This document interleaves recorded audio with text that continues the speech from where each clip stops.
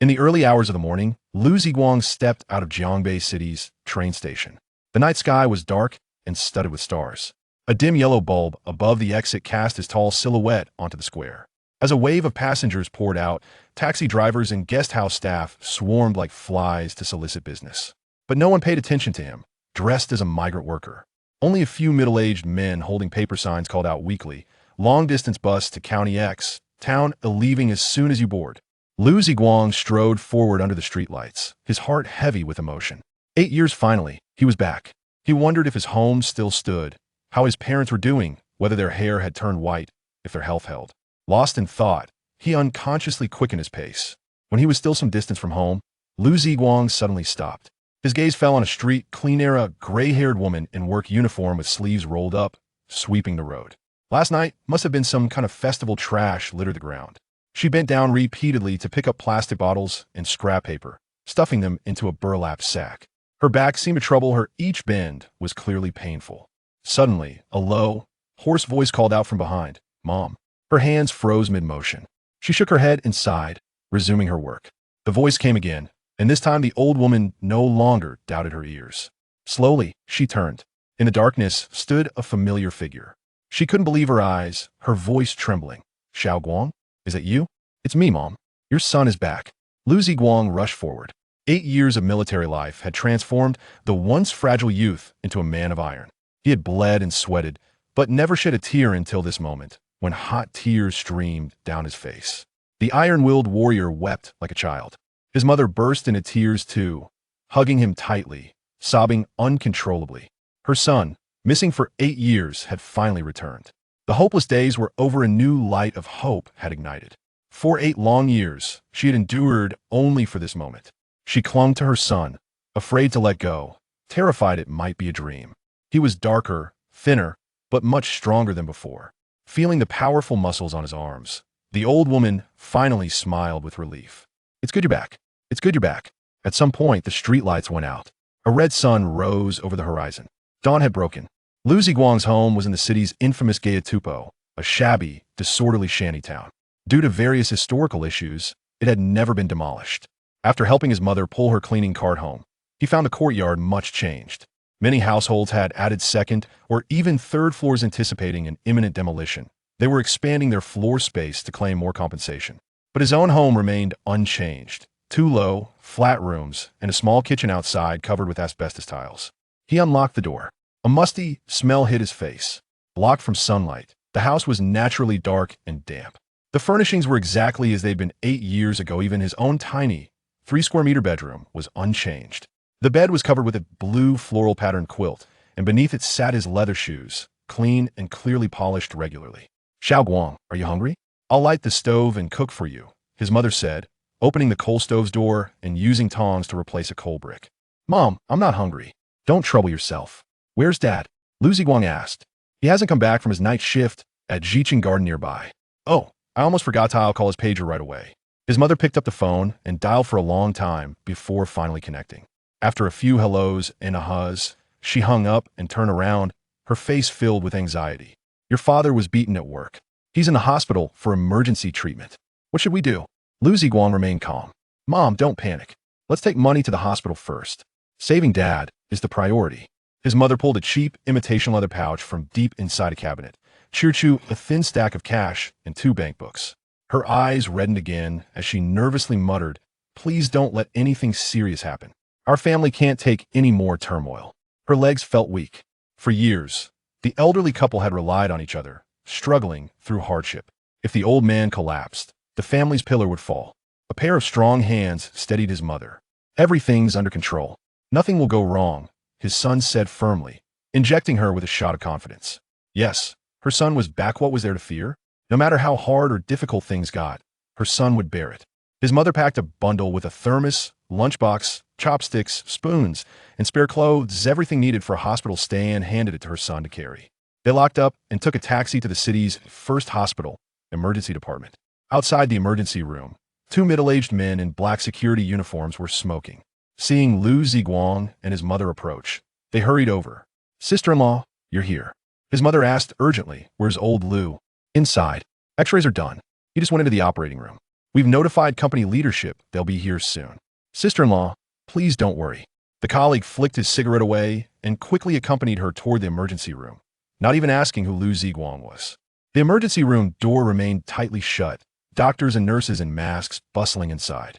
To avoid interfering, his mother stood outside, listening as the two colleagues quietly explained what had happened. Old Liu worked the late night to early morning shift. Our neighborhood has two gates, one for entry, one for exit, for easier management. Around 5 this morning, a BMW blocked the exit, insisting on driving in. Old Liu went to stop him, but the guy was drunk. He kicked Old Liu down and started beating him with a steering wheel lock. If we hadn't arrived in time, it wouldn't have been just a broken arm. Hearing how her husband had been so brutally assaulted, his mother's tears flowed again. Old Zhang, Old Li, thank you so much. How much did you pay? I'll reimburse you. Old Zhang said, sister-in-law, don't talk like that. Old Liu was injured on the job. The company will cover it. Besides, we've already called the police. This time, he'll have to pay us tens of thousands in compensation, no matter what. Where does the attacker live? What's his name? Liu Ziguang suddenly interjected. Old Zhang eyed him suspiciously. Who's this? This is my son, his mother explained. Oh, Old Zhang nodded, sighing. That guy's a big-shot businessman. He drives a champagne gold BMW SUV in and out. Lives in Building 16, but exactly which unit, I don't know. He's no good, definitely not someone to mess with. His wife and him are both vicious. We usually avoid him when we see him. Only Old Liu, with his stubborn brain, dared to stand up to him. No wonder he got hurt. Liu Ziguang burned with rage, his iron fists cracking as he clenched them. He didn't blame Old Zhang or Old Li. These two men, nearing 50, were laid-off workers like his father, just try to scrape by. Who had the courage to confront a thug? Mom, you stay here. I'll be right back. With that, Liu Ziguang turned and left. Xiao Guang, where are you going? Come back. By the time his mother ran after him, her son was already gone. At Building 16 of Jiqing Garden, only a few cars sat in the parking spaces below. One of them, a champagne gold BMW X5 SUV, parked arrogantly across 2 spots. Liu Ziguang peered through the driver's side window. The car was empty. A thick steering wheel lock was fastened to the wheel. Oddly, the center of the steering wheel bore a large S logo. What a joke, this wasn't a BMW at all. It was clearly a rebranded Shuanghuan SCEO. Liu Ziguang punched the door. A deep dent appeared instantly. The fake BMW wailed, its alarm shrieking through the neighborhood. Liu Ziguang looked up. No one peered out from the building. He punched again, deforming the hood. The alarm blared once more. This time, a window opened on an upper floor. A red, bloated face appeared. Due to the angle, he didn't see Liu Ziguang, so he simply pressed his remote key. The alarm stopped abruptly, and the fat face disappeared back inside. Liu Ziguang noted the apartment's location, then strode straight up to the 8th floor and rang the doorbell. No response. Patiently, he rang again. Finally, an angry roar came from inside. Can't you let people sleep? What do you want? Liu Ziguang replied in a plain accent. I'm from the property management. Neighbors complained your car is disturbing the peace. The security door suddenly swung open. A furious, beer-bellied man stood there, reeking of alcohol, his face twisted with irritation. Are you done yet? Without a word, Liu Ziguang grabbed the man's hair, yanked him out, and slammed him hard into the hallway. The man's slippers flew into the air as he crashed headfirst into the wall, blood immediately streaming down his face. Liu Ziguang stepped on the man, coldly demanding, You're the one who beat the security guard at the gate, right? You. Who are you? The man was still dazed. Liu Ziguang didn't ask again. He stomped down cracked man's right ankle shattered. A pig-like scream echoed far and wide, reverberating through Jiqing Garden, refusing to fade. Liu Ziguang asked again, Which hand did you use to hit him this morning? Now the man understood this was revenge. Better not to suffer needlessly. He blubbered, Don't hit me. How much do you want? The once arrogant man now stood in a torn pajama top, his fat belly jiggling, nose, tears, and blood smeared across his face, his voice trembling with sobs pathetic beyond words. Left hand or right hand? Liu Ziguang asked cheerfully, as if guessing a riddle rather than preparing to break an arm. Murder. Help. A muscular woman charged out of the room, her face full of fierce lines, black eyeshadow, newly tattooed eyebrows like too long, dark worms above her triangular eyes clearly no good person. She lunged at Liu Ziguang, claws out.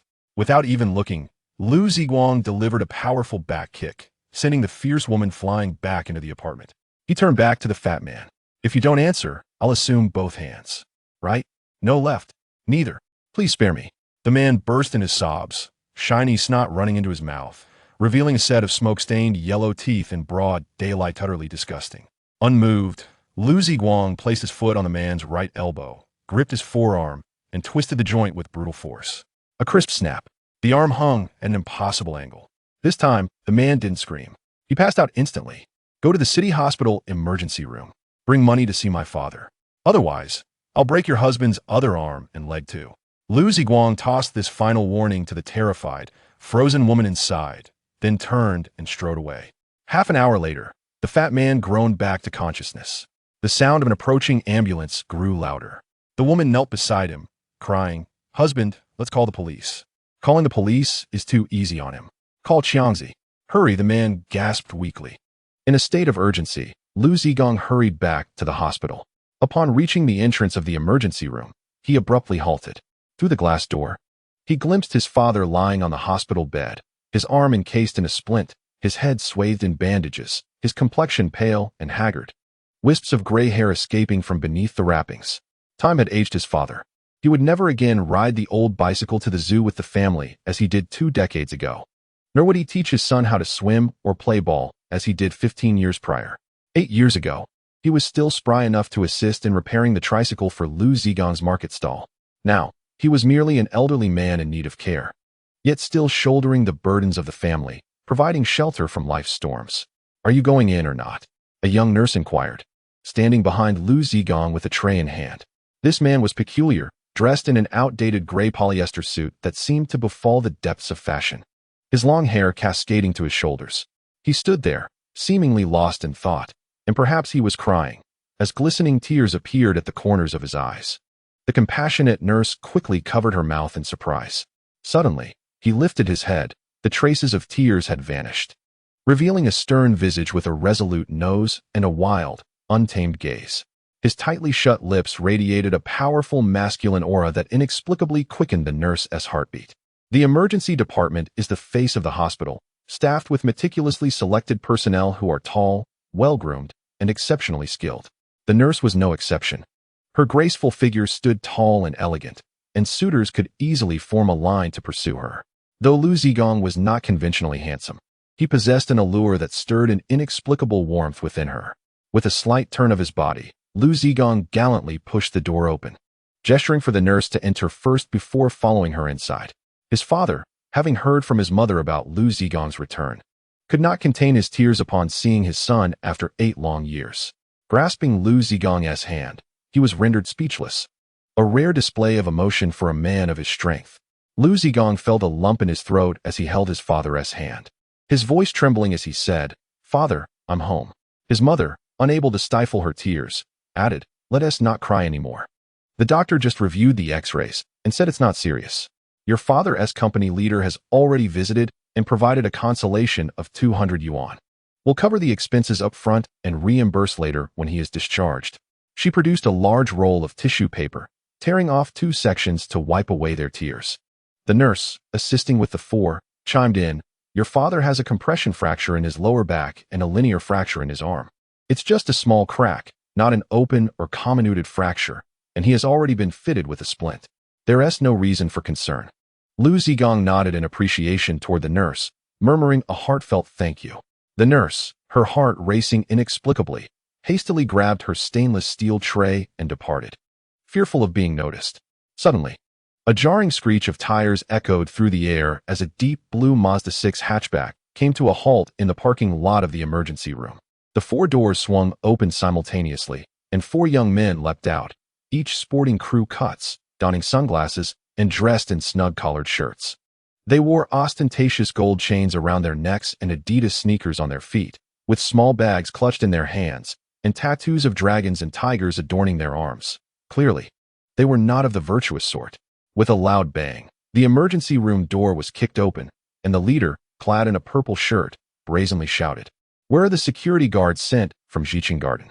A nurse, who had just reached the door, boldly retorted, "What are you shouting for? Get out.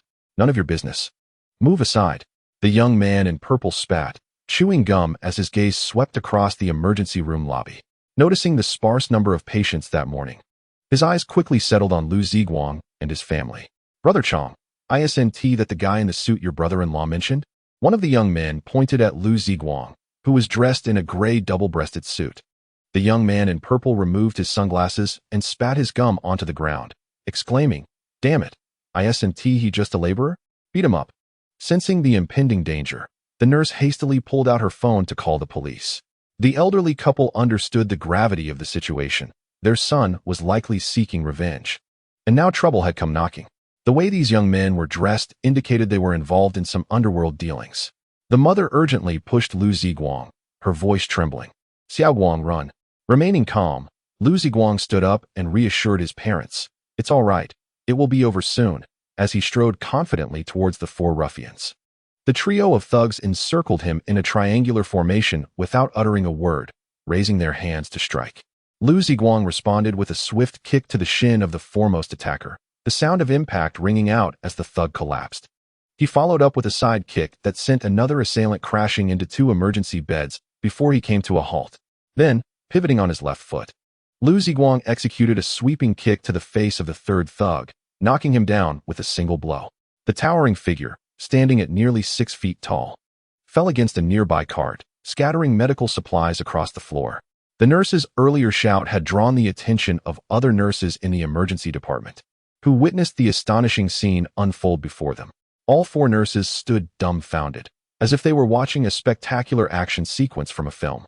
In less than 10 seconds, 3 men were incapacitated, and the protagonist was an elegant young man with flowing hair. When he executed the spinning side kick, his hair danced in the air, exuding an aura of coolness. Not only were the nurses left speechless, but the young man in purple was also rendered speechless, watching in disbelief as the laborer approached him, seizing him by the collar. "Chong, right? Come, let me have a word with you," Liu Ziguang said, gripping Chong by the nape of his neck and leading him towards the restroom. Chong's face turned pale, and he dared not utter a word. Upon entering the restroom, Liu Ziguang instructed Chong to stand against the wall and then inquired, "Which area do you operate in?" Chong replied, "I often hang around the Debei district." "I'm not aware of your line of work, brother." Liu Ziguang delivered a resounding slap to the face, exclaiming, "I ask you a question, and you dare to respond with a counter-question? How audacious." Chong, covering his face, fell silent. Liu Ziguang continued, "It was that plump fellow who summoned you, wasn't he it?" Chong, too intimidated to speak, merely nodded. "All right, I will settle the score with that fat man later. But first, let us discuss you. What on earth were you thinking bringing 3 people here? And with such bravado, do you fancy yourself as Hongxing Haonan? What will happen if you frighten the elderly into illness? This is a serious matter, and I demand an explanation." Chong stammered, "Brother, I was wrong. Isn't that enough? Not acceptable. Be decisive and produce 100,000 yuan. Then we can consider letting you off this time," Liu Ziguang stated, bending the nearby water pipe with a forceful grip. This was no ordinary pipe, but an old galvanized steel one, causing Chong to tremble in fear, thinking to himself that such an exorbitant demand was outrageous. Yet, he dared not voice his thoughts, merely muttering, "I don't have that much." As he opened his crocodile-embossed leather handbag, he revealed a stack of cash, estimating it to be around 6 or 7,000 yuan. Liu Ziguang snatched the money and also discreetly pocketed Ma Lu's car keys. "The car is now confiscated. You will retrieve it upon payment. Now leave." Chong was on the verge of tears, pleading, "Brother, that car isn't mine. Quit your nonsense. Pay to redeem the car and be gone." Chong scurried out of the restroom, only to encounter a male and female uniformed police officer approaching. The female officer, her white-gloved hand raised, pointed at Chong and commanded, "Halt. I'm addressing you. Stand still."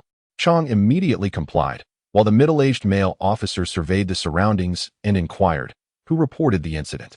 The young nurse responded, "I did." "There was a fight. Who was fighting?" The nurse had misinterpreted the situation. No one was fighting. They had merely come to settle medical expenses. Just then, Liu Ziguang appeared. His polyester double-breasted suit draped casually over his shoulder, revealing a stylish Benny Road shirt beneath, a belt nonchalantly tied around his waist, and his long hair flowing elegantly. His demeanor was relaxed and composed, exuding an air of nonchalance, while the other 3 nurses had completely become his admirers, whispering amongst themselves, "How handsome! Who are you? Present your identification," the female officer demanded, her expression unyielding. Liu Ziguang's father, lying in a hospital bed, interjected, "Officer Wang, this is my son Liu Ziguang. Just returned from working away." "Officer Wang," The older male officer and local community policeman who knew old Liu suddenly realized, so you are the son who has been away for 8 years. No wonder I felt a sense of familiarity. Your photo is in our records. Was it you who were fighting earlier? The female officer pressed on. No, we weren't fighting at all, Chang hastily replied, dismissing her. Noting her insignia with 2 bars, it was evident she was merely an intern. Had the older officer not been present, Chang would have disregarded her entirely. So what about these 3 individuals? They collided on their own. Nonsense. Show me how you could possibly collide on your own. Xiaohu, let it go. Since there's no issue, let us just head back. The seasoned old police officer, upon witnessing the scene, comprehended the situation immediately. However, the young female officer was still reluctant to accept it. She departed, and with a mere glance from the veteran officer, he escorted her away. While Xiangzi and his companions helped one another as they left, too apprehensive to seek medical attention there, and instead opting for another hospital's emergency room. Mom, Dad, it's all right now. That person was here to deliver money. Look, he brought 7,000 yuan, Liu Ziguang stated, counting the money for his parents to see. He then beckoned a nurse over. This 5,000 yuan, please deposit it at the counter, and this 1,000 yuan is my token of appreciation for you. Liu Ziguang continued. The nurse's face flushed crimson, thinking how peculiar this man was, treating her like a servant and offering a tip. She mused that had it been anyone else, she would have reacted quite differently, but before him, she could only blush and quietly respond. I'll help you with the deposit, but I cannot accept this 1,000 yuan. In the hospital parking lot, Officer Wang was imparting wisdom to Xiaohu. Did you not grasp the situation earlier? This group had a dispute, yet they resolved it themselves. As the responding unit of 110, our duty is to prevent criminal activity, not to burden ourselves with unnecessary work. Thus, we need not take on this case. But I know that Liu Ziguang is quite suspect. He fled 8 years ago due to a public security case. Although the statute of limitations has expired and the parties involved no longer pursue it. In my 30 years of experience, I can assure you that during those 8 years of disappearance, he must have committed numerous significant crimes. The look in his eyes, his demeanor, only the notorious criminals of the 80s possessed such traits. He is not an ordinary individual. Then we should apprehend him immediately, Xiaohu urged. Calm down. I already captured his image on my phone. We can check the internal network at the station later to see if he appears on the wanted list. This could potentially unravel a major case, and you might earn some merit, Officer Wang replied. Uncle Wang, you are truly impressive.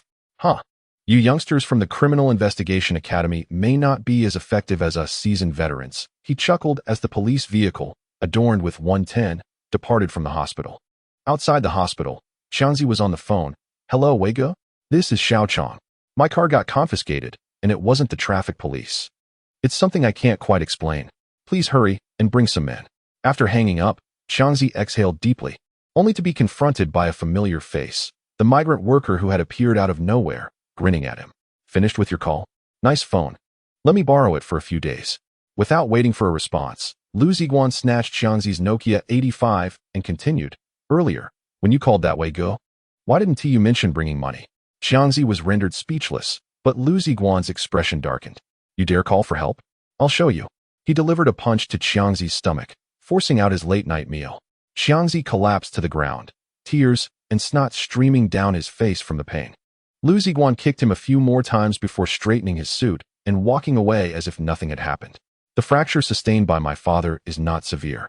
He has already been transferred from the emergency room to a hospital ward. There is no need to trouble Liu Ziguang, as a group of diligent emergency nurses has taken care of everything.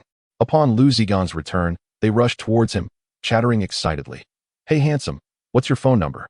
Liu Ziguang chuckled and produced Xiangzi's new phone, stating, I just bought this phone and haven't activated it yet. Just as he spoke, the phone rang. Liu Ziguang answered, and a voice on the other end said, Xiangzi, we're on our way, 2 vans, 20 people, all armed.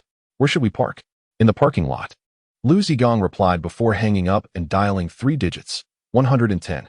Hello, this is the First Municipal Hospital. There is a brawl occurring, 2 vans, 20 individuals armed with weapons. Please hurry, he reported before disconnecting and shutting off his phone.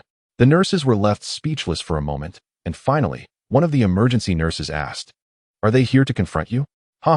They are here to deliver money to me, Liu Ziguang replied. Almost immediately, 2 vans roared into the hospital, screeching to a halt.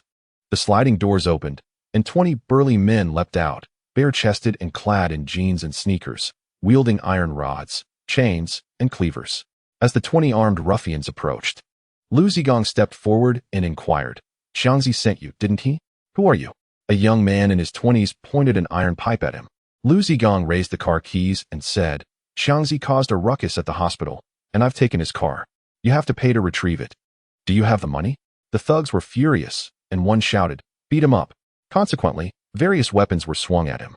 Ordinarily, one would expect the attacked party to flee, but Liu Ziguang remained steadfast, allowing the iron rods and chains to strike him. He is about to retaliate. One confident emergency nurse remarked. Yet after a considerable time had passed, Liu Ziguang continued to endure the blows, now lying on the ground. The ruffians, despite their aggression, showed restraint, merely bludgeoning him with iron rods and refraining from using knives, thus avoiding any fatal consequences. "Stop it," the nurse cried out anxiously. But the ruffians showed no intent to relent, while the hospital security guards observed from a distance, too intimidated to intervene. Everyone else looked on indifferently, save for the compassionate nurses, who were nearly in tears. Liu Ziguang lay on the ground, relishing the unexpected massage, inwardly cursing the tardiness of the police. Meanwhile, across the street in an alley, a police-painted Santana sat quietly, with Officer Wang, an officer who monitoring the brawl in the hospital parking lot. Due to 2 emergency calls within half an hour, the 110 Command Center suspected it was a false alarm, thus only dispatched local officers without sending a riot squad.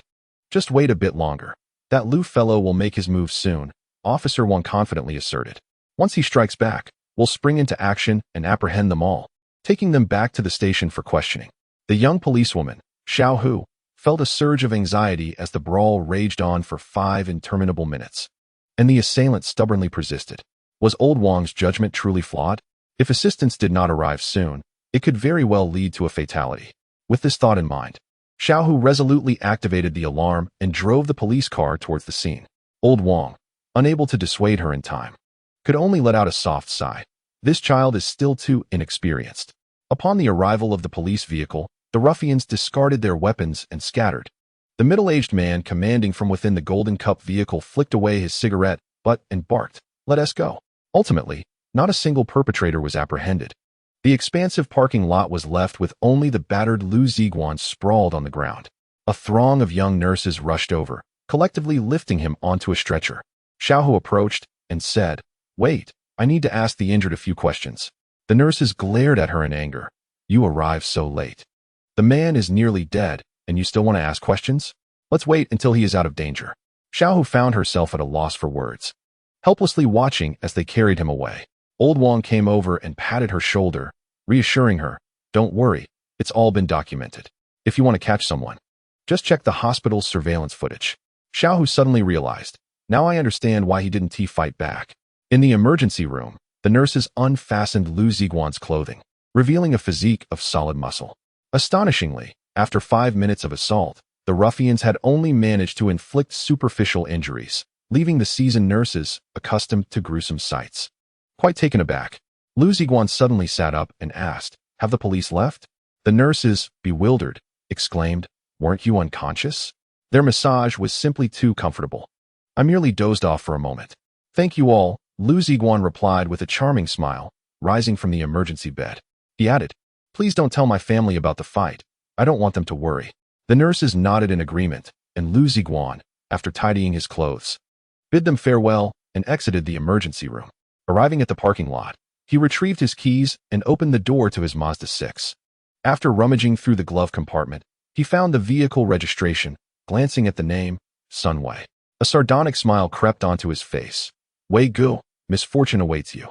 Despite lacking a driver's license, Liu Ziguang possessed ample driving experience, rivaling that of a professional racer. After a brief adjustment, he mastered the vehicle's mechanics, igniting the engine, shifting into reverse, and flooring the gas pedal. The car shot backward with lightning speed, exiting the hospital gate in a seamless display of skill, leaving the security guard, who had attempted to direct him, utterly dumbfounded. As Liu Ziguang pressed forward, he suddenly slammed the brakes, causing the Mazda to screech to a halt beside a bus stop. He rolled down the window and called out, "Need a ride home?" The young nurse from the emergency room, who had initially called for help, was waiting for the bus. Dressed in casual attire, she appeared even more enchanting. Initially assuming the voice belonged to a lecher, she turned away, but quickly spun back in surprise, exclaiming, "It's you. Don't wait any longer. I'll give you a lift home," Liu Ziguang offered. The young nurse hesitated momentarily, but eventually opened the car door and settled into the passenger seat. She pressed down on the leather upholstery and remarked, "This must be that ruffian's car." Liu Ziguang replied, "Regardless of whose it is, it's mine while I'm driving." "Where do you live?" The nurse mentioned the name of a residential complex, and fortunately, Liu Ziguang was familiar with the area, grinning as he said, "Hold on tight." With that, he pressed the accelerator, and the car shot forward like a rocket, veering from the bicycle lane directly into the fast lane, startling the vehicles behind them, which promptly slammed on their brakes. The journey was nothing short of thrilling. The young nurse had never experienced such speed in a car before. Terrified, she clutched the handle on the passenger door, her face turning pale. However, Liu Ziguang's exceptional driving skills soon restored color to her cheeks. Throughout the drive, Liu Ziguang seemed to have violated every traffic rule imaginable, with the cameras capturing him countless times. After all, the license plate wasn't his, so he felt free to indulge. In less than 20 minutes, they covered a distance that would normally take an hour, arriving at the nurse's home. As they prepared to disembark, the young nurse bit her lip hesitantly and asked, "Would you like to come in for a cup of tea?" Liu Ziguang blinked and readily agreed, "Sure." The nurse's residence was a spacious 3-bedroom apartment, tastefully decorated. As she picked up a pair of slippers, intending to offer them to him, Liu Ziguang casually walked inside, prompting her to pout in resignation. Liu Ziguang seated himself on the sofa while the nurse busied herself with brewing tea. She inquired, "By the way, I still don't know your name." "I'm Liu Ziguang," he replied. "I'm Fang Fei, and I just started working last year." "What about you? What do you do?" "I just returned home and am currently unemployed," he answered. Fang Fei brought over a cup of tea, and Liu Ziguang smiled as he lifted it to his lips, only to furrow his brow slightly. "What's wrong? Is it not to your liking?" she asked. "Not at all. It's quite good," he said. Though he regularly indulged in exquisite tribute teas, and while Fang Fei's tea was decent, it could hardly compare to what he was accustomed to. Yet, Liu Ziguang kept this observation to himself. "By the way, my suit is torn. Could you help me mend it?" Liu Ziguang removed the gray polyester double-breasted jacket, which had been purchased for 30 yuan, shaking it to reveal numerous rips and tears inflicted by those ruffians. "No problem. Our emergency nurses are the best at sewing," Fang Fei responded, delighted to assist Liu Ziguang. She retrieved a needle and thread, beginning her work on the garment, which was a relic from the 1990s with deteriorating fabric, unfit even for use as a rag in most households. Yet Liu Ziguang treated it like a treasure, leaving Fang Fei puzzled. He was such an enigma, dressed in such an unrefined outfit, yet possessing an extraordinary demeanor when he was brash. Even the television character Li Yunlong paled in comparison. When he was quiet, he exuded a refinement surpassing that of the medical doctorate from America at their hospital. In every respect, he was simply too peculiar. As Fang Fei glanced up, she caught sight of Liu Ziguang gazing out at the community playground. Following his gaze, she observed 3 or 4 children frolicking under their mother's watchful eye. Turning back to Liu Ziguang, she noticed a profound melancholy in his eyes, which held a depth akin to the boundless universe. In that moment, Fang Fei was entranced, convinced that this man harbored an extraordinary story within him. His clothes were riddled with holes, and after a prolonged effort to mend them, Fang Fei chose not to offer her attire to Liu Ziguang. Instead, she retreated to her room and emerged with her father's suit jacket, saying, "Your clothes are soiled. Allow me to wash them." "Wear my father's jacket for now." With a slight frown, Liu Ziguang accepted the suit and donned it. The large clock on the wall chimed, prompting Liu Ziguang to look up. "Ah, it's 12 o'clock. Let me treat you to a meal," he proposed. Fang Fei's face lit up with delight. "Sure, that sounds wonderful." As they descended the stairs, Fang Fei suggested they dine at the noodle shop by the entrance of their community, aware of Liu Ziguang's precarious financial situation, evident from both his parents' standing and his attire. However, Liu Ziguang insisted on driving to a more upscale restaurant. Unable to dissuade him, Fang Fei directed him to a respectable dining establishment. Upon arriving at the restaurant's parking lot, the security guard rushed to open the door for their car. Liu Ziguang swiftly produced a 100 yuan note, leaving the guard astonished as he examined Liu's humble appearance juxtaposed with the generous tip. Liu Ziguang tucked the money into the guard's collar and led the astonished Fang Fei into the lobby. Yulin mused that Liu Ziguang was quite peculiar. Though he seemed to possess little wealth, his generosity was remarkable, offering 100 yuan as a mere tip for opening a car door. Perhaps he was a foreigner, she pondered. As her surprise only deepened, Liu Ziguang requested a private room, a top-tier suite, but after some convincing from the hostess, he settled for a cozy two-person booth. When the menu arrived, he did not allow Fang Fei to order. Instead, he swiftly selected 10 dishes, each in double portions. Liu Ziguang chose an array of the restaurant's signature dishes, showcasing his expertise in ordering. Before long, the 10 dishes were presented, and with a beckoning gesture, he commenced his meal. Although his manners were refined, his speed was astonishing, as he devoured the food with a fervor that left the waitstaff whispering among themselves, speculating whether he had ever dined before. Some even suspected he might be attempting to dine and dash. Yet his driving and the company of an attractive woman contradicted such assumptions. During the meal, Fang Fei yearned to converse, but found no opportunity. Frustrated, she joined in the feast, and soon they were both consumed by their meal. Before long, they had finished, and the restaurant prepared another set of dishes Liu Ziguang had ordered for takeout. Upon settling the bill, it came to a staggering 1,800 yuan. Fang Fei's mouth fell agape. That amount represented nearly half a month's salary. Astonishingly, this man, who dressed so modestly, was so extravagant. Liu Ziguang produced 1,900 yuan to cover the bill, adding, "The remainder is for the tip." He explained while carrying the takeout, "This is for my parents." Fang Fei's heart swelled with joy. This individual was undoubtedly kind-hearted. With only a meager sum of money at his disposal, he chose to spend it entirely on his family, one set of dishes for himself and another for his parents. This indicated that the young girl's infatuation had yet to dissipate, only to be abruptly interrupted by Liu Ziguang's voice. "Come, I shall escort you home." At the entrance of the community, as Fang Fei reluctantly alighted from the vehicle, she gazed longingly at Liu Ziguang, contemplating inviting him upstairs for a moment longer. However, he had to deliver meals, and she bit her lip in silence. Liu Ziguang did not even exit the car. He simply bid her farewell and accelerated, exiting the community at a brisk 60 kilometers per hour, executing a drift as he headed towards the hospital. Upon arrival at the hospital, her parents had indeed not yet dined, eagerly awaiting Liu Ziguang to join them. He unveiled the meals, and thus, the family partook in their first reunion dinner within the hospital walls. After the meal, Liu Ziguang drove out once more, this time in search of the owner of Ma Lu. Based on the address from the vehicle registration, he swiftly located a bar, where a golden cup was parked outside, one of the two vehicles that had caused a ruckus at the hospital that morning. The bar was neither too new nor too old, with the word candy illuminated in neon lights above the entrance. Kicking the door open, he stepped inside. The interior was dim, as it was still closed for the afternoon, leaving the bar empty save for the monotonous sound of billiard balls and the mournful strains of blues music. With a loud crash, the glaring sunlight streamed through the entrance as a tall figure appeared at the door. A young man, who had been bending over to take aim at the billiard table, straightened up slowly, while a man at the bar turned his head, squinting at the unexpected visitor. It was him. The young man from the hospital who had been assaulted earlier had the audacity to confront them. 7 or 8 youths rose, their lips curling into sinister smiles as they began to encircle him. Faced with this pack of wolves, Liu Ziguang did not flinch, stating calmly, "I am here to see Sun Wei. Is that name one you dare to utter?" A long-haired youth suddenly swung a beer bottle at Liu Ziguang's head. Liu Ziguang sidestepped, seizing the bottle mid-air, and with a sharp crack, the 500-milliliter bottle shattered into countless brown shards upon the long-haired youth's head, blood streaming down his forehead as he collapsed silently.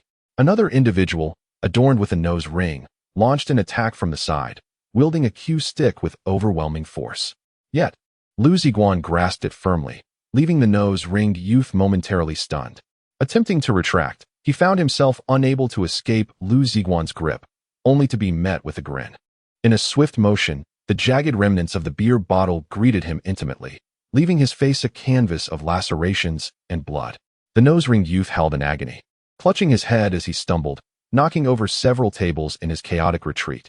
The remaining youths halted, their expressions a mix of fear and disbelief as they regarded this fierce figure before them.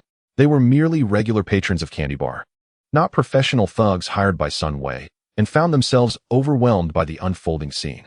"I am looking for Sun Wei," Liu Ziguang reiterated, his tone remaining as composed as ever. "Who seeks me?" A door opened on the side of the bar, and a man in his 30s emerged. He was clad in a fitted black shirt, the open collar revealing a substantial gold chain, and he held a cigarette between his lips. The man surveyed the disarray around him without a hint of astonishment, merely casting a cold glare at Liu Ziguang and remarking, "Let us talk in my office." Upon entering the office, Liu Ziguang found Sun Wei already seated behind a grand desk. Sun gestured towards a chair in the corner with a frosty command, "Sit." However, Liu Ziguang disregarded the instruction, opting instead to pull a sofa to the center of the office, boldly positioning himself to face Sun Wei. Sun Wei retrieved a box of premium cigarettes, tossing one towards Liu Ziguang. "Smoke." He then lit one for himself using a golden lighter shaped like a Napoleon cannon. Reclining in his expansive executive chair, his gaze fixed condescendingly on Liu Ziguang. The two men exchanged smoke-filled glances, their silence punctuated only by the curling wisps of tobacco. As 2 minutes elapsed, Sun Wei began to feel the pressure. He attempted to dominate the encounter with his presence, yet this strategy failed miserably. The sharpness of Liu Ziguang's gaze was akin to a blade, making direct eye contact a daunting task. The man's audacity to confront him alone indicated formidable strength, and his composed demeanor suggested he was no fool rushing to make demands. Sun Wei opened his drawer, producing a stack of cash and sliding it across the desk, a neatly bound bundle of 100 red bills, amounting to 10,000 yuan. Sun Wei was no saint. He recalled the incident with a student from a vocational school who had caused a ruckus, single-handedly taking on 8 opponents, all skilled fighters, only to be subdued in the end. Sun Wei had personally dealt with the aftermath, ensuring that the troublemaker compensated for the bar's damages rather than receiving any form of reimbursement. This time, however, his willingness to part with 10,000 yuan was unprecedented, as he sensed a disquieting aura emanating from Liu Ziguang, a palpable air of menace. "Take the money, leave the car," Sun Wei stated succinctly, striving to maintain an air of calm, though the slight tremor of the cigarette in his hand betrayed his composure. Liu Ziguang hefted the money, only to slam it against Sun Wei's face. 10,000? Is this a beggar's offering?" Startled, Sun Wei sprang to his feet, the veins at his temples throbbing as he fixed a fierce glare on Liu Ziguang. After a moment of deflation, he sank back into his seat, murmuring, "This is all the store has." Liu Ziguang scrutinized him for a while, watching as beads of sweat formed on Sun Wei's forehead, the latter clearly unable to withstand the pressure any longer.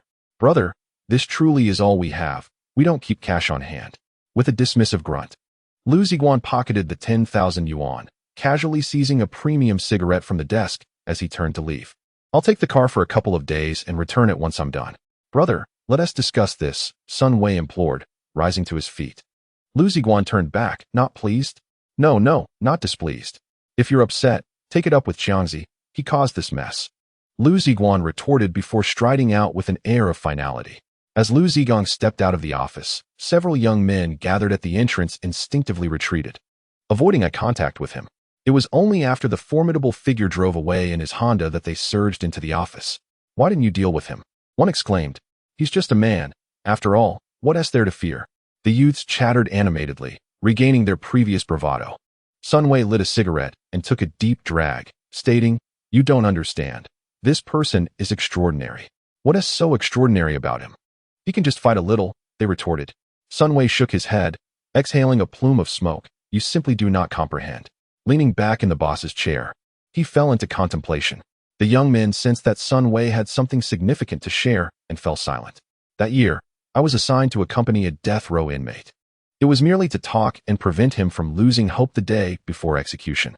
He was indeed a tough man, notorious across 6 provinces and 1 city, with 7 lives on his conscience, 2 of whom were police officers. The day before his departure, he ate and drank as if nothing were amiss, leaving us younger ones in awe. The youths gazed at him, wide-eyed, awaiting more. Sun Wei extinguished his cigarette, but today's individual is of the same ilk." The office fell into a profound silence. Small-time bar hoods and notorious criminals are entirely incomparable. Each person felt a chill, as though they had brushed against death itself. Meanwhile, Liu Ziguang returned to his vehicle, stopping midway at a large shopping mall to purchase some ginseng and deer antler supplements. Although it was clear these were of inferior quality, he had no choice but to settle for them, as even with money, high-quality items were unattainable. He also visited a mobile service provider to acquire a Shenzhou travel card that did not require ID registration, placing it in the glove compartment. After completing these errands, he returned to the hospital, where his family was conversing in the ward. The attending physician arrived with the results, stating that it was merely a compression fracture and not serious. A week of observation in the hospital would suffice before they could return home. The family rejoiced at this news. That evening, someone needed to stay with the patient. His mother mentioned she had already taken leave from her cleaning job to stay with him, urging Liu Ziguang to go home and rest. However, he insisted, "I'll stay here. You should go home and sleep." Unable to argue with him, his mother reluctantly agreed to return home. As Liu Ziguang accompanied his mother to the elevator, a slender little girl ran in just as the doors were closing. Her beauty was striking, even to someone like Liu Ziguang, who was accustomed to attractive women. The girl, carrying a plastic bag and sporting a simple outfit with 2 unnoticeable patches, stood silently to the side as several stout women at the entrance showed no inclination to make space for her. As the elevator doors shut, his mother began to chatter again, and Liu Ziguang pulled his thoughts away from the girl, choosing to focus on the present. After escorting his mother home, Liu Ziguang hurried back to the hospital, stopping along the way to procure some meals. The father and son dined together at the hospital, after a long and exhausting day. The elderly man soon fell asleep. Liu Ziguang sat beside the hospital bed, finding companionship in the presence of a young nurse from the orthopedics department, who frequently came by under various pretenses, subtly seeking to engage him in conversation. The following morning, freshly off her night shift, Fang Fei arrived once more, informing Liu Ziguang that his father was ready to be discharged. The compression fracture was not serious, and there were no particularly effective treatments available in the hospital. Resting at home would be far more beneficial, especially considering the mounting hospital expenses. Although Liu Ziguang initially wished to observe a bit longer, he ultimately acquiesced to his father's desires and proceeded with the discharge formalities. Upon exiting the ward, Liu Ziguang's father was taken aback by the sight of a blue Mazda 6, his mouth agape as he inquired about the car's origin. Liu Ziguang vaguely replied that it was borrowed, prompting his father to express concern, exclaiming, "You wouldn't dare steal a car, would you?" Fang Fei, standing nearby, chuckled and interjected, "It is indeed borrowed. I can vouch for him." Reassured, Liu Ziguang's father relaxed as the family climbed into the car. Fang Fei waved goodbye, playfully admonishing, "No farewells in the hospital. Wishing your family good health." Liu Ziguang thanked her and pressed the accelerator, leaving behind a frustrated Fang Fei, who stomped her foot in annoyance, lamenting that he hadn't even left her a phone number. Upon returning home, Liu Ziguang's mother had prepared a sumptuous spread of 7 or 8 dishes, filling the small courtyard with delightful aromas. Old neighbors came to congratulate them, eager to catch a glimpse of Liu Ziguang, who had been absent for 8 long years. He produced a pack of Zhonghua cigarettes, sharing the scent with those around, and the neighbors remarked on how the Liu family was thriving, chatting amiably before departing with smiles. As the meal was set, Liu Ziguang's father opened a bottle of Yanghadaku. Just as the family settled at the dining table, a faint knocking echoed at the door, soft and elusive. Even Liu Ziguang, with his keen hearing, initially dismissed it as a figment of his imagination. However, after a brief pause, the knocking resumed, prompting Liu Ziguang to spring up and swing the door open. Standing at the threshold was a young girl, her face strikingly familiar. It was the same girl he had encountered at the hospital the previous day. She instinctively took a step back, clutching her clothing nervously, and greeted him with a timid, "Hello, uncle." Just as Liu Ziguang was about to correct her, his mother appeared, asking, "Shui, have you eaten? Come in and have something." The girl, shyly, responded, "I've already eaten. I came to borrow a thermos. I just made some soup to take to my father and didn't want it to cool on the way." As she spoke, her pale cheeks flushed a deep red, revealing her bashful nature. Perhaps to prove her honesty, a rumbling sound emanated from her stomach, indicating she had not eaten after all. Without further ado, Liu Ziguang's mother ushered the girl inside, insisting, "Don't be shy. We have plenty of food today. Let me serve you some rice." She gently guided the girl to a seat and filled a large bowl with steaming rice. Liu Ziguang returned to his seat, curiously observing the young girl. His mother, while serving dishes to the girl, introduced her, saying, "This is our neighbor who moved in 2 years ago." The girl is a senior at the first high school, consistently recognized as an outstanding student. It is indeed a prestigious high school in our province. Unfortunately, her father is ill and has been bedridden in the hospital for years, which has devastated their once happy home. The poor child hasn't bought new clothes in years. As the girl's eyes began to glisten with tears, Liu Ziguang interjected, Mom, please say less. Let her eat in peace.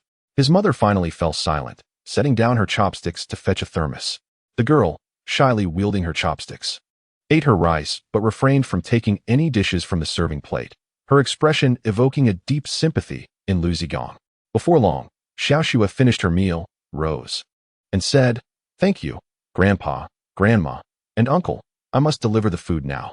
His mother handed her 2 stainless steel lunchboxes and a thermos, saying, "Inside are the dishes your grandmother made. Take them to your father to try."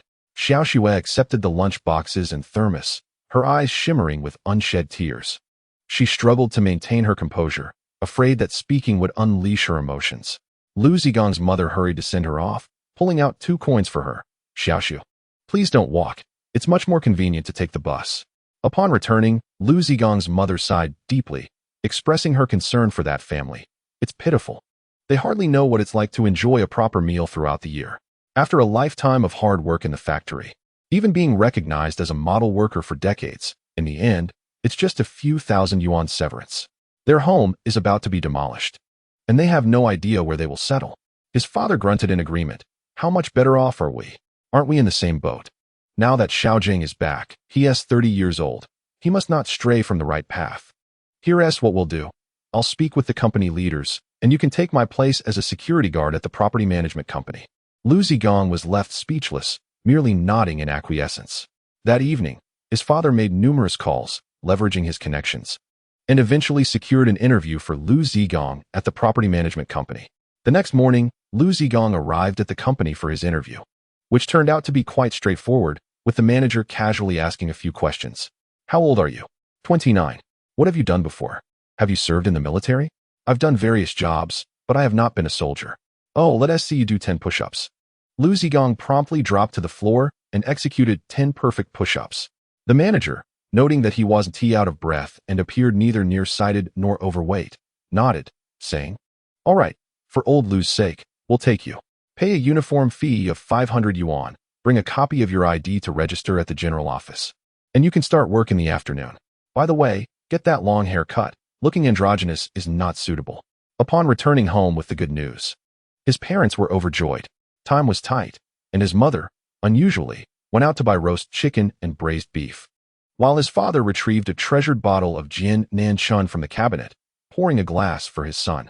Liu Ziguang was taken aback. Despite having grown up, he was still perceived as a child in the eyes of his parents. It was the first time in his life that he took the initiative to pour himself a drink. He hurriedly took the bottle. "Dad, let me do it." His father raised his glass and said, "Child, in the blink of an eye, you are nearly 30. You've squandered 8 years of your youth. You can no longer afford to be idle. Every profession has its distinguished individuals. There is no shame in being a security guard, but you must approach it with seriousness. Your mother and I are getting older and will no longer be able to care for you." Hearing these words, Liu Ziguang felt a lump in his throat. He lifted his glass and replied, "Dad, rest assured, I will work hard and make something of myself.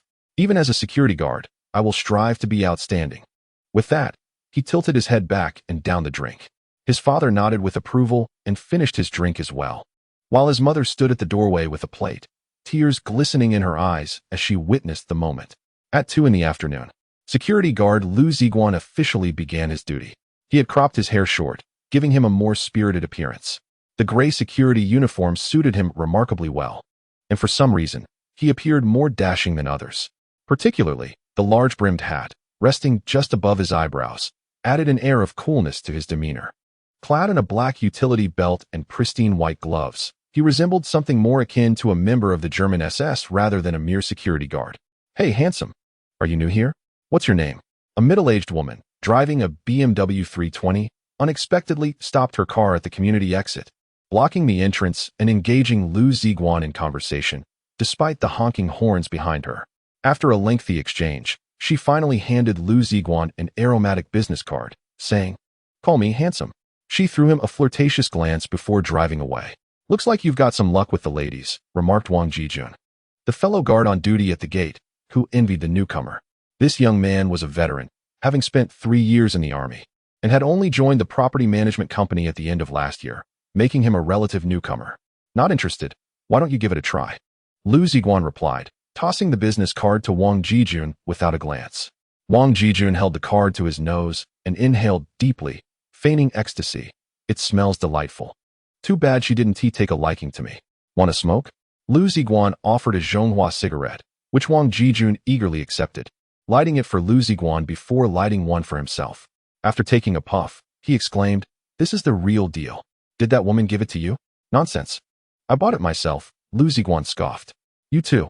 No smoking during work hours." The security chief, who was patrolling nearby, shouted. Wang Jijun quickly extinguished his cigarette and tucked it away, but Liu Ziguang remained oblivious, continuing to exhale clouds of smoke.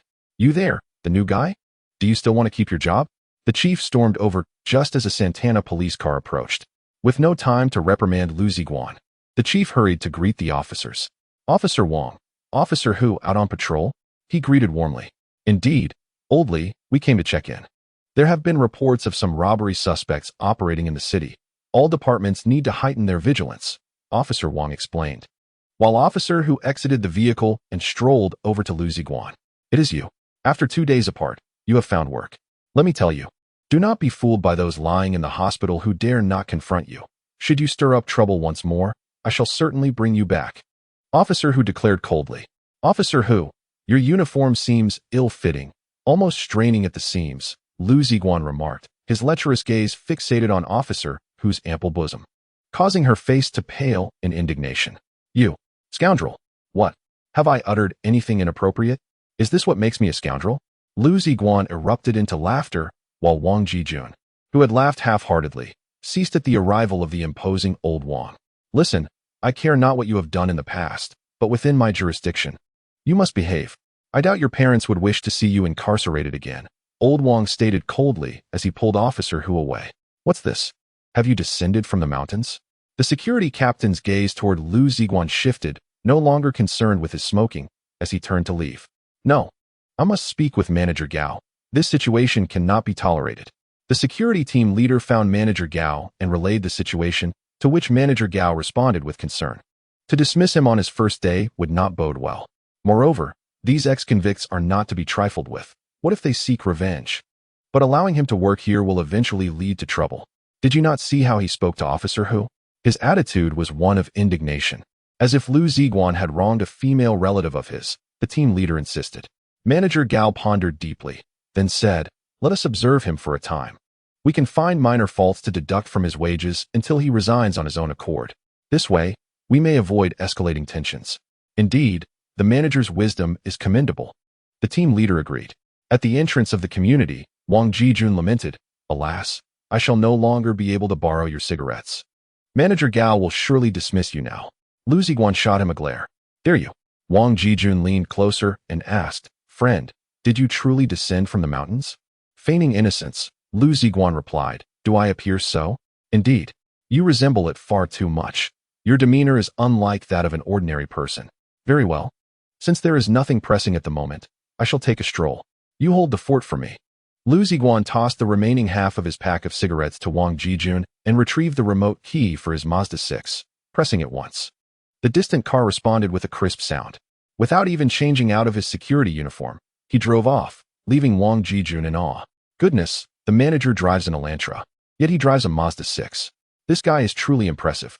Having been away from his hometown for so long, Jiangbei City had transformed dramatically. Towering skyscrapers rose from the ground. The streets were wide and pristine. Fountains in the squares tinkled melodiously, and green trees provided shade. The place where Liu Ziguang had once sold grilled sausages 8 years ago had morphed into a bustling commercial street, with people hurrying by, evoking a sense of nostalgia in him. 8 years had passed in the blink of an eye, yet he remained without possessions. The pressing questions of how to ensure his parents' peaceful twilight years and how to elevate his own circumstances had become his most significant challenges. In a state of utter disarray, Liu Ziguang navigated his car through the bustling streets, his mind tangled in a web of thoughts. The piercing sirens of a police motorcycle soon pierced through the cacophony. Having spotted his vehicle, which was recklessly speeding and violating traffic regulations, the presence of law enforcement only heightened his exhilaration. He pressed the accelerator, shifting gears with reckless abandon, weaving through the traffic like a darting fish. Unbeknownst to him, he had outrun the pursuing motorcycle, and before him lay a broad and open highway. Suddenly jolted back to reality, He slammed on the brakes, bringing his car to a halt across the road. Rather than ruminating on grand ambitions, he reflected on the wisdom of ancient proverbs. If one cannot even manage to tidy their own room, how can they hope to conquer the world? If one cannot perform even the simplest duties, aspirations of greatness are futile. It is only by integrating into society that one can discover their own path, showcase their talents, and shine brightly. Resolute in his decision, Liu Ziguang turned the steering wheel and headed back to work at Jiqing Garden. Upon arriving at the entrance of the complex, he was greeted by a long line of cars, some drivers impatiently honking their horns. He parked along the roadside and approached the gate, only to find a black Honda Fit stubbornly blocking the entrance, its driver nowhere to be found. This was the sole entry point of the community, and the vehicle's presence was preventing numerous others from entering, especially during the peak hours of the day. Wang Jijun, visibly distressed, rushed over to Liu Ziguang. "Brother Liu, you've arrived just in time. We're in trouble. What is going on?" Liu Ziguang inquired. The Honda was trying to exit against traffic and collided with an incoming vehicle. Neither party is willing to yield, and after much persuasion, the Honda driver simply abandoned the car. "Our bonuses are on the line." Liu Ziguang raised an eyebrow in disbelief. It's absurd to attempt to exit in the wrong direction. They brought this upon themselves. We should report it and have the vehicle towed. Wang Jijun sighed. "I've already called the police, but they claim the internal roads of the community are not under their jurisdiction. Have you informed the manager?" Liu Ziguang pressed. With a grimace, Wang Jijun replied, "As I mentioned, if this escalates to the manager, our bonuses will be lost."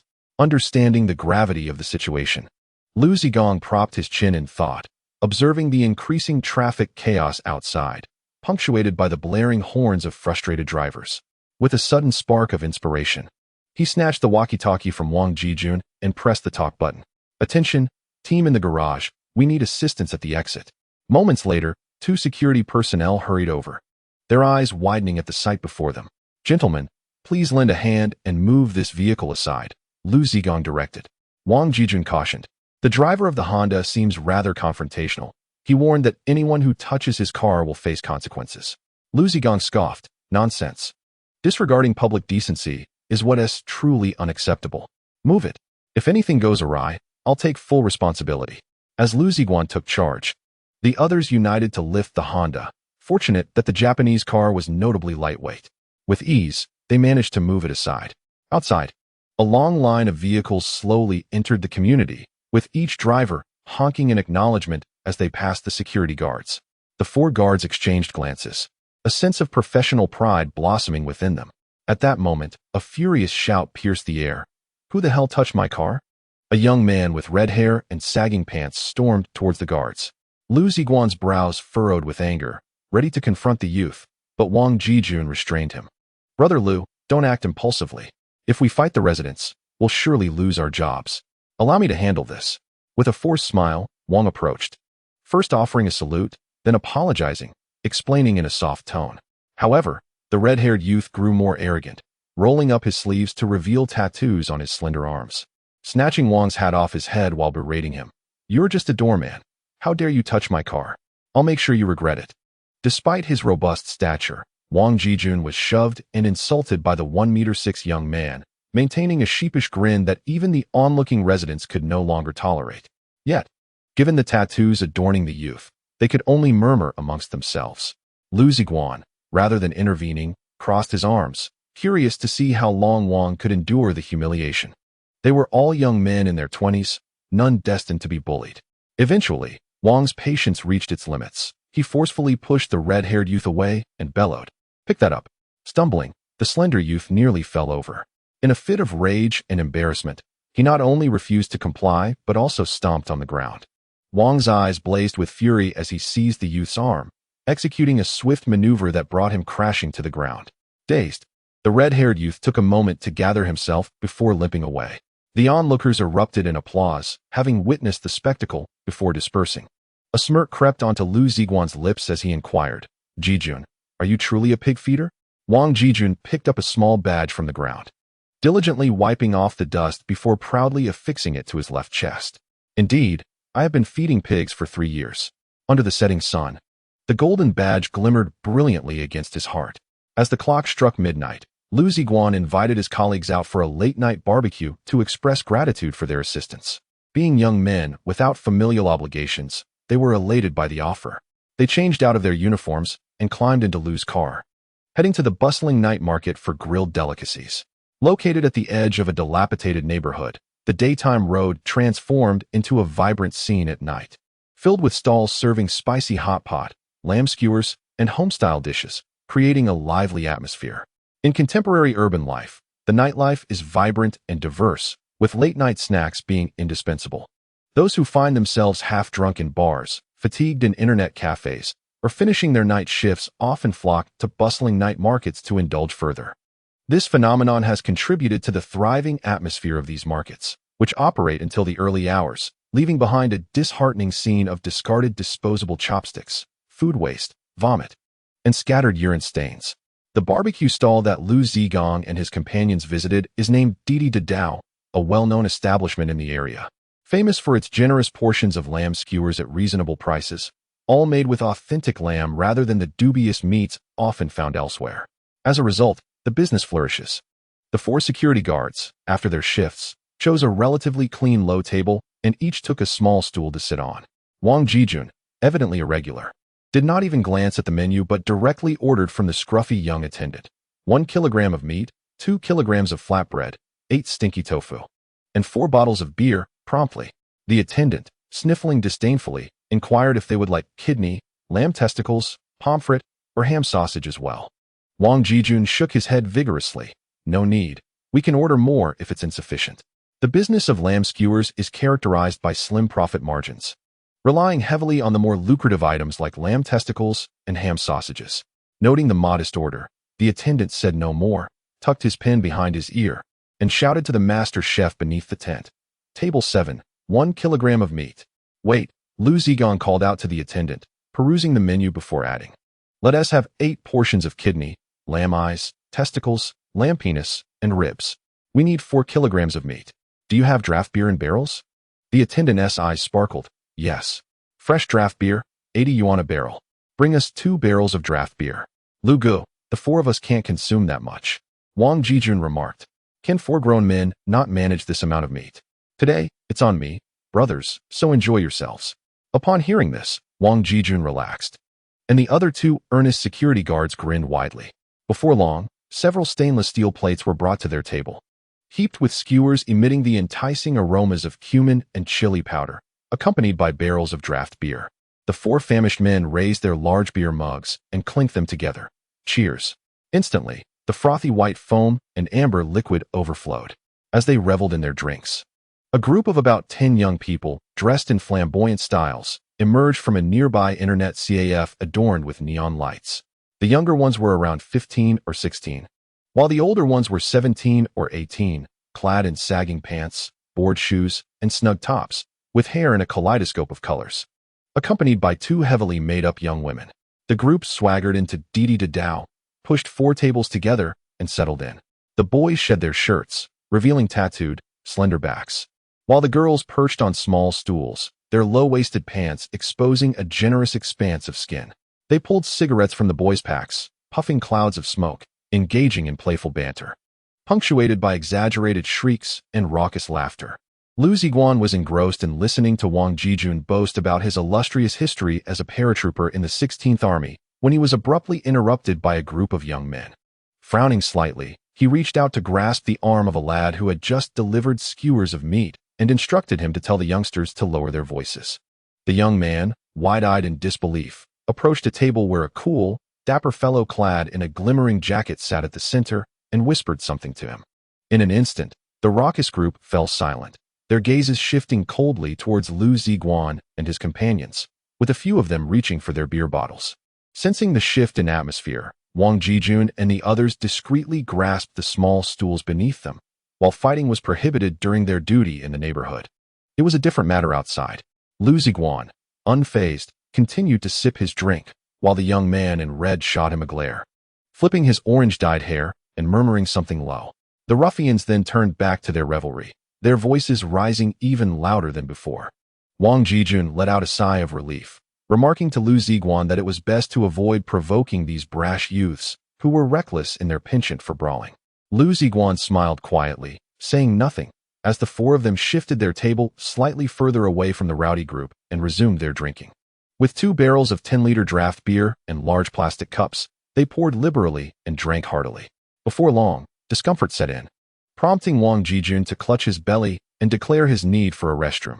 The other 2 colleagues also stood, stating their urgency to relieve themselves, and the trio made their way to the flowerbed across the street. At that moment, 4 men emerged swiftly from an unmarked Santana parked at the curb, all clad in sneakers and baseball caps pulled low, with their hands concealed behind their backs, gripping long objects wrapped in newspaper. With Liu Ziguang's back turned to the street, he continued to pour himself a drink, oblivious as the 4 men approached rapidly, drawing out their blades without uttering a word. Although Liu Ziguang did not turn around, he had already heard their footsteps. As the long knife descended with a whoosh, he merely tilted his head slightly to evade the strike. Having already prepared a steel skewer for the lamb meat in his hand, crafted from the spokes of a tricycle and razor-sharp, with a swift thrust, the skewer pierced the attacker's right eye, causing him to drop his knife and scream in agony. The remaining 3, accustomed to the streets, did not panic at the sight of their injured companion. Rather, they became even more ferocious and swung their weapons at Liu Ziguang. Undeterred, Liu Ziguang faced the largest of the assailants, skillfully dodging the slashing blade and delivering a powerful right hook to his temple. The towering man, over 6 feet tall, collapsed silently to the ground. Before the other 2 could react, Liu Ziguang closed the distance between them, executing 2 swift kicks that struck their faces with such force that even the ruffians seated at a distance could hear the sound of breaking bones. Both adversaries fell without a sound, one leg twitching in a final spasm on the ground. Liu Ziguang clapped his hands, resumed his seat to indulge in wine and meat, and suddenly turned his head, raising his glass towards the table of bewildered ruffians, offering a nod and a smile. The ruffians promptly averted their gazes, silenced by fear. Wang Jijun and his companions, having finished their business, approached with their zippers up, startled to see 4 individuals sprawled on the ground. "Liu Ge, what happened?" Liu Ziguang replied with a calm smile, walking over to the vendor of meat skewers, tossing down a stack of cash, and saying, "My apologies." The middle-aged vendor, a cigarette dangling from his lips, continued slicing lamb without pause. "Go on, it's nothing." "Thank you," Liu Ziguang said as he turned to leave, pulling along his 3 astonished colleagues. As they strolled down the street, a still-shaken Wang Jijun inquired, "Liu Ge, did someone die? What do we do now?" Liu Ziguang, unperturbed, responded, "I maintain control over my actions. No one will die. Besides, I acted in self-defense while they attempted murder, so they wouldn't dare report it." With that, Wang Jijun and the others felt reassured. After escorting the trio home, Liu Ziguang turned the steering wheel towards the candy bar, suspecting that Sun Wei had sent the thugs. He was taken aback by the brutality of the situation. Such a trivial matter should not have escalated to violence. If he didn't deal with Sun Wei now, he would never sleep soundly again. Upon arriving at the bar, he discovered it was shrouded in darkness, the rolling shutter closed, and not a single vehicle in sight. It seemed Sun Wei had caught wind of the impending retribution and fled under cover of night. With Sun Wei on the run, Liu Ziguang found himself at a loss. After all, he had just returned and possessed no social connections, being utterly ignorant of the intricate underworld ties in this city. After circling the area twice, he drove home, faithfully passing through the bustling streets, now deserted at 4 in the morning. The late-night diners had dispersed, and the vendor was busy tidying up, preparing to close for the night. Liu Ziguang parked his car by the roadside, surveying the scene. Under the dim streetlight, the remnants of blood had vanished, and a young worker was mopping the floor with a worn-out mop. When the youth glanced at Liu Ziguang, there was a hint of newfound respect in his gaze. "Boss, sorry to trouble you." Liu Ziguang tossed a cigarette to the vendor. The middle-aged vendor looked up and smiled, revealing a faded scar on his face. "It's a small matter. Quite common." "What about those boys?" Liu Ziguang asked. "They got up and left on their own." "Did you call the police?" "Call the police? Those boys have a northeastern accent. Who knows what trouble they carry? They wouldn't dare involve the authorities." Hearing this, Liu Ziguang felt a weight lift from his shoulders. His concern was never for himself, but for his parents' distress. The vendor appeared to be someone with experience in the underworld, yet he seemed uninterested in prolonging the conversation. Liu Ziguang nodded and drove away. The following morning, Liu Ziguang rose early, purchased steamed buns, fried dough sticks, soy milk, and a morning newspaper. And after serving breakfast to his parents, he began tidying up the house. After successfully cheering up his parents and sending them off, Liu Ziguang donned his slippers and stepped outside. Having been away from home for 8 years, he yearned to observe the changes in his hometown. The high earth slope remained just as it was, exhibiting little alteration aside from its increased dilapidation compared to 8 years ago. The makeshift earthen buildings stood haphazardly, tangled wires strewn about, while sewage flowed freely along the roadside, and walls were plastered with an array of advertisements. Even the bicycle repair stall at the street corner persisted in its existence. "Uncle Gua, you've got a new dog." Liu Ziguang greeted the elderly bicycle repairman warmly as he strolled leisurely over.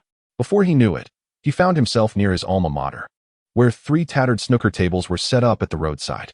The dark green surfaces were mottled with wear, and a few aimless youths idly played, cues in hand and cigarettes dangling from their lips.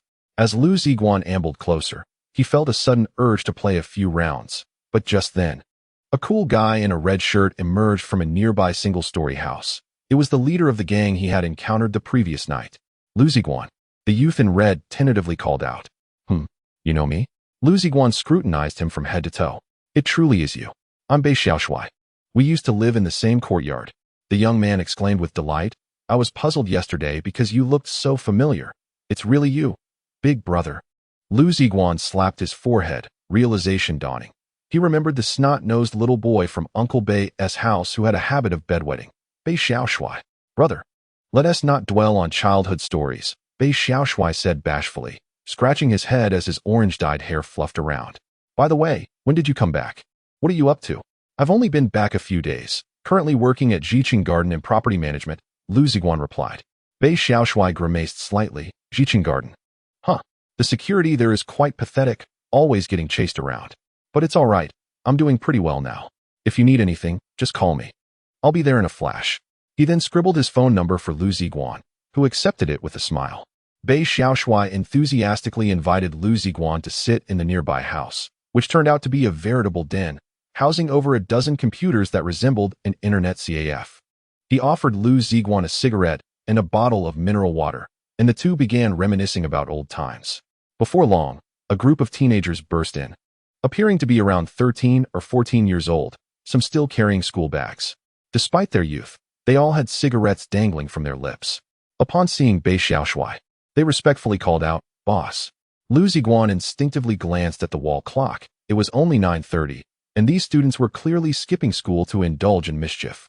Bei Xiaoshui nodded slightly, pulling out a pack of 5 yuan red plums and tossing it to them. The students erupted in laughter, scrambling to seize the cigarettes, with some heading inside to surf the internet, while others played snooker outside. "Brother, what do you think? I'm doing all right now, right? Just a call. And over 100 brothers will come running," Bei Xiaoshui boasted proudly. Liu Ziguang nodded in approval. "Not bad. You've made something of yourself." Bei Xiaoshui sighed. "Well, it's nothing much, just some petty antics. I want to aim higher, but circumstances are limited. How about I join you?" Liu Ziguang remained composed, stating, "I am merely a security guard. What future could I possibly have?" Bei Xiaoshui smirked. "Come on, brother, stop pretending. The moment you made your move yesterday, I knew you were formidable. Recently, there has been quite the commotion. The notorious 4 tigers of Diba have all been taken down, and they won't be out of the hospital for at least 3 months. I suspect you had a hand in this." Liu Ziguang smiled faintly, neither confirming nor denying the accusation. "You've been away for 8 years, and I bet you've experienced quite a lot out there. Though I'm unsure why you've returned. I firmly believe you are still a fierce dragon. Why not lead our little band of brothers? We hail from the same courtyard, and this group of young men are all from our Chongguang Machinery Factory's affiliated school. They are practically your juniors. If you want to take the lead, who will?" Bei Xiaoshui spoke with conviction, and Liu Ziguang nodded in agreement. In this day and age, navigating society without a few loyal followers is quite challenging. Since we share the same school, I shall not shy away from this opportunity. Finally receiving Liu Ziguang's consent, Bei Xiaoshui gleefully rubbed his hands together and stepped forward, shouting, "Everyone, stop what you're doing. Come and meet the new boss." 20 to 30 bewildered young men set aside their games and gathered before Bei Xiaoshui. With great ceremony, he introduced Liu Ziguang, proclaiming, "This is our new leader. He single-handedly took down the 4 tigers of Dibei. Just yesterday, he took down 4 armed men. And Binbin and the others witnessed it all."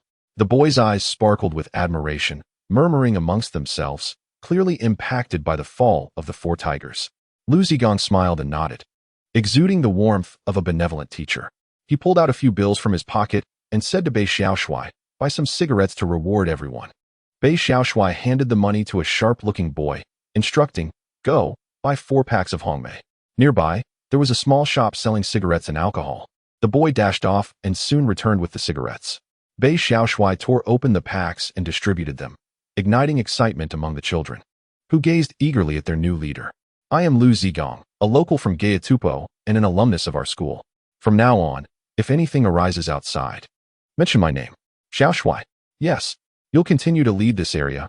I'm busy with matters at my company." "Understood." Though most of his new followers were still in middle school, Liu Ziguang felt a swell of pride. After lunch, he leisurely returned home, only to find his phone incessantly ringing on the dining table. Upon answering, he heard his colleague's urgent voice. "Liu, get to the company quickly. Something's gone wrong." Without even changing his clothes, Liu Ziguang drove to Jiqing Garden, only to find the entrance blocked by several vehicles, causing a traffic jam. A group of 5 or 6 men, their expressions fierce, surrounded the security office, cursing loudly. Liu Ziguang approached the entrance, his eyes nearly bulging in disbelief. Several security colleagues squatted on the ground, heads cradled in their arms, not daring to breathe. The burly men wielded baseball bats and galvanized steel pipes, their shaved heads gleaming with a bluish tint, their fierce gazes exuding an unmistakable aura of the underworld, far beyond that of petty thugs like Bei Xiaoshui. Frowning slightly, Liu Ziguang lit a cigarette and strolled over, exuding an air of calm as he inquired, "What is happening here?" The men were momentarily dazed by his composed demeanor. Mistaking him for the head of security, a hefty figure emerged from a black Honda Accord, declaring, "My brother was injured last night by your security.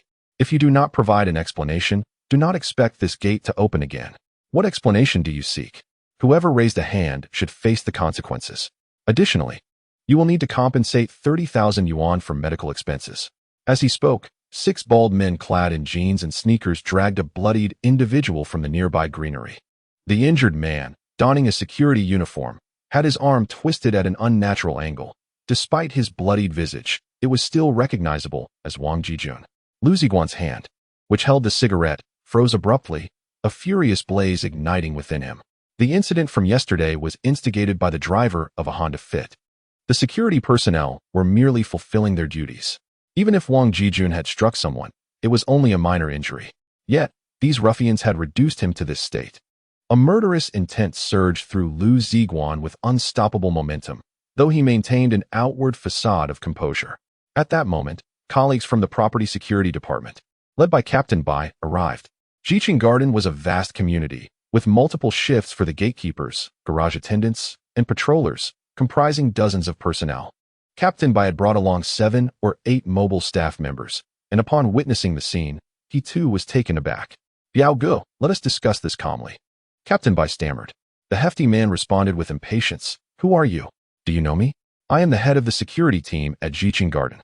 "I have heard of Biao Ji's reputation," Captain Bai replied, trembling in fear. At that moment, a boy with a backpack passed by the entrance, spotting Liu Ziguang standing there. He squeezed the unsealed packet of Hongmei cigarettes in his pocket and suddenly turned on his heel, sprinting back the way he had come. No one took note of the child's actions as the standoff at the community entrance continued. To call it a standoff was somewhat misleading. The security personnel were unarmed, and their captain was so subservient that they could only silently witness their severely injured colleague, stifling their outrage. "Biao Ge, I truly apologize. I will have this kid dismissed immediately. He was simply unfortunate and foolish enough to provoke your brother. By the way, could you please move your car a little? It is blocking the entrance for our residents," Captain Bai said cautiously. The hefty man snorted, smoke billowing from his nostrils. "Let us talk money. Unless you come up with 30,000, this car stays right here." The security guards were seething with rage. Such brutality and bullying was simply unconscionable. They had inflicted grievous injuries and were still attempting extortion. Where was the sense of justice? Yet Captain Bai continued to feign politeness, not daring to utter a word, leaving everyone disheartened. "If they want to stay, let them stay. There's no need for anyone to leave," Liu Ziguang suddenly interjected after a prolonged silence. "You fat black bastard."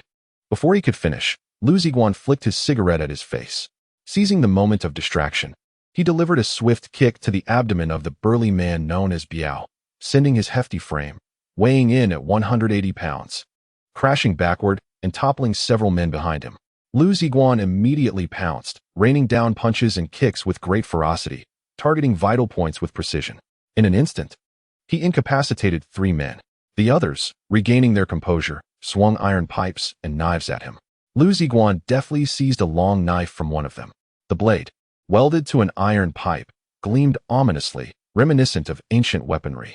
In Liu Ziguang's hands, it danced menacingly as he swung it toward their heads. His relentless onslaught instilled fear in the hearts of the small-time thugs, who, terrified, discarded their weapons and fled in disarray. At that moment, a group of dozens of youths rushed over from a distance, brandishing bricks and chains. At the forefront was Bei Xiaoshui, but they had arrived too late. They could only witness a lone figure, clad in a casual shirt and flip-flops, wielding a long-bladed knife, relentlessly pursuing a dozen thugs with shaved heads. The thugs fled faster than rabbits, yet the man with the knife was swifter still, bringing down one after another. Blood erupted with each strike, and the side of one thug's back was gruesomely rent open, flesh and blood vividly contrasting in the daylight. The youth stood frozen at the roadside, wide-eyed. As they watched the scene unfold, one child, entranced, let his chain slip from his grasp, murmuring, "Isn't that our new boss? My God, he's ruthless." Liu Ziguang, in a frenzy, felled 7 or 8 men in quick succession. Suddenly, he caught sight of a surveillance camera mounted on a nearby utility pole and abruptly halted, cursing. "Consider yourselves fortunate." He turned to leave, just as Bei Xiaoshui and his group of over 30 young men encircled him, their eyes ablaze with fervor. "Boss, your knife skills are incredible. Boss, you're so cool. I admire you." The youths were beside themselves with excitement. Bei Xiaoshui was equally exhilarated. Biao was a notorious local thug, running a massage parlor and engaging in substantial construction dealings, rumored to have blood on his hands. Such a formidable figure would only flee from someone like Guanggo, confirming the wisdom of their choices. Upon reaching the entrance of the community, Liu Ziguang seized Biao, whose ribs were broken, and tossed him before Wang Jijun. "Jijun, you decide which part to take from him." Wang Jijun raised his bloodied face, his eyes sparkling, though it was unclear whether it was blood or tears. "Liu Gu, let it go." Liu Ziguang was taken aback, realizing Wang Jijun's predicament. As a veteran from a rural background, devoid of any specialized skills, he had managed to secure a job as a security guard. Faced with injustice and bullying, he could only choose to endure in silence. "Jijun, I understand," Liu Ziguang remarked, casting a glance at his colleagues and the already dumbfounded Captain Bai. "Captain, do not worry. I will shoulder this alone, and it will not involve you." Captain Bai exhaled a sigh of relief, while the young security guard's eyes glistened with tears, moved by Liu Ziguang's loyalty. The youths gazed up at their leader with admiration. He embodied the image of a hero they had long cherished. Liu Ziguang seized the top of Biao's head and hoisted him up, declaring, "You dislocate my brother's arm, and I shall dislocate yours. Do we have a deal?" Biao, still reeling from the previous kick that left him breathless, could hardly utter a sound. Resigned to Liu Ziguang's dominance as he was pinned to the ground, one foot pressing on his shoulder while Liu held his wrist. A profound silence enveloped the scene. Everyone rendered mute, their eyes fixated on Liu Ziguang as he methodically carried out his actions. With a sharp crack, the sound of bones splintering echoed as Biao's arm fractured, prompting a collective gasp from the crowd, which then fell into an eerie hush. "Who can drive?" Liu Ziguang scanned the assembly. "I can." A slight boy beside Bei Xiaoshui stepped forward, clad in tattered, oil-stained work attire, emblazoned with a faded mobile shell logo. Liu Ziguang tossed him his keys, instructing, "Take my car and escort Jijun to the hospital." The boy caught the keys with alacrity, exclaiming, "Absolutely." Liu Ziguang continued, "Everyone present today, consider this a celebration on my tab tonight. No one leaves sober." The youths erupted in thunderous cheers. Liu Ziguang then called over a familiar security guard, whispering, "Retrieve the surveillance footage from the entrance." "Rest assured, Brother Liu," the young guard replied, his eyes brimming with enthusiasm. Biao and his companions were whisked away by the ambulance. However, their 3 vehicles remained stranded at Jiqing Garden, albeit not blocking the entrance. Liu Ziguang had maneuvered them into the underground garage, securing them with ground stakes. If Biao did not come up with a hefty sum, those vehicles would remain inaccessible. During these proceedings, the security personnel exhibited remarkable zeal, rallying around Liu Ziguang as if they were soldiers encircling a marshal. Captain Bai, feeling envious and disheartened, stood alone at the entrance contemplating before retreating to the property manager's office. This cannot continue. If this goes on, our community will devolve into a den of thugs. Captain Bai lamented tearfully to Manager Gao. The property company's security, essentially watchdogs, could manage theft, but if they became overly aggressive, constantly embroiled in brawls with local ruffians, it would undoubtedly tarnish the reputation of both the company and the community. Yet, considering Liu Ziguang's rebellious nature, Manager Gao could only frown in contemplation. Very well. Summon him here. I shall have a word with him, Manager Gao stated after careful consideration. Understood. Captain Bai responded with evident delight, bustling out of the room. Liu Ziguang was seated in the community garden, engaged in conversation with several security personnel, all of whom were eagerly puffing on the cigarettes he had shared with them. As Captain Bai approached, he cleared his throat and announced, Liu Ziguang, Manager Gao requests your presence. Liu Ziguang acknowledged the request with a nod, extinguishing his cigarette and tidying his attire before departing. The security guards awkwardly rose to their feet as Captain Bai, with an imposing demeanor, surveyed them and declared, Have you all improved then? Forgotten your own names, perhaps? 50 push-ups immediately. In the property management office, Liu Ziguang stood calmly before Manager Gao's desk, patiently listening as he recounted the illustrious history of the sincere property management and the community's endeavors in fostering a spirit of civilizational development. After a lengthy preamble, Manager Gao finally took a sip from his teacup and, with a twinge of compassion, uttered, Young Liu, following discussions among our department heads, we have unanimously concluded that you do not quite fit the cultural atmosphere of our company. Thus, we believe it best for you to vacate your position as a property security officer. However, rest assured that despite having only worked for 2 days, we will compensate you as if for an entire month. This is the utmost benefit I can secure for you. Upon hearing this, Liu Ziguang exited without a word, leaving Manager Gao perplexed. Moments later, Liu re-entered with a loud clatter, placing 2 kitchen knives upon the desk. Manager Gao, you are aware of my family's circumstances. My father is a security guard with this company, who sustained injuries on duty, leading to his resignation. He exerted considerable effort to secure this position for me, harboring high expectations.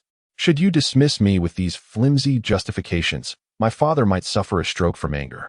If anything were to happen to him, I would see no reason to continue living. Therefore, let us settle this matter. Here are 2 kitchen knives. Either you take my life, or I take yours. Let us end our troubles. In a bizarre twist of logic, Liu Ziguang presented his case with utmost seriousness, leaving Manager Gao both furious and fearful. Just as he was about to respond, the office door swung open, and the customer service representative, Xiao Huang, entered. Oh my goodness. The entrance to the community is terrifying. There's a pool of blood. I heard it was caused by one of our young ladies, she exclaimed. Only then noticing Liu Ziguang standing with the 2 knives on the table. With a gasp, she fled the room in haste. A cold sweat broke out on Manager Gao's forehead as he cursed Captain Bai for being a schemer. Earlier, he had merely mentioned that Liu Ziguang had a dispute with a resident, concealing the crucial detail that the blood outside was indeed the result of Liu's actions. Who would dare provoke such a fierce individual? I seem to have overlooked this matter. Liu is an outstanding employee of our company, and we must accommodate him in light of these special circumstances. How about this? You may continue working, but instead of the entrance post, I will assign you to the patrol team. How does that sound? Liu Ziguang nodded in agreement. Thank you, Manager Gao. With that, he turned and departed. Manager Gao wiped the cold sweat from his forehead and suddenly noticed the 2 kitchen knives on the table. He quickly stood up and shouted, Xiao Liu, your knife? A voice echoed from the corridor. I took it from the canteen. Please return it for me. Manager Gao plopped back into his chair, wishing he could bang his head against the wall. At that moment, he was overwhelmed with guilt and regret. Had he known this would happen, he would have never accepted such a calamity. In the company's canteen, a group of young security guards gathered around Liu Ziguang, heeding his instructions. The food in their lunchboxes remained untouched, while cigarette butts littered the ground. With such a significant incident occurring, who could eat in peace? The security guards of Jiqing Garden were notoriously timid, not due to a lack of courage, but because of the strict company regulations and the spineless Captain Bai. Being insulted or beaten by the residents had become routine, and no one dared to retaliate, for 3 complaints would lead to dismissal. If they enforced the rules too strictly, they would irk the residents.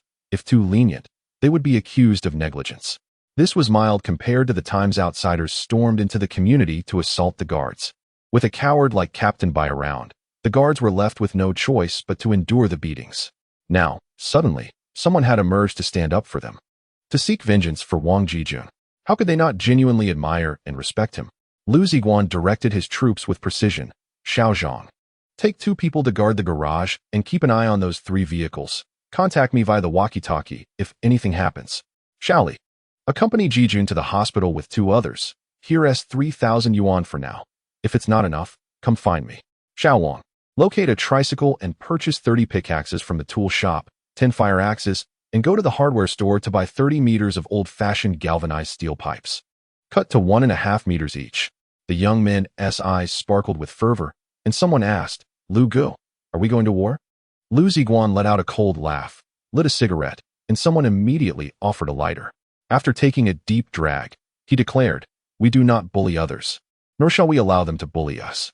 I refuse to believe that a group of strapping young men would fear these ruffians. Lu Gu, we'll follow your lead. Whatever you decide, we'll do it. The young men clenched their fists, filled with ambition. All right, let us eat first. Man is iron, and food is steel, without nourishment. Where will we find the strength to confront them? Liu Ziguang extinguished his cigarette and was the first to grab his lunchbox, devouring his meal ravenously. The afternoon passed without incident, and at 6 o'clock, Bei Xiaoshui, whom Liu Ziguang had sent to gather intelligence, returned, joyfully informing Liu Ziguang that Biao Guo's crew, consisting of just a dozen men, were all now in the hospital, making retaliation impossible for the moment. Liu Ziguang replied, send him a message, after being discharged. He must pay 100,000 yuan to redeem the vehicles, no negotiations. If he dares to act up, I will personally pay him a visit in the hospital. Bei Xiaoshui, with a face full of excitement, exclaimed, brother, you're incredible. One man pursuing a dozen. The stories on the street are legendary. Claiming you're a living Guangong. Liu Ziguang smiled quietly, feeling gratified within. Brother, teach me a couple of tricks. Is it really as the movies say, that one must be ruthless and loyal? Liu Ziguang replied, relying solely on ruthlessness is insufficient. If you take a life, you're finished.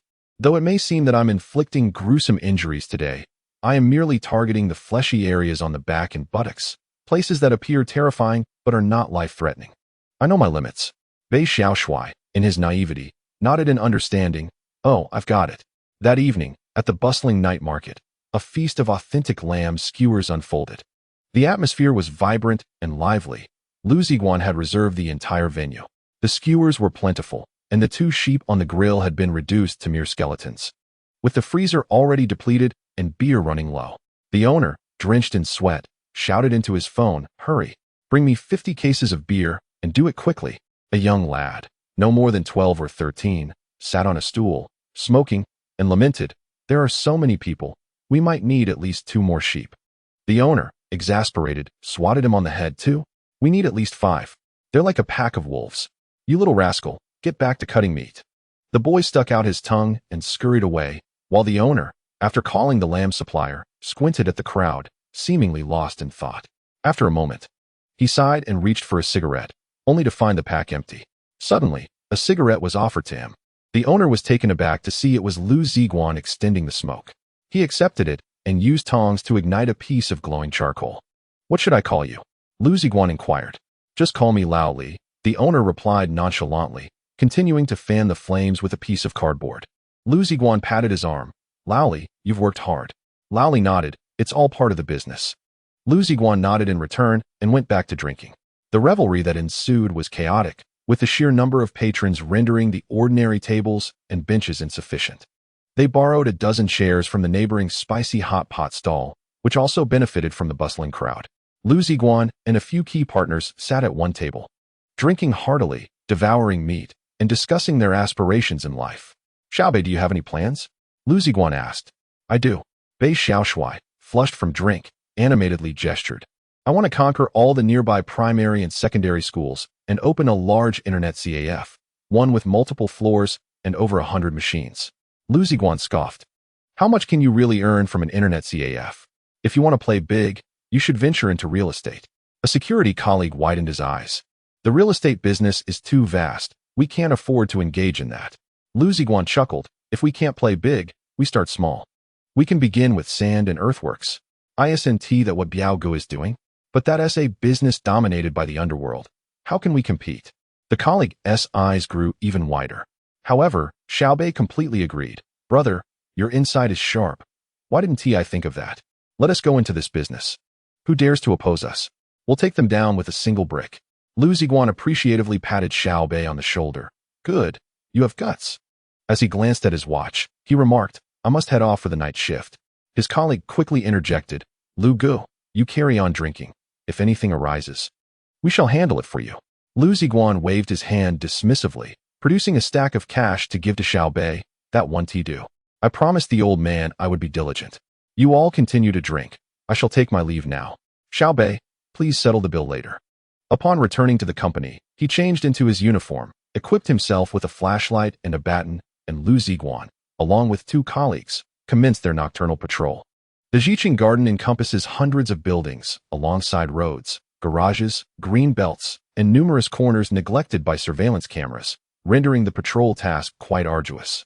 His 2 colleagues remained engrossed in the excitement of the day, chatting animatedly as they walked, entirely oblivious to the man approaching from the opposite direction. At 1 o'clock in the morning, a young man clad in black, sporting sneakers and having a shifty gaze, instinctively paused for a moment upon spotting the patrolling security personnel. Before continuing to stroll nonchalantly towards them, Liu Ziguang, having observed this subtle behavior, halted abruptly, raised his flashlight to illuminate the man's face, and commanded, Halt. What is your purpose here? The man shielded his eyes from the blinding beam, retorting angrily, What are you shining that light for? I live here. Just came down for a stroll. Which building do you reside in? Are you a resident of Building 13? Liu Ziguang shifted the flashlight slightly downward, catching a glimpse of the red handle of a screwdriver peeking from the man's pocket, which sparked suspicion within him. He casually pointed to a nearby building and inquired, Is it Building 13? Yes, it is. What is the matter? Is exercising at night forbidden? The man continued, brimming with indignation. Liu Ziguang smirked derisively. There is no such building as 13. Colleagues, apprehend him. The 2 eager security guards immediately pounced, yet to their surprise, the young man exhibited remarkable agility. Sprinting away with a speed rivaling that of a rabbit, he dashed several hundred meters without glancing back, only halting when he perceived the footsteps behind him fading away. However, as he raised his head, he found Liu Ziguang standing before him like a specter. Run again, will you? With a swift kick, Liu Ziguang sent him sprawling. At that moment, his 2 colleagues arrived, panting heavily, and began raining blows upon him with their batons, exclaiming, We'll teach you a lesson, you thief. 5 minutes later, a police vehicle emblazoned with red and blue lights entered Jiqing Garden, and from it emerged the familiar figures of Officer Wang and Officer Hu. It's unjust. I merely wandered in without any intent, and they've beaten me to a pulp. The bruised thief lamented to the officers. Officer Hu, her sharp gaze fixed on Liu Ziguang, demanded, Why did you strike him?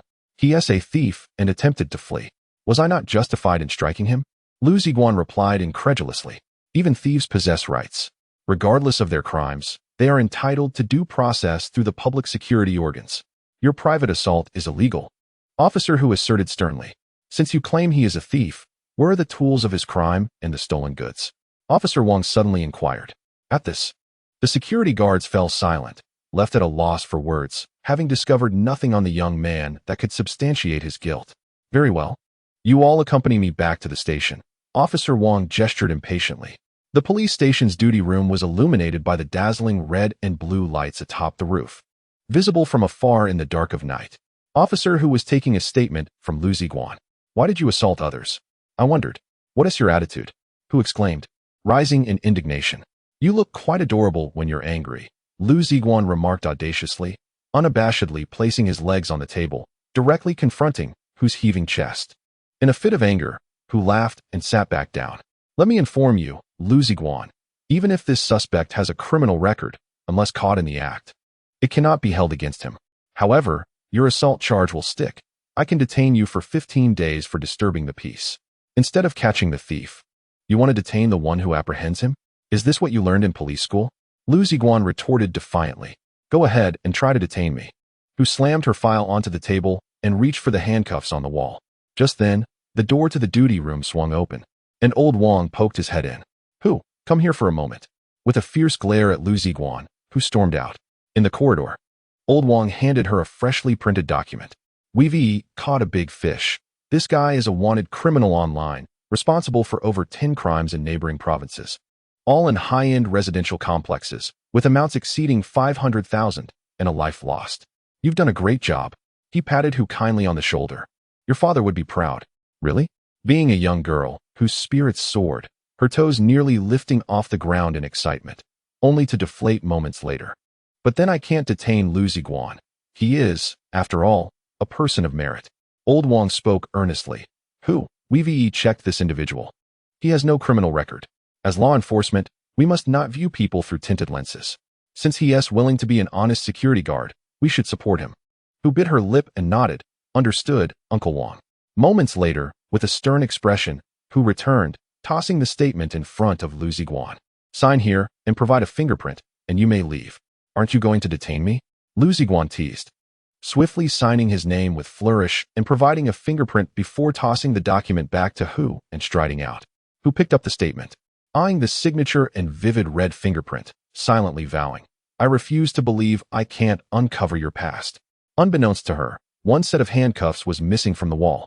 The notorious criminal had finally been captured, with the headline in the local morning paper proclaiming, "Intern policewoman displays valor."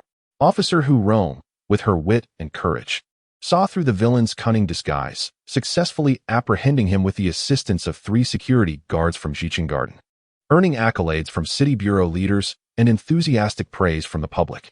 In the newspaper, Xiao Hu's smile appeared awkward and rigid, resembling that of a captured thief rather than a heroic woman who had apprehended a criminal. Frustrated, she set the paper down and expressed her discontent to her colleagues in the city bureau's publicity department. It was evident that Liu Ziguang was the one who had caught the criminal, yet they could brazenly distort the truth and bestow accolades upon themselves simply because Liu's father held the position of secretary of the city's political and legal committee.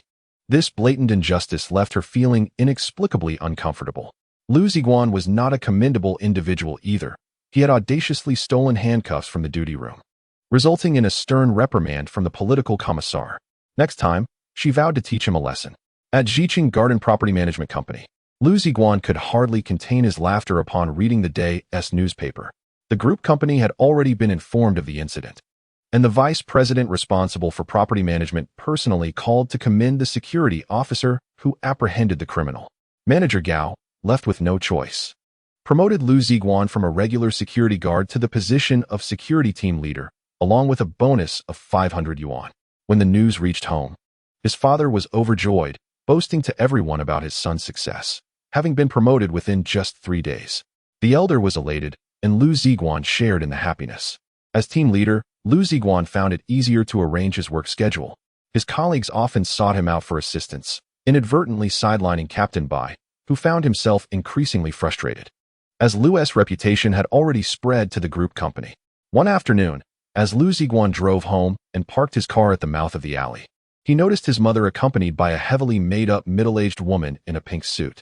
The woman cast a significant glance at Liu Ziguang and then at the car before she grasped his mother's hand and said, "Sister, don't forget to come tonight for Teacher Zhang's class." After bidding farewell to the woman, Liu's mother, her face alight with joy and mystery, beckoned him to come inside and try on some clothes. On the bed lay a jacket and a pair of black trousers, the fabric smooth and seemingly of inferior quality. His mother then retrieved a shirt from a box and held it against his back, saying, "These clothes were bought through my connections and are brand-name items." The Yagir shirt, even after discounts, cost over 80. The jacket is from Jinba, reputed to be a brand that has made its way into the Louvre in France. "You're not a child anymore. It's time to have some decent clothing. Hurry up and change so I can see." Reluctantly, Liu Ziguang donned the entire new outfit and stood there as his mother scrutinized him from every angle. The clothes had been purchased based on his mother's memory of his physique, and they were somewhat snug, yet passable. Observing his mother's beaming face, Liu Ziguang asked in astonishment, "Mom, why dress so formally? It's not like I'm going on a blind date." His mother replied, "It is a blind date. Yesterday, Aunt Chin from the neighborhood saw your car and assumed you had struck it rich. This morning, she came over to tell me she wants to set you up with someone, a girl with a stable job and good looks. You must take this seriously." "Really? That sounds promising. I have to meet her," Liu Ziguang said, not wanting to disappoint his mother, and he readily agreed. Upon receiving her son's consent for a blind date, the mother felt an even greater joy. She retrieved a handkerchief-wrapped package from the drawer of the wardrobe and handed a bank card to Liu Ziguang, saying, "You are no longer a child. You cannot afford to delay any longer. When you meet, be generous. And remember, do not mention that you work as a security guard. Simply say you are a manager at a property company. This card is a combination of card and passbook. You keep the card, and I will hold onto the passbook. Whenever you have spare funds, deposit them inside. It is essential to save for your future marriage." With a heart full of parental affection, Liu Ziguang accepted the card, assuring her, "Rest assured, I am aware of what to do." At 6:30 in the evening, Liu Ziguang drove his Honda to the central square. He casually parked by the roadside and stood by the fountain at the center of the square. After waiting for 5 minutes, his phone rang, but the caller hung up as he answered. Looking up, he noticed two figures approaching, one tall and slender, the other short and plump, creating a striking contrast. The short, plump girl, with a face adorned with freckles, asked Liu Ziguang, "Are you Liu Ziguang?" "That's me," he replied. The freckled girl continued, "We were introduced by Teacher Chen from Amway. Now, here's your chance to treat these two lovely ladies to dinner." "Hee hee, of course, you're mainly treating her. I'm just here to enjoy the meal." As she spoke, she pushed the tall beauty beside her forward. Although described as tall, she was merely around 160 centimeters, her height only appearing more significant next to her shorter companion. This beauty possessed a certain allure. Draped in an indistinctively tailored coat and wearing ankle boots, exuding an air of aloof elegance, utterly indifferent to Liu Ziguang. Feeling a twinge of discontent, Liu Ziguang, however, put on a facade of enthusiasm and said, "Have you two ladies eaten yet? Allow me to treat you to dinner." The freckled girl replied, "The restaurants are all unhygienic.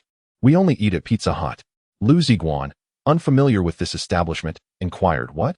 The freckled girl immediately exhibited a disdainful expression, pointing to the prominent Pizza Hut sign beneath the adjacent Dihao shopping center, declaring, "Right there." As Liu Ziguang walked ahead, the two girls followed closely. His acute hearing allowed him to catch snippets of their whispered conversation. The freckled girl, barely reaching 150 centimeters, murmured, "Look at how poorly he dresses. Like a rural official. He isn't unattractive, but he's just too short. Definitely not even 180 centimeters, a second-rate cripple." The aloof beauty merely responded with a dismissive hum, seemingly uninterested in commenting on Liu Ziguang. As the three entered the Pizza Hut, two girls exited the Dihao shopping center, previously laughing and chatting animatedly. Suddenly, one of them caught sight of Liu Ziguang's back and the two girls accompanying him, instantly freezing in surprise. Her companion asked, "Feng Fei, what's wrong? Why do you look so pale?" The nurse, Feng Fei, quietly replied, "It's nothing. I just suddenly feel unwell." It was not the weekend, so there were still some vacant tables in the Pizza Hut. The trio settled into a window-side seat, where the waitress presented the menu. The freckled girl snatched it up and ordered an extravagant array of pizzas, roasted lamb chops, baked rice, pasta, salad, chicken wings, desserts, and more, likely amounting to nearly 1,000 yuan. The pizza was quickly served, and the two girls began to indulge in their meal, whispering private conversations among themselves, completely disregarding Liu Ziguang. After a considerable time, the freckled, plump girl seemed to suddenly remember the presence of another person beside her. Wiping her greasy hands, she inquired, "Handsome, could you share a bit about yourself?" Just as Liu Ziguang was about to respond, the aloof beauty abruptly retched, standing up to grab her small handbag, announcing, "Excuse me, I need to visit the restroom." The freckled girl quickly stood up to accompany her. Liu Ziguang, feeling the urge to relieve himself as well, rose to head to the restroom. Upon reaching the corner, he overheard their conversation. The freckled girl remarked, "Lily, are you reacting so strongly?" The cold beauty, clutching her abdomen, replied, "The little one is kicking me again. It's quite bothersome." The freckled girl continued, "Did you notice how he looked at you? I believe he is utterly captivated by you." The aloof beauty merely scoffed, likely confident in her own allure. The freckled girl sighed, "Alas, if that African hadn't returned home, you wouldn't be in such a predicament, Lily. Now, you must hasten to marry. How unfortunate for you to settle for this local fellow." The cold beauty, slightly irritated, corrected her, "Jack is American, not just any African." Meanwhile, Liu Ziguang was seething with anger, on the verge of exploding, but restrained himself, aware that this was a lawful society where one should not act recklessly. He returned to his seat, feigning nonchalance. Yet he failed to notice a pair of eyes in the corner of the restaurant fixated on him. "What are you looking at?" wondered Yang Feng, a police officer from the district's security team, while the policewoman Hu Rong, sitting opposite him, disdainfully huffed, "Nothing much, just observing a local thug." Yang Feng turned to scrutinize Liu Ziguang through a professional lens, deeming him unworthy of further discussion, and resumed recounting his heroic exploits during a grappling competition at the bureau, eliciting giggles from Hu Rong. The two ladies returned to their seats, and the freckled girl cleared her throat, stating, "After assessing you, we tentatively deem you suitable. You may pursue a relationship with our Lily." Her small eyes fixed on Liu Ziguang, eagerly anticipating his ecstatic reaction. A smirk of derision graced Liu Ziguang's lips as he replied, "What does pursuing entail?" Lily frowned, visibly impatient. "What about your circumstances?" Aunt Chin provided a brief overview. "To be frank, your situation is rather lacking, but I can compromise. Let us say we marry during the National Day holiday. A dowry of 200,000 would suffice, as I fear you may not be able to afford more. You must have a house, with the marriage residence comprising 3 bedrooms and 2 living rooms in my name. And after marriage, you must live separately. Your parents may visit no more than once a month." Liu Ziguang nodded vigorously, even pulling out a pen to take notes. And after Lily finished, he asked, "Are there any additional requirements?" "Indeed," Lily replied coldly. "We shall sleep in separate rooms after marriage. You are not to touch me." "Oh, might I inquire if your 13 is gilded?" Liu Ziguang feigned astonishment, his mouth agape in mock surprise. "You." Lily was utterly astounded by Liu Ziguang's shamelessness. It was truly remarkable that this man would utter such vulgarities in the refined ambience of Pizza Hut. The freckled beauty was momentarily taken aback before erupting, rising to her feet and exclaiming, "Who do you think you are? You don't even own a house. If it weren't for your mother agreeing to Aunt Chin's purchase of our Amway products, we wouldn't even glance in your direction, you country bumpkin." In truth, Liu Ziguang possessed a certain refinement. He had merely intended to tease the two women. However, upon hearing the freckled woman mention his mother, he was instantly incensed. In a fit of rage, he overturned the table, sending pizzas, salads, and soups splattering all over the two women. The freckled woman was no pushover. Without sustaining a scratch, she began to scream like a slaughtered pig, "Help! He's hitting me!" The patrons in the restaurant turned their heads in unison to witness the commotion. Officer Hu Rong, who harbored a deep disdain for men who struck women, stood up abruptly, ready to intervene, only to be restrained by Yang Feng, who placed a hand on her shoulder, saying, "Let me handle this." Yang Feng, a police officer, dashed forward and attempted to execute a deft arm lock to subdue Liu Ziguang, but Liu merely shifted his arm lightly, causing Yang to stumble and nearly fall to the ground. The champion of the precinct's martial arts competition had thus been effortlessly brought down before his beloved. His face flushed with embarrassment and anger, veins bulging in his neck. Just as he was about to charge forward again, his phone rang. Simultaneously, Hu Rong also retrieved her phone, and their expressions turned grave. The command center had dispatched an urgent order regarding the whereabouts of an armed fugitive, necessitating the immediate mobilization of police forces for containment. Given that this altercation hardly qualified as a public disturbance, they hastily left a few bills on the table and exited, with Yang casting a venomous glare at Liu Ziguang, etching his visage firmly into his memory. Liu Ziguang, disinterested in further engaging with the two contemptible women, walked straight out without a backward glance. Lily and the freckled woman, covered in remnants of their earlier debacle, felt a wave of shame wash over them and contemplated an escape. However, they were intercepted by a server who approached with the bill. "Ladies, your total is 858 yuan. The two women were instantly taken aback. Meanwhile, Nurse Fong Fei sat on a park bench, her complexion pale and brows furrowed, accompanied by a companion who sat anxiously beside her, puzzled about her sudden discomfort. Fong usually enjoyed robust health. After a while, Liu Ziguang emerged from Pizza Hut, walking alone. And shortly thereafter, the two girls exited, looking disheveled and covered in stains, cursing as they departed. From her vantage point behind a flower bed, Fong Fei observed this scene, and her gloomy expression transformed into one of brightness, a smile creeping onto her lips. "I'm feeling better now. Come on, let's go have KFC. It's my treat." Her companion stared at her, wide-eyed, taken aback by Fong's sudden change in demeanor, wondering if she had been possessed by some spirit. As Liu Ziguang approached his car, a police motorcycle had just departed, leaving a parking violation ticket affixed to the windshield, a notice Liu had amassed a considerable stack of already. Unfazed, he tore it off and discarded it. Just as he was about to open the card door, he noticed a nearby self-service bank. The 500 yuan bonus he received from the company yesterday was perfectly timed to deposit into the card given by his mother, a gesture that would surely delight her. Determined, Liu Ziguang made his way to the bank. A subtle fragrance of flowers wafted through the air as the glass doors of the self-service bank parted gracefully. Descending the steps was a pair of long, elegant legs clad in black stockings, belonging to a woman in her 20s. She possessed a slender, graceful figure enveloped in a fitted short coat, hurriedly rummaging through her handbag without lifting her gaze as she brushed past Liu Ziguang. Upon reaching the front of the bank, just as he was about to retrieve his bank card, Liu noticed a card being ejected from the slot. The self-service bank was devoid of other patrons, indicating that the card must belong to the hurried woman from earlier. Swiftly, he extracted the card and rushed outside, calling out to the woman who was now standing by a red Volvo S40. Wait a moment. The woman regarded Liu with caution, her beautiful brows furrowed.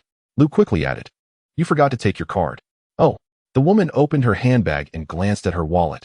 Indeed, her bank card was missing. She promptly shut the card door and approached Liu Ziguang, extending her hand to receive the golden card. After checking her signature on the back to confirm its authenticity, she produced 2 large red bills from her wallet. "Thank you. Please be more careful next time." Liu Ziguang declined the money, simply leaving her with a parting remark before returning to his task of depositing the funds. Upon driving back to the company, Liu settled into the security room, propping his legs on the desk when the phone rang. Grabbing the receiver, he heard the frantic voice of Xiao Bei. "Brother Guang, it's Xiao Bei. Zhang Biao's gang has issued a threat, saying they no longer want 3 cars and that we should keep them for ourselves. Though whether we'll live to enjoy them is uncertain." Liu replied, "All right, I've been anticipating this move. Xiao Bei, come over immediately, we have work to do." In less than 5 minutes, Xiao Bei arrived on his smoke-emitting motorcycle at Jiqing Garden. By this time, Liu had summoned 8 comrades, all donned in plain clothes, with iron rods and picks stowed in the trunk. As one vehicle could not accommodate them all, they also took out Biao's Honda Accord, and the 10 of them set off directly towards the hospital. Upon arriving at the hospital entrance, Liu left 2 brothers to guard the exit while he led the remaining 7 towards the elevator. Just then, an elderly lady approached in a wheelchair. Liu, quick-witted, pressed the button to prevent the elevator doors from closing and allowed her to enter. Placing his hand on the floor buttons, he kindly inquired, "Madam, which floor do you wish to go to?" 18th floor, thank you," the elderly lady replied, nodding gratefully. She glanced at the 8 robust men holding flowers and casually remarked, "You're here to see someone, I presume?" "Indeed, we are here to visit someone," Liu Ziguang replied with a smile. Just as the elevator reached the 10th floor of the orthopedic ward, he bid farewell and led his companions out. Such polite young individuals are a rarity, the old man mused.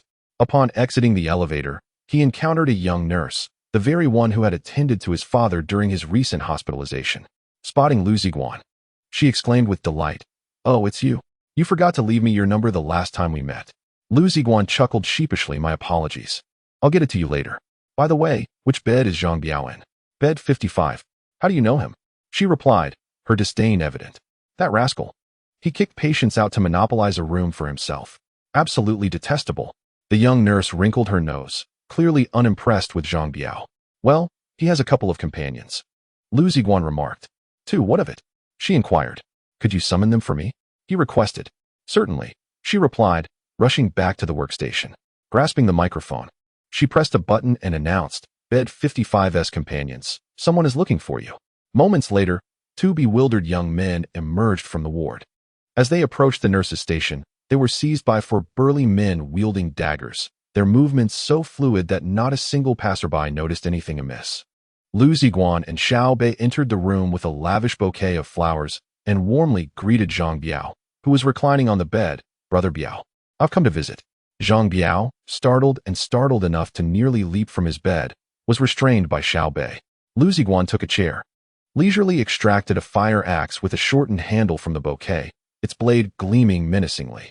"Fear not, Brother Biao. I'm swift, this will be over shortly," he declared while brandishing the axe near Biao's knee. "What do you intend to do?" Zhang Biao shouted angrily. "Do not mistake me for someone easily intimidated. If you lay a finger on me, I will annihilate your entire family." His bravado was undermined by the beads of sweat forming on his plump face. "Damn it. You've gone too far," Xiao Bei exclaimed, producing a stout iron rod from behind his waist and swinging it down onto Zhang Biao's plastered arm with a resounding thud. A scream pierced the air, shattering the tranquility of the hospital, echoing within the municipal building, refusing to subside. The head nurse rushed in, demanding, "What is going on?" One of the sentinels at the door nonchalantly replied, "Nothing much. Our brother Biao just has a fear of injections." The head nurse glanced inside, instantly comprehending the situation. However, she held little fondness for the rogue Zhang Biao, who monopolized a room when beds were scarce. It would serve him right if the gangsters took him out. The world could do without such a menace, she thought.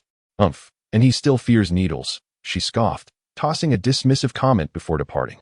Inside the ward, sweat-drenched Zhang Biao was already pleading, "Is there not a way to sit down and discuss this amicably?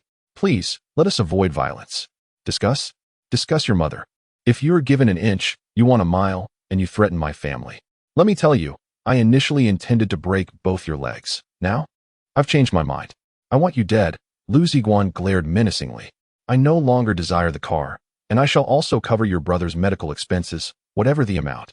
Do not resort to violence. Let us converse calmly." Brother Biao, feeling anxious, thought to himself that he would agree to any conditions for the time being. "It's too late.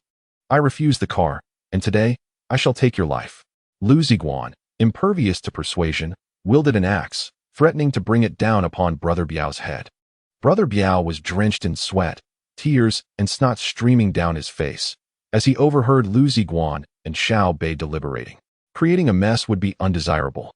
The lady who washes the sheets might object. Indeed, it would be better to dispose of him entirely.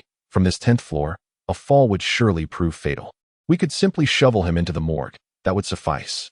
Their words sounded like jest, yet their actions were anything but humorous. They flung open the window and dragged Zhang Biao over, each grasping one of his legs, suspending the screaming Zhang Biao outside the window.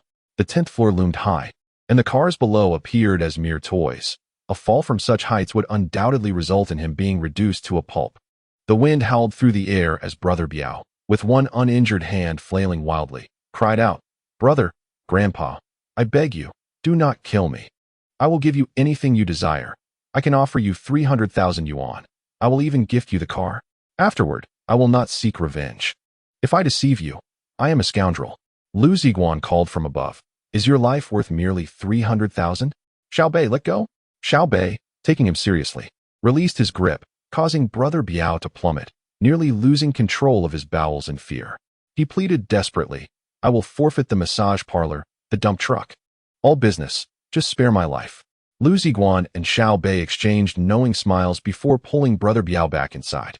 Shaken to his core, Brother Biao collapsed to the ground, gasping for breath, unable to utter a word, his head turning a purplish hue from the rush of blood. Some creatures utilize feathers and color changes to intimidate their adversaries. Similarly, in society, there exist individuals who, lacking capital, still attempt to put on a facade. These are the foolish. Zhang Biao epitomized such a character. A quintessential coward hiding behind bravado. Write an IOU, sign it, and press your thumbprint. Xiao Bei extended a pre-written note towards Brother Biao, who, recalling the earlier ordeal, realized they had come to extort him. Reluctantly, he signed the document. "Your worthless car does not interest me. I will still offer you 10,000 for it. Additionally, transfer the dump truck fleet to me as compensation for my brother. You may keep the massage parlor. I am not heartless. I must leave you a way out." Liu Ziguang tucked away the signed document and imparted a heartfelt lecture to Brother Biao before turning to leave. Just as he exited, he paused and added, "By the way, I am still in class. Time is of the essence. You have 1.5 hours. If the money is not procured, do not blame me for retracting my agreement." Brother Biao nodded vigorously as though pecking at grains.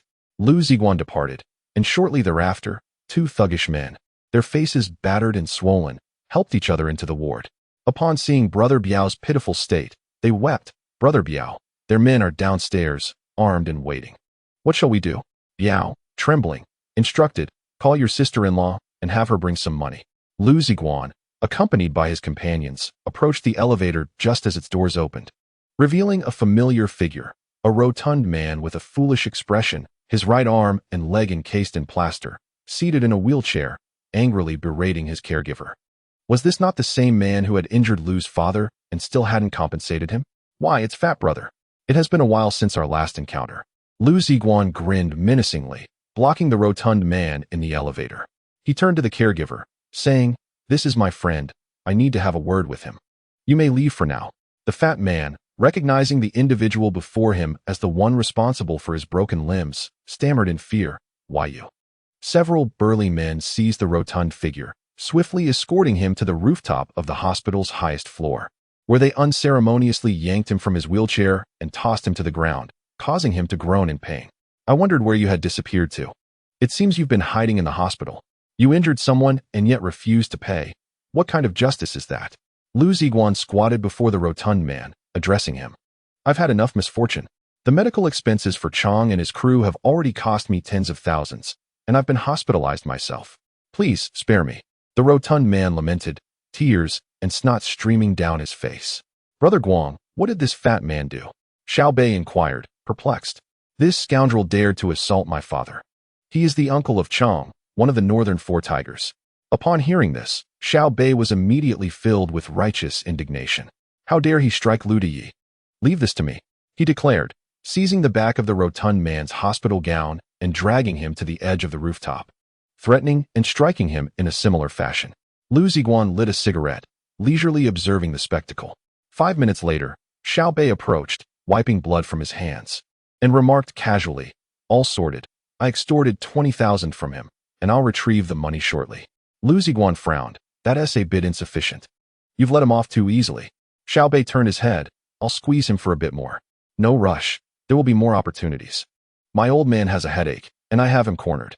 Xiao Bei gave a thumbs up. "Brother Guang, you're still the best." An hour later, Zhang Biao's wife arrived, bringing only 100,000 in cash. Despite Zhang Biao's seemingly prosperous facade, he was in fact struggling financially, running a massage parlor that barely made ends meet, while the competitive nature of the sand and earth business, alongside the upkeep of several vehicles and numerous brothers, left him in a tight spot. Thus, she could only gather this amount of cash. Zhang Biao's wife was a simple rural woman, genuinely believing her husband had debts to settle. As she apologized to Liu Ziguang, she berated Zhang Biao. "Where has all your money gone? Wasn't it squandered on that woman selling herself? Now that you're in trouble, where has that woman disappeared to?" Zhang Biao was scolded vehemently, his spirit crushed and unwilling to retort. Liu Ziguang, indifferent to their domestic affairs, presented him with a sum of 100,000 yuan, declaring, "Let the Changhe North Star be yours for now. The Accord and Jetta will be given once the funds arrive. The dump truck will be handed over tomorrow." So that is settled. With the cash in hand, a group of individuals left the hospital in high spirits. As they reached the entrance, an elderly gentleman in a white coat suddenly paused beside Liu Ziguang, adjusting his gold-rimmed glasses to scrutinize him from head to toe. Liu Ziguang halted too, examining his attire, which seemed unremarkable, and then turned his gaze to the old man, who had sparse hair, a refined demeanor, and a kind expression, exuding the aura of an esteemed physician. "Young man, it appears that the suit you are wearing might belong to me," the elderly man remarked, adjusting his glasses. "Yours?" Liu Ziguang suddenly realized that this suit, which Fang Fei had given him to wear, was likely her father's. It seemed he had encountered the rightful owner of the garment. "Is it really yours? Then I shall return it to you," Liu Ziguang stated, ready to remove the clothing without hesitation. No, you can keep it. It fits you well," the old man said with a warm smile before turning and walking away, as a group of white-coated individuals quickly surrounded him in the distance, asking, "Director Fang, how should we arrange this surgery?" "Brother, I've secured 20,000 yuan, Bei Xiaoshui panted as he rushed over, clutching a thick bundle of cash. This money was obtained earlier with the help of a portly companion at the hospital, and combined with the 100,000 yuan from Zhang Biao. They now possessed a total of 120,000 yuan, which felt reassuringly substantial in hand. "Make a call to have Zhang Biao's Changhe North Star brought over. We must fulfill our promises," Liu Ziguang declared with a flourish, invigorated by the windfall, standing taller than usual. "Absolutely," Bei Xiaoshui responded, pulling out his mobile phone to begin making arrangements. Once everything was organized, 10 individuals boarded the Mazda 6 and the Accord, embarking on their victorious return. The two vehicles cruised along the road when suddenly, a traffic police motorcycle parked at the roadside activated its siren and pursued them. Bei Xiaoshui, catching sight of the flashing red and blue lights in the rearview mirror, exclaimed, "Brother, do you think the portly one reported us?" Liu Ziguang swiftly slapped his forehead, retorting, "Fool. If they were to report us, it would be to the criminal police. What would the traffic police do? Arrest thieves?" Bei Xiaoshui scratched his head, realizing the logic in Liu Ziguang's words. After all, this was his first time engaging in such a significant transaction, which naturally stirred some anxiety. As they conversed, the traffic police motorcycle had already positioned itself across the roadway, halting the Honda Accord. The officer dismounted, approached the driver's side, knocked on the window, saluted, and began speaking.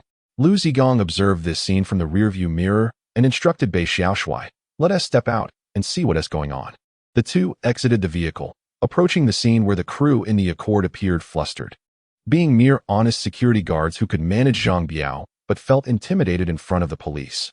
Fortunately, Liu Ziguang arrived just in time, feigning surprise as he inquired, "What is happening? We haven't committed any violations." The traffic officer appeared remarkably youthful, seemingly in his 20s. Glancing at Liu Ziguang and then at the blue Mazda 6 parked ahead, he courteously requested, "Please present your driver's license and vehicle registration." Bei Xiaoshui, crossing his arms defiantly, retorted arrogantly, "I haven't violated any laws. Why should I show you my documents?"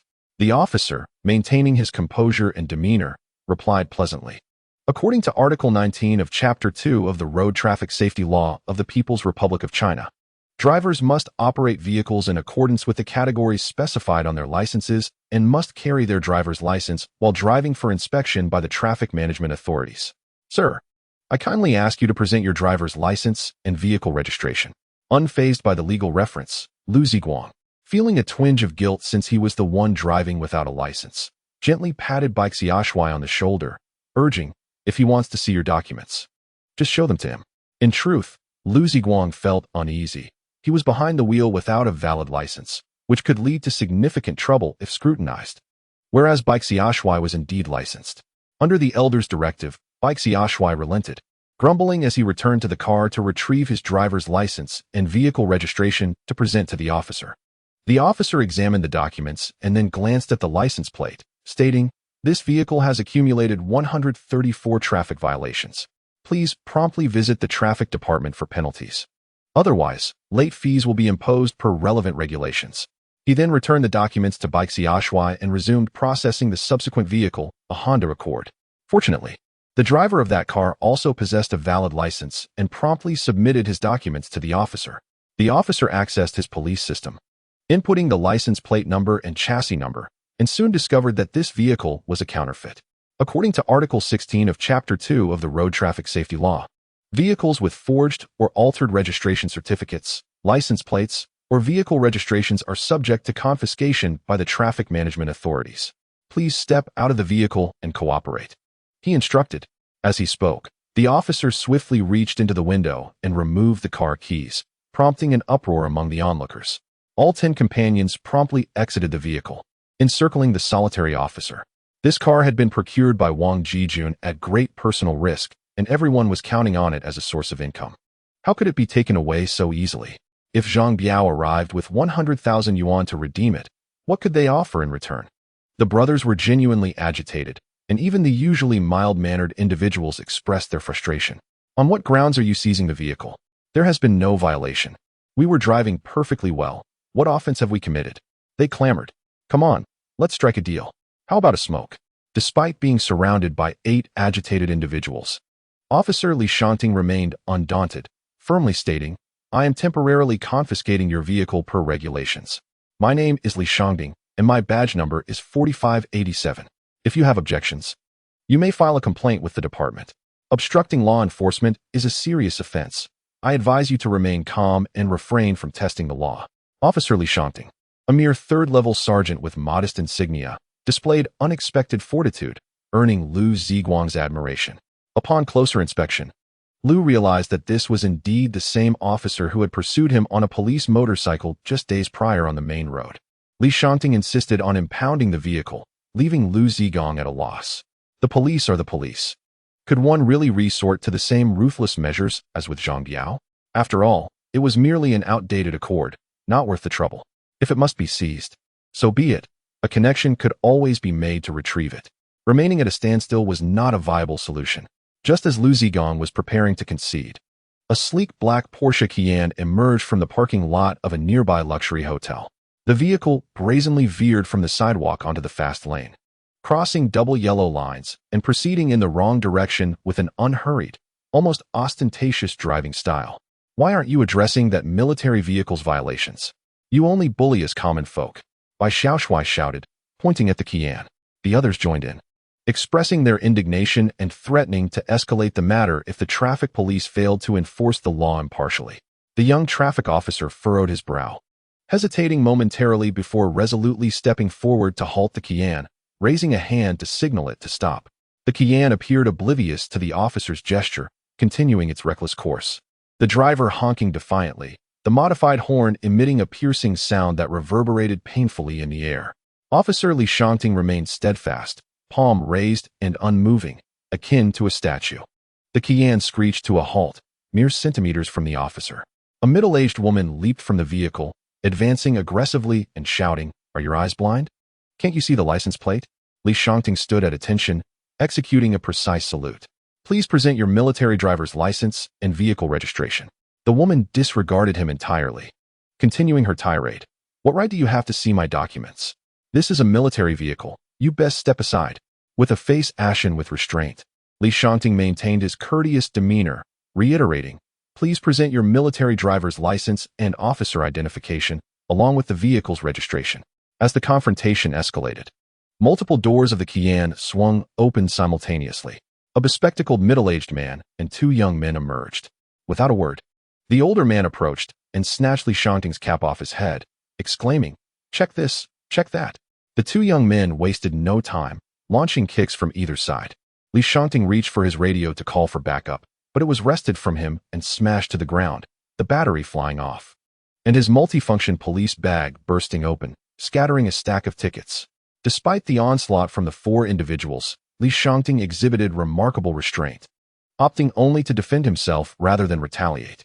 The crowd of onlookers grew larger. Seeing the officer in distress, Bai Xiaoshui turned to Liu Ziguang, saying, "Brother, let's slip away in the chaos. Wait, let's help him out." "Help who? That officer?" Bai Xiaoshui exclaimed, astonished.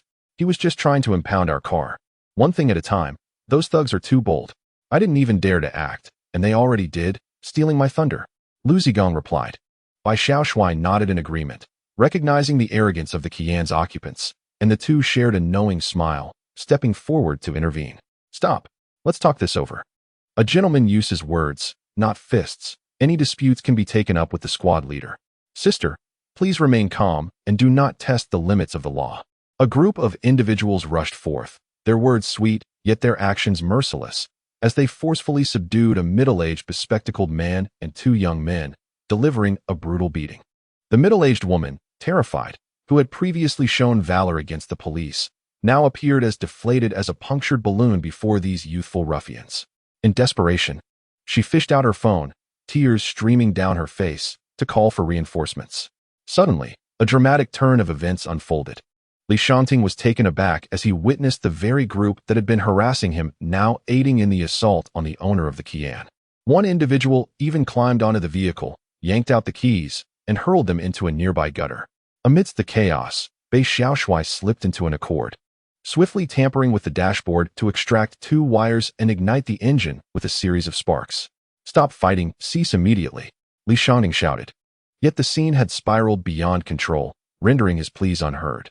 Unbeknownst to them, the Accord, now devoid of its keys, quietly roared to life and sped away. Perhaps a concerned citizen had alerted the authorities, for shortly thereafter, the distant wail of police sirens pierced the air as a patrol car emblazoned with 110 approached.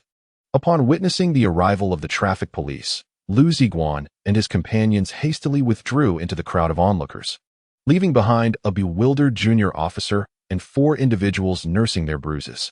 In an aged Honda Accord, Bai Xiaoshui reveled in triumph, steering with glee as he whistled. Liu Ziguang, seated in the passenger seat, regarded him with admiration. "You've got skills. Where did you learn that?" "I have a younger brother named Ma Chao working as a mechanic in a repair shop. He is quite adept with these tricks," replied Bai Xiaoshui, pulling a cigarette from his pocket and offering one to Liu Ziguang. Liu Ziguang accepted the cigarette and inquired, "Is he the lad in the mobile oil uniform? He doesn't seem like much." Bei Xiaoshui fiddled with the electronic lighter, responding, "He.s. just getting by, mostly washing and waxing cars at the shop. But he excels in racing games. He always clinches first place at the arcade."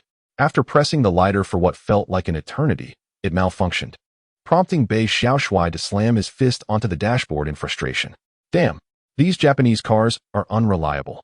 As if protesting his outburst, the Accord suddenly shuddered and stalled. "What the hell? This wretched vehicle is less dependable than a Jetta. Had I known, I would have taken the Jetta instead," he complained, stepping out to pop the hood and pretentiously inspect the engine, though he gleaned no insights. "Brother, it seems we'll need to get it repaired. You should take the Mazda 6 home first. The repair shop is not far from here, and we can push it there," Bei Xiaoshui reluctantly conceded. "Very well," Liu Ziguang replied. "You all go get it fixed. Let us meet up later tonight as planned." Their paths diverged. Bei Xiaoshui and 4 others pushed the car towards Ma Chao's repair shop, while Liu Ziguang took the Mazda 6 back. Meanwhile, the crowd of onlookers had been dispersed by the 110 patrol officers. The squad leader also arrived at the scene, engaging in conversation with the owner of the Kian, while the middle-aged woman, previously enraged, resumed her tirade, vociferously demanding the removal of Officer Li Shanting's uniform. Meanwhile, 2 young men with crooked mouths and squinting eyes, grimacing in pain, fumbled for their phones, incessantly dialing, seemingly intent on escalating the situation. Officer Li Shanting felt a sense of injustice and complained to the squad leader. "This vehicle is clearly a counterfeit military vehicle. How can it be so audacious?" The squad leader, in his 30s and far more astute in the ways of the world than the junior officer, patted Li Shanting on the shoulder and said earnestly, "Young Li, a fake military vehicle is still just that, but the Kian is a Kian, worth over $1 million. Do you really think you can seize it?"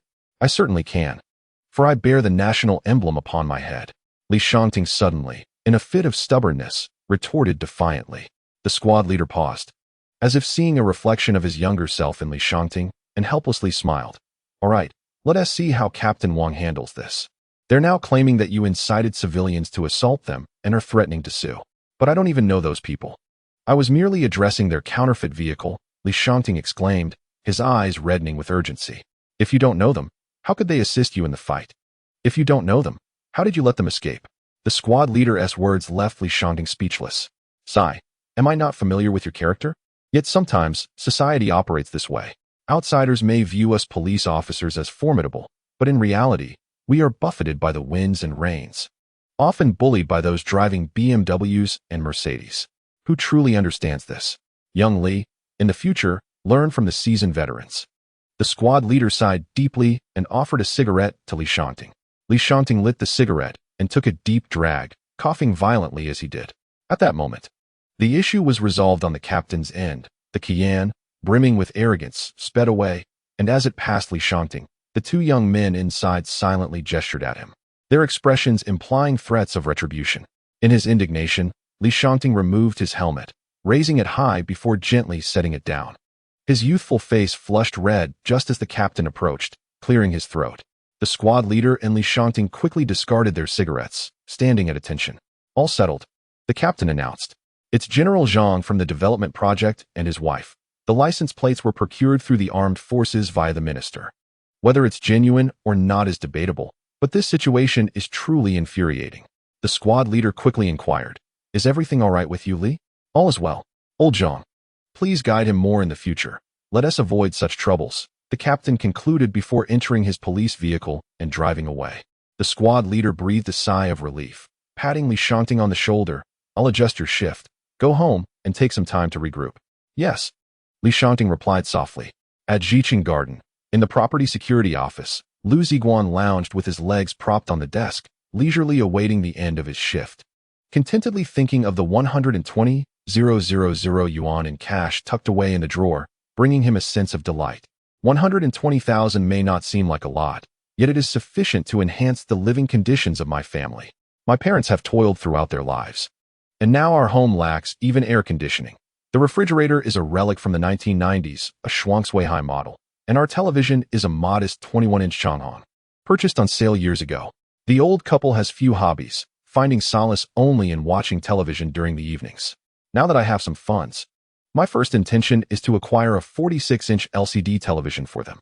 The costs for the television and air conditioning are minimal. The majority of this sum must be invested in growth opportunities. Seeking avenues for the money to generate further wealth is the true path to prosperity. While I was contemplating these plans, the phone rang. It was Xiao Bei on the line. Brother, it's Xiao Bei. I'm at the repair shop now. That old Accord. I don't know where Zhang Biao found it, but it's a 1997 model, the 5th generation. They say it hasn't been maintained for ages and the engine has issues. It requires major repairs. How much will the repairs cost? I inquired. They quoted 30,000, and even then, there's no guarantee it can be fixed. Especially since the parts are hard to come by. 30,000 for repairs? I thought it best to leave it be until Zhang Biao could pay to reclaim it. After hanging up, I couldn't help but worry about Zhang Biao's financial situation. He presents himself well, yet his 3 cars are either unlicensed junk or dilapidated vehicles. He seems to be all facade. Tomorrow, I must press him to settle his remaining debts and ensure the delivery of the dump truck. That evening, the group gathered once more in the familiar environment of the greenhouse. Upon entering, I sensed something amiss. The usual jovial banter was absent, particularly the young man who often teased me had red-rimmed eyes, and the boss wore a furrowed brow, chopping meat with an intensity that hinted at underlying tension. What's wrong?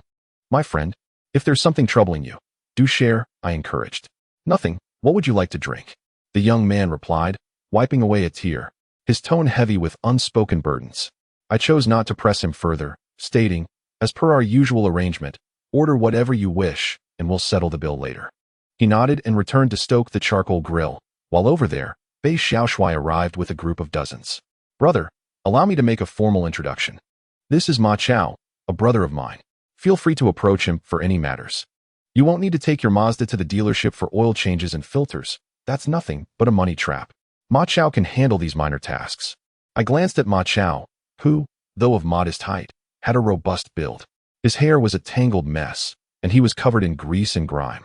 His hands stained with oil that seemed impervious to cleaning. Yet, his eyes sparkled with brightness. All right, you seem like a good lad. From now on, stick with me. I extended my right hand. Ma Chao momentarily froze, taken aback by the attention, and hurriedly wiped his hands on a relatively clean spot on his pants before shaking mine. I paid no heed to his dirty hands as we exchanged a firm handshake, patting him on the shoulder. Make yourself at home. Don't hold back. Drink as much as you like, it's on me. However, Ma Chao did not follow Bei Xiaoshui to take a seat. Instead, he hesitated and said, Brother, there is something I need to discuss. What is it? Speak freely. In truth, that Accord is a wholly imported vehicle, as evident from its radio frequency bands and odometer. It is indeed a fine automobile, though its handling leaves much to be desired. If you trust me, I might just be able to work some magic on it, suggested Ma Chao, albeit with a hint of hesitation, fully aware of his position as merely a car wash attendant at a repair shop. All right, let's treat this dead horse as if it were still alive. I shall leave it to your care, Liu Ziguang replied without a flicker of doubt. Although he did not know Ma Chao very well, he perceived an admirable spirit of perseverance and determination in the young man. You can fix it? How much will it cost? Bei Xiaoshui inquired, astonished. Not a single penny. I reside at the repair shop at night and can work on it discreetly. It won't be a bother, Ma Chao explained. Stop boasting. The manager said it would cost 30,000 yuan, and even then, there are no guarantees it will be repaired. Bei Xiaoshui retorted, still skeptical. In truth, it merely requires a cylinder rebore, honing, and such methods. Although this car hails from Japan, it is a smuggled American version, thus of decent quality. I truly believe we can restore it, Ma Chao clarified. Well, young man, I had no idea you possessed such skills. When did your master kindly impart this knowledge to you? Bei Xiaoshui grinned as he found Ma Chao's explanation convincing. Ma Chao scratched his head. I learned it clandestinely. Indeed. Learning in secret, I admire that. Come, let us celebrate with a drink. Liu Ziguang declared, draping his arm around Ma Chao's shoulder as they entered the barbecue tent. Boss, what does it mean to learn in secret? A middle school student with tousled hair asked, looking puzzled. Bei Xiaoshui slapped his forehead. Learning in secret means pilfering knowledge from one's master. How can you not understand that? With the addition of several security personnel finishing their shifts, the atmosphere in the barbecue tent grew even more lively. A few flamboyant girls, whom Bei Xiaoshui had invited, donned revealing skirts, exposing an eye-catching expanse of fair skin.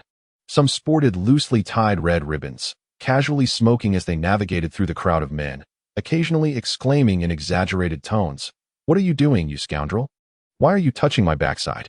The girls, adorned in heavy makeup at the tender age of 17 or 18, flitted about in their strappy dresses, revealing a plethora of bare thighs. The men, having indulged in rich, spicy delicacies, felt an increasing heat within, as if a fire was igniting in their bellies. They shed their shirts and downed chilled draft beer and inexpensive bottled water with fervor, hoping to quench this burgeoning flame. The tent was thick with smoke, and the palpable scent of masculinity permeated the air. "Boss, what entertainment awaits us tonight?" someone shouted. "All-night internet CAF." A middle school student chimed in, provoking a chorus of laughter. "Let us go dancing," suggested one of the glamorous girls. "Dance. All you do is flaunt your assets." Bei Xiaoshui promptly dismissed the idea, standing to raise his beer bottle. "I solemnly propose we head to the Huaqing pool for a sauna." This audacious suggestion was met with unanimous approval from the testosterone-fueled men, who raised their bottles and glasses in fervent agreement, chanting, "Sauna! Sauna!" The security personnel under Liu Ziguang are all young men in their 20s, primarily bachelors. As security guards, they naturally lack the financial means to court or marry, earning a meager monthly salary of 800 yuan. Spending money on saunas is out of the question, so they typically resort to self-pleasure. Now that an invitation has been extended, they are more than eager to accept.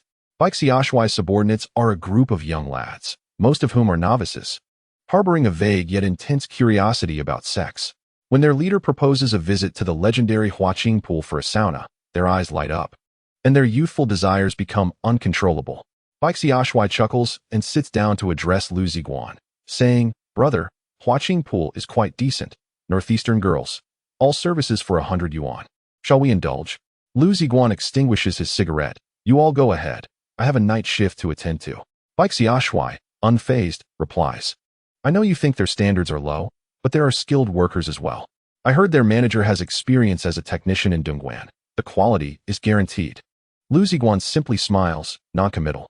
The tent is filled with smoke and noise, as Liu Ziguang and his companions occupy the venue, leaving little for the younger ones. The two converse quietly by the stove behind the tent. Amidst the chaotic din, Liu Ziguang catches snippets of words like cancer and sister-in-law. After a while, he sees Mao Hai's thin figure leave, shoulders heaving, disappearing into the darkness. Moments later, he returns, shares a drink with Liu Ziguang, and quietly says, "Brother, I need to discuss something with you." In a serious tone, Liu Ziguang becomes solemn as he follows him to the back of the tent for a private conversation. Behind the tent is a wall, dark and filthy, where inebriated patrons often relieve themselves, a pungent odor wafting through the air. Under a distant yellow streetlight, a few individuals can be seen relieving themselves. Mao Hai offers Liu Ziguang a cigarette and lights it for him, the two men standing face to face, their faces only visible when the glow of the cigarette tip illuminates them. "I want to transfer the business to you," he states directly. "Why?" Liu Ziguang is taken aback. Although the lamb skewer venture is small-scale, diligence could yield several thousand yuan in net income monthly in this area. The sudden desire to sell suggests significant underlying issues. "I have family matters that require urgent financial assistance," he replies, reluctant to divulge more. "How much?" Liu Ziguang inquires, maintaining his composure. "The tent, the tricycle, the stove, the tables and chairs, the plates, buckets, and steel bars. All are somewhat worn. I'll part with everything for a flat price of 30,000 yuan. All right, I'll take it. But I have one condition." Liu Ziguang made his decision almost without hesitation. With a multitude of subordinates under his command, it was imperative to provide them with a task, and the venture of selling lamb skewers seemed perfectly suitable. As for the price, to be frank, it was not insignificant. After all, these assets were nearly worthless. To start anew would require a mere 5,000 yuan, rather than the 30,000 initially mentioned. Truthfully, it was merely the acquisition of a location, yet the ephemeral nature of night market businesses left uncertainty regarding their longevity, rendering the 30,000 yuan a somewhat reasonable sum. "Be straightforward. What are your demands?" Liu inquired. "I wish to understand what transpired that compelled you to divest this legitimate business," came the reply. Taking a deep drag from his cigarette, the smoke flickered and danced, illuminating his resolute visage. "My sister-in-law is ill. She has cancer." "Your sister-in-law?" Liu Ziguang immediately associated this with Mao Hai. "Indeed, she is Mao Hai's mother. His father was my comrade in arms. Before he fell, he entrusted me with the responsibility of caring for them. Thus, here we are." To sell one's modest livelihood for the sake of a comrade's widow's medical treatment demonstrated true fortitude. Very well, please hold on. Liu Ziguang turned and left, returning in less than a minute with a substantial stack of cash in hand. 10,000 per bundle. Totaling 6 bundles. This is astonishingly double the asking price. Taken aback, he exclaimed, "This business is not worth such a sum. The excess is my loan to you." "Saving a life takes precedence," Liu asserted. Nodding in agreement, he replied, "All right, I shall accept this." No further words were exchanged. Liu Ziguang turned to leave, only to be called back from behind. "Brother, thank you." Liu halted, the dim streetlights casting a long, imposing shadow of him. He did not look back, but waved his hand casually. "I have comrades too." Returning to his revelry of food and drink, a slight figure emerged from the shadows, kneeling and solemnly bowing 3 times in reverence. It was Mao Hai, who had been eavesdropping nearby. Upon returning to his seat, Bei Xiaoshui inquired, "Brother, what did the boss want with you?" Liu Ziguang replied nonchalantly, "It's nothing. I have acquired this legitimate business." Bei Xiaoshui's eyes widened in astonishment before he leaped up in excitement. "That's fantastic. We can enjoy barbecues for free from now on." The nearby youths joined in his exuberance, their cheers and clinking of glasses creating a festive atmosphere that drew the attention of patrons at surrounding tables, despite their ignorance of the cause for such merriment. Feigning a kick at Bei Xiaoshui, Liu scolded, "If you think you can dine and drink for free, you are sorely mistaken. The stall will still require management. Gather a few brothers to patrol the area at night. Keep an eye on things. Friends are welcome to come help with the business. The profits should remain within our circle."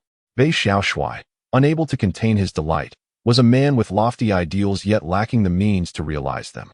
He had long desired to venture into the realms of internet cafes, nightclubs, and restaurants, but had always been hindered by a lack of capital and resolve. However, under Liu Ziguang's mentorship, he had swiftly established a culinary enterprise, providing him a venue for night escapades with friends, which inevitably filled him with exhilaration. After indulging in a sumptuous feast, the group made their grand entrance to the Huaqing pool for a sauna experience. This establishment was merely a second-rate bathing center nearby, its slightly worn entrance adorned with a classical beauty, reminiscent of the legendary Yang Guifei, her bosom partially exposed. 2 red palace lanterns hung at the doorway, indicating the nature of this commercial venue. In the dead of night, a throng of shirtless patrons, their breath heavy with alcohol, surged into the lobby of the Huaqing pool. Startling the owner, who initially feared a disturbance was at hand.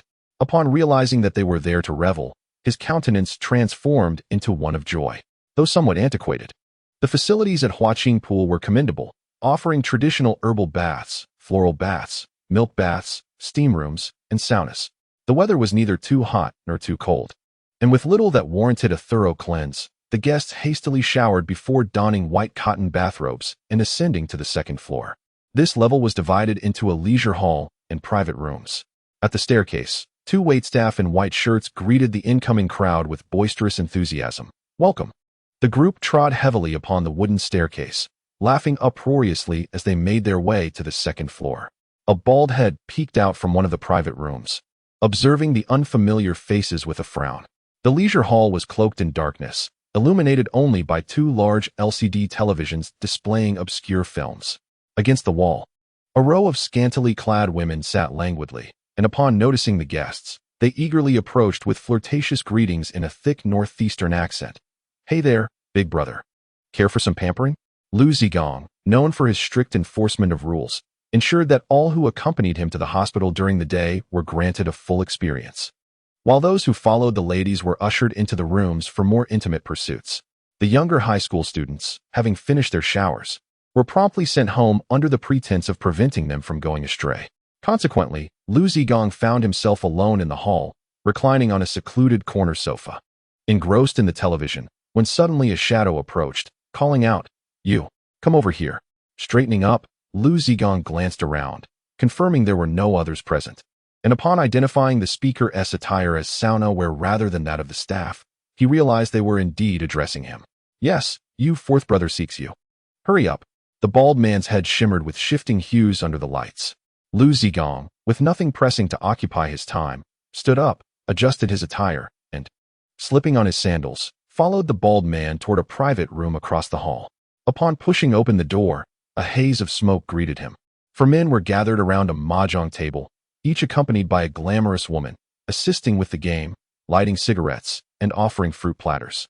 Upon Liu Ziguang's entrance, the bald man stationed himself by the door, hands hanging limply at his sides. Liu Ziguang noted the calloused knuckles of the man, indicative of a seasoned fighter. The four men at the mahjong table exuded a distinctly rough demeanor, bare-chested with thick gold chains around their necks, their bodies a tapestry of muscle and excess, unmistakably harboring a menacing aura.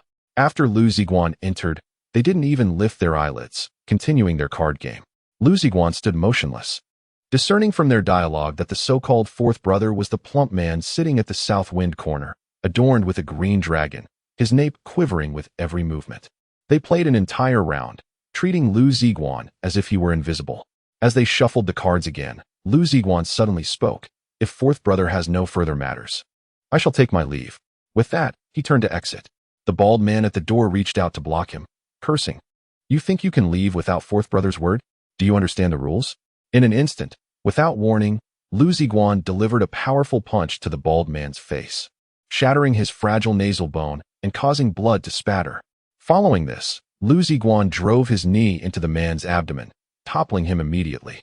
On the small tea table lay a massive square glass ashtray, which Liu Ziguang had already eyed. He seized it and struck the bald man's head with brutal force. After 2 or 3 blows, the man's face was a grotesque mess of blood and flesh. Liu Ziguang's white cotton bathrobe was splattered with blood, resembling plum blossoms blooming in the snow. The entire affair transpired in mere seconds. Fourth brother and his companions barely had time to react, outpaced by the swift actions of Liu Ziguang, who was already being met with shrill cries. Damn, that was ruthless. Fourth brother pushed the card table aside and stood up, his tone surprisingly unfazed, clearly accustomed to turbulent situations. He stood tall, approximately 6 feet tall, and weighing around 200 pounds, resembling a towering giant. The other 3 also rose, coldly observing Liu Ziguang, their fists cracking with anticipation, all embodying a readiness to engage. A clamor of footsteps echoed as 7 or 8 individuals flooded into the cramped private room, all of them Liu Ziguang's subordinates. These young men, evidently alerted by the commotion, rushed in wearing only their shorts, robust and bare-chested, exuding an air of readiness for battle. The situation shifted dramatically. Liu Ziguang had 10 men at his side, while fourth brother had only 4. Clearly, fourth brother and his crew were seasoned veterans, well aware of the wisdom in avoiding unnecessary conflict. Well, that's quite fierce. I hear a newcomer has recently emerged from the Gaotupo, playing quite well. Perhaps that is you? Fourth brother remarked coldly, amidst the tense atmosphere. He unexpectedly took a seat and lit a cigarette, displaying an air of calm that suggested he was no ordinary figure. Indeed, it is I. My name is Liu Ziguang. Remember it well.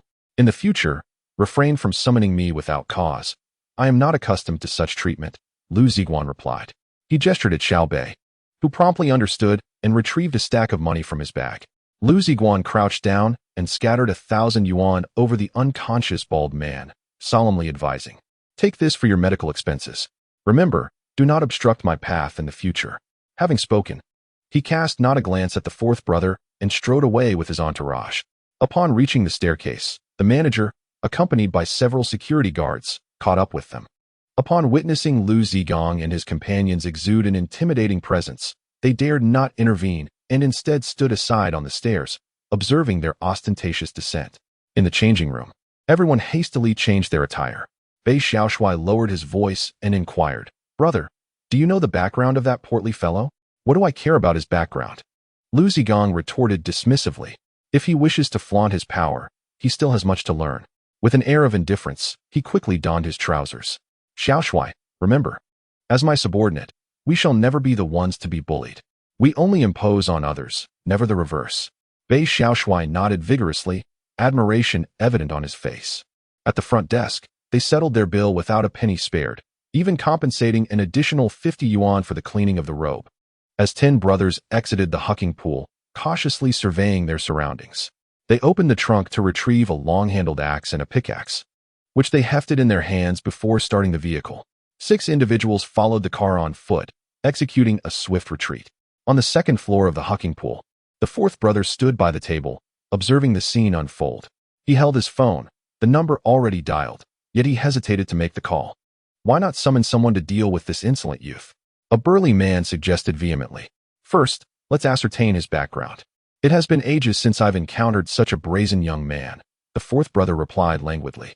Liu Ziguang understood that the fourth brother was undoubtedly a local thug. Hence he decided against sending his brothers home. Instead, they all opted to stay at the company, sleeping on the floor.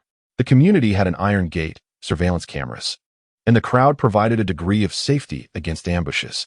The group, still exhilarated, engaged in discussions about the earlier encounter, though their focus was not on the confrontation with the fourth brother, but rather the spectacle within the room. Damn it, that number 2 was too flirtatious. Writhing on my lap until I surrendered. I won't seek her out again, one lamented. I fared worse. I was done before I even started. And sprayed the lady's face, another chimed in. Some, like Bei Xiaoshui, were engrossed in the revelry and only came to assist upon hearing the commotion. Now reflecting on it, they felt a lingering sense of yearning, clicking their tongues in disappointment. They found a player and procured a few pirated DVDs to entertain themselves. The axe and wooden sticks readily at hand, prepared for any potential assault. Liu Ziguang pulled Bei Xiaoshui to the window. Xiaoshui, have you heard of that fellow known as the fourth brother? Yes, I've heard. He wields considerable influence around here. It seems he has a hand in the hucking pool. Xiaoshui replied. How does he compare to Zhang Biao? Zhang Biao is merely a construction worker in the urban-rural fringe, unworthy to even carry the fourth brother's shoes. Liu Ziguang mused, stroking his chin thoughtfully. Xiaoshui, are you afraid? Not a chance. Compared to you, Brother Guang, the fourth brother is nothing. The moment he saw our numbers, he cowered. What kind of leader is that? Nonsense. Bei Xiaoshui declared with fervor, emboldened by his association with Liu Ziguang. Very well, you possess a certain spirit. Liu Ziguang acknowledged with a nod of approval. At 6 in the morning, Liu Ziguang rose early, donning a tank top and sneakers to embark on a run. The streets were not yet bustling with activity, mainly populated by elderly individuals engaging in their morning exercises and young people hurrying to work or school. As he approached the street corner near a high dirt embankment, he spotted the elderly repairman, Grandpa Gua, who had already set up his stall. His tricycle, toolbox, basin, and 4 air pumps were lined up neatly. The old man was tinkering with an antiquated 26-inch women's bike, while a young girl stood beside him. Dressed in a simple white outfit with a plain ponytail, her innocent smile belonged to the neighbor girl, Xiaoxue. Grandpa Gua tightened the final bolts with a wrench, lifted the bicycle momentarily off the ground to demonstrate its excellent shock absorption, and said to Xiaoxue, all done. This bike is a gift from Grandpa Gua to you. It will make your commute to school much faster. The vibrant red Phoenix bicycle gleamed, polished to perfection, its wheels adorned with brand new spokes, and the chain generously lubricated with oil. A covered wire basket at the front was just the right size to hold a school bag. Taken aback by the unexpected gift, Xiaoxue's cheeks flushed like ripe apples. Clearly familiar with Grandpa Gua, she graciously accepted, saying, Thank you, Grandpa Gua. Once I start working, I promise to buy you an electric tricycle. Grandpa Gua responded with a warm smile, while a small yellow dog wagged its tail excitedly, circling around Xiaoxue. Upon reaching the scene, Liu Ziguang paused and remarked with a grin, This bike is fantastic. Your craftsmanship is unmatched, Grandpa Gua. Upon seeing Liu Ziguang, Xiaoxue's voice softened. Hello, uncle. I must get to school now. Goodbye, Grandpa Gua. Goodbye, uncle. With that, she hopped onto the bicycle and sped away, the small dog barking joyfully in the lead. Xiaoxue rang the bicycle bell, her laughter ringing out, brighter than the chime itself. Ah, that poor child, Grandpa Gua sighed, reflecting on her circumstances before returning to his work. He gestured to a small stool, inviting Liu Ziguang to sit. Not this time. I have matters to attend to. Farewell, Grandpa Gua, Liu Ziguang replied, resuming his run. Having worked the night shift the previous day, this was his time off, allowing him to exercise freely. As he jogged, he encountered a middle-aged woman hurrying past, cradling a 2- or 3-year-old boy in her arms. Her demeanor was anxious, and her attire appeared distinctly outdated. Her complexion was sallow, reminiscent of individuals from the urban-rural fringe, while the little boy, angelic in appearance, wore an elaborately styled Snoopy outfit, an odd juxtaposition. As the woman brushed past Liu Ziguang, he turned to gaze back with a hint of suspicion, although the child remained calm, perhaps indicating she was merely a nanny. Shrugging off his curiosity, he continued on his way. Turning a corner, he spotted a red Volvo 40 parked at the roadside, where an anxious woman in a black suit was frantically searching behind flower beds and lampposts, calling out, "Xiaoqing, please stop playing hide and seek with mommy." A few concerned passersby approached her, inquiring, "What is the matter?" The anxious young woman exclaimed, "I just went to the roadside convenience store to buy a few items. And as soon as I came out, my child had vanished." The other women, filled with sympathy, urged her, "Quickly search for him. If that fails, call the police. There have been many child abductions recently, and our community has posted notices about missing children." Upon hearing this, the young woman's anxiety intensified, her beautiful, willow-shaped brows furrowed, and her large eyes turned red-rimmed. Grabbing her phone, she prepared to dial the police. At that moment, Liu Ziguang approached and inquired, "Sister, is your child around 2 or 3 years old and wearing a Snoopy shirt?" "Yes, yes. Where did you see him?" she asked, her voice laden with urgency, as if she had grasped a lifeline. "Over there. A rural woman has taken him." Liu Ziguang pointed in the direction of the fleeing figure. Realizing her child had indeed been abducted, the young woman thanked him hastily and rushed to her car, neglecting to fasten her seatbelt. In her frantic state, she fumbled for the ignition key buried deep within her handbag, her anxiety escalating to the brink of tears. Observing her distress, Liu Ziguang wasted no time and sprinted after the direction the middle-aged woman had fled. Dressed in sneakers, he ran with remarkable speed, if it weren't for the bustling pedestrians. His pace would have easily secured him a championship in a sprinting event. In the blink of an eye, he covered several hundred meters, only to witness the woman attempting to force the child into a black Santana. "Stop!" Liu Ziguang shouted, accelerating towards her. The abductor, quick to react, dove into the vehicle, slamming the rear door shut with a resounding thud. The car roared to life and sped away. Despite Liu Ziguang's agility, he was no match for the four wheels of a car powered by an 1.8L engine. Although it was merely a Santana, a rather unremarkable vehicle, it maneuvered adeptly through the morning rush-hour traffic, swiftly leaving Liu Ziguang behind. As the abductor's Santana began to vanish from sight with the child on board, Liu Ziguang, in a moment of desperation, seized a cyclist from the slow lane, disregarding the man's protests as he pulled him off the bike and mounted it himself.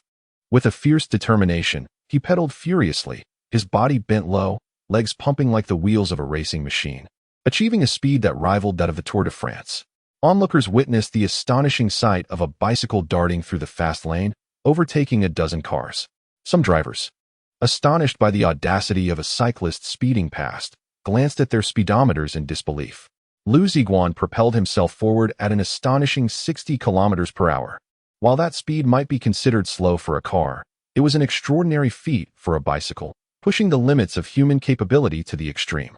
Initially, the occupants of the Santana believed they had successfully evaded their pursuer, gradually reducing their speed.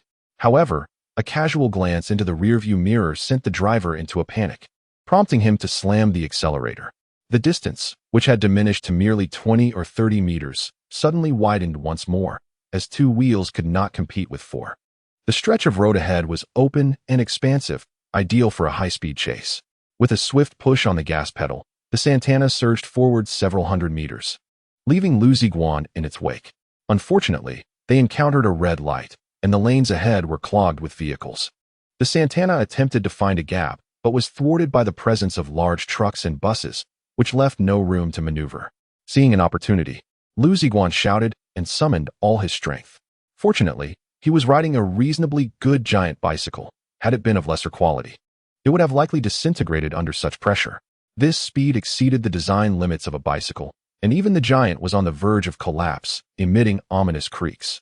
As the countdown of the red light diminished by the second, Liu Ziguang pedaled furiously, his bike wheels nearly glowing red from the strain.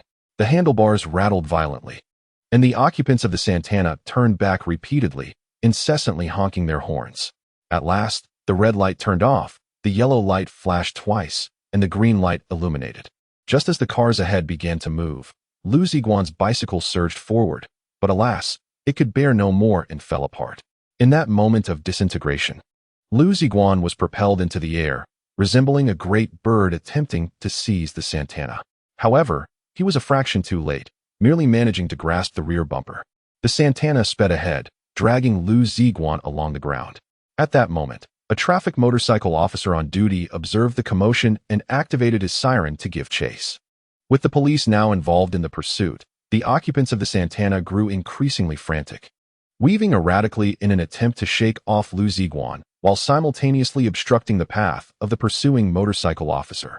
Black Santana 7557, stop immediately, commanded the officer through the loudspeaker. Yet, the Santana continued its reckless course, unaware that their misfortune was imminent.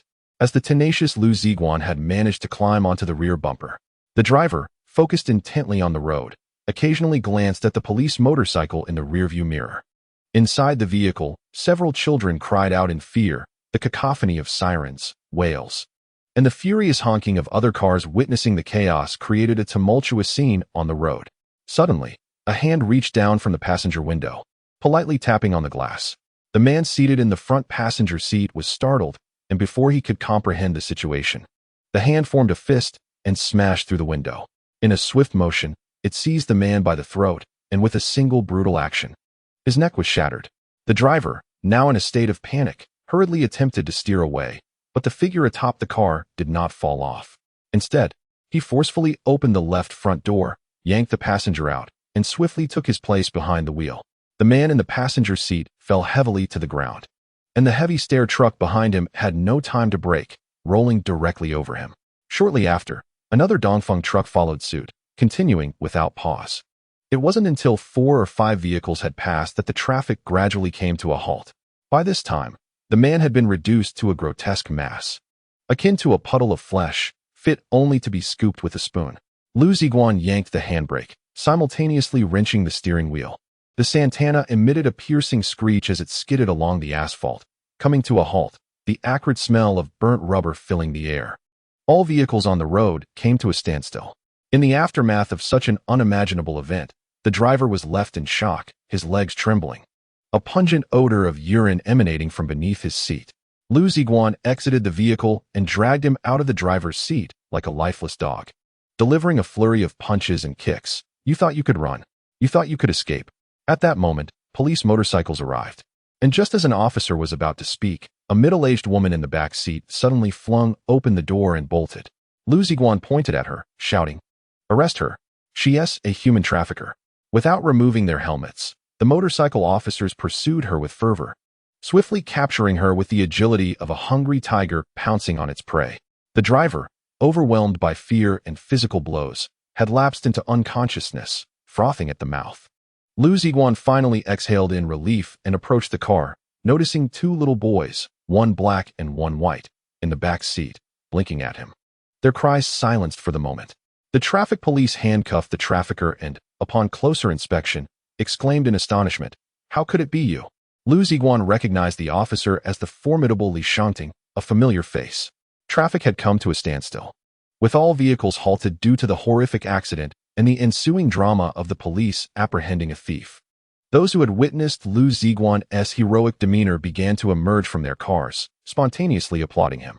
Just then, a crimson Volvo 40 approached at breakneck speed, its front bumper missing and right headlight shattered, evidently having experienced its own harrowing journey. The Volvo screeched to a halt, its door flinging open as a woman in black stockings dashed out, leaving the door ajar. Barefoot and having lost her high heel somewhere along the way, her sunglasses had also fallen, her hair disheveled, presenting a rather disarrayed appearance. Nonetheless, her alluring charm as a mature woman was undeniable. In a state of sheer hysteria, resembling a protective mother beast, she rushed toward the Santana, swiftly lifting the fairer of the 2 boys from the back seat, examining him from head to toe, her voice trembling with panic. "My darling, are you hurt? Where does it hurt?" "Mama, Mama," the child cooed, suddenly bursting into laughter, and upon realizing her son was unharmed. The mother's taut nerves finally relaxed. Without regard for the situation or her appearance, she sat down on the ground, cradling her child in her arms. Seated gracefully, her image remained poised, 2 long, slender legs clad in black stockings pressed closely together, elegantly extending from beneath a finely crafted woolen skirt. Her smooth, elongated neck was adorned with a delicate scarf, which had already come undone, allowing a glimpse of the undulating landscape within. However, Liu Ziguang was a true gentleman. Unencumbered by the feigned modesty of a hypocrite, he gazed unabashedly at the scene before him. "Mommy, mommy, look! Uncle can fly!"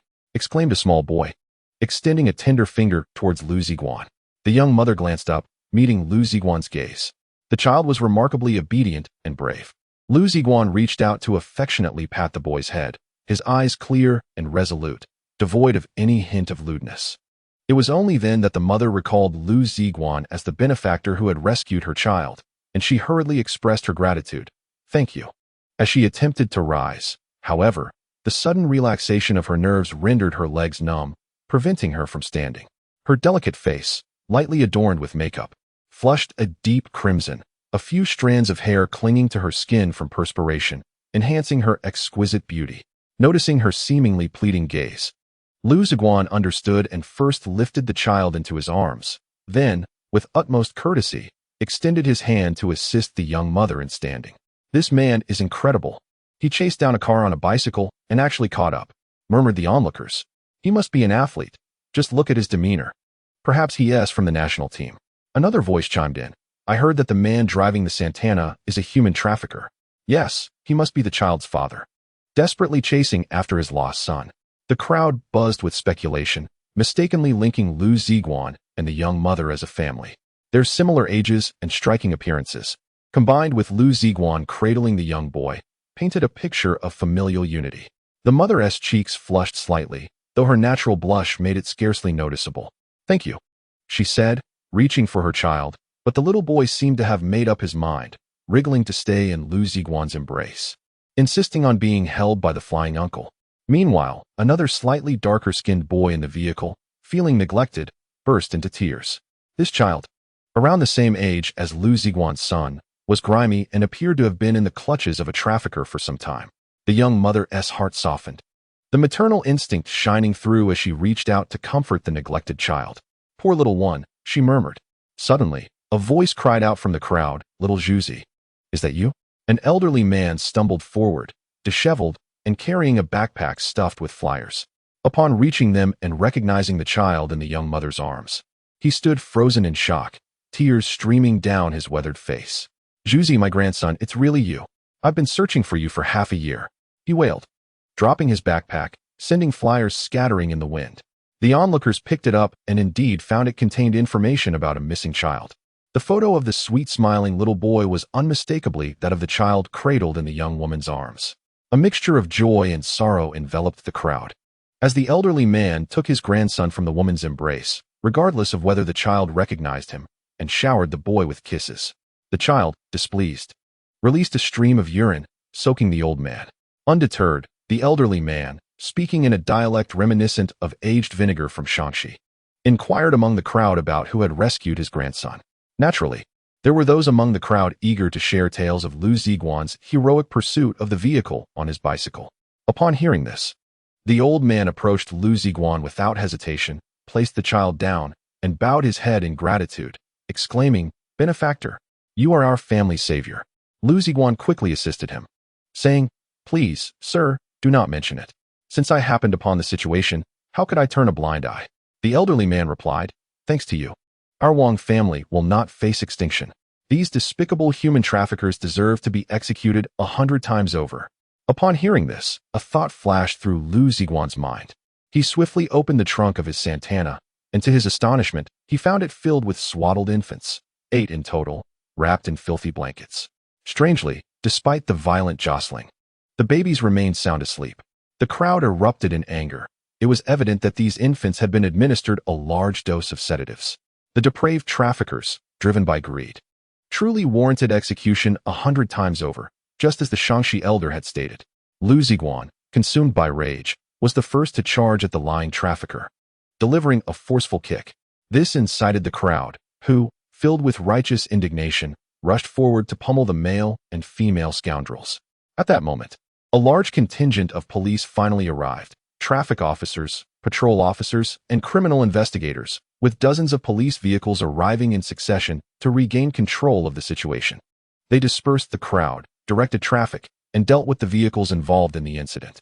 However, the criminal investigators had little to do, as one suspect lay lifeless, crushed, while the other 2 were beaten to the point of struggling to breathe, necessitating their immediate transport via ambulance. The 8 infants in the trunk and the 2 little boys in the back seat were also taken away by the ambulance, accompanied by their families. A throng of reporters surrounded Li Shangting, bombarding him with questions, cameras flashing incessantly as microphones and recording devices crowded his space. All eager to extract first-hand news from this heroic officer. Li Shangting was momentarily speechless, but upon spotting a familiar figure, he quickly raised his hand to beckon. Hey! Yet, that person vanished into the crowd without a glance back. Inside the ambulance, the young woman clutched her son tightly, suddenly recalling that she had forgotten to ask the hero's name, yearning to seek him out, but the ambulance had already begun to move. An elderly man from Shaanxi persistently approached the police, lamenting that his grandchild's grandmother had fallen gravely ill from longing for her grandson. The child's parents, consumed by the search for their little one, had neglected their business. Hence, he implored the authorities to expedite the return of the child. The diligent detective patiently elucidated that, owing to the child's tender age and the considerable time elapsed since the abduction, it was imperative to adhere to the necessary legal procedures before the child could be returned. He requested the man's understanding and suggested that he make a phone call home to assure them of safety. Eventually, the elder relented and returned to his vehicle, a sleek, black, elongated Hummer. Just before entering, he abruptly turned around and exclaimed, "Where is the benefactor?" That evening, the news from Jiangbei reported on the incident, featuring footage from a traffic camera capturing a young man clad in a tank top, pedaling furiously on a bicycle in pursuit of a Santana sedan at an astonishing speed. Upon analysis, it was determined that the bicycle reached a velocity of 60 kilometers per hour, with a final sprint peaking at a staggering 100 kilometers. This information was corroborated by numerous recordings from onlookers who had captured the scene on their mobile devices, though, by mere coincidence, none had succeeded in capturing the hero's visage due to the angle and speed. Binjiang Jingwencheng, one of the city's most prestigious residential areas, is situated at a prominent bend of the Huai River, enveloped by water and lush greenery, providing a serene escape from the bustling surroundings. Each evening, the shimmering neon lights of Jiangbei City are laid out before one's eyes, painting a picturesque scene. Due to its unparalleled location, the average price in Binjiang Jingwencheng has soared to an exorbitant 30,000, far beyond the reach of the common populace. Within a high-rise riverside apartment, a young woman dressed in black leggings had changed into pure cotton yoga pants, seated cross-legged on a silk mat. The delicate fabric accentuated her graceful form, a preference she enjoyed in the comfort of her home. Beside her was a beautifully crafted wooden crib, where her son lay sleeping like an angel, a solitary tear glistening at the corner of his eye, a remnant of his yearning for the flying uncle. Beneath the expansive floor-to-ceiling windows, the stunning river view, the gentle passage of boats, and the distant, melancholic sound of foghorns, coupled with the serene visage of her son in slumber, instilled a profound sense of tranquility within the woman. She opened her laptop once more, accessing a forum where local netizens had uploaded video footage. In the clip, the young man appeared to leap into the air at the moment his bicycle fell apart, resembling a mythical bird swooping towards the Santana, only to grasp the bumper and be dragged forward by the vehicle. Each time she watched this moment, tears filled her eyes, and she finally comprehended why her son incessantly spoke of the flying uncle. She replayed the footage repeatedly, her heart swelling with emotion, until she reached for her phone. "Hello, is this Jiang Xueqing? I am Li Wan. Yes, my son is fine. I wanted to inquire if your television station has identified that individual." The voice on the other end suddenly amplified. "Our station head has issued a firm directive to locate him. The advertisements for finding this person have been broadcast countless times. Yet he remains elusive. Wan, if you receive any news, please inform me first." Li Wan sighed and ended the call. Meanwhile, in the emergency department of the city's first hospital, a serendipitous lull in patients found Nurse Fang Fei seated in a state of ennui. Suddenly, her phone rang. Upon inspecting the unfamiliar number, she casually pressed the answer button. "Hello? Is this Nurse Fang?" In an instant, Fang Fei sprang to her feet. The voice was hauntingly familiar, echoing in her mind for far too long, and now, she finally heard it again. Astonishingly, how did he acquire my phone number? Suppressing her excitement, she replied, "Yes. It's me. You must be Liu Ziguang." "Indeed, it's me. Hello. I've sustained some injuries and am unable to visit the hospital. Could you assist me?" "Of course. Where are you?" The words slipped from her lips without a second thought. The head nurse of the emergency room was taken aback. "Fang Fei, typically the most diligent and never absent, had unexpectedly requested leave without explanation. Familiar with her character, the head nurse knew she would not make frivolous requests and consented. Following Liu Ziguang's directions over the phone, Fang Fei, without changing her attire, hailed a taxi to a nondescript alley in the dilapidated area of Gaotupo. A scruffy-looking individual squatting by the roadside beckoned her. "Our boss is over here." Guided by his gesture, Fang Fei entered a ramshackle building topped with a tin roof, where a few computers lay idle. Liu Ziguang sat there, a smile on his face, yet his chest, abdomen, knees, and elbows were marred with gruesome wounds, bloodied and raw. Accustomed to the sight of blood, Fang Fei found herself unexpectedly sobbing. "What happened to you?" Liu Ziguang remained unperturbed. "It's nothing serious, just superficial injuries, albeit extensive. They were too intimidated to treat me, hence I called you." Stifling her tears, Fang Fei opened her medical kit, retrieving scissors, gauze, antiseptic, and donned disposable gloves to tend to his wounds. His white undershirt, now stained with mud and blood, clung to his skin. After a while, the fabric adhered to him due to the congealed blood. Fang Fei first used scissors to cut away the shirt, then applied a 5,000 ppm chlorhexidine solution to cleanse the wounds, her delicate hands steady and composed. The injuries were indeed severe, shocking to behold. It was far beyond mere superficial wounds, with raw, crimson muscle exposed in certain areas. Biting her lip, Fang Fei gently cleaned his wounds with cotton swabs, asking softly, "Does it hurt?" The antiseptic was inherently irritating, yet Liu Ziguang appeared unfazed, engrossed in a game on the computer, casually replying, "Not at all." After an arduous effort to cleanse the wounds, a considerable pile of used cotton swabs filled the trash bin. As she applied anti-inflammatory ointment, she quietly inquired, "Why didn't you go to the hospital?" "It would cause trouble," he replied, his gaze fixed unwaveringly on the screen. "I knew it. You've been fighting again. Be careful next time. If you can't win, just run, understood?" Fang Fei gently wrapped his wounds in gauze, her voice a soft admonition. Upon hearing such childish remarks, Liu Ziguang smiled and replied earnestly, "I understand." At that moment, the younger brother who had gone out to buy clothes returned, holding up a shirt and asking, "Boss, does this fit?" Liu Ziguang took the shirt, glanced at it, and tossed it back, saying, "You got it wrong. I want Banaloo. I only recognize this brand." The younger brother looked aggrieved. "Boss, the Banaloo specialty store has long been closed. There's nothing we can do." "Well, this one will have to do." Liu Ziguang first slipped on the gray security uniform pants nearby, stood up, and moved around a bit, still full of vigor. The white bandages wrapped around his muscular body accentuated his masculinity. "Thank you. I'll treat you to a meal when you have time." Liu Ziguang flashed a brilliant smile, revealing his pearly whites. "You said it.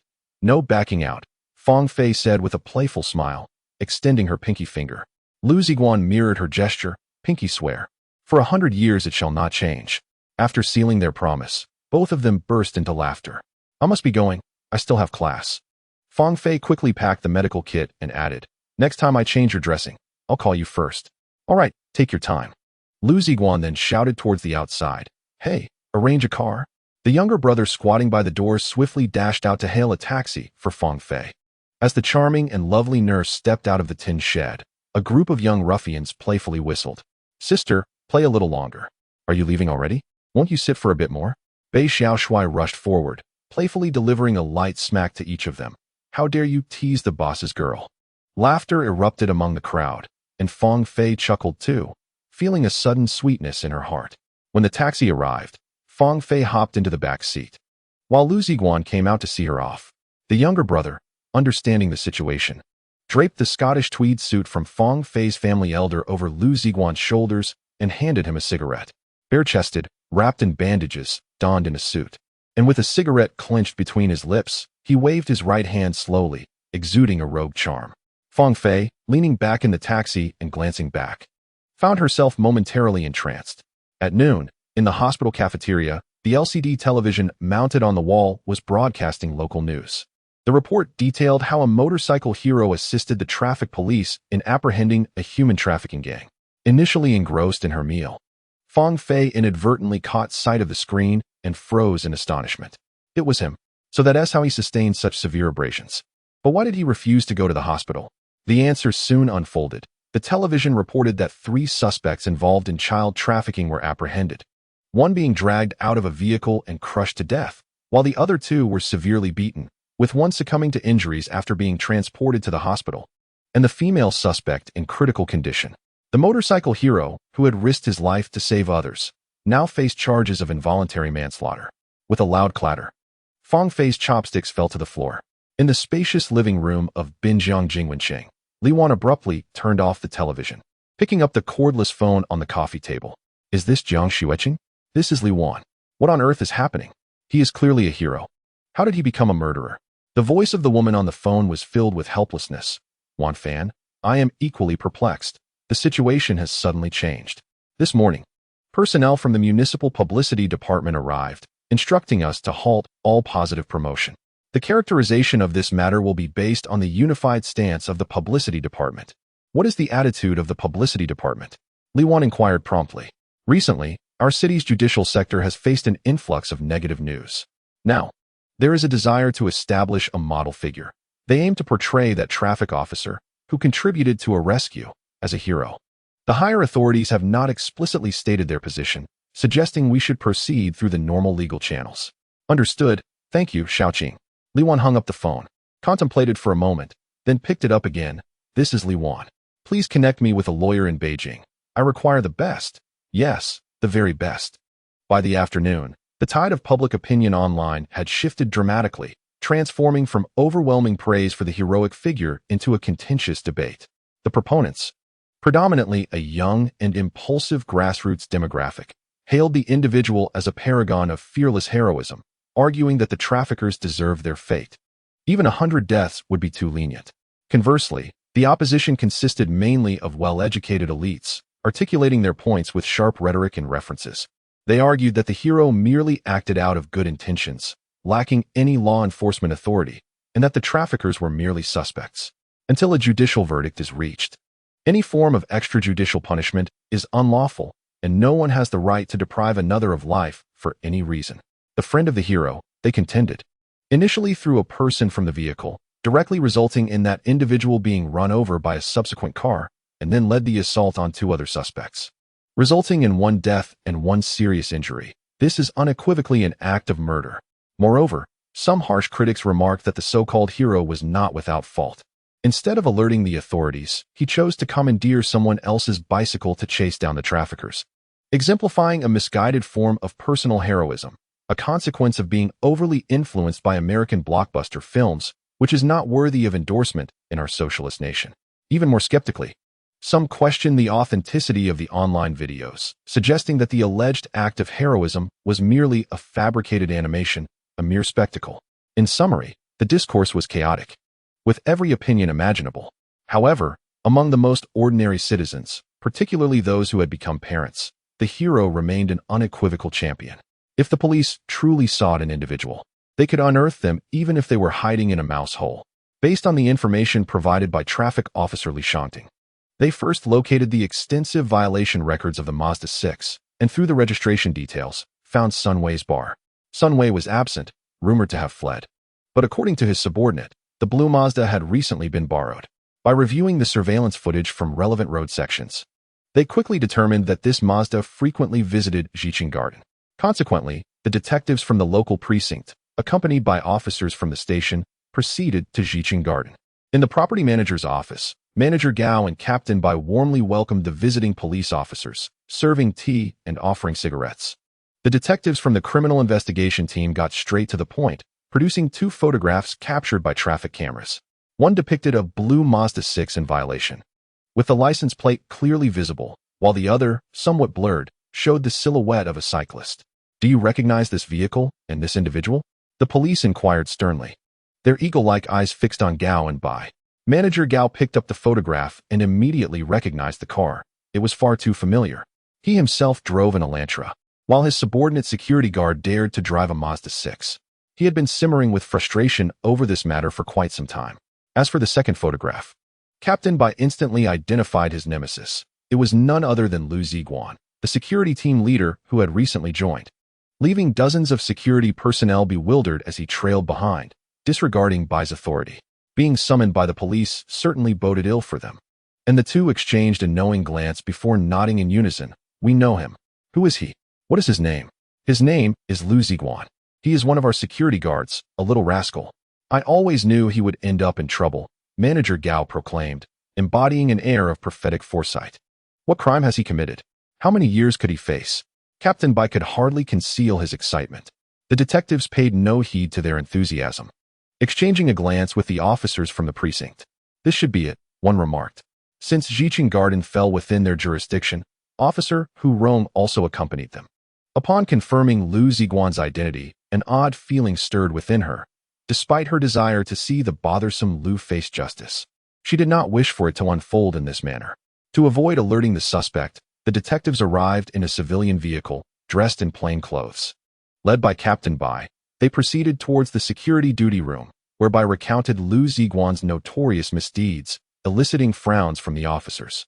Although Liu Ziguang was off duty that day, he returned to the company to avoid worrying his family with the sight of his injuries, and was watching television in the duty room when the door swung open. Bai entered with two tall strangers clad in light jackets and dark trousers. You are Liu Ziguang? Yes, that would be me, Liu replied, instinctively reaching for the axe hidden beneath the table. However, he quickly noticed the gleaming silver badge peeking from beneath the strangers' open jackets. Police officers. The other security personnel in the duty room discreetly gripped their weapons, but Liu halted them. Don't move, they're not from our side. The police officers exchanged disdainful smiles, producing their black work identification. You are suspected of involuntary manslaughter. Come with us. Fear had manifested into reality, manslaughter. Although it was merely involuntary, a lengthy prison sentence loomed ahead. Liu's fists clenched tightly, yet as he thought of his aging parents, the tension in his hands gradually relaxed. The criminal investigators were aware that Liu Ziguang had been apprehended for rescuing abducted children. Thus, they had no desire to complicate matters for him.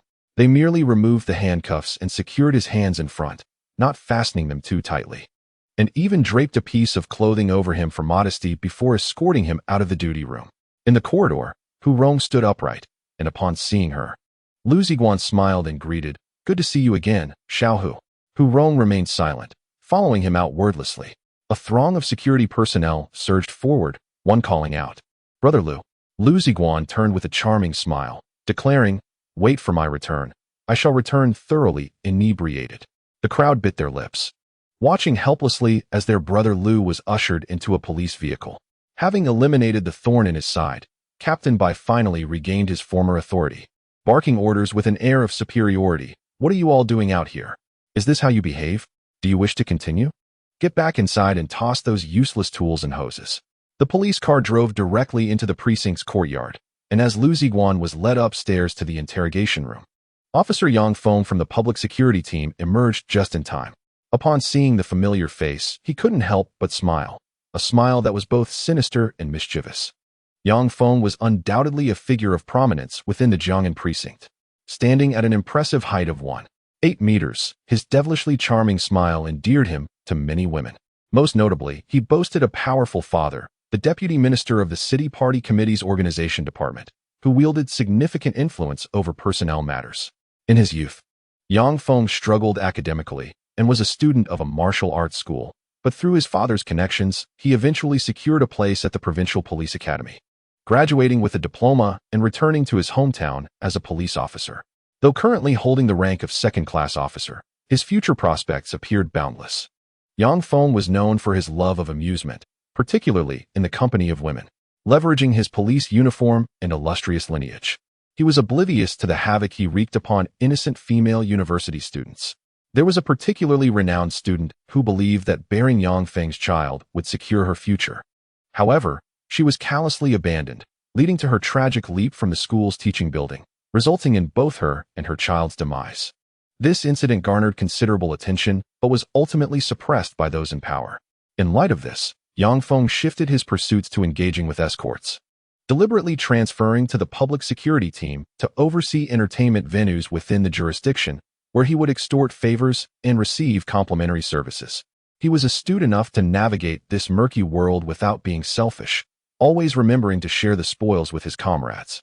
Thus, he maintained excellent relationships across various departments in the precinct. Liu Ziguang was brought into an office where the two criminal investigators were about to take a seat, when suddenly, a man in plain clothes entered, whispering a few words to them. The investigators appeared conflicted. "Third brother, this seems inappropriate." "It's fine." Team leader Li has given his nod. The newcomer reassured. The two investigators finally relented, removing Liu Ziguang's handcuffs. Just as he was about to stretch his arms, the man in plain clothes seized his arm, twisting it behind him and securing him with another set of cuffs. The metallic clinking of handcuffs echoed ominously, and Liu Ziguang felt as though two venomous fangs were constricting his wrists, obstructing the flow of blood. The man in plain clothes, pointing sternly at the corner, barked. "Crouch down."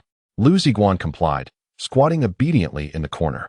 Meanwhile, the man settled down beside him, smoking, reading a newspaper, and sipping tea, entirely indifferent to his presence. Half an hour passed in this manner until the door swung open, admitting several tall young men, all clad in designer athletic wear and wielding tennis rackets. Among them was Nie Wanfeng, who wiped the sweat from his brow with a pristine cotton towel draped around his neck. He glanced disdainfully at Liu Ziguang, who was crouched in the corner, looking utterly disheveled. Clad in synthetic gray security trousers, his body swathed in bandages, and donning an ill-fitting houndstooth blazer. His unkempt hair and handcuffs rendered him a pitiful sight, a far cry from the handsome officers surrounding him. "You all enjoy yourselves. I have matters to attend to," the man in plain clothes remarked, gathering his cigarettes and newspaper before departing. Nie Wanfeng followed him out, chuckling. "Thanks, third brother." The door closed behind them, and the remaining young officers, puffing on their cigarettes and exchanging banter, paid no heed to the crouching criminal. Another quarter of an hour slipped by before Nie Wanfeng clapped his hands and declared, "All right, have the riot squad rested enough? Shall we have a little practice?"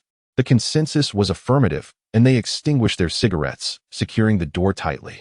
They dragged Liu Ziguang from the corner, and Nie Wanfeng donned a pair of thin boxing gloves, casting a brief smile at Liu Ziguang before launching a powerful uppercut. The punch landed squarely in Liu Ziguang's stomach, causing him to double over momentarily before he straightened up. "Is that all you've got? Haven't eaten lunch?" Nie Wanfeng, incensed, shouted. "Boys, hold him steady."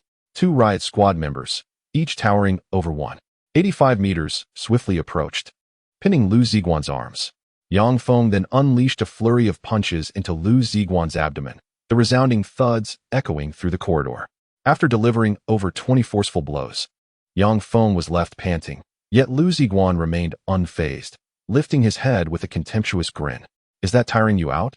You're not even half the man a woman is." "I'm not done yet." Nie Wanfeng, enraged, bellowed. "Li Zi, you take over." The man referred to as Li Zi, or Li Zhiting, stood out as the tallest and most formidable among them, at a staggering height of 190 meters, with a robust physique. He was the nephew of the district's political commissar and a steadfast ally of Nie Wanfeng. Unable to contain himself any longer, Li Zhiting approached without even donning the boxing gloves, unleashing a barrage of punches upon Liu Ziguang. Each strike landed heavily on his face, head, chest, and abdomen. After delivering dozens of punishing blows, Li Zhiting, panting with exertion, withdrew his fists and spat at the corner. "Damn. This guy's bones are tough. My hands are sore."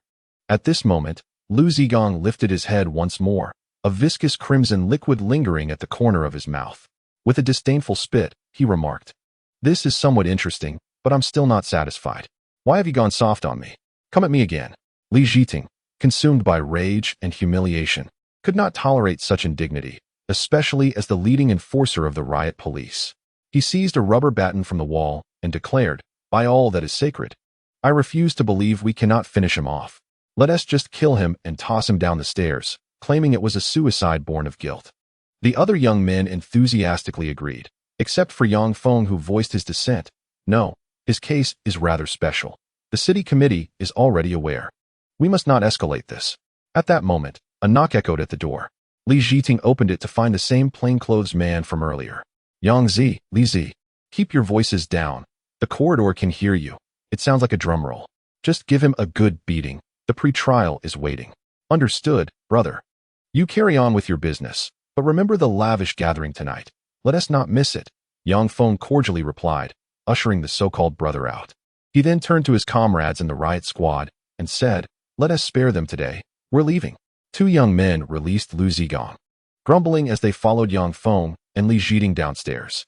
It was only when they reached the lower floor that Nie Wanfeng winced, clutching his right hand, and murmured, "By all that is sacred, my hand is swollen." Two police officers entered, folders and notebooks in hand, chatting amiably, paying no heed to the bloodied Liu Ziguang. They each found a chair to sit down, and the elder of the two pointed sternly at the chair in the center of the room, commanding, "Sit down." As Liu Ziguang turned, revealing the handcuffs, he pleaded, "They're too tight. Could you loosen them a bit?" The cuffs were excessively constrictive, already digging into his wrists, causing a slight discoloration, yet he was still far from facing serious injury. The seasoned officers, adept in their duties, were not blind to this. "Sit down. Who permitted you to speak?" Came another authoritative reprimand. Liu Ziguang complied, taking a deep breath to quell his rising anger. After all, they were in a police station. And for the sake of his family, he knew he must remain composed. Otherwise, he might have taken out those youngsters in a fit of rage just moments before. "Name, place of origin, workplace, home address," the officer inquired while jotting down notes. Liu Ziguang answered each question, completing the basic information. The officer then asked, "What did you do this morning? Please elaborate." "I rescued several children who had been abducted. The specifics are available on television and the internet. You may look it up yourselves," Liu Ziguang replied. "I need you to recount it yourself." The officer slammed his pen onto the table. Liu Ziguang reluctantly recounted the events of the morning, as the officer listened and documented. You stole a bicycle. Good. Wait. You just mentioned pulling that person out of a moving car. Didn't you realize the danger involved?" "I was on top of the car. I could have fallen off at any moment, which was far more perilous," Liu Ziguang defended himself. "I'm asking if you understood the risks, not for further discussion." "I did." "Later, did you lead others to assault a suspect who had already lost the capacity to resist?" "Officer, I wish to smoke a cigarette." The recording officer slammed his pen down onto the table. "Be honest." With a resounding clatter, Liu Ziguang tossed the handcuffs onto the table, flexed his wrists, and stood up. One hand grasping a small stick rolled from a 1 yuan note. In the astonished gaze of the two officers, he approached the table, took a cigarette from the box, and lit it with a lighter. After inhaling deeply, he exhaled the smoke into the faces of the two officers. "I have answered your questions. Now I wish to go home and sleep." The officer stood up in anger, arrogant. "Your actions are already suspected of being illegal." The other officer, maintaining composure, pushed the record towards Liu Ziguang, saying, "Look here, sign your name at the back, and leave a fingerprint next to your name in the record." Liu Ziguang pushed the record back. "You are coercing me. I will not sign." This time, the two officers were truly furious, yet they were seasoned cops.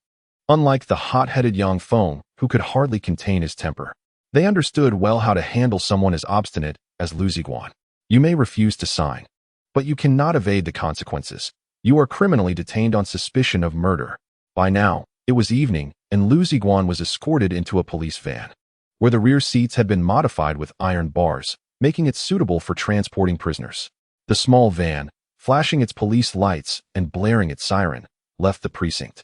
On the third-floor balcony, Yang Feng rubbed his right hand, which had been treated with medicinal alcohol, and turned to ask, "Li Zi, have you called your friends at the detention center?" Li Zhiteng, applying red flower oil to his right hand, grinned menacingly and replied, "I've already called.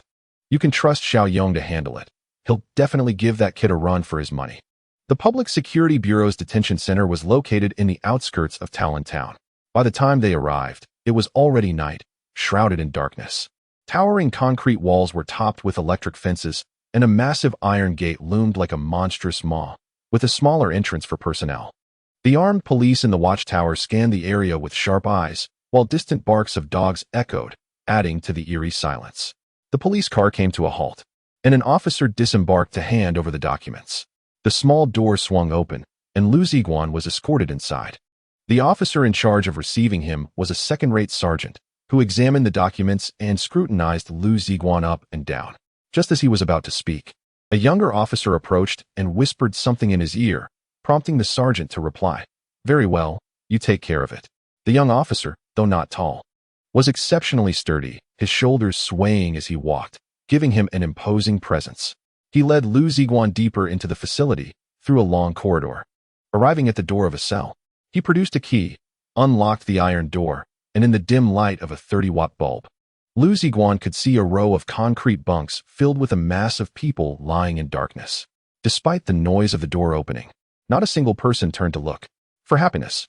A new inmate. Take good care." the young officer exclaimed, shoving Liu Ziguang into the cell and slamming the iron door shut with a resounding clang.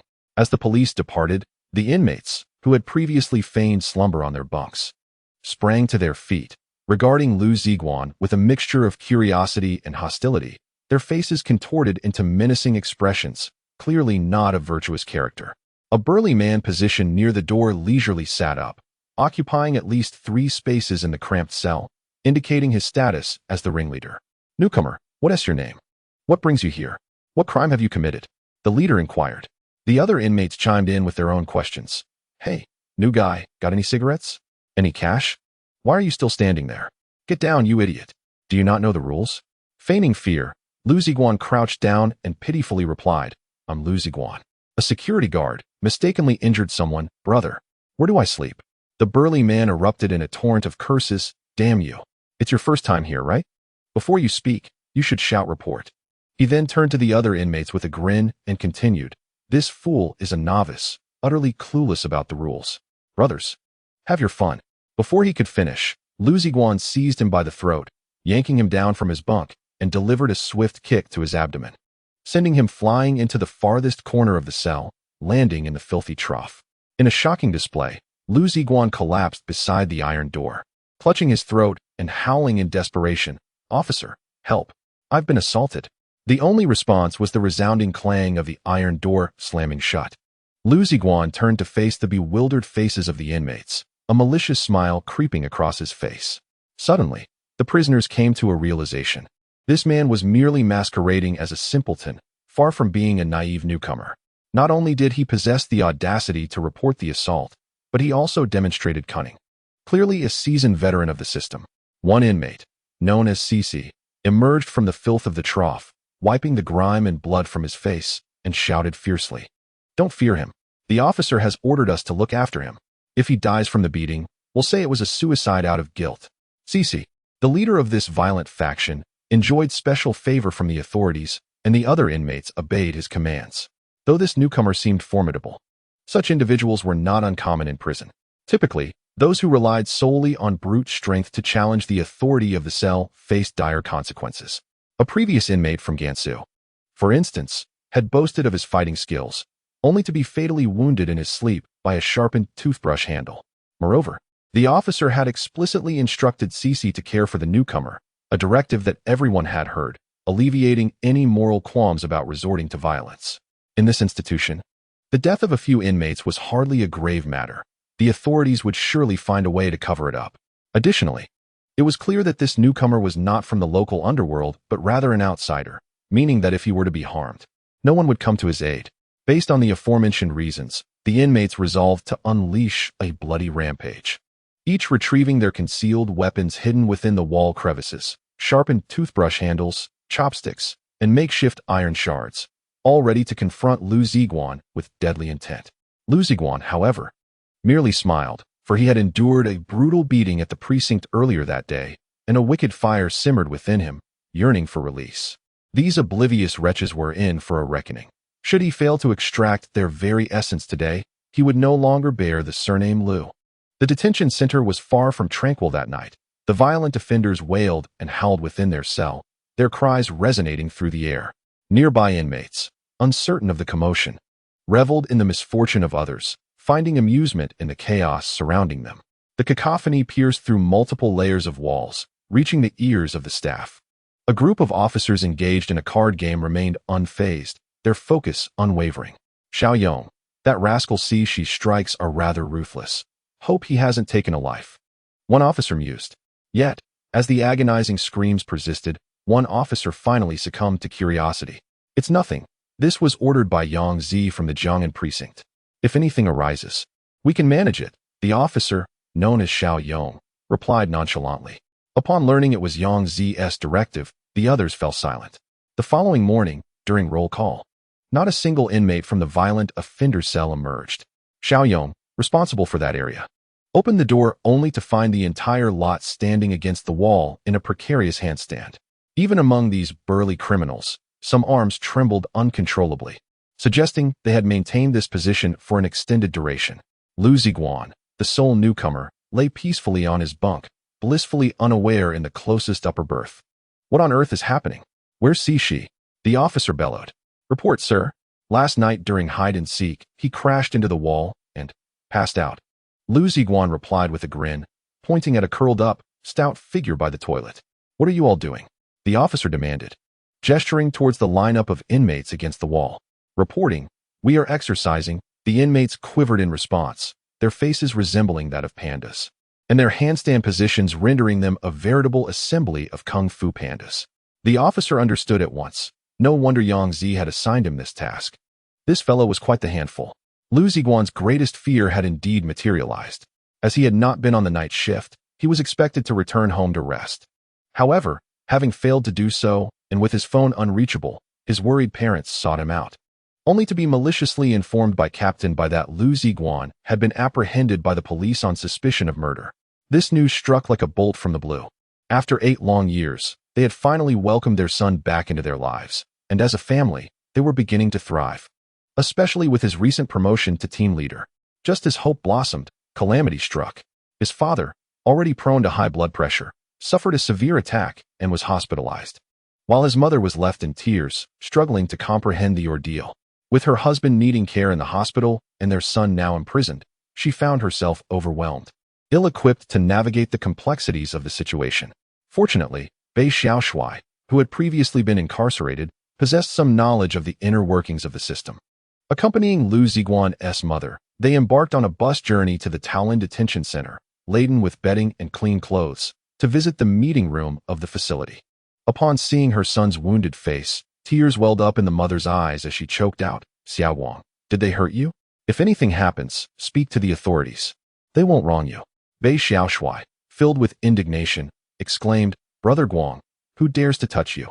When you get out, I'll make them pay. Liu Ziguang sought to comfort his mother, reassuring her, it's all right, I will be out in a few days, so do not worry.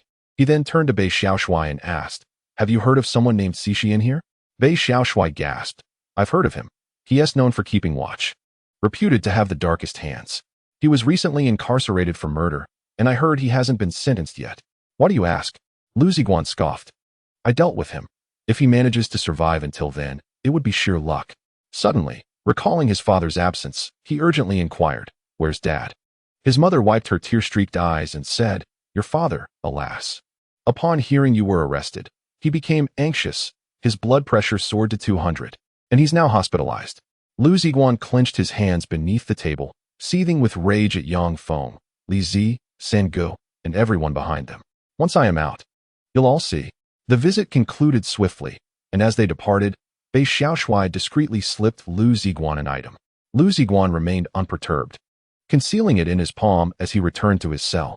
Once they left, the police arrived to tidy up and were baffled to find an astonishing sight.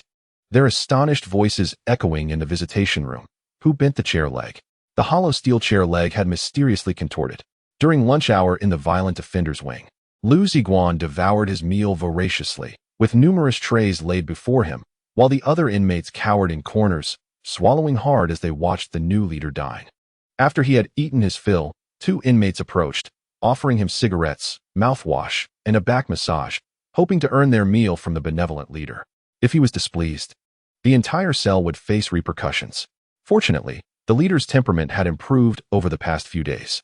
Unlike the second day of his arrival, when he was like a powder keg, ready to lash out at anyone.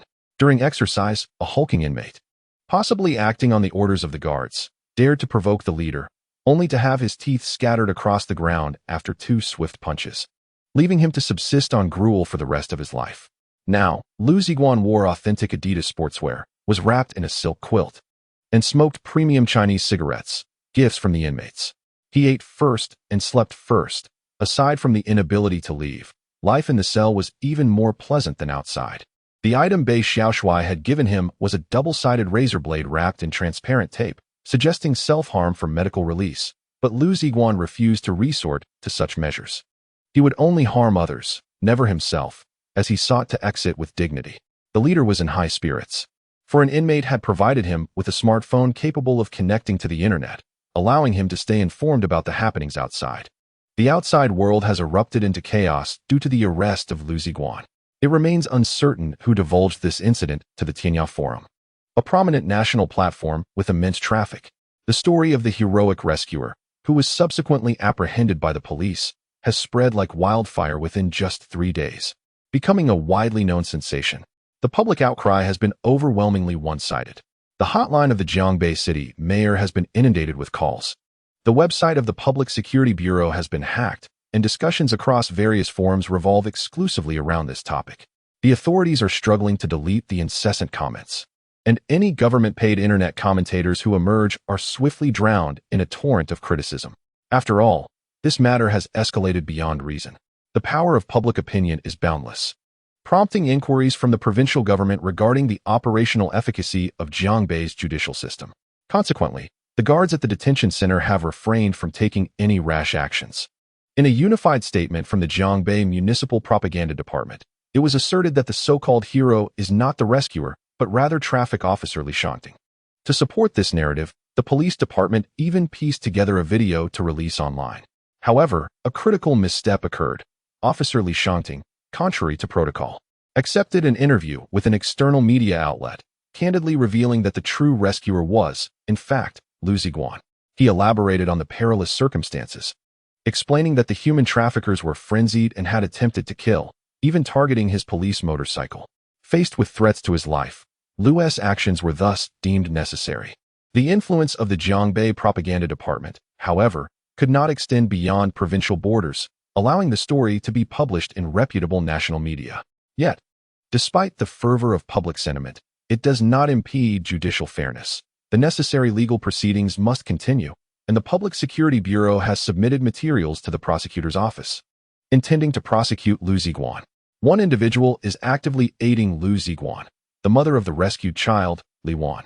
After consulting a prominent lawyer from Beijing, Li Wan learned that winning this case would be far more complex than she had anticipated. While personal connections may sway opinions, the law remains unyielding. If the prosecution is determined to build an ironclad case, even the best attorney would be of little help. To extricate themselves from this predicament, Li Wan was presented with a note penned by the esteemed lawyer, which she hesitantly pushed across the table.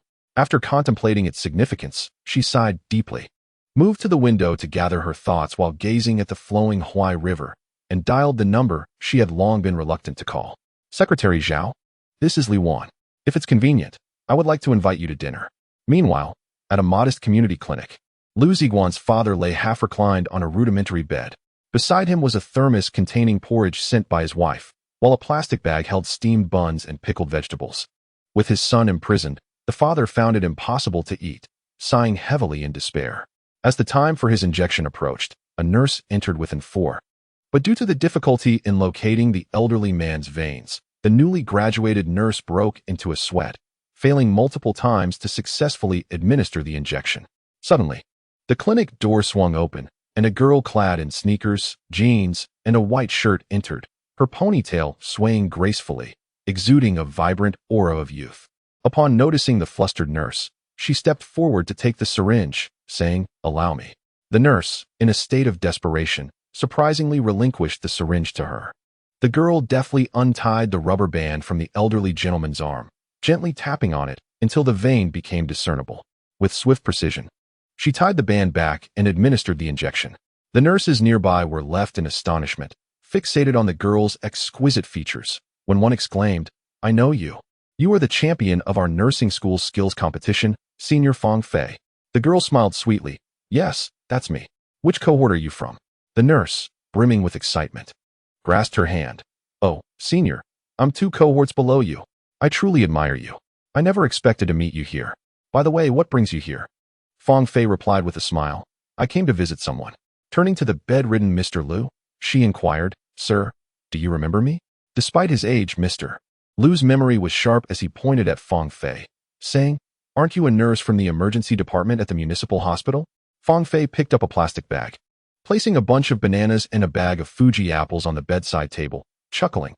"You have an excellent memory, sir. My name is Fang Fei."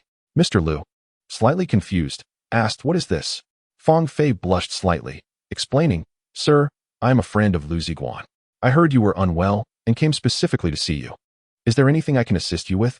Mr. Liu expressed his gratitude. "Oh, thank you. I feel bad for imposing on you." Just then, Mrs. Lu's voice called from outside. Who is this? It's Xiao Wang's girlfriend, a nurse from the municipal hospital, Mr. Liu replied, his voice laced with an indescribable joy, subtly emphasizing Fang Fei's identity as a girl, which transformed the nature of their acquaintance. Upon hearing this, Mrs. Liu hurried in, her memory sharp as she recognized Fang Fei immediately. Aren't you the little Fang from the emergency department? Fang Fei stood up gracefully, greeting, hello, Annie. Oh, please sit down. That old man doesn't even know to serve tea. Mrs. Liu scolded her husband while reaching for the kettle to pour water for Fang Fei. However, only a canning jar used by Mr. Liu for drinking was on the table. Would she really let the young lady use that? Thankfully, Fang Fei swiftly alleviated the situation by producing a bottle of Waham mineral water from her backpack, saying, Auntie, no need to fuss. I brought my own water.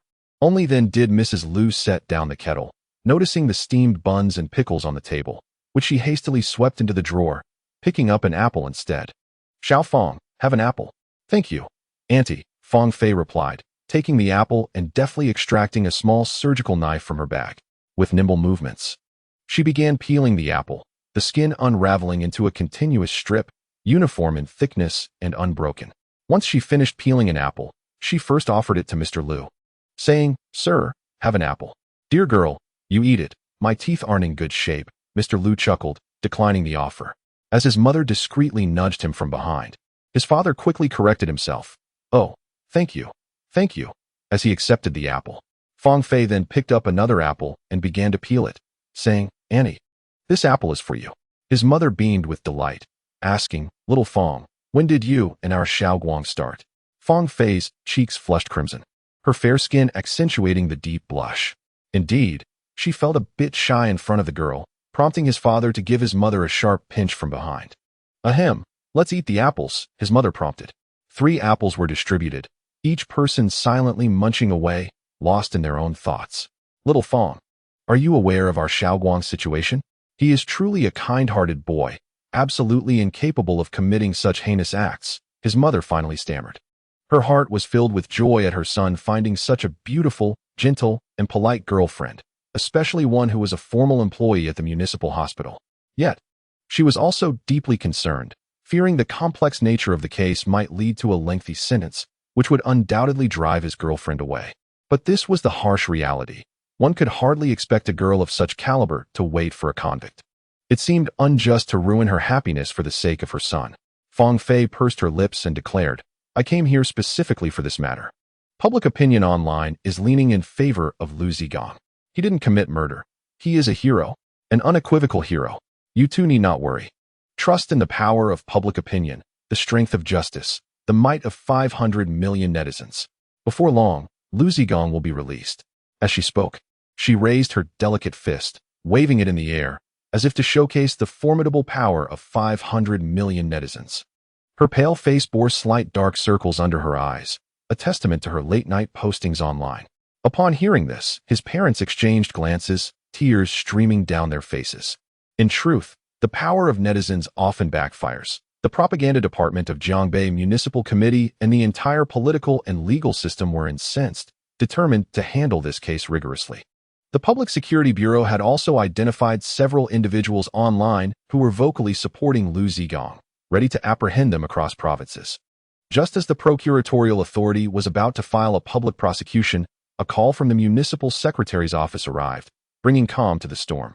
Due to insufficient evidence, the procuratorial authority decided not to prosecute Liu Ziguang, and the Public Security Department had no objections. The suspect Liu Ziguang could be released immediately.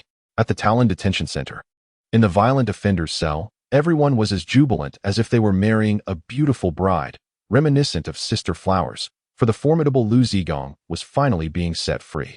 Clad in authentic Adidas sportswear and Nike shoes, with a soft-packed Chinese cigarette in his mouth and his belongings in hand, Liu Ziguang stepped out of the gates of the Talon Detention Center. Initially, I anticipated a throng of subordinates to greet me, reminiscent of the portrayals in 1980s Hong Kong cinema, lacking the grandeur of Rolls-Royce, Mercedes, or BMW, at the very least. I expected the 3 vehicles under my command to arrive. However, upon reaching the gates of the detention center, I found the area desolate and forlorn. Not a single car in sight, nor even a stray dog. A wave of disappointment washed over Liu Ziguang as he hoisted his bedding onto his shoulder. Cursing under his breath, am I to traverse these several dozen kilometers on foot? Just as he wallowed in discontent, the sudden blare of a car horn broke the silence. A sleek black fifth-generation Honda Accord rushed towards him, executing a stylish drift as it skidded to a halt before Liu Ziguang. The maneuver executed with precision and flair. The car door swung open, and out jumped Ma Chao, a car wash attendant from an auto repair shop, exclaiming, "Boss, I'm here to pick you up. Where are the others?" Liu Ziguang, taken aback, inquired, "Why are you alone?" Ma Chao replied, "It's a long story. A lot has happened while you've been up in the mountains." Liu Ziguang tossed his bedding into the back seat and settled into the passenger seat, instructing, "Drive and share as we go." Ma Chao exhibited remarkable driving skills, so exceptional that even someone like Liu Ziguang had to grip the armrest tightly. Liu Ziguang regarded the Honda like a Porsche, yet Ma Chao treated the aging 1997 model Accord as if it were a high-performance vehicle. The aging automobile, a relic of the past, bore the scars of previous altercations. 8 of his brothers were hospitalized, with Xiao Bei being the most severely injured and still in a precarious state. Several security personnel had been dismissed, some returning to their rural homes, while others sought new employment. Following the incident, upon hearing of Liu Ziguang's troubles, Sun Wei had come and driven away the Honda, while Zhang Biao seemed to have vanished altogether. As Ma Chao drove, he succinctly recounted the recent events, watching Liu Ziguang's expression darken as he crushed his cigarette into fragments. "Who dared to disrupt my territory?" Liu Ziguang demanded. "I'm not sure. I wasn't there at the time. Perhaps Xiao Bei will know more once he regains consciousness." Ma Chao shifted gears deftly, accelerating with fervor, the old vehicle racing down the road, a force to be reckoned with. Disregarding the presence of any BMWs or Benzes in its path, the speed was exhilarating, perhaps fueled by a fire of indignation burning within Ma Chao. By the heavens, it's a tangled web, Liu Ziguang mused, realizing the extent of those who needed to be dealt with upon his release. He would have to compile a list and consider his options carefully. The events had unfolded. There was no use in haste. First, he would return home to see his parents. Ma Chao dropped Liu Ziguang off at the alleyway's entrance before driving away. As he walked towards home with his bedding underarm, he spotted his parents waiting expectantly at the gate, their gray hair dancing in the wind. A wave of emotion surged within Liu Ziguang, prompting him to break into a run. "Dad, Mom, I'm back. It's good to be home. It's good to be home," his parents responded, encircling him and scrutinizing him from head to toe. Prison is no place for merriment. The food is poor, sleep is elusive, and one faces violence. Yet, upon closer inspection, it appeared that their son had gained a bit of weight since his time away. The elderly couple, blissfully unaware of Liu Ziguang's audacious exploits within the confines of the detention center, mistakenly believed that societal norms had improved. The mother exclaimed, "Old man, do you still not believe? We must have faith in the government. This time, Xiao Guang has been vindicated, and we ought to express our gratitude to the authorities." Liu Ziguang retorted with a scoff, "Indeed, they incarcerated me for free lodging and meals for over 10 days. We ought to be truly thankful." The father furrowed his brow and dismissed, "What would a woman understand? Come home for dinner." Upon returning home, the dining table was adorned with 4 dishes and a bottle of wine.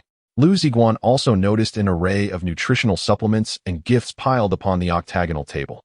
"Xiao Guang, these are all from your girlfriend," his mother announced. "Look, ginseng, deer antler, bird's nest, and cordyceps, as well as exquisite Longjing tea. What an extravagant display." "Girlfriend? Which girlfriend?" Liu Ziguang was utterly perplexed. "What's the matter? Don't you know? It's Nurse Xiao Fong from the emergency department of the municipal hospital. While you were incarcerated, she took on all the responsibilities of sweeping the streets and looking after your father.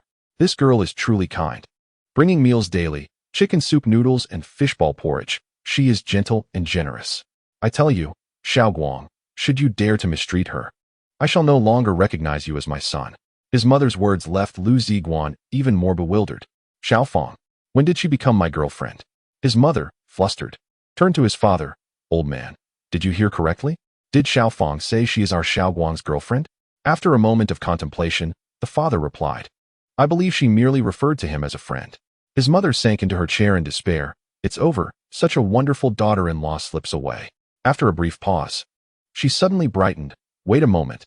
If she were not interested in our Xiao Guang, why would she care for him so attentively? Doesn't that make sense?" The father nodded. That holds some truth, but we cannot be certain without asking the girl herself.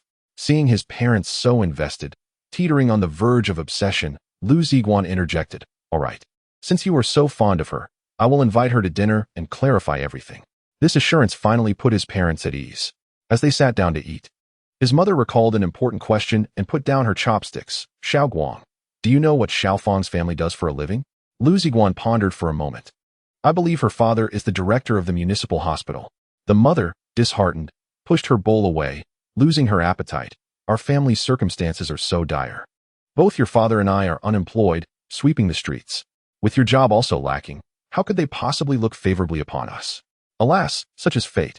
Tears welled in her eyes as she lamented the loss of such a fine daughter-in-law. The father remained silent, simply downing his drink. Liu Ziguang sighed, setting down his bowl. "Mother, fret not. As long as you approve, even if she were the daughter of the King of Heaven, I would still bring her home. Regarding the issue of updates, I kindly ask for your understanding. Currently, I am undergoing training at Liyuan, rising at 7 each morning and engaging in discussions until 10 at night, leaving me utterly fatigued and on the verge of collapse. Nevertheless, I assure you that I shall not cease my updates." The sudden exoneration of the renowned wind-calling nurse left 500 million netizens feeling as though they had been dealt a crushing blow. However, the online realm is never short of sensationalism. Their attention swiftly shifted to another matter, and thus the case concerning Jiangbei City came to a quiet conclusion. All media outlets, including television, radio, and newspapers in Jiangbei City, ceased reporting on the issue. The special reports produced by the television station came to an abrupt end, and in summary, the topic was no longer mentioned, leading to a serene calm. This is perhaps for the best, as it meant that while walking down the street, no one recognized him. Liu Ziguang contemplated this for a while before deciding to visit his brothers. He purchased a copious amount of food and, piloting the 5th-generation Acura driven by Ma Chao, arrived at the relatively inexpensive Jiang'an District Hospital.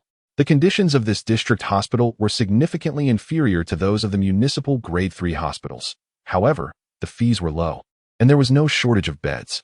His 8 brothers, including Bei Xiaoshui, were hospitalized here, and previously, Wang Jijun had also been brought to this facility. None of the guys had health insurance, and thus had no choice but to seek treatment and recuperation here. After parking the vehicle in the spacious lot, Ma Chao assisted Liu Ziguang in carrying the large bags of supplies into the inpatient department.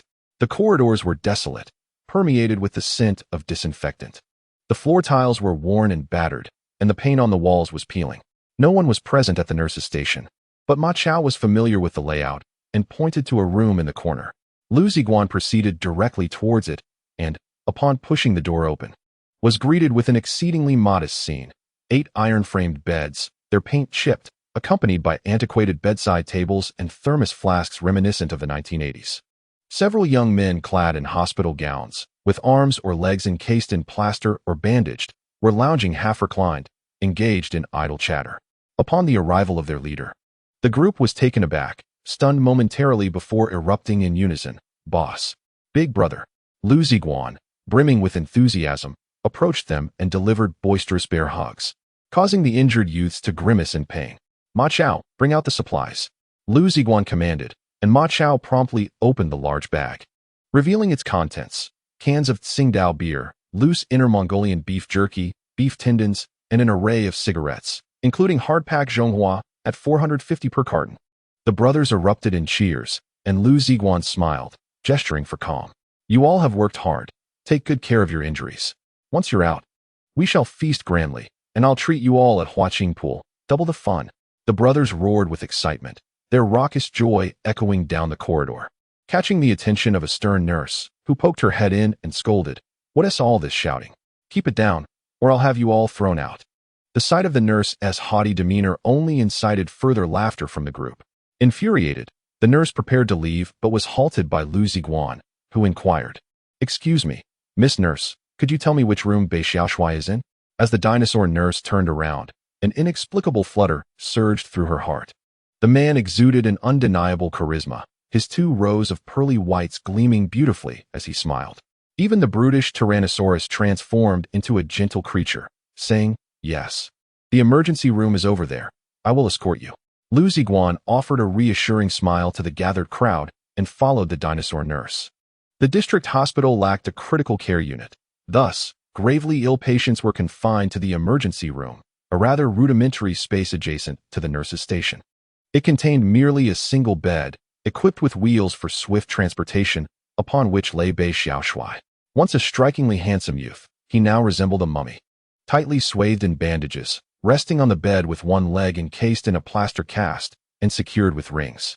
His face was similarly wrapped, revealing only his eyes, nostrils, and mouth.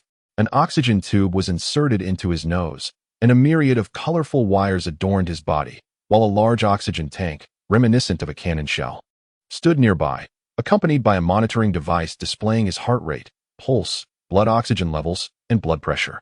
Goodness, this is practically identical to what one sees on television. Bei Xiaoshui has access to all the life-saving equipment, Liu Ziguang mused. Observing the monitor, he noted that Bei Xiaoshui's recovery seemed to be progressing well. Standing at the bedside, he called out, "Xiaoshui." Bei Xiaoshui opened his eyes, recognizing Liu Ziguang, and managed to smile. However, the act of smiling triggered a painful nerve, causing him to grimace. "Lie still," Liu Ziguang instructed, retrieving a Chinese cigarette, lighting it, and then placing it between Bei Xiaoshui's lips. He took a deep drag, clearly having missed the sensation for quite some time. This feels absolutely exhilarating," Bei Xiaoshui mumbled, the smoke curling around him. "Xiaoshui, do you know who did this to you?" Liu Ziguang inquired. "It's hard to say.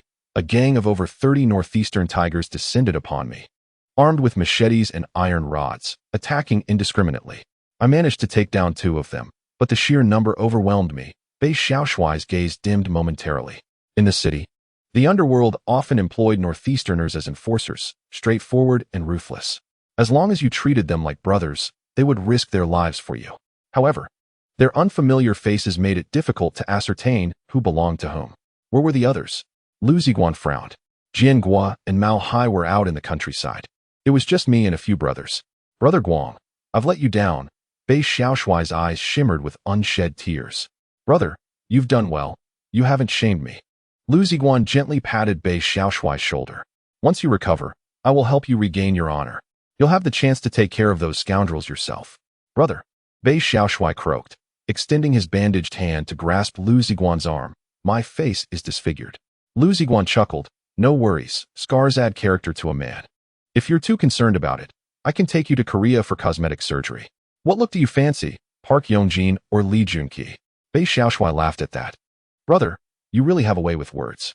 Those effeminate fellows make me feel nauseous just thinking about it. All right, it's time for dinner. Seeing you in such good spirits, I reckon you're on the mend. Let us step out for a drink," Liu Ziguang declared. Liu Ziguang abruptly rose to his feet and began to unplug the devices from Bei Xiaoshui. The dinosaur nurse rushed in, exclaiming, "What are you doing?" Liu Ziguang replied while continuing to disconnect the wires, "You're just fooling me. There's no way this is right. The danger period has passed. Yet you're still monitoring him. If you want to make money, this isn't the way to go." The nurse was rendered speechless, for Liu Ziguang spoke the truth. Despite Bei Xiaoshui having sustained numerous severe injuries, primarily superficial wounds to his muscles and skin, he had undergone blood transfusions and his wounds had been sutured. Essentially, he was no longer in critical condition. The hospital, however, seemed desperate for funds, resorting to such tactics to earn a few extra coins. With few decent dining establishments nearby, they randomly selected a beef restaurant.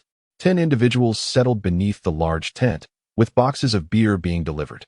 The beef bone soup shimmered with a golden layer of fat, while a large platter of cold, seasoned beef adorned with cilantro was served. Braised beef face was presented in stainless steel basins, alongside an array of beef tripe, tendons, offal, and even bullwhips, all laid out generously.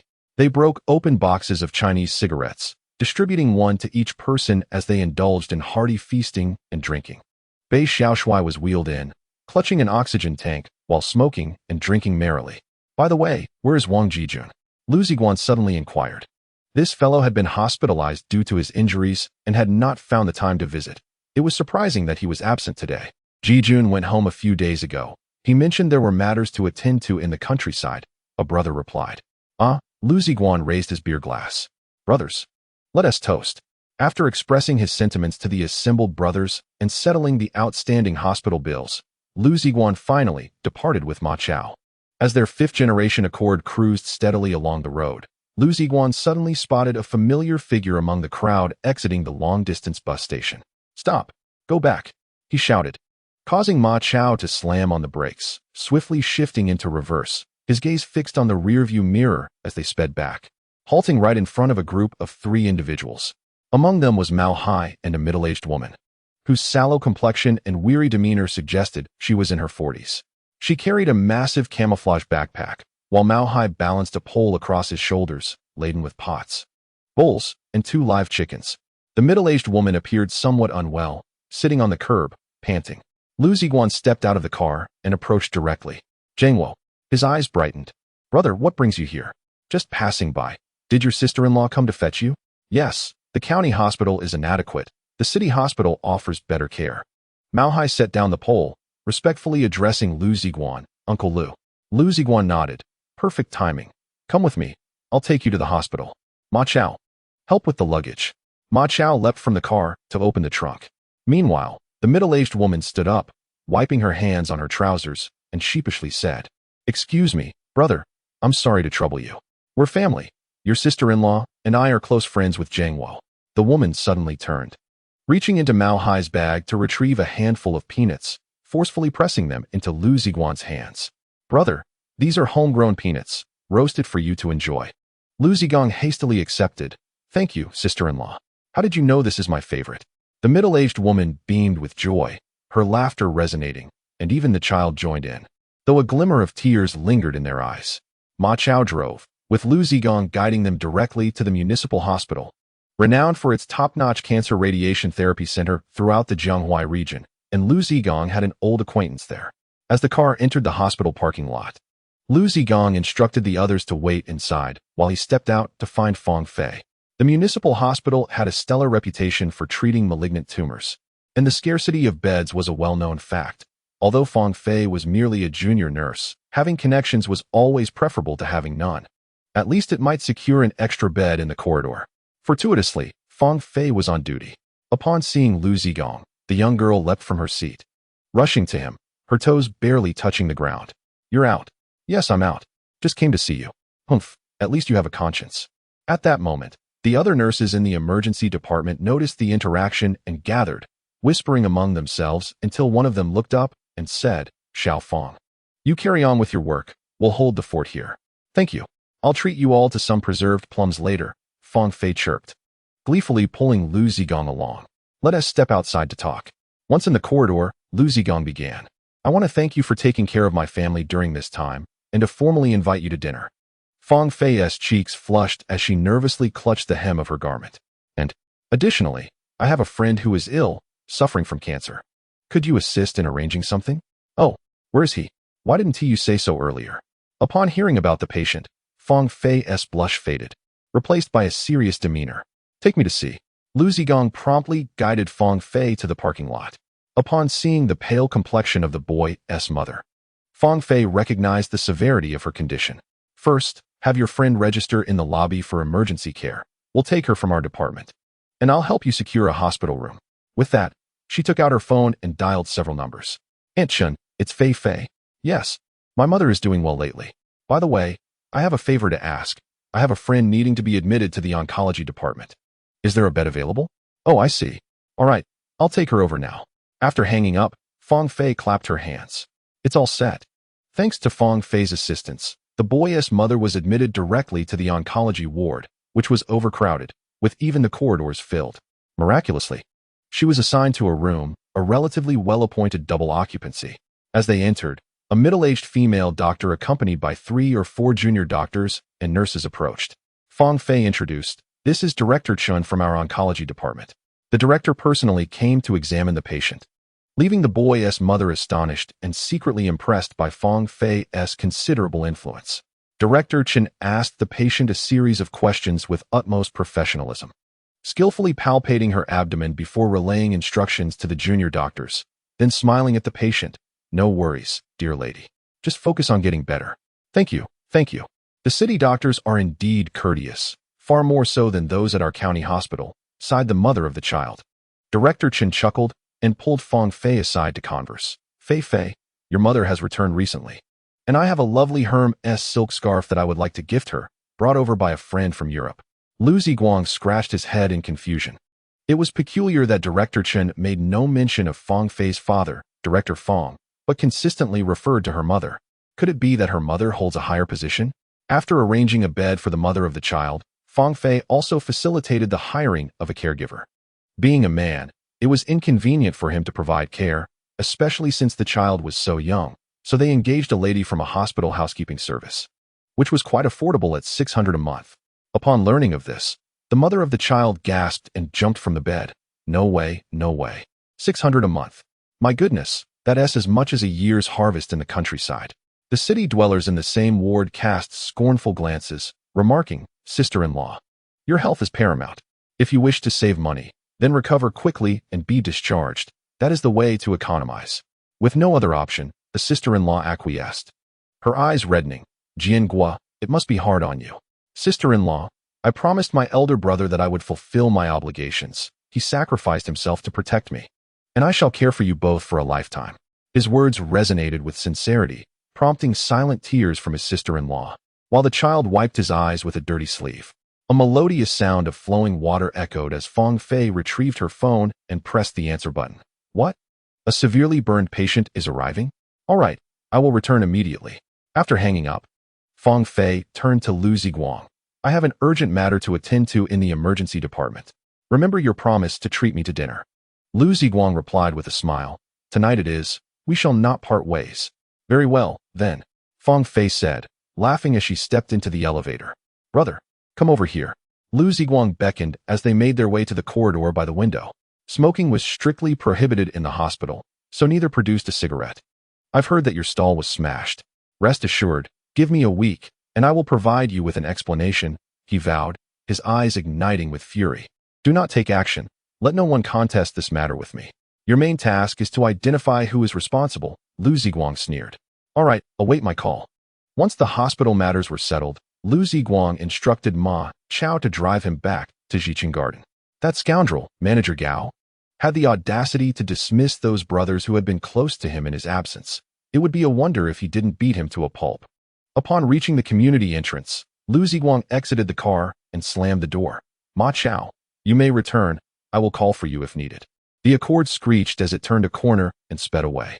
As Liu Ziguang walked towards the gate, he noticed that the security personnel had indeed changed. Several middle-aged colleagues had replaced his former brothers who had been stationed in the garage. Liu Ziguang frowned inwardly.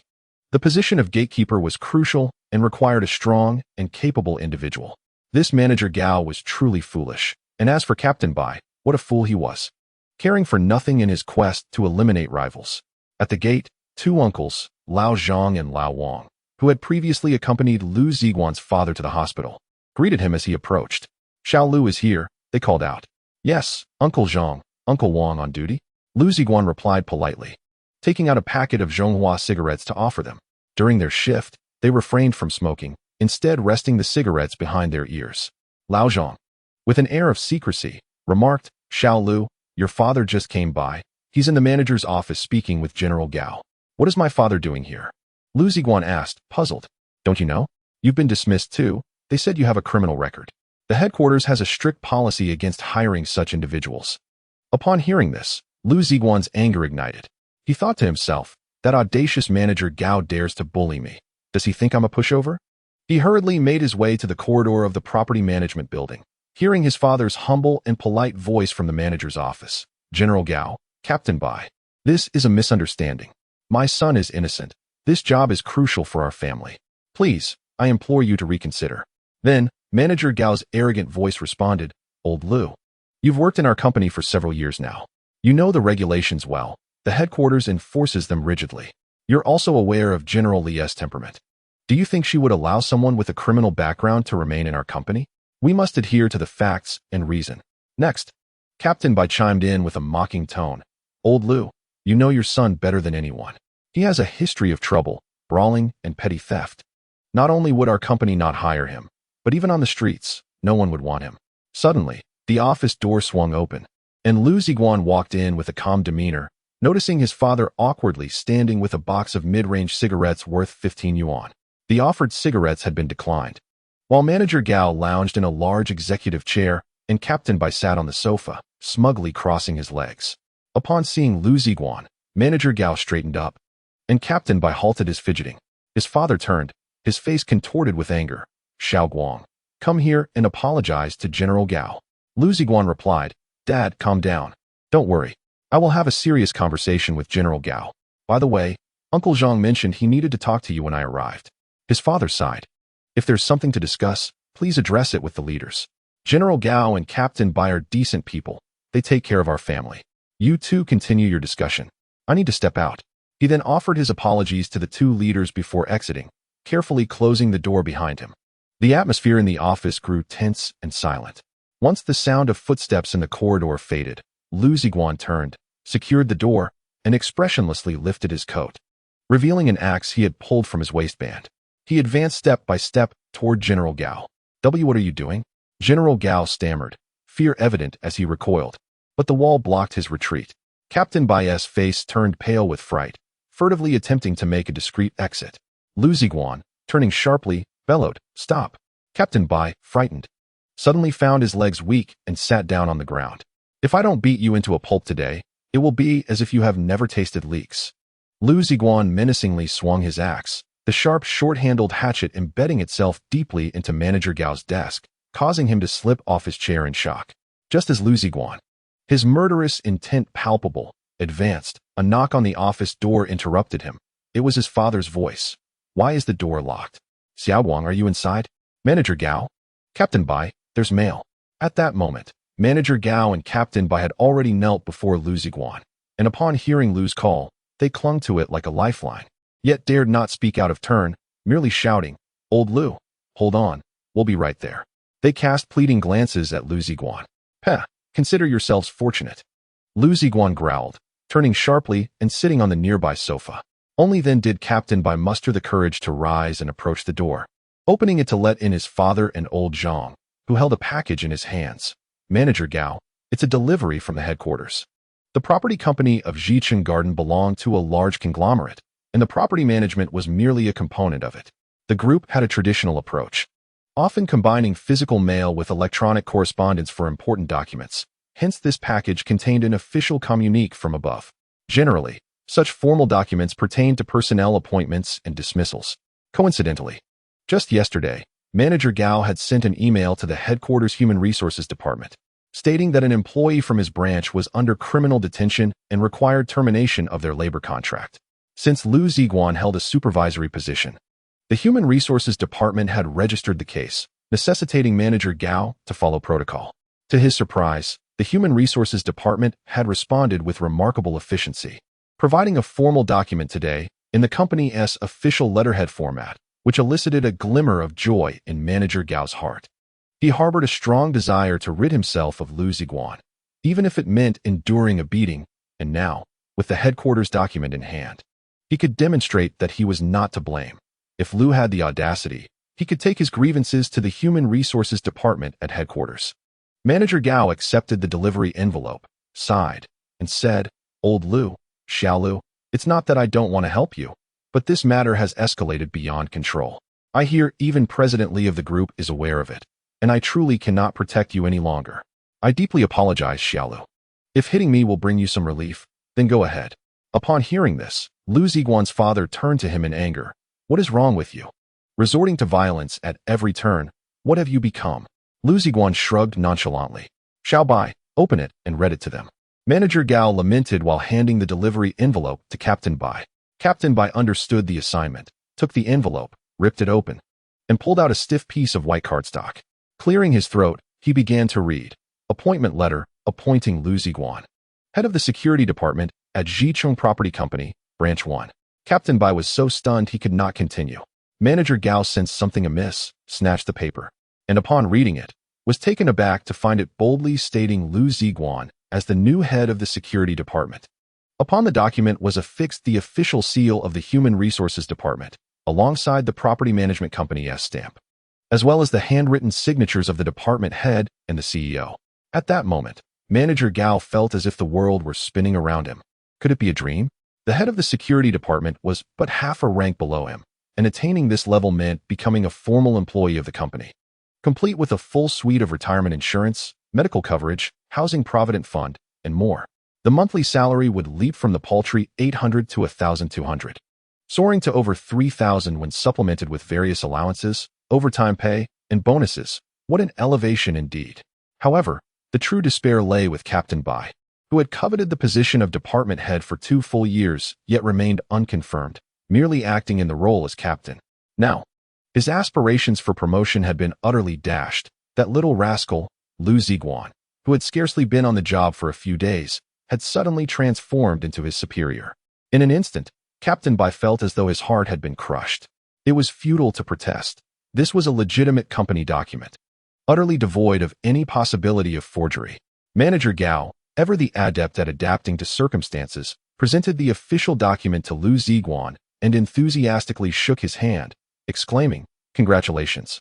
Liu Ziguang, taken aback, scrutinized the document in his hands. Meanwhile, Manager Gao moved to shake hands with Liu's father, saying, "Old Liu, you have raised a fine son. In fact, I spoke with the headquarters last night to advocate for your son's position. Initially, they were resistant, and I nearly hung up the phone in frustration. I never anticipated that they would come around today. Regardless, do your best to live up to the trust placed in you by the leadership." Liu's father, overwhelmed with emotion, grasped Manager Gao's hand tightly, tears brimming in his eyes. "Thank you, Manager Gao." "Not at all, not at all," Manager Gao replied with a modest smile, retrieving a cigarette from his desk. "Old Liu, have one." Having perused the document and comprehended his new responsibilities and benefits, Liu Ziguang grinned mischievously at Captain Bai, saying, "Old Bai, the tides of fortune have shifted. You'll be taking orders from me from now on." Captain Bai's smile was a painful mask. "Minister Liu, I look forward to your guidance." Upon exiting the office, Liu Ziguang complained, "Dad, surely you see through Manager Gao's true nature. He orchestrated this whole affair." His father sighed, "I've been in the factory for decades, meeting all sorts of people. I can discern these little tricks. However, sometimes one must feign ignorance to survive." Liu Ziguang was left speechless as his father continued, "Perhaps the headquarters has learned of your accomplishments, prompting this promotion. It's a good thing. We must celebrate tonight." "Dad, I have plans this evening," Liu Ziguang replied. "Who is it? Is it Nurse Fong?" "Indeed." "Ah, splendid. Your mother and I will celebrate on our own. You two enjoy yourselves, but remember to return her home safely." With that, Liu Ziguang was appointed as the head of the security department, thus acquiring his own dedicated office. Previously, this space had been occupied by Captain Bai, who now had no choice but to vacate with his tail between his legs. 2 colleagues assisted Liu Ziguang in tidying up the room. Liu Ziguang, seated in a rotating pneumatic office chair, spun around once, propped his legs on the desk, and commenced a series of phone calls to the temporary security guards who had been dismissed by Captain Bai. The recipients of Liu's calls were taken aback but promptly agreed to return, expressing the sentiment that with their boss now in a ministerial position, it was only fitting to show support. After concluding the calls, Liu Ziguang picked up the attendance sheet. Jiqing Garden was a mid-tier, large-scale residential complex featuring hundreds of buildings, including high-rises, mid-rises, low-rises, and stacked villas. There were 5 entrances and exits, alongside green spaces, ponds, clubhouses, and other communal facilities, as well as a large underground parking garage, rendering the management of the property quite a bustling affair. The property management company was divided into several departments: the customer service department, security department, engineering department, landscaping department, and a comprehensive department responsible for various internal tasks. Within the security department, which Liu Ziguang oversaw, there were nearly 100 security personnel. Given the vastness of the complex and the deteriorating public safety environment, there was a pressing need to bolster security forces. Among these nearly 100 security personnel, only 1 minister, 1 captain, and 14 leaders held formal positions. The remainder were contractual workers, categorized into various tiers. Some, like Old Zhang and Old Wang, were long-term contract workers assigned by the community, receiving the bare minimum pension insurance funded by the company. At the lowest tier were temporary workers like Wang Jijun, earning merely 800 yuan a month without any insurance, and even Captain Bai could dismiss them at will. The property management company opted for lower-cost laid-off workers and temporary employees due to an imbalance in income and expenditure, despite the size of the complex. A significant portion of residents refused to pay management fees, leading to long-term losses that necessitated cost-cutting measures. Now that Liu Ziguang had assumed the ministerial role, This arduous responsibility rested upon his shoulders, requiring him to ensure the safety of the complex while minimizing costs and accomplishing security tasks with the fewest personnel possible. Liu Ziguang became aware of these matters through internal documents and scoffed at the incompetence of his predecessors, believing that the key to success lay in both increasing revenue and reducing expenditure, emphasizing the need to focus on collecting property fees. However, he did not need to concern himself with this just yet. He held up the attendance sheet and called out, "Where is Captain Bai? Bring him to me." A security guard, who was busy cleaning the desk, hurriedly ran out and returned after a brief search to report, "Captain Bai is unwell and has gone home." Liu Ziguang snorted. It would be strange if he were feeling well. What does this attendance sheet indicate? Early leave, circle it. He marked the attendance sheet with a pen and tossed it down, stating, "From now on, ensure that all gate posts monitor Captain Bai's work hours. A minute late is still tardy, don't forget." The security guard chuckled, "We won't forget. We'll note even a second of his lateness." Captain Bai was known for his stinginess and lack of gratitude, making him unpopular among the staff, and with the change in leadership, they felt as if the clouds had parted to reveal the moon. Liu Ziguang then grabbed the intercom and called upon several team leaders, instructing them to assign younger and stronger colleagues to the gate posts and relocate those in their 40s and 50s to less demanding positions. As the time drew near, Liu Ziguang prepared to return home. The distance was not considerable, so he refrained from calling Ma to pick him up, opting instead to venture to the underground garage to retrieve the Jetta left behind by Zhang Biao. The white Jetta, a favorite among contractors for its durability, resilience, and inexpensive parts, should have been a reliable vehicle. However, Zhang Biao's reckless treatment of it had nearly rendered it a wreck. It refused to start, perhaps due to a dead battery. Left with no alternative, Liu Ziguang resigned himself to walking home. Passing by the repair stall of Master Gua, Liu Ziguang paused, found a stool to sit on, and offered a Chinese cigarette to the elderly man. "Master Gua, here's a fine one for you." Master Gua extended his hand, expertly pinching the cigarette between his fingers, inhaling its aroma before blinking behind his reading glasses. "Ah, good smoke, but I'm not accustomed to it," he remarked, tucking it behind his ear. Liu Ziguang chuckled. "Then what do you usually smoke, Master Gua? It can't be a pipe, can it?" Master Gua smiled. "Just a moment. My cigarettes are on their way." As he spoke, a small yellow dog came bounding over, clutching a beautifully designed blue and white cigarette box in its mouth. Master Gua took the cigarettes from the dog and inquired, "Where's the change?" The dog licked its lips and let out a soft whine. Master Gua feigned anger, raising his hand. "You've gone and bought yourself a sausage again, you rascal." The dog quickly bowed its front legs in apology, eliciting laughter from Liu Ziguang. "Master Gua, your dog can fetch things?" Liu Ziguang inquired. "Indeed. I give it 5 yuan, and it buys me a pack of cigarettes, saving a yuan for a sausage. This little head is sharper than many humans.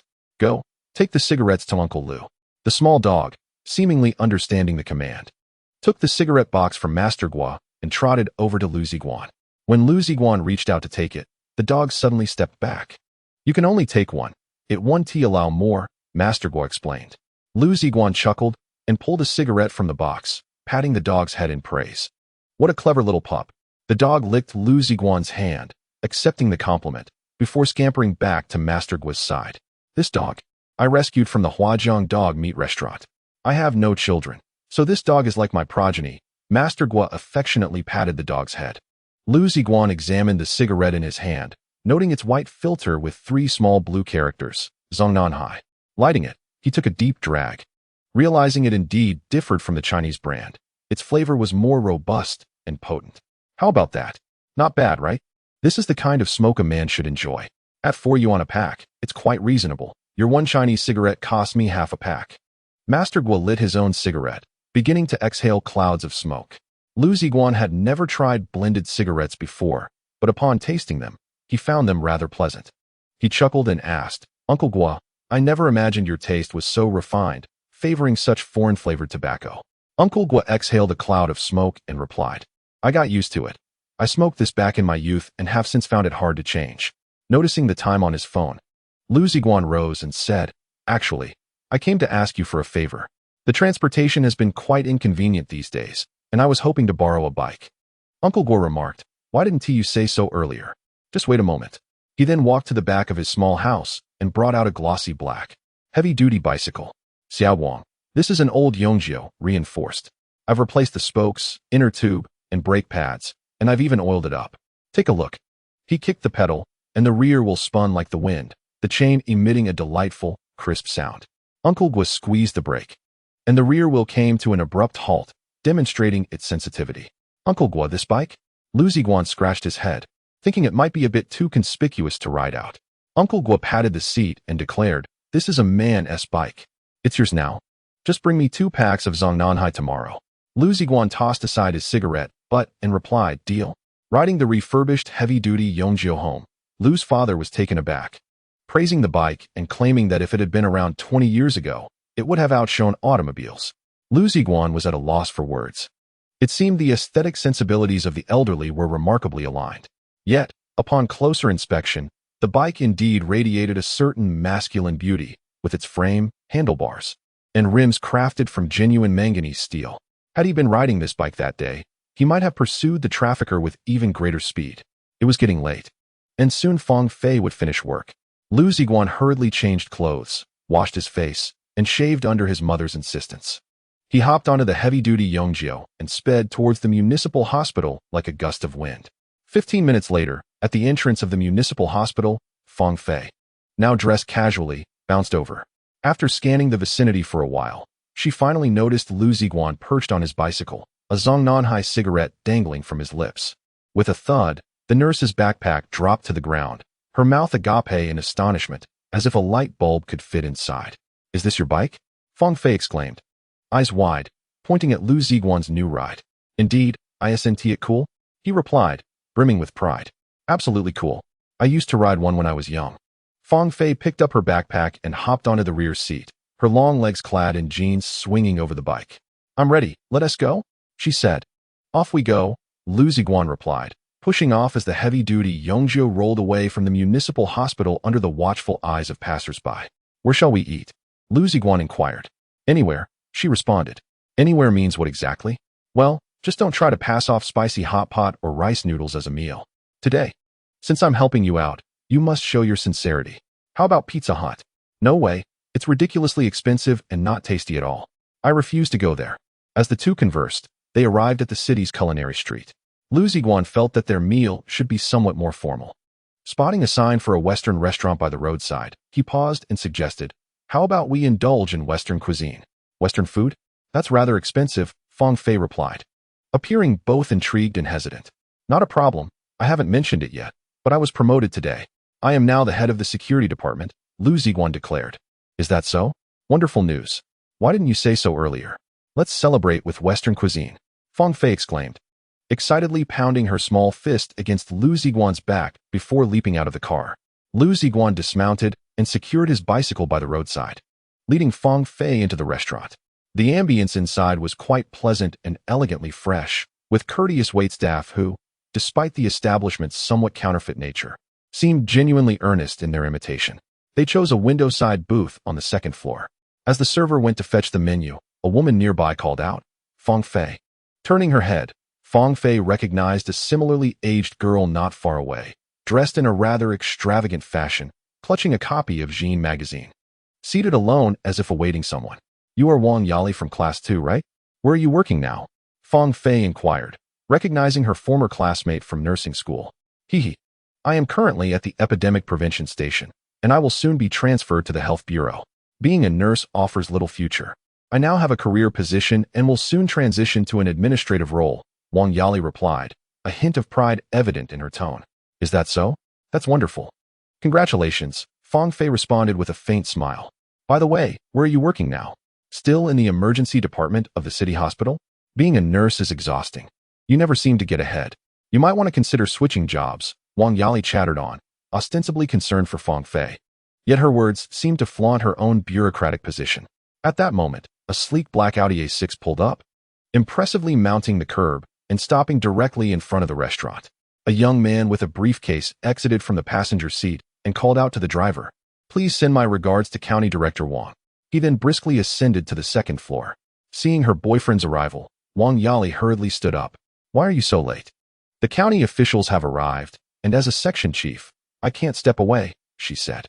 The young man wore a stylish business suit by Li Lang, paired with a long-sleeve shirt by Meng Tijio, a belt adorned with a shining seven wolves buckle, and trousers by Baoxany, complemented by Cinda leather shoes, all showcasing his refined taste. With a snap of his fingers, the section chief's gesture was both elegant and mature, prompting a nearby server to swiftly approach, speaking softly, "Sir, what can I get for you?" "A 1994 Cabernet Sauvignon and a can of Sprite. Please ensure it's a canned version," the section chief requested with professionalism. The server, clad in a white shirt and black vest, donned a courteous smile as he went to arrange the Cabernet and Sprite for the esteemed section chief. Meanwhile, the chief settled into his seat, placing his leather briefcase beside him, and produced a Nokia phone and an unopened pack of golden Nanjing cigarettes from his pocket. Laying them on the table, Wang Yali enthusiastically introduced, "Feng Fei, this is my boyfriend Zhao Zhun, the section chief of the Land Bureau. Zhao Zhun, this is Feng Fei, my classmate from the nursing school, now a nurse at the municipal hospital." Zhao Zhun looked up at Feng Fei, his eyes momentarily brightening, as he politely extended his hand, saying, "Hello, Zhao Zhun." Feng Fei graciously shook his hand and smiled charmingly. Wang Yali cast a glance at Liu Ziguang and inquired, "Feng Fei, why don't you introduce this handsome gentleman?" Feng Fei blushed slightly and quickly replied, "This is my friend, Liu Ziguang." Liu Ziguang nodded courteously, "Hello to you both." Zhao Zhun, reaching for his cigarette box, tore open the packaging and asked, "Mr. Liu, where do you work?" "I work as a security guard at a property management company." Liu Ziguang responded. "Oh," Zhao Zhun said, retracting the cigarette he was about to offer, lighting it for himself instead, showing no further interest in Liu Ziguang. At that moment, a server approached to take their orders, politely reminding Zhao Zhun, "Sir, I'm sorry, but this is a non-smoking area." Furious, Zhao Zhun slammed the cigarette box down and demanded, "What kind of attitude is that? Bring your manager." The server appeared troubled, but fortunately, the supervisor, an older woman, was nearby. She quickly came over and apologized. "I'm sorry, Section Chief Zhao. He's new and doesn't he know you?" Only then did Zhao Zhun relent, muttering, "This is becoming increasingly unacceptable." Perusing the menu, he ordered several extravagant dishes: Australian lobster, French escargot, herb-roasted lamb chops with red wine, tuna with mixed vegetables, Italian beef and vegetable soup, and an Indian naan. Although the two could hardly consume such a feast, the server, already reprimanded, dared not remind Zhao Zhun. Nor would she suggest that seafood should be paired with a dry white wine. Instead, she maintained a professional smile as she took the menu and walked away. Meanwhile, Feng Fei had placed her order: a red wine steak, a black pepper steak, a vegetable salad, and borscht, all special offers for the day, along with a bottle of low-priced dry red wine. Wang Yali, feeling quite pleased, cast a glance at Feng Fei and deliberately remarked, "Zhao Zhun, isn't that a bit too much? It's quite expensive." Zhao Zhun replied, "No worries, I'll have it charged to the entertainment expenses. We need to get the land approved for Nantai County, and it must come through me." As he spoke, his arrogant gaze inadvertently swept over Feng Fei and then assessed Liu Ziguang. Seemingly puzzled as to why someone as attractive as Feng Fei would choose a security guard as her boyfriend. The dishes arrived promptly. Zhao Zhun elegantly pulled the tab on a Sprite can, causing a white foam to overflow. He poured the Sprite into a wine glass and lightly clinked it with Wang Yali's, saying in a refined manner, "To life." From the other side, Liu Ziguang's voice called out, "Waiter, could I have a pair of chopsticks, please?" Upon hearing this, Zhao Zhun and Wang Yali exchanged a disdainful smile. Zhao Zhun leaned in and whispered, "I have a friend who wants to date a nurse. Do you think you can arrange it? Feng Fei would be perfect." Wang Yali replied quietly, "Leave it to me." Zhao Zhun adeptly and professionally wielded his knife and fork, savoring the Australian lobster with audible delight.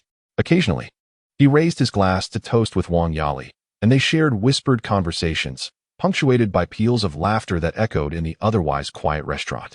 The waitstaff appeared unfazed by Chief Zhao's distinctive mannerisms, accustomed as they were to his antics. In contrast, Feng Fei seemed somewhat uncomfortable, stealing glances at Zhao Zhun. Her appetite visibly diminished. Liu Ziguang, however, remained indifferent, swiftly finishing his black pepper steak. Noticing his apparent hunger, Feng Fei hastily offered him her portion of red wine steak. "Here, you eat." Liu Ziguang accepted without hesitation, prompting another round of suppressed laughter from Wang Yali. As both parties neared the end of their meals, Zhao Zhun boisterously declared, "Charge it to the Land Bureau." He exchanged a knowing glance with Wang Yali. "Feng Fei, it's been ages since we last met. How about we head to a bar for some fun?" Feng Fei's eyes sparkled with excitement. That sounds great. I've never been to a bar. Everyone says it's enjoyable. Yet, her enthusiasm waned as she pouted, but I can't stay out too late. Wang Yali reassured her, it's fine. We can just have a little fun and be back by 9. Zhao Zhen's friends all have cars. Fang Fei tugged at Liu Zigang's arm. Do you have time? Let's go to the bar. Wang Yali interjected, if your friend is busy, don't worry about it. Their security staff has night shifts. This remark subtly implied that Liu Zigang was not welcome, yet he obliviously replied, it's fine, I have plenty of time. Zhao Zhen's demeanor shifted slightly, his displeasure evident as he smoked silently. Once the bill was settled, the four descended the stairs. Zhao Zhen made a phone call, and within 5 minutes, a sleek black Santana 3000 arrived.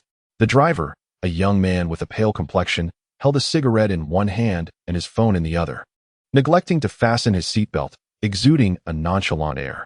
All right, I'll pick up a few friends and head over, he said, nodding at Zhao Zhen. Zhao Zhen greeted him with a smile. Director Liang is abroad for inspections. You have some time to yourself now. He then turned to Wang Yali, introducing, this is my buddy, Liu Zhuo, the driver for our city's deputy director of finance, Liang. The pale-faced driver smirked. Zhao Zhen, your girl? His gaze then fixated on Fang Fei, inquiring, is this your friend? Zhao Zhen winked mysteriously, we're all friends. Come on, let us hurry to the bar. There won't be any spots left if we delay. In the passenger seat of the Santana sat a heavily made-up woman. Her head tilted down as she typed messages on her phone, a large earring swaying with her movements. The car already accommodated 2 occupants, with 3 more in the back. It would be at capacity. After Zhao Zhen and Wang Yali settled in, they showed no inclination to squeeze further, leaving no space for Fang Fei.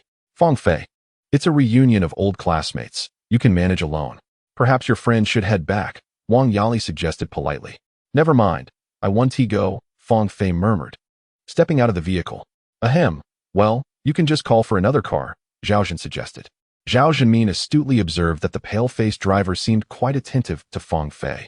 However, Fang Fei, not wishing to abandon Liu Ziguang, decided to compromise and bring him along. After all, letting him experience a bit of embarrassment might enhance the effect. Upon hearing the term taxi, Fang Fei proudly declared, no need, we have a car.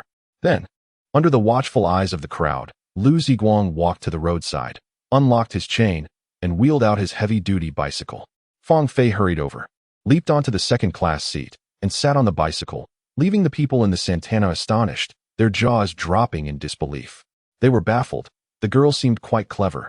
Yet her actions appeared utterly foolish. After all, he was merely a security guard. Liu Zhuo muttered a curse inaudibly, his anger palpable as he pressed the accelerator. And the Santana sped away. Wang Yali leaned out to shout, 1912, we'll be waiting for you. Liu Ziguang inquired of Fang Fei, do you genuinely want to go? Fang Fei nodded enthusiastically, her face alight with anticipation. Yes, I've heard 1912 is quite fun. They've brought in talent from Nanjing. Everyone at the hospital has been. Except for me. I have nothing to discuss with them, and my old classmates will be there. So, if you don't wish to go, I can forego it too. We could just find a place to sit. Fang Fei was a good girl, and Liu Ziguang didn't want to dampen her spirits, so he replied, actually, I'd like to see it too. Wonderful. Let us go, you lead the way. With that, Fang Fei astonishingly jumped down from the back seat and climbed onto the main beam of the bicycle, much to Liu Ziguang's astonishment. Fang Fei was quite tall, standing around 1.7 meters, and fortunately, it was a large bike, or else it would have been quite cramped. Is this comfortable? Doesn't it feel awkward? Liu Ziguang asked in surprise. Not at all. My father used to take me like this when I was a child. Enough talk, let us hurry. Liu Ziguang shook his head helplessly and gracefully mounted the bicycle, taking a shortcut as they sped away. It was the weekend, and the roads were crowded with people and cars, a long line of traffic snaking along the main thoroughfare. Drivers were impatiently honking their horns, a cacophony of sounds that only heightened the sense of irritation. Meanwhile, they sped through the alley, the bicycle bell ringing cheerfully. Fang Fei, like a child, sat atop the beam, gripping the handlebars, allowing the wind to tousle her hair. Liu Ziguang rode swiftly. This bicycle, modified by Grandpa Gua, was outfitted with disc brakes, providing excellent performance. The journey was thrilling yet safe, punctuated by Fang Fei's joyous laughter. Upon arriving at the 1912 bar, Zhao Zhen and the others had not yet arrived. This renowned establishment was situated near the pedestrian street in Jiangbei City, adorned with extravagant and luxurious decor, significantly more upscale than Sun Wei's candy bar. Just by observing the cars parked out front, a sleek Audi and a BMW 4, it was evident that 1912 exuded a certain level of sophistication and taste, with other vehicles like Buick Regal, Tianli, and Audi 6 being commonplace. A simple statement. By the time of 1912, almost all visitors arrived by car, coinciding perfectly with the post-dinner hour. One could observe the security personnel bustling about in the parking lot, diligently managing the parking of numerous mid-range sedans, while taxis continued to arrive one after another. Some modern women, dressed rather revealingly and clutching small handbags, disembarked from the taxis with unwavering gazes, entering 1912, their professions unknown. Liu Ziguang parked the car and waited at the entrance with Fang Fei when a cigarette vendor approached, displaying a wooden box filled with cigarettes. She appeared somewhat inexperienced, hesitating to call out her wares. Liu Ziguang recognized the vendor's attire, reminiscent of the work uniforms from the 1980s at the Hongqi steel factory, which his mother also possessed. It seemed this vendor was indeed a former colleague of his mother, understanding the hardships faced by laid-off workers. He offered her 5 yuan to purchase a box of Zongnanhai cigarettes for 4 yuan, along with a plastic lighter. The vendor, having made her first sale, gratefully nodded in acknowledgement. After waiting for about 15 minutes, the Santana carrying Zhao Zhen and the others finally arrived. The bar's entrance was already congested, prompting them to park nearby before entering 1912. Fortunately, a few friends had arrived earlier and secured seats, allowing everyone a place to sit. Several young men of similar age were seated at a table, drinking beer, and greeted Zhao Zhen and Lu Zhu as they approached. Zhao Zhen introduced them. This is Xiao Bin from the Planning Bureau, Xiao Yang from the Tobacco Monopoly Bureau, and Xiao Guo from the Municipal Committee. While ostensibly addressing Wang Yali, the introductions were primarily intended for Fang Fei, as the young gentleman unconsciously displayed a hint of arrogance upon hearing Zhao Zhen's introductions. This is my girlfriend, Wang Yali, and this is her classmate, Fang Fei, from the municipal hospital. Zhao Zhen completely disregarded Liu Ziguang, inviting everyone to sit down and busily arranging drinks for the ladies. Once they finally settled, the group began to chat animatedly, sharing anecdotes from their bureaucratic lives, who was getting promoted, who was being reassigned, and while discussing notable figures, they often refrained from using specific names, opting instead for surnames, as they all navigated the same official circles and understood the underlying meanings well. Director Wu from the Municipal Finance Department is about to retire. Among the 4 deputy directors, Liang is the most promising, as evidenced by his recent trip to Europe and America. The city holds him in high regard, Zhao Zhen elaborated. He then patted Lu Zhu on the shoulder. Director Liang is still young and highly educated. He will surely rise in the coming years, and you too shall benefit from his ascent. Securing a position as a district bureau chief should not pose a problem. Lu Zhu waved his hand dismissively. It's meaningless. My father doesn't want me in politics. He casually glanced at Fang Fei, wearing a cool expression, but unfortunately, Fang Fei did not look in his direction. Meanwhile, Wang Yali leaned towards Fang Fei and whispered, Fang Fei, Lu Zhu's father was once the chief of the Municipal Personnel Bureau, and he has quite a network. Perhaps you could ask him to help you with a job transfer. Fang Fei simply smiled lightly. Thank you. Wang Yali, feeling quite discontent, cast a furtive glance at Liu Ziguang and continued, Fang Fei, with your outstanding qualities, why would you choose a security guard as your boyfriend? Look at Lu Zhua. He possesses 3 houses and works in a government agency, serving as a driver to his superiors, with a promising future ahead. To be frank, Lu Zhua is quite fond of you and wishes to befriend you. Fang Fei, slightly displeased, masked her feelings out of politeness and replied perfunctorily, let us discuss it later. I haven't been to 1912 before. Wang Yali, feeling helpless, approached Zhao Zhen and whispered in his ear, causing Zhao to furrow his brows. A few young men turned their gazes toward Liu Ziguang. Clad in a dated kappa jacket, Liu Ziguang sat idly on the sofa, hands empty, curiously observing the vibrant dance floor, exuding an air of naivete. The handsome young men were incensed. How could such a fellow attract a girl's attention while they disregarded Lu Zhua? For these young civil servants, the situation was indeed quite irritating. Lu Zhua, go ask Fang Fei to dance. We'll converse with him, Zhao Zhen instructed. Lu Zhua stood up, flicked his hair, and approached Fang Fei with a dance invitation. Fang Fei politely declined, expressing her desire to sit a while longer. Witnessing this, Wang Yali hurried over to mediate, and after much persuasion, managed to convince Fang Fei to join them on the dance floor. Meanwhile, Zhao Zhen, clutching a beer bottle, led a few companions to encircle Liu Ziguang. However, Liu Ziguang seemed to regard them as mere phantoms, ignoring their presence as he rhythmically nodded his head to the music, infuriating Zhao Zhen further. "What is your name again? Liu something, right? I need to discuss something with you," Zhao Zhen asserted, sitting before Liu Ziguang. "Scram," Liu Ziguang retorted, pushing Zhao Zhen aside. "I'm watching the show. I have no time for you." Liu Ziguang paid little heed to this group, dismissing them as insignificant. After all, the driver of the Finance Bureau, the small section chief of the Land Bureau, and the city's civil servants seemed rather trivial to him. His primary objective today was to entertain Fang Fei, as she was a friend of his classmate. To truly engage in a violent altercation with these boys would only tarnish Fang Fei's reputation. So Liu Ziguang chose to rise above their provocations. Yet, the so-called young masters perceived the situation differently.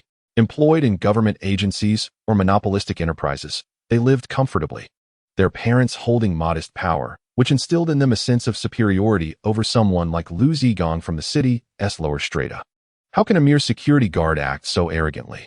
This little brat from the tobacco monopoly had the worst temper, grabbing a bottle of liquor and shouting, "Hey, Brother Zhen is speaking to you. Are you deaf?" Zhao Zhen swiftly intervened, blocking him, saying, "This is a venue overseen by Fourth Brother. You should show some respect." Only then did the young man begrudgingly set the bottle down, muttering curses. Zhao Zhen produced a cigarette, tossing one to everyone except Liu Ziguang, who all lit their cigarettes, casting predatory glances at Liu. In the darkness, the flickering embers of their cigarettes created a dance of light and shadow. They believed they had instilled a formidable atmosphere of intimidation upon the small security guard, yet Liu Ziguang remained unfazed, rhythmically nodding his head to the music. "Nie Ziguang, step outside with me. We need to talk," Zhao Zhen commanded, rising and beckoning with his finger. Liu Ziguang stood resolutely, unmoving. This provoked Xiaoyang further, who seized a bottle in anger, exclaiming, "Are you looking for trouble?" Liu Ziguang finally displayed a hint of emotion, grinning as he taunted Xiaoyang. "Go ahead, hit me. Do you dare to swallow the glass shards afterwards?" "Damn it." Zhao Zhen could no longer contain himself as Xiaoyang swung the bottle. Just as a violent confrontation seemed imminent, a piercing scream erupted from the dance floor, causing heads to turn in alarm. Recognizing the voice, Zhao Zhen dashed out, "It's Wang Yali." The others quickly abandoned their confrontation with Liu Ziguang and followed suit. In the center of the dance floor, Lu Zhu lay in disarray, bloodied and battered, while Wang Yali and Fang Fei stood nearby, their faces pale with shock. Opposite them stood two imposing men with crew cuts, smoking defiantly. The bar patrons gathered around, intrigued, aware that those who dared to cause trouble at 1912 were not to be trifled with. A spectacle was about to unfold. Zhao Zhen and his friends wasted no time, pushing the adversaries and hurling insults. Familiar with the establishment, their confidence swelled. Although outnumbered 4-2, additional figures emerged from a nearby table, swaggering over, tattoos adorning their muscular arms, unmistakably individuals of dubious character. Zhao Zhen felt a twinge of unease and shouted, "Brother Shi." Several bar security personnel had arrived, yet their presence did little to intimidate the opposition. The bar manager attempted to mediate, but was met with scorn, as the rivals threatened to incapacitate Lu Zhu. Amidst the chaos, Liu Ziguang gently placed a hand on Fang Fei's shoulder, asking, "Do you enjoy watching fights?" She nodded excitedly, but soon shook her head, "Not really. It'll just lead to trouble for our emergency department later. Now I understand how those bloodied individuals at midnight come to be. Let's just head back." Liu Ziguang had no intention of involving himself further. The more tumultuous the situation became, the less it concerned him. Just as he was about to lead Fang Fei away, one of the crew-cut men suddenly pointed at Fang Fei, shouting, "You can't leave. You came in together." Despite her enthusiasm for the spectacle, Fang Fei trembled at the confrontation. Liu Ziguang's instincts kicked in. It was clear they were seeking a reason to escalate the conflict. "Do you think you're the police? You can't just dictate who leaves," Liu Ziguang disdainfully remarked, as his eyes began to scan the surroundings for a suitable weapon. "Who do you think you are? Acting so arrogantly?" A tall figure stepped forward, exuding an air of unyielding arrogance. He stood at an impressive height of over 6 feet, his well-defined muscles encased in a snug black shirt, clearly a man well-versed in physical training.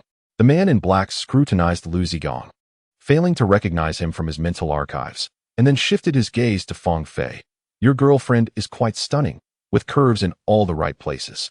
If those long legs were draped over my shoulders, before his lewd words could fully escape his lips, a sharp crack reverberated through the air.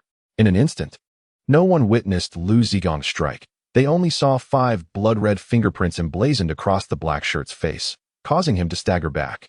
Gasps filled the air as some patrons recognized this man in black, one of Scar's notable enforcers, trained in bodybuilding and taekwondo, a well-known thug in the underworld. It was astonishing that he had been so easily bested, receiving a resounding slap before even making a move. Zhao Zhen and others had already helped Liu Zhu to his feet and clarified the events that had just unfolded. It turned out that Liu Zhu had merely bumped into the man, a common occurrence on the dance floor, yet the man had erupted into a tirade of foul language. Liu Zhu, unable to tolerate the insult, retaliated, but instead of landing a hit, he was met with a few sharp slaps and a crushing blow to the eyes. "Where's Cixi?" Zhao Zhen inquired of the bar security. Brother Cixi was taken in recently, and with no one to oversee the venue. It happens that Brother C is out on business. What a misfortune. The head of security was fraught with anxiety, desperately making phone calls, though it seemed to yield little success. A resounding slap echoed as one particularly oblivious security guard made the first move. Zhao Zhen and his companions initially felt a surge of triumph, only to be gripped by apprehension. After all, they had entered together and had recently been seated at the same table. Being mistaken for accomplices could spell trouble for them. "Brother Zhen, what should we do? Should we call the police?" Xiao Yang's earlier bravado had dissipated, his voice quivering slightly, still haunted by the fear of potential retaliation. That security guard appeared to possess considerable skill, and had he truly engaged in a fight, he might have found himself at a disadvantage. Liu Ziguang had held back his strength with that slap. Otherwise, he might have shattered the black shirt man's dental structure. However, the man in black was not grateful. With a furious roar, he unleashed a well-honed kick aimed at Liu Ziguang's head, executed with remarkable speed and grace, showcasing his superior taekwondo prowess. Almost simultaneously, Liu Ziguang retaliated with a deceptively simple maneuver, delivering a kick to the black shirt's supporting leg. The man lost his balance, crashing to the ground in a most undignified manner. Witnessing their leader's humiliation, one of his underlings, eyes blazing with fury, seized a chair intending to strike. Liu Ziguang had already grasped a bottle of Chivas from a nearby table, hurling it with precision, shattering it against the assailant's face. The man in black rose, wiping the blood from the corner of his mouth, glaring at Liu Ziguang with venomous intent. "Get out," he commanded. His companions helped their injured brother, leaving in a state of disarray. "Shall we continue the festivities?" Liu Ziguang maliciously remarked from behind, eliciting a few light chuckles from some patrons. The bar security finally exhaled in relief, approaching Liu Ziguang and offering a cigarette, inquiring, "Who are you mingling with?" Liu Ziguang smiled indifferently, declining the cigarette, and directly approached Zhao Zhen, saying, "Director Zhao, didn't you want to speak with me?" "It's nothing," Zhao Zhen curtly replied, his face ashen. "Well, as long as it's nothing, let me give you a word of advice. Anyone who dares to show even the slightest disrespect towards Fang Fei, I shall ensure they are rendered unrecognizable," Liu Ziguang declared, naturally draping his arm around Fang Fei's shoulders. Fang Fei appeared like a delicate bird, radiating happiness that was evident even to the most oblivious onlookers. Zhao Zhen and his companions remained silent, adhering to the wisdom of avoiding immediate losses. Only Liu Zhu glared at Fang Fei with jealousy and malice, contemplating that even the most skilled fighter would be of no use when an entire squad descended upon them, leaving him with nothing but a fragmented existence. Such occurrences in the bar were commonplace, hence the patrons paid little heed. However, Zhao Zhen and his companions understood that having suffered a setback, reinforcements would undoubtedly be summoned, and lingering any longer would be unwise. This was not the time for courting. Matters concerning Fang Fei could wait. The group hastily settled their bill and departed from 1912, their expressions fraught with tension. Wang Yali appeared particularly shaken, her complexion pale, and she had not uttered a word, not even greeting Fang Fei. Upon seeing them exit, Fang Fei cheerfully inquired, "Will you protect me in the future?" Liu Ziguang nodded affirmatively. "Regardless of who bullies you, I shall stand up for you." "Then why do you wish to protect me?" Fang Fei feigned ignorance, her cheeks flushing a delicate shade of crimson. "You are so good-natured. Of course, I must protect you." Liu Ziguang teased, not foolish enough to publicly declare his feelings at that moment. instead smiling playfully. That was not a satisfactory answer. They've left. We should hurry and depart as well, lest we encounter them upon their return. Fang Fei finally grasped the urgency, pulling Liu Ziguang away. As they reached the entrance, they soon realized it was too late. The adversaries had acted swiftly, gathering a throng of individuals outside, the entrance to 1912 bustling with people, sitting, standing, all conversing in hushed tones, their waistbands bulging ominously. Zhao Zhen and his companions had been apprehended, standing together in a state of despair as Zhao Zhen spoke softly and submissively to them. Lu Zhu discreetly dialed a number from behind, while Wang Yali trembled visibly, and the other men appeared cowed, heads bowed in silence. Fang Fei observed the scene, nearly retreating in fright, but Liu Ziguang held her fast, reassuring her. "Do not be afraid, I am here." Fang Fei clutched Liu Ziguang's arm tightly. "This is hopeless. They are too numerous for you to contend with. You should flee and leave me behind." Liu Ziguang patted Fang Fei's head, flashing a bright smile. "Silly girl, this little gathering is nothing to fear. Find a place to hide shortly, and just avoid getting splattered with blood." Fang Fei was on the verge of tears. "You will die?" Liu Ziguang whispered. "Someone may perish. But it certainly will not be me." A crowd of individuals obstructed the entrance, yet the two remained engrossed in their affectionate exchanges, exhibiting an utter disregard for those around them. Enraged, the man in the black shirt brandished a baseball bat at Liu Ziguang, exclaiming, "Have you two finished your nonsense? You there, come over here. Let us see if I can't take you down today." Liu Ziguang swiftly turned his head, his gaze sharp as lightning, causing the man in black to flinch, an ominous premonition creeping into his heart, leaving him unsettled. However, with numerous comrades present, he felt emboldened, dismissing any fear. Liu Ziguang patted Fang Fei on the shoulder before leisurely approaching, standing before the man in black with a haughty demeanor, declaring, "Are you all coming at me together? Or one by one?" His words dripped with audacious provocation, prompting the man in black to instinctively take a step back, unable to meet Liu Ziguang's gaze. Yet, recalling the humiliation he had just endured, the 5 finger marks still vivid on his cheek, he became infuriated. "Brothers, take him down." At that moment, a calm yet undeniably authoritative voice resonated. "Who dares to lay a hand on my brother?" The group of ruffians turned to see a robust, middle-aged man approaching, clad in ordinary attire, yet exuding an unmistakable air of someone seasoned in the underworld. "Brother Jiangwo." All the small-time thugs quickly concealed their weapons behind their backs, standing straight as if awaiting an inspection from a teacher, collectively shouting the 3 words in unison. Jiangwo ambled forward, surveying the scene at the bar's entrance, casually inquiring, "Is everything all right?" Liu Ziguang smiled in silence, while the man in black forced a grin. "No trouble here. We haven't started fighting yet." "I didn't he know he was Brother Jiangwo's man?" Jiangwo interrupted. "I was asking about you. Is everything all right?" The man in black, bewildered, replied, "We're fine. What could possibly be wrong?" "Humph, fortunate that a fight didn't break out. If it had, how many lives do you think you have?" The man in black appeared somewhat defiant, spitting on the ground in frustration, but he could only suppress his anger in Jiangwo's presence. "Brother, what is going on? The kid said you might be in trouble, and since I was nearby, I came to check." He then produced a cigarette and offered it to Liu Ziguang, who retrieved his own Zongnanhai brand with a smile, saying, "I only smoke this now." "Ah, that's good, rich and robust," Jiangwo remarked, lighting it for him. The throng of small-time thugs stood in awe. Brother Jiangwo, a legendary figure, was surprisingly familiar with this unknown newcomer. What could possibly be the reason? In truth, it was a trivial matter. This young man dared to tease my friend, and I merely imparted some life lessons to him, which led him to summon so many people. Quite amusing, I must say. Liu Ziguang exhaled smoke nonchalantly. "Understood, I will handle this matter." With that, he extinguished the cigarette and approached the man in black. His expression now grave. "Black Panther, slap yourself." The man in black was astounded, seemingly unable to believe his ears, rendered speechless for a moment. "Slap myself? I want to say it twice. You know my style, no more than 3. The tone was not severe. Rather, it was a slow and tranquil manner of speaking. Yet to the listeners, it resonated with an air of sternness. The Black Panther paused for 5 seconds, ultimately discarding the baseball bat, and began to strike his own face. Initially with a gentle touch, coldly instructing himself to apply more force. The sharp sound of his palms meeting his cheeks echoed clearly, reverberating through the air.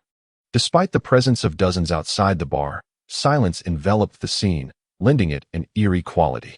The Black Panther's expression was one of deep discontent and sorrow, resembling that of a child being reprimanded by a parent, intertwined with a hint of defiance. Each strike grew heavier, and after a flurry of over 20 slaps, his face had swollen grotesquely, blood oozing from the corners of his mouth. Meanwhile, Liu Ziguang engaged in light-hearted banter with Feng Fei. Upon noticing Zhang Wo's gaze, he waved dismissively, saying, "What is the matter, Zhang Wo? Show some mercy to the younger generation." Nodding appreciatively, he turned to the Black Panther. "Your brother Liu has spoken. I shall spare you this time." The Black Panther ceased his self-inflicted punishment, his pig-like visage reflecting a mix of frustration and fury. "I instructed you to slap yourself for your own good," Zhang Wo remarked. The Black Panther's anger shifted to confusion. "You know Shi, right?" Zhang Wo inquired. "Of course, that rascal. Once he is out, I'll make him pay dearly," the Black Panther retorted. At the mention of Shi, the Black Panther's momentary perplexity returned to unbridled rage. "You might not have the chance. Shi won't be coming out. He has been severely injured." "What? Who did it? Is it possible to inflict harm in a detention center?" The Black Panther's fury morphed into astonishment, his mouth agape, as if a light bulb could fit within. "It was this brother," Zhang Wo pointed at Liu Ziguang. "Recently, he got into some trouble and was assigned to Shi's cell. Shi dared to provoke him and got dealt with. His spleen suffered damage, and that is that." A collective gasp filled the air as everyone absorbed the revelation. They knew all too well who Shi was, a notorious figure within the underworld, famed for his brutality. Once a boxer, he had been expelled from the provincial team for inflicting severe injury on an opponent. In terms of ruthlessness, he was second to none. The Black Panther himself had fallen victim to him, having endured 3 broken ribs and spent half a year recovering. The Black Panther was indeed formidable, not lacking in intelligence either. In the detention center, he held a position of authority, having thwarted 2 attempts by Scar to take him down. This individual managed to subdue Shi and several other dangerous criminals in the same cell. What an astonishing feat. It was crucial to realize the gravity of the crimes Shi had committed, and the company he kept consisted of individuals who were equally capable of violence. Each one of them was a renowned figure in the criminal world, and yet, they dared not confront this man. Moreover, he was a brother of Zhang Wo, a man whose legendary exploits were well known among those with even a modest reputation in the underworld. None could dispute his prowess. The Black Panther, displaying a rare sense of humility, approached Liu Ziguang and bowed slightly. "Brother, my apologies. I did not recognize you. I am truly sorry." Liu Ziguang, with a calm demeanor, smiled lightly in response. "No worries." He then bowed to Feng Fei, adding, "My apologies, sister." Feng Fei, frightened, hid behind Liu Ziguang, clutching his clothing like a startled bird. Yet, Liu Ziguang distinctly heard her stifled giggles, suggesting that the girl was quite pleased with herself. Despite the imposing size of the Black Panther, he was not devoid of intelligence. He had quickly discerned the discord between Liu Ziguang and Zhao Zhen's group. Politely, he inquired, "Brother, are these individuals your friends?" Zhao Zhen and his companions were utterly dumbfounded. Although they were not affiliated with the underworld, they had some awareness of the names involved. Liu Ziguang had recently emerged from obscurity and had managed to subdue the formidable Shi. What could they possibly say? They regretted their lack of foresight, having inadvertently offended a gang leader. Zhao Zhen, quick to react, waved his hand and called out, "Brother Liu, we are one of your own." Liu Ziguang maliciously replied, "I do not know those individuals. Just moments ago, they were about to strike me. That one over there, in the blue attire." He pointed at Xiaoyang, who instantly turned as pale as a ghost. "By the heavens, you dare to provoke a friend of brother Zhang Wo? Have you a death wish?" The Black Panther furiously charged at Xiaoyang, delivering a resounding slap to his head. The force of the blow caused Xiaoyang's eyes to swell up, and he clutched his face while moaning. The small official from the municipal committee, startled, dropped his phone. The Black Panther picked it up, his fury escalating. "What the hell? You even sent a blind message." With that, he delivered a punishing blow to the eyes. Dazed, the small official staggered, incoherently protesting, "You dare strike me? I am from the municipal committee." "Oh, I am so terrified," the Black Panther exclaimed exaggeratedly, yet his blows became even more forceful, aimed squarely at him. The other minor officials stood frozen in fear, hesitant to intervene. However, their inaction would not spare them, for the Black Panther had summoned many underlings, and they were bound to take action, lest they incur a significant loss. After all, inciting a brawl also incurred costs. Each participant demanded a fee of 50, and afterward, there would be a banquet. If anyone were injured or incapacitated, that would be an additional expense. At the Black Panther's command, his subordinates rushed in, raining down punches and kicks upon the fallen individuals, leaving Wang Yali in tears. Fang Fei discreetly pinched Liu Ziguang from behind, and he, understanding her cue, remarked, "All right. A few strikes suffice." The Black Panther responded, "Understood, I shall give face to my brother." With a whistle, his men reluctantly ceased their assault, grumbling as they dispersed, leaving behind 5 battered individuals. "Brother, let us head to Mao's restaurant." "It's on me as an apology," the Black Panther respectfully offered. "Never mind. I have other matters to attend to.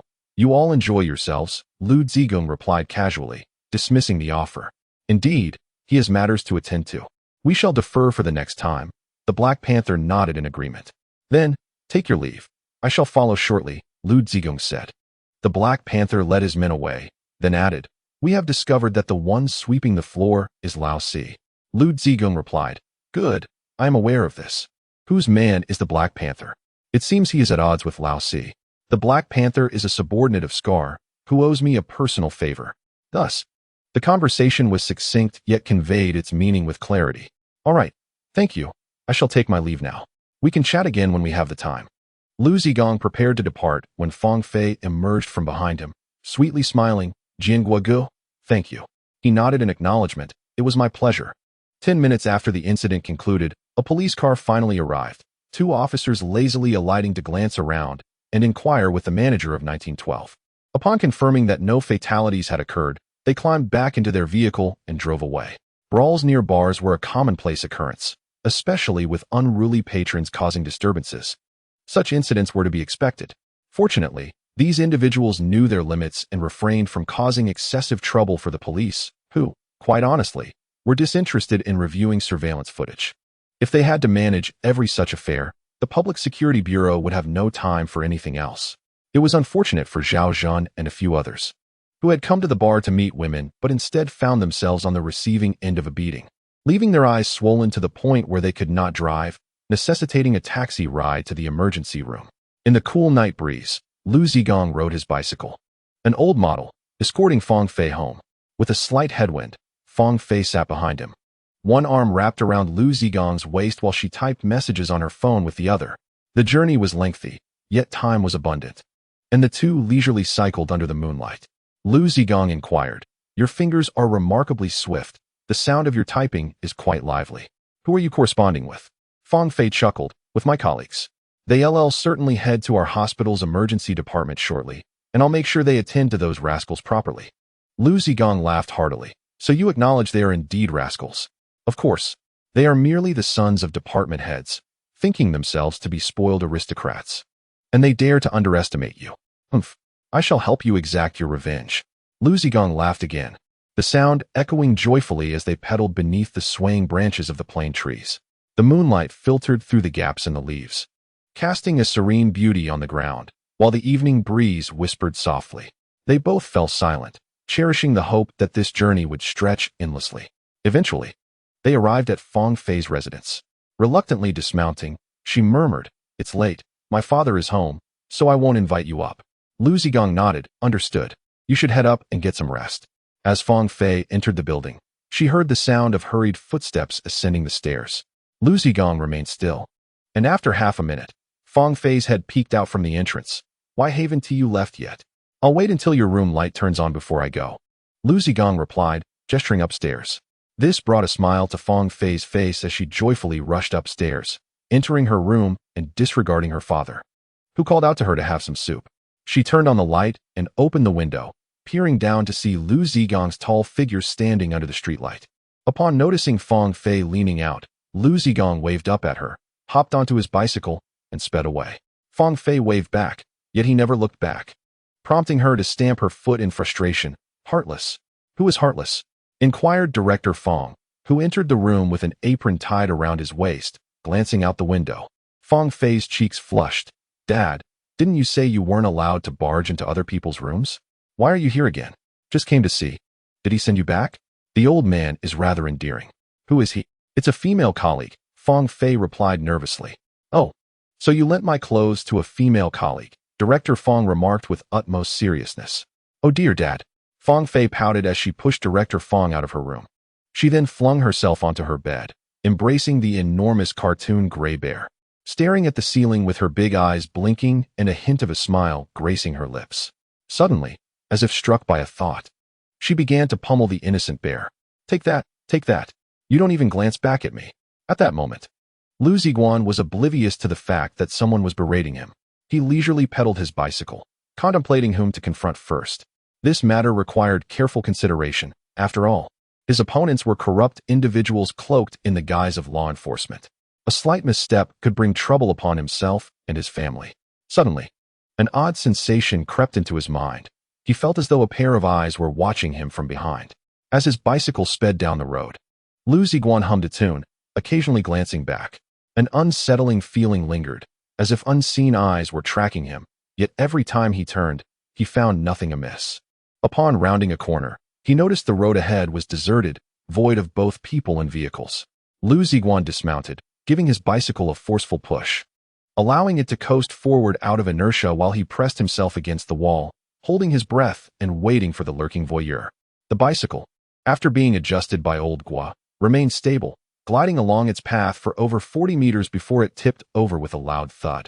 At that moment, the bicycle that had been trailing him suddenly surged forward, but Liu Ziguang swiftly seized the rider, yanking them off the bike as one would a small chick. Upon closer inspection, it turned out to be the boy known as Mao Hai. Mao Hai, why aren't you at the hospital with your mother? Why are you following me? Liu Ziguang questioned. Mao Hai was clad in an outdated urban camouflage outfit of black and white patches, the oversized clothing resembling a long robe on his small frame. He rode a somewhat battered female bicycle, his eyes flickering nervously. Liu Ziguang, irritated, pulled out his phone. You troublesome child, your mother is in such poor health, and instead of staying by her side, you're running around. I'm going to call Zhang Wo to come take you back. Please don't, Uncle Liu. Mao Hai finally spoke, his small, dirty hands rubbing against his pants, his dark face filled with fear and shyness. I followed you to protect you. Liu Ziguang's thoughts shifted, and he reached behind Mao Hai's waist, discovering a sharp, boning knife. This innocent child, aware of the dangers that lurked, had secretly followed him for protection. No wonder he had arrived so timely. Seeing Liu Ziguang silent, the boy, with a hint of hesitation, said, My mother knows. She said that you are a good man. Nowadays, there are not many good people, and the world is chaotic. Liu Ziguang felt a warmth in his eyes and firmly patted the boy's shoulder. Thank you, my boy. The boy, with a look of confusion, sniffled. Uncle Liu, are you no longer angry? Liu Ziguang laughed heartily. I was just teasing you. However, you should leave that knife behind. Walking around with a knife in the middle of the night can lead to trouble where there was none. I'll hold on to it for you. The boy, feeling a bit shy, scratched his head and lifted his bicycle, accompanying Liu Ziguang forward. Who taught you how to tail people? You followed me for so long without me noticing, Liu Ziguang inquired. My grandfather was a hunter. I've followed him into the mountains since I was little, hunting rabbits, wild boars, and pheasants. Later, the village government confiscated our hunting rifles and ammunition, so I had no choice but to chase after the prey. When I got tired, I would catch them, the boy explained. Liu Ziguang was secretly astonished. The boy possessed the innate talent of an excellent hunter. The terrain of the mountains was vastly different from the city, and yet he could conceal himself and track his target. Such a skill was remarkable. After walking a while, they reached the end of the alley. Liu Ziguang asked, Where do you live? I live with my uncle. We rent a place nearby. Oh, is there anyone else in your family? Liu Ziguang casually inquired. It's just me and my uncle. My aunt ran away with someone a few years ago and sold our house. The boy replied, scratching his head, clearly not grasping the complexities of adult relationships. Liu Ziguang understood that every family has its burdens, and in this dilapidated, impoverished neighborhood, who did not have their share of sorrow. After sending the boy home, Liu Ziguang returned to his own house, where his parents were still awake, sitting at the table waiting for their son to return from his date. Upon hearing the sound of the bicycle entering the yard, the elderly couple could no longer sit still. As soon as Liu Ziguang stepped through the door, his mother rushed to him, her face filled with anticipation. So, how did it go? Have you established a relationship? Liu Ziguang was drenched in sweat. Mom, it's not that quick. You can't rush for grandchildren. I know what I'm doing. His father cleared his throat and said, Xiaoguang, You must maintain a proper attitude. Our family is poor, and your mother and I lack resources. We cannot compare to the Xiaofeng family. At least you have a formal job now. So you must take it seriously. With the right attitude, others will respect us, don't you think? Liu Ziguang replied, Dad, rest assured. Now that I've chosen this path, I will excel in it and not bring shame to you. His mother wanted to ask more questions, but his father advised her, all right, enough questions. The child knows what he is doing. He has to work early tomorrow. Let him rest. Early the next morning, when Liu Ziguang arrived at the security office, 3 young men were already waiting at the door. They were contract security guards who had been dismissed by Captain by a few days prior. They had received a call yesterday and rushed from the suburbs early this morning. Upon reuniting with his comrades, they exchanged no words, donned their security uniforms anew, and returned to their posts. The young men stood tall and resolute, exuding an invigorated spirit unlike their usual demeanor. It was not until 9:30 that Captain Bai made his tardy entrance. Spotting the familiar faces he had come to regard as thorns in his side, he could not suppress his irritation. Yet, under the same roof, he was compelled to swallow his pride, foregoing greetings as he slipped into the manager's office to discuss matters with General Gao. Liu Ziguang remained unfazed by Captain Bai's presence, having already marked his tardiness on the attendance sheet. The other brothers, on the other hand, were noted for their impeccable attendance. Liu Ziguang believed that authority should not be wielded without purpose, as it would be futile. He refused to be the type who gained favor with superiors at the expense of his peers. After all, they were all merely laborers, striving to survive in the city on a meager monthly wage of 100 yuan.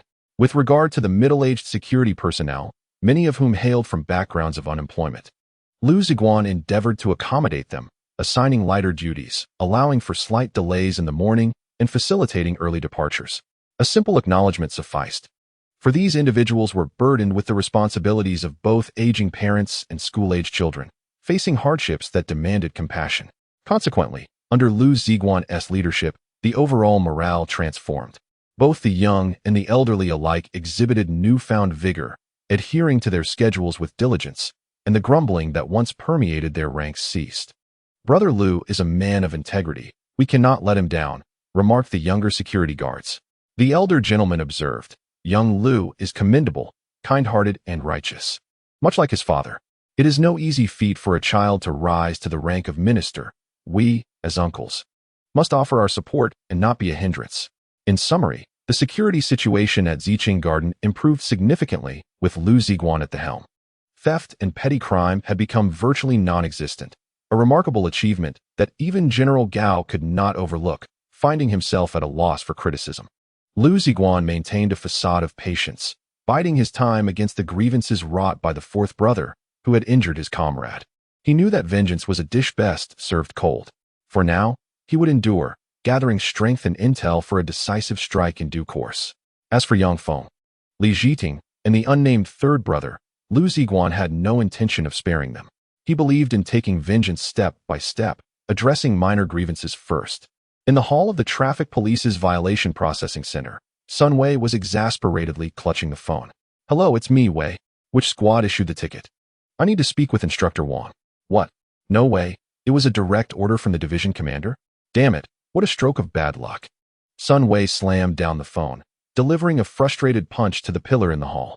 A substantial stack of fines lay on the table beside him, totaling an astounding 20,000 yuan, with points deducted beyond count. 10 driver's licenses would not suffice to cover the infractions. Normally, someone like Sun Wei, with connections in the underworld, would not concern himself with such trifles. Fines and points were trivial matters, easily bypassed with a forged plate. However, this time misfortune struck with a vengeance. During an inspection by the head of the traffic police brigade, the officer fortuitously discovered the extensive violation record of a Mazda 6. To his astonishment, there were over a dozen computer screens filled with infractions: driving against traffic, running red lights, speeding, changing lanes improperly, illegal parking, and entering restricted zones. The driver had committed virtually every conceivable violation, with the sole exception of causing an accident. The brigade chief erupted in anger, declaring that strict measures would be implemented. The traffic officers promptly mobilized and detained Sun Wei's south vehicle in the street, towing it back to the impound lot for further processing. Given the gravity of the situation, there was little Sun Wei could do to intervene. If he failed to pay the fines, they would accrue late fees, and once they reached a certain threshold, his car would be auctioned off. Left with no other recourse, Sun Wei reluctantly accepted his fate. There was no point in attempting to appeal through points deduction on his driving license. He might as well forfeit all 12 points in one go. With a grim expression, he went to a nearby bank to settle the fines. Drawing curious glances and suppressed laughter from the bank staff as he presented them with a stack of tickets. After paying the fines with his card and obtaining the receipt, he made his way to the impound lot to retrieve his vehicle. The indignation he felt was palpable. Upon reaching his car, he was dismayed to find it in a deplorable state. The rims were damaged, the body was severely scratched, resembling a patchwork of chaos, and the fuel tank was empty, rendering the engine inoperable. Despite Sun Wei's usual bravado, the attendants at the traffic police impound lot exhibited an even greater indifference, their demeanor suggesting they could not care less about his plight.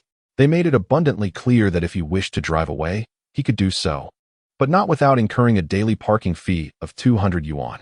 With no alternatives, Sun Wei begrudgingly paid the parking fee, purchased a fuel canister, and trudged to a nearby gas station to fill it. Only then could he start the vehicle and slowly exit the lot. Already in a foul mood, he encountered heavy traffic that day.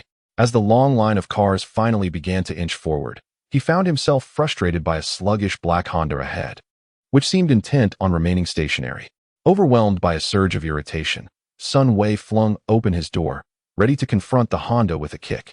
Before he could unleash his fury, the rear doors of the Honda swung open simultaneously, and two formidable young men emerged, flanking him. One pressed a hard, cold object against his lower back. Instinctively, he shivered. It was a gun. "Wei Gu, let us find a place to talk," one of them suggested. What he feared had come to pass. The familiar face was none other than Liu Ziguang, the man he both dreaded and despised, a figure he could never seem to eliminate from his life. Sun Wei stood frozen, realizing the tables had turned. He had always been the one to corner others, but today he was the one ensnared.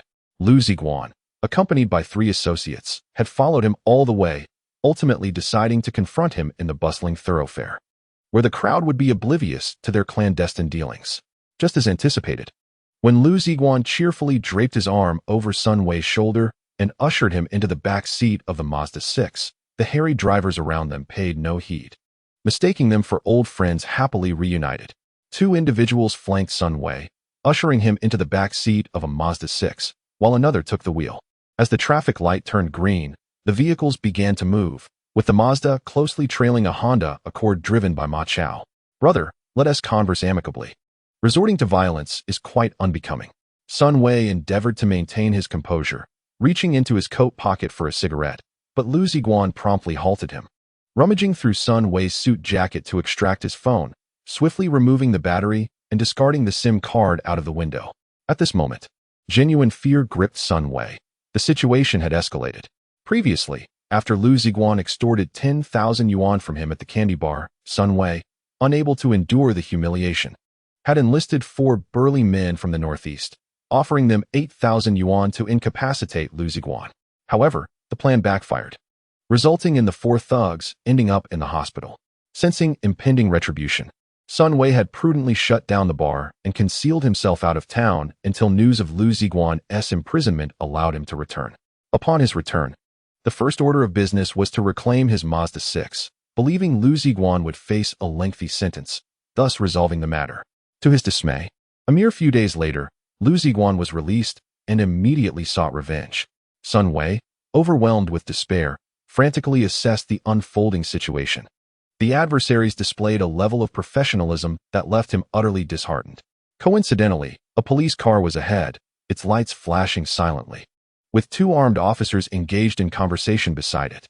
A flicker of hope ignited within Sun Wei, and he instinctively licked his lips. Liu Ziguang, with a cold smirk, had already anticipated Sun Wei's intentions.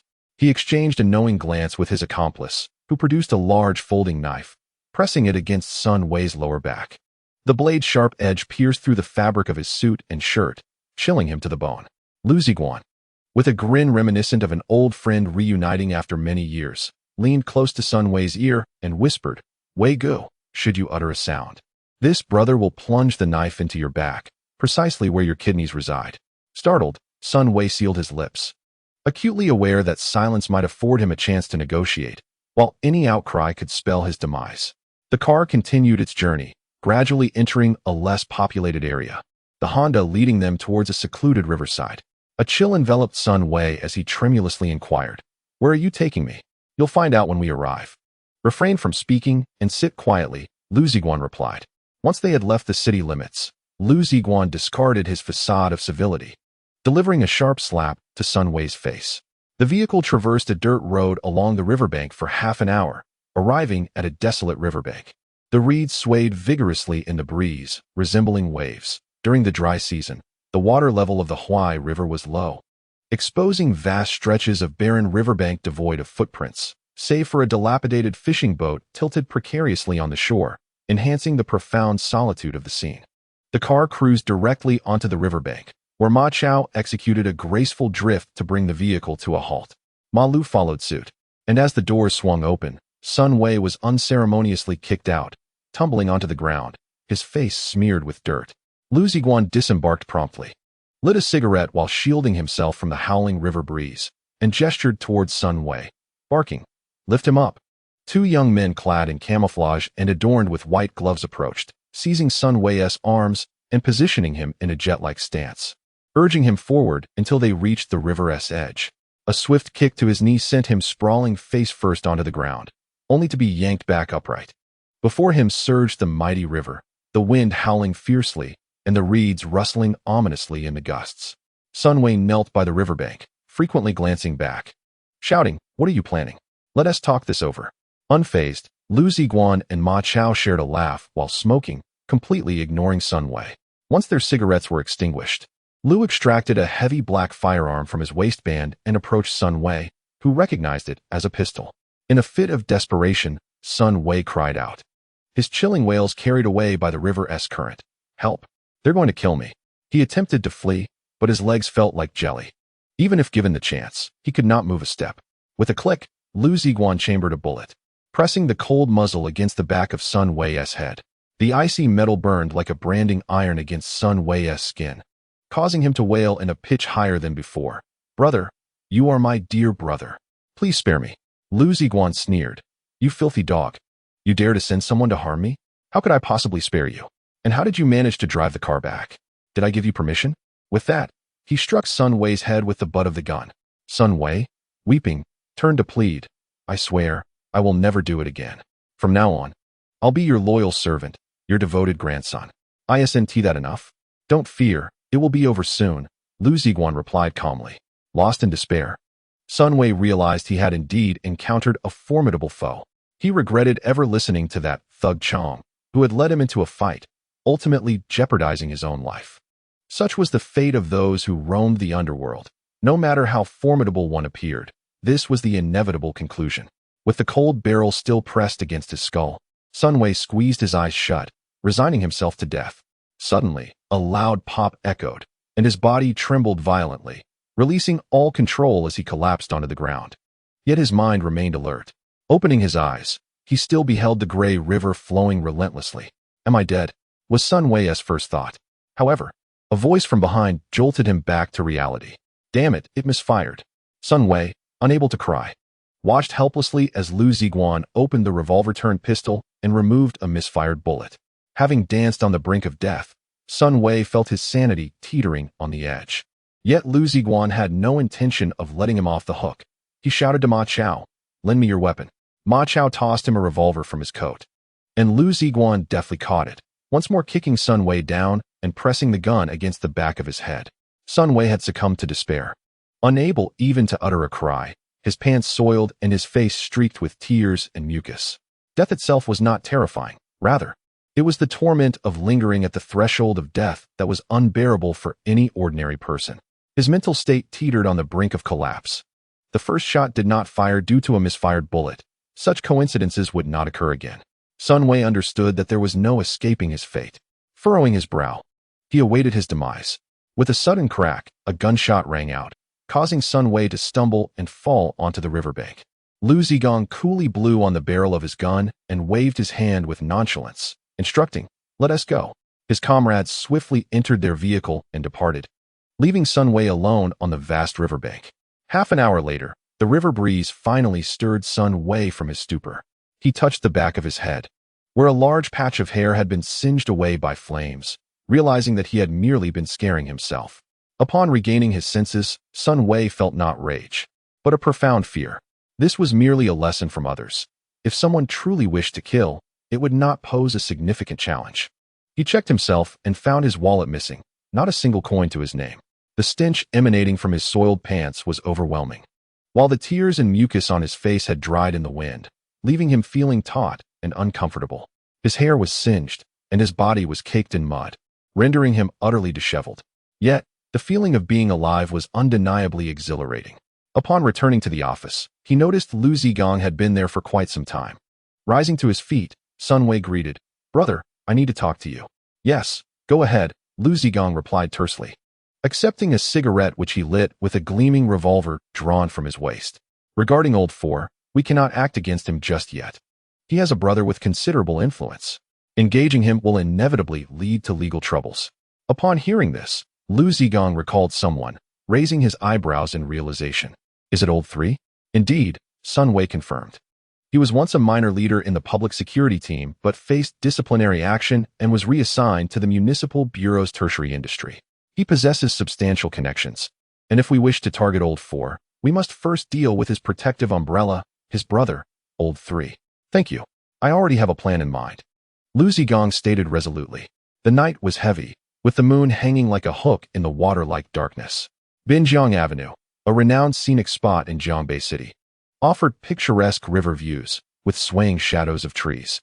The Huai River mirrored the neon lights from both banks and the crescent moon above, creating a vibrant spectacle, its surface shimmering with waves. Occasionally, luxurious yachts glided by, their deep, resonant whistles further enhancing the river's beauty. Along the riverside was a wide thoroughfare, one of the 10 major projects initiated by the previous city government to enhance the urban landscape. A magnificent 10-lane road, it harmoniously complemented the Huai River. On the southern bank, a succession of grand hotels, upscale clubs, bathing centers, and bars created a dazzling, intoxicating atmosphere, marking Jiangbei City as a famed den of indulgence. Liu Ziguang rode his bicycle beneath the shadows of trees, gliding along the Binjiang Avenue while humming a tune, reminiscent of a night shift worker. After cycling for about 10 minutes, he finally reached his destination.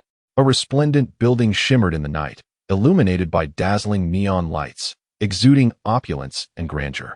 The entrance was vast, flanked by 4 female attendants dressed in high-slit kipeos, welcoming guests. Above the grand entrance were 4 gleaming golden characters that perfectly matched the building's aesthetic. Jinbi Huiguang. Liu Ziguang was no stranger to the scene. During his time in the pre-examination department, he had overheard every word exchanged between Yang Feng and those scoundrels. The phrase Jinbi Huiguang resonated with familiarity, suggesting that these individuals frequented the establishment. This comprehensive venue held a certain reputation in Jiangbei City, albeit with a level of exclusivity that deterred the average person from patronizing it. At the entrance of Jinbi Huiguang lay a spacious parking lot, where security personnel clad in black suits and matching shirts efficiently directed luxury vehicles in and out. One particular man, also dressed in a black suit with a shaved head, radiated an air of vigilance, keeping a watchful eye on his surroundings. Although he had spotted Liu Ziguang, he harbored no suspicion, perceiving him as merely another ordinary passerby on the bustling Binjiang Avenue, a common sight of those who would never set foot inside Jinbi Huiguang. On the road, the night shift worker dismounted his bicycle, crouching to fiddle with the pedals and chain, feigning a mechanical issue. The supervisor cast a casual glance his way, dismissing him entirely, unaware that just beside Liu Ziguang, concealed within the bushes of the isolation belt, lay another figure, clad in camouflage. The young scout had been lying in wait for 3 hours. As a hunter by nature, he possessed remarkable patience and superior concealment skills. His 87-style 4-color jungle camouflage had been adapted into something resembling a sniper's ghillie suit, rendering him virtually undetectable even upon close inspection. Luxury cars zoomed past, their roaring engines drowning out the hushed exchange between Liu Ziguang and the scout. What is the situation? They entered at 9:20, still the same group. Still the same car, and no movement yet. Continue observing. After uttering these words, Liu Ziguang mounted his bicycle and departed. This reconnaissance had persisted for a week. Every day, the scout remained stationed here, meticulously recording the movements of Yang Feng and his associates. As Liu Ziguang had anticipated, Jinbi Huiguang was indeed a favored haunt for Yang Feng and his cohorts, having visited 4 times within the week, indulging for 3 to 4 hours each time, occasionally not returning until dawn. Each visit involved a Passat bearing the Huai license plate, and while Yang Feng and Lao San remained constant participants, the other guests varied daily. Despite having grasped certain patterns, it remained cumbersome to take decisive action. Yang Feng and his associates were not like Sun Wei, who could manipulate the situation at will. These individuals, cloaked in the guise of enforcers, were incredibly vigilant and possessed commendable skills. They preferred to operate in groups, rarely venturing out alone, which posed a significant challenge for Liu Ziguang. Moreover, they were likely armed, a situation not to be trifled with. This thought of firearms reminded Liu Ziguang of 2 films, The Beast Stalker by Dante Lam and The Chaser by Na Hongjin. It seemed prudent to delve deeper into this matter. Another day had passed, and in the early hours, Ma Chao returned with the young lad, who had been out with Yang Feng and his companions until midnight before departing for their respective homes. Each dropped off at their doorsteps with no opportunity for Liu Ziguang to intervene. As anticipated, Liu Ziguang did not succumb to despair. Instead, he meticulously questioned the young lad about the specific movements of Yang Feng and his companions, leaving no detail unexamined. The young lad possessed sharp eyes and an extraordinary memory, recounting every moment from the time Yang Feng and the others exited the vehicle to their entrance into the opulent establishment. Eventually, Liu Ziguang identified a noteworthy detail. The driver of the Passat was Lao San, the very man who had tormented him with handcuffs at the precinct and had facilitated Yang Feng's connections. According to intelligence, Lao San now held a minor leadership position in a transport company under the municipal bureau, wielding a degree of power and possessing an extensive network. Before exiting the vehicle, Lao San consistently locked a black handbag in the glove compartment of the front passenger seat, a detail that piqued Liu Ziguang's interest.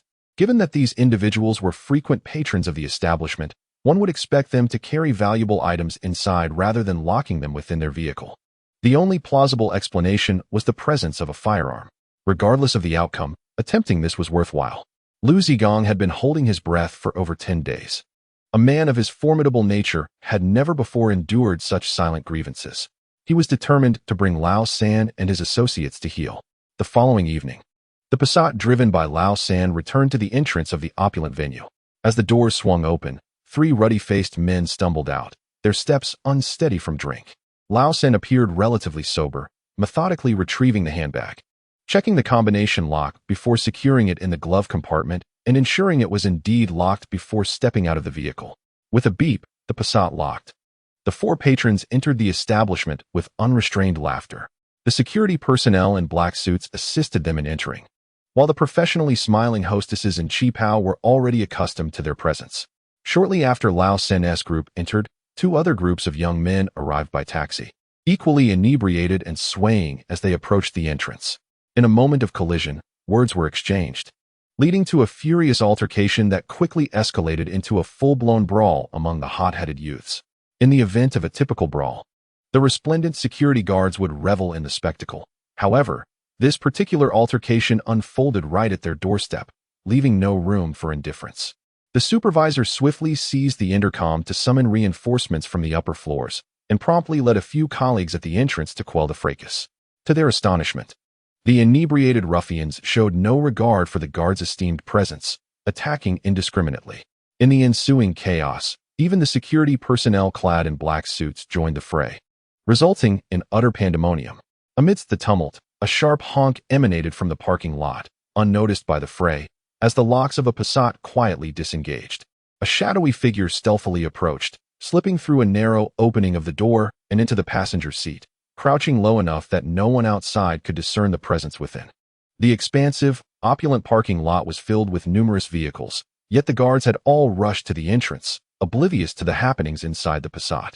A minute later, before the guards could descend, the 2 groups of drunken revelers made a hasty retreat, exhibiting no signs of inebriation as they fled, leaving the supervisor perplexed and sensing something amiss, though unable to articulate what exactly felt wrong. After scratching his head in contemplation, he instinctively glanced towards the parking lot, where the same vehicles remained, none missing. He decided it best to avoid unnecessary complications, thinking to himself that it was better to let it be.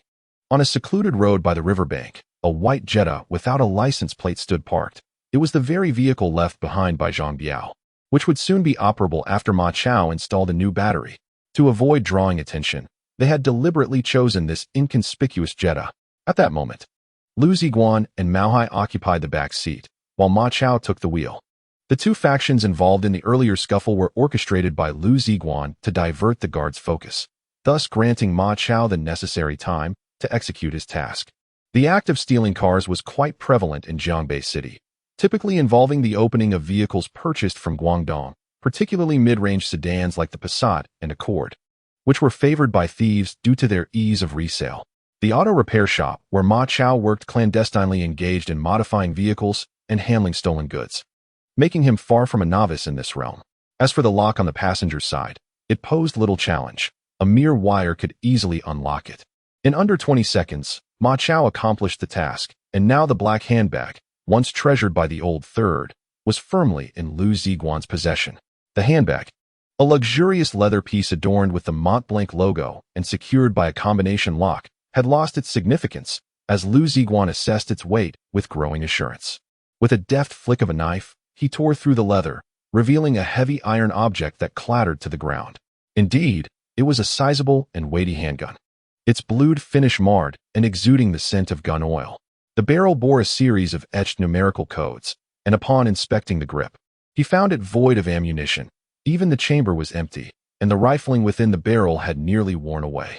As Liu Ziguang toyed with the firearm, caressing the black star on the grip, he marveled. This is the Great Black Star. With this wretched contraption, it sent shivers down the spines of the Hong Kong underworld. Truly a relic of enduring strength. With a gun but no ammunition, the situation seemed quite illogical. Upon further inspection of his bag, Liu Ziguang discovered a heavy magazine filled with 5 gleaming yellow bullets. He adeptly inserted the magazine, skillfully chambered a round, ejected the magazine, and pulled the bolt, causing a shiny bullet to spring from the ejection port, which he swiftly caught in his hand. Liu Ziguang reveled in the excitement, but Ma Chao was visibly alarmed. "Brother Liu, that SA gun," he exclaimed. "What do you expect? Is it a dog?" Liu Ziguang chuckled. "So what is your plan?" You wouldn't want to pale Ma Chao's face. Cases involving firearms are serious matters, and getting caught wouldn't be pleasant. Liu Ziguang smirked lightly. "Do not worry. This weapon is too hot to keep.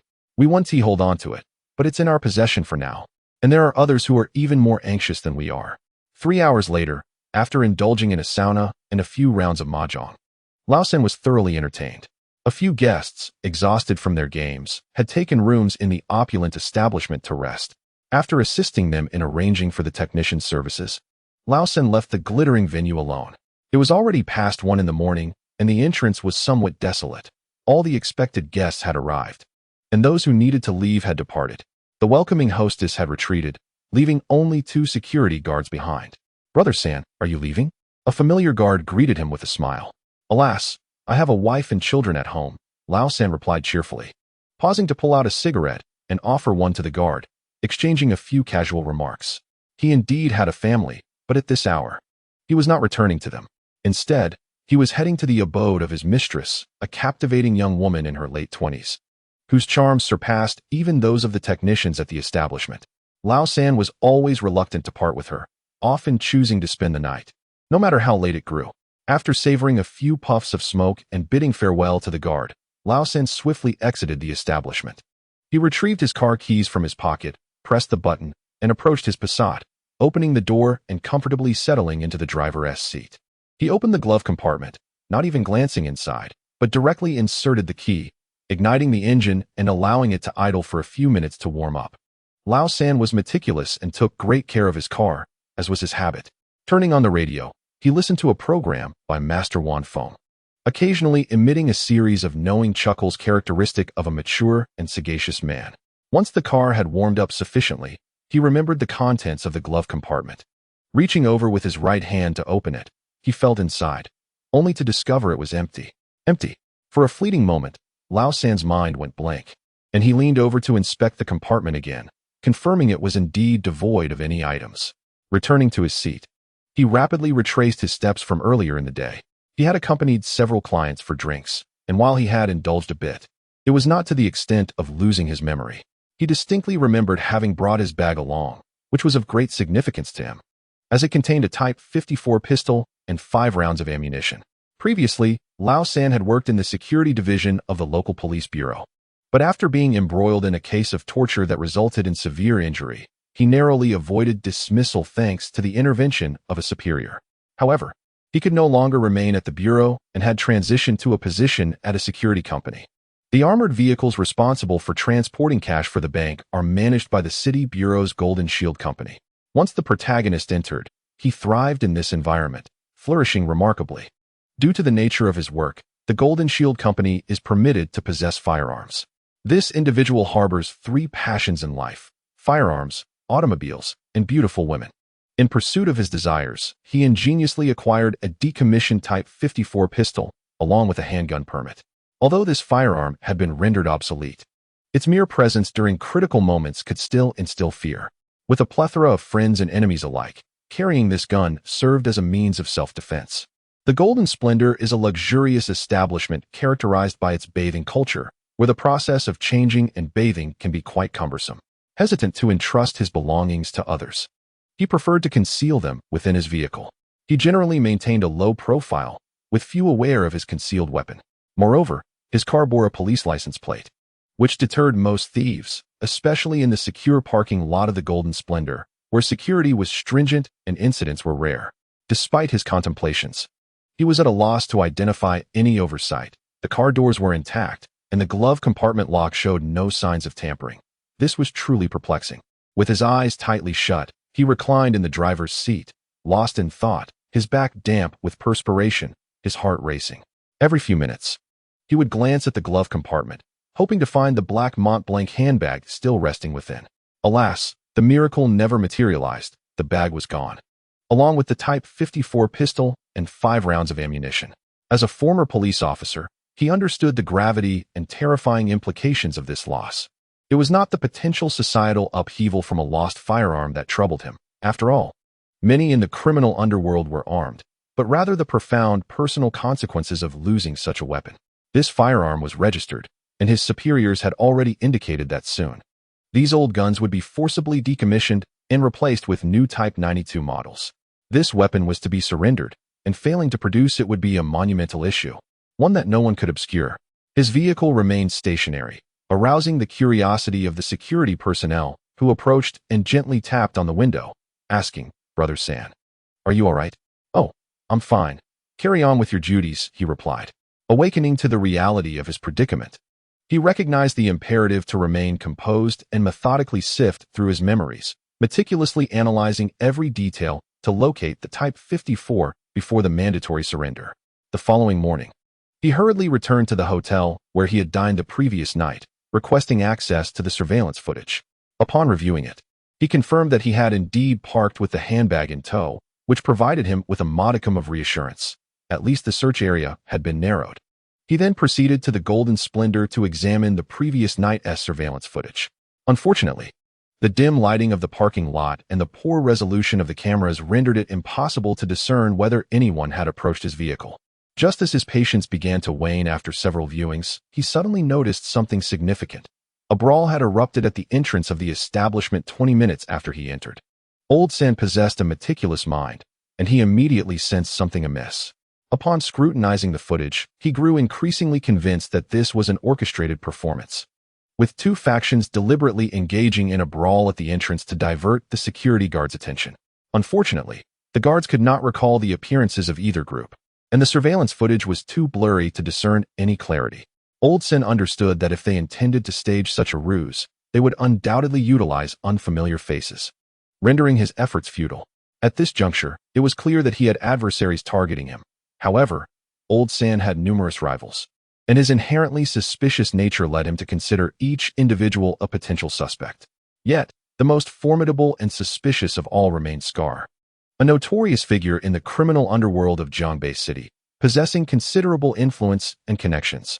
His rivalry with Old San had been a perpetual tug-of-war, each enjoying their fair share of victories and defeats. Old San's sworn brother, was as close as family. His rise to prominence was largely attributed to Old San's support. Whenever the police conducted operations against illicit activities, Old San would provide timely warnings, mitigating significant losses. If Old C found himself in trouble, Old Sen would invariably assist, provided the situation was manageable. Over the years, Old San had also received his share of benefits, resulting in a mutually advantageous relationship. Recently, however, Old C's crew suffered a significant loss. She had been incarcerated, and Baldy had sustained injuries. Scar seized this opportunity to expand his territory, audaciously setting his sights on Old San's domain. How dare he steal my gun? Bold indeed. Old San seethed. Before picking up the phone, "Hello, Scar. This is Liu Ziguang. I need to speak with you." On the other end, a boisterous and enthusiastic voice responded, "Ah, it's you, Brother San. What's the matter? I'm quite busy." As if to emphasize his statement, the sounds of mahjong clattering accompanied by thunderous laughter erupted. Ha! A concealed triplet. Old San's fury boiled over, his nose wrinkling in indignation. This was undoubtedly Scar's doing. Just from that triumphant tone, he could infer the extent of Scar's audacity. How dare he touch his firearm? However, at this moment, he had to exercise restraint. He could not simply report to the authorities that his gun had gone missing. The fewer individuals privy to this matter, the better. Even his close associate Yang Feng could not be informed. That cunning fellow could easily use such information against him.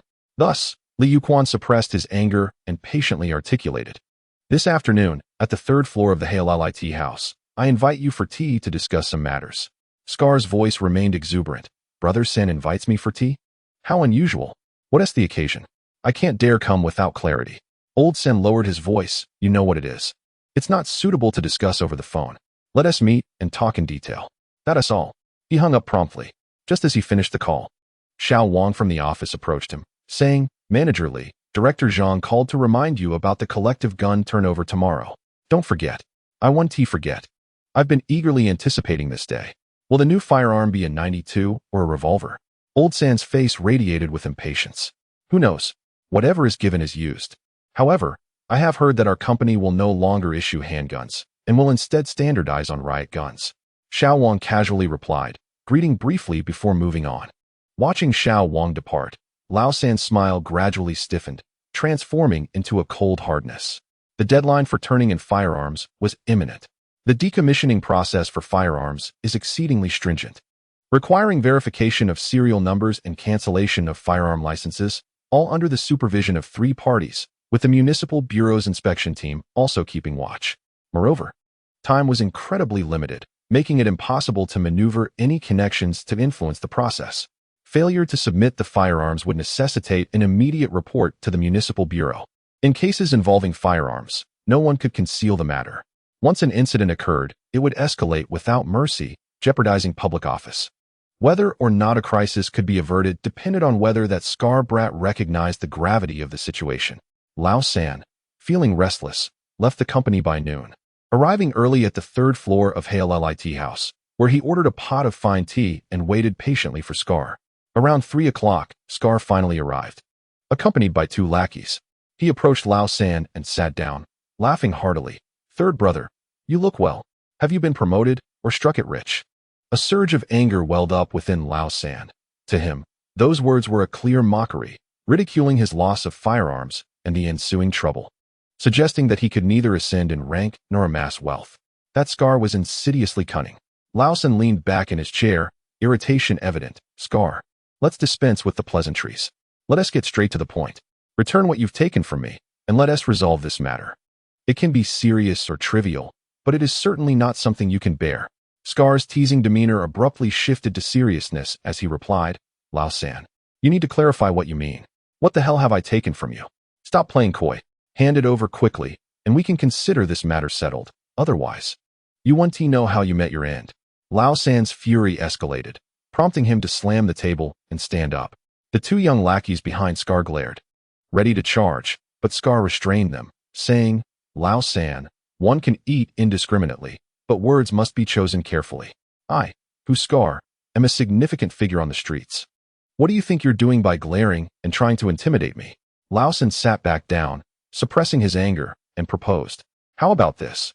I will transfer all the venues on 4th Street to you, as long as you promptly return what you've taken." Scar appeared even more puzzled, raising his hands. "I truly do not know what you are talking about. What do you want me to return?" At that moment, Lao San realized Scar was attempting to lead him to ruin. No matter what was said, Scar would not return the firearm. In an instant, the realization struck him like lightning, and a murderous intent surged within him, though he managed to conceal it from his expression. Scar, think this over carefully. I await your call. With that, Lausen picked up his bag and descended the stairs, leaving Scar and his two lackeys exchanging bewildered glances. Is he out of his mind? What have I taken from him? As he sat in his Passat, Lausan's chest heaved violently. He was normally a calm and composed individual, yet at this moment, anger clouded his judgment. What was Scar, after all, but a mere thug? How dare he tread upon Lausan's dignity? To be candid, the loss of a firearm is not as grave a matter as it seems. At worst, it would result in the termination of public service. With one's connections and abilities, who could doubt the prospect of carving out a niche in the world? However, the feeling of being held hostage by one's vulnerabilities is utterly intolerable, and the resentment is difficult to swallow. At this moment, the mind of the third brother felt as though it had been clouded by 2 bottles of counterfeit Chivas. You wish to threaten me, Scar? Very well. I shall return the favor and see who possesses greater resolve. In a fit of unbridled fury and agitation, Comrade Liu Ziguang, the business manager of Jindun Company, made a decision he would come to regret for the rest of his life. The third brother was aware that Scar had a daughter, a precious 4-year-old. The unspoken rule on the streets is that families should remain unharmed. However, under these extraordinary circumstances, Scar's lack of mercy would invoke a similar disregard from the third brother. The Passat sped directly towards the Jinbei bilingual kindergarten. In the smoke-filled security office of Zhicheng Garden, Liu Ziguang sat across from a companion, both indulging in the haze. What does Brother Zhangwo want with me? Liu Ziguang inquired. Scar would like to treat you to a meal, came the reply. As a gilded invitation was slid across the table, Liu Ziguang glanced at the invitation and remarked, it appears quite formal. A meal is just a meal, why the pomp? What does Scar intend? He seeks your assistance. The answer was straightforward, devoid of pretense. Liu Ziguang paused for a moment before breaking into a smile. To help him means becoming his subordinate. This fellow is rather amusing. He understands that the enemy of my enemy is my friend. Very well. He is a talent worth nurturing. His tone was casual, as if discussing a mere student rather than a renowned figure in the Jiangbei underworld. He added with a faint smile, Scar is a person of loyalty, someone to be befriended. Liu Ziguang replied earnestly, all right, for your sake, I will agree to meet him. However, any notion of assistance shall be dismissed. I currently hold a legitimate position and am a leader of sorts. I cannot afford to associate with him in the underworld. Nodding, he said, I will convey your message. Farewell. With that, he extinguished his cigarette and departed, Liu Ziguang not seeing him off, merely waving as a gesture of goodbye. On Liu Ziguang's desk sat a computer, relocated from General Gao's office under the pretense of formulating work plans. General Gao would go to great lengths to avoid this troublesome device, which he loathed. The screen displayed the classic scenes of Command Conquer, Red Alert, and Liu Ziguang was engrossed in the game, having been out of touch with society for 8 long years and now limited to such single-player experiences. Just as he was immersed in the gameplay, a gentle knock at the door caught his attention. Without turning, he called out, come in. Yet, sensing something amiss, he abruptly stood and looked over. Sure enough, standing at the threshold were Bei Xiaoshui and several other brothers recently discharged from the hospital, all wearing cheerful expressions. Liu Ziguang rushed forward to embrace each of them warmly, asking, when did you get discharged? You could have at least informed me so I could send a car for you. Bei Xiaoshui replied. We completed the discharge procedures half an hour ago and came straight here before heading home. After speaking, he reclined on the nearby sofa, sprawling in a relaxed manner, revealing the bandaged and casted limbs. Brother, the office is quite spacious. Perhaps I should consider becoming a security guard here, remarked Bei Xiaoshui as he rummaged around, pressing random buttons on the sofa with his functional hand, when suddenly his gaze fell upon an invitation on the table, which he casually picked up. Wow. The infamous Scar boss has sent you an invitation. How rare. Bei Xiaoshui exclaimed, as if he had been stepped on, nearly springing up in surprise. What is the fuss? Is it really that extraordinary? I still need to check my schedule, Liu Ziguang replied half-jokingly. Brother, you have no idea. Scar boss is quite the figure on the streets. Bei Xiaoshui said, giving a thumbs up, shaking his head in admiration. He is leagues above that fourth brother, honorable and brave, with a strong sense of loyalty and affection. The tales of Scar boss and his wife have become legendary among the brothers in Jiangbei City. Liu Ziguang, intrigued, urged, oh, Do tell. Bei Xiaoshui, now animated, cleared his throat and sat up straight, ready to share the story. About 6 years ago, Scar Boss didn't yet have his scar, but he was already a dominant figure in the underworld, surrounded by a group of formidable subordinates. One day, he took his men out for leisure, and the manager brought in 7 or 8 hostesses to the private room. Among them was a pure girl with a ponytail, and upon seeing her, Scar Boss was utterly captivated. The look in his eyes, the expression on his face, stirred the softest corners of this rugged man's heart. He promptly requested the girl as company. The manager eagerly introduced her as Shen Fong, a second-year student from the local normal university, with a student ID to prove her authenticity. Definitely not a dubious correspondence college graduate. Scar Boss merely nodded, saying nothing, and spent the evening drinking and singing, without daring to touch a hair on Shen Fong's head. This was quite remarkable.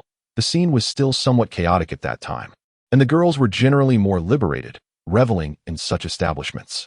Furthermore, Scar Boss was no innocent. He had experienced all sorts of adventures. Yet, on this occasion, the notorious underworld leader transformed into a virtuous gentleman, leaving his companions astounded. In the days that followed, Scar Boss returned daily, consistently requesting Shen Fong's company, never uttering a word beyond singing, repeatedly belting out Zhao Chuan's "I am a little bird" to the point of exhaustion. His devotion was sincere. But he was no fool. He had already learned about Shen Fong's family situation through the manager. Shen Fong was from a humble background, with both parents having lost their jobs, her father suffering from a severe illness that burdened the family. She had a younger brother in middle school, who was not on a good path. To earn money for her father's treatment, Shen Fong had reluctantly taken on a part-time job. Without hesitation, Scar Boss delivered 100,000 yuan to the hospital, depositing it into Shen Fong's father's account. He also dispatched several subordinates to retrieve Shen Fong's brother from an arcade, delivering a stark warning. Our boss has said that if you don't focus on your studies, we will break your legs. It is said that the boy turned pale at that moment and promptly returned to school. The medical expenses for my father have been resolved, and my wayward brother has turned over a new leaf. Upon discovering the truth, Shen Fong sought out Scar late at night, tearfully offering herself to him. To her surprise, Scar declined her advances, stating, "I'm just a ruffian, unworthy of you. Find a good family to marry into." It is said that these were his words. Who claims that all gangsters are scoundrels? An old adage wisely notes that those who act with righteousness often come from the rougher classes, while the ungrateful are typically educated individuals. Despite having blood on his hands, Scar is undeniably a man of honor and valor. The details of what transpired next remain unclear, except that 2 years later, upon her graduation, Shen Fong married Scar, leading to a blissful marriage and the birth of a beautiful daughter the following year. After Bei Xiaoshui recounted this romantic tale, a profound silence enveloped the office for half a minute, as if everyone had been touched by the story. Liu Ziguang extinguished his cigarette and picked up the invitation again, noting the delicate handwriting, clearly penned by a woman, possibly Shen Fong herself. "Now that you mention it, I truly wish to meet this Scar and his wife," Liu Ziguang remarked, appreciating the invitation. The others echoed his sentiment, expressing their eagerness to see the woman who enchanted Scar so profoundly. Bei Xiaoshui chuckled. "It's simple. Scar's daughter attends a kindergarten just 2 streets away. Every afternoon, his wife goes to pick her up.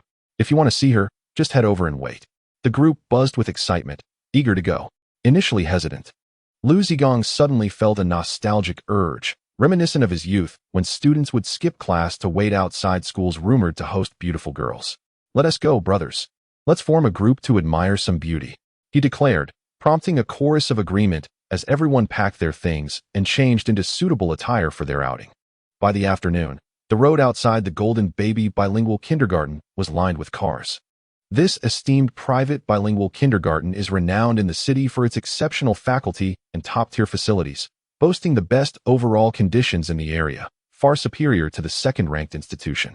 Unsurprisingly, the tuition fees are substantial, yet affluent families flock here, eager to ensure their children are not left behind at the starting line. As the school day neared its end, parents arrived to pick up their children. Among the vehicles were government cars like the Audi A6, alongside luxurious private cars from brands such as BMW and Mercedes, interspersed with a few brightly colored Minis and Beetles, vehicles belonging to the stylish mothers. Around 4 o'clock, Liu Ziguang and his companions reached the vicinity of the kindergarten, which is ideally situated next to a small urban green space. Apart from a bank across the street, there are hardly any shops or supermarkets nearby, making it a rare oasis of tranquility amidst the city's hustle and bustle. Liu Ziguang and his companions were seated on a bench in the verdant park, their gazes fixed upon the distant roadway, observing clusters of young mothers. Bei Xiaoshui strained to discern which among them was Shanfang, yet he met with abject failure. Damn it, it's been years since I last saw her. I've forgotten what she looks like. After having a child, she must have changed considerably. How can I possibly know which one is her? Xiaoshui lamented. In contrast, Liu Ziguang recognized an old acquaintance, a graceful woman in black stockings, alongside a fiery red Volvo. Wasn't she the young mother who had lost her child? It turned out her offspring was also attending school here. At that moment, Liwan leaned against the Volvo, conversing with a familiar face, the other mother. Merely in her mid-20s, drove a yellow Beetle and picked her daughter up from school daily. Through their frequent encounters, they had become friends, albeit superficial ones, never delving into inquiries about each other's names or family backgrounds. At the kindergarten entrance, a throng of vehicles, around 20, converged, with many people oblivious to the arrival of a black Passat bearing police plates. The driver bore a grim and cold countenance, his eyes as unfeeling as those of a serpent. Concurrently, a red Jetta taxi pulled up at the bank across the street. The driver, clad in an ill-fitting black uniform, exhibited a peculiar and tense demeanor.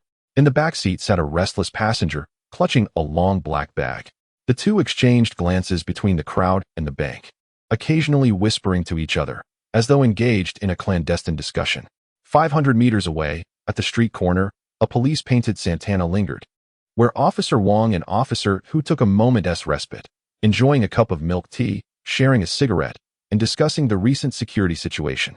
Suddenly, Liu Ziguang straightened up on the bench. The license plate of the Passat was indelibly etched in his memory. Wasn't he that the vehicle belonging to Lao San? What was he doing here? As the clock struck 4, the kindergarten began to dismiss its pupils. The rules were stringent. Children could only be picked up by their parents or individuals authorized by them. Any last-minute changes required a telephone confirmation, making it virtually impossible for anyone to impersonate a relative and abduct a child. Lao San had not yet descended to the depths of brazenly snatching a child in broad daylight. Instead, he sat quietly in the driver's seat, observing intently.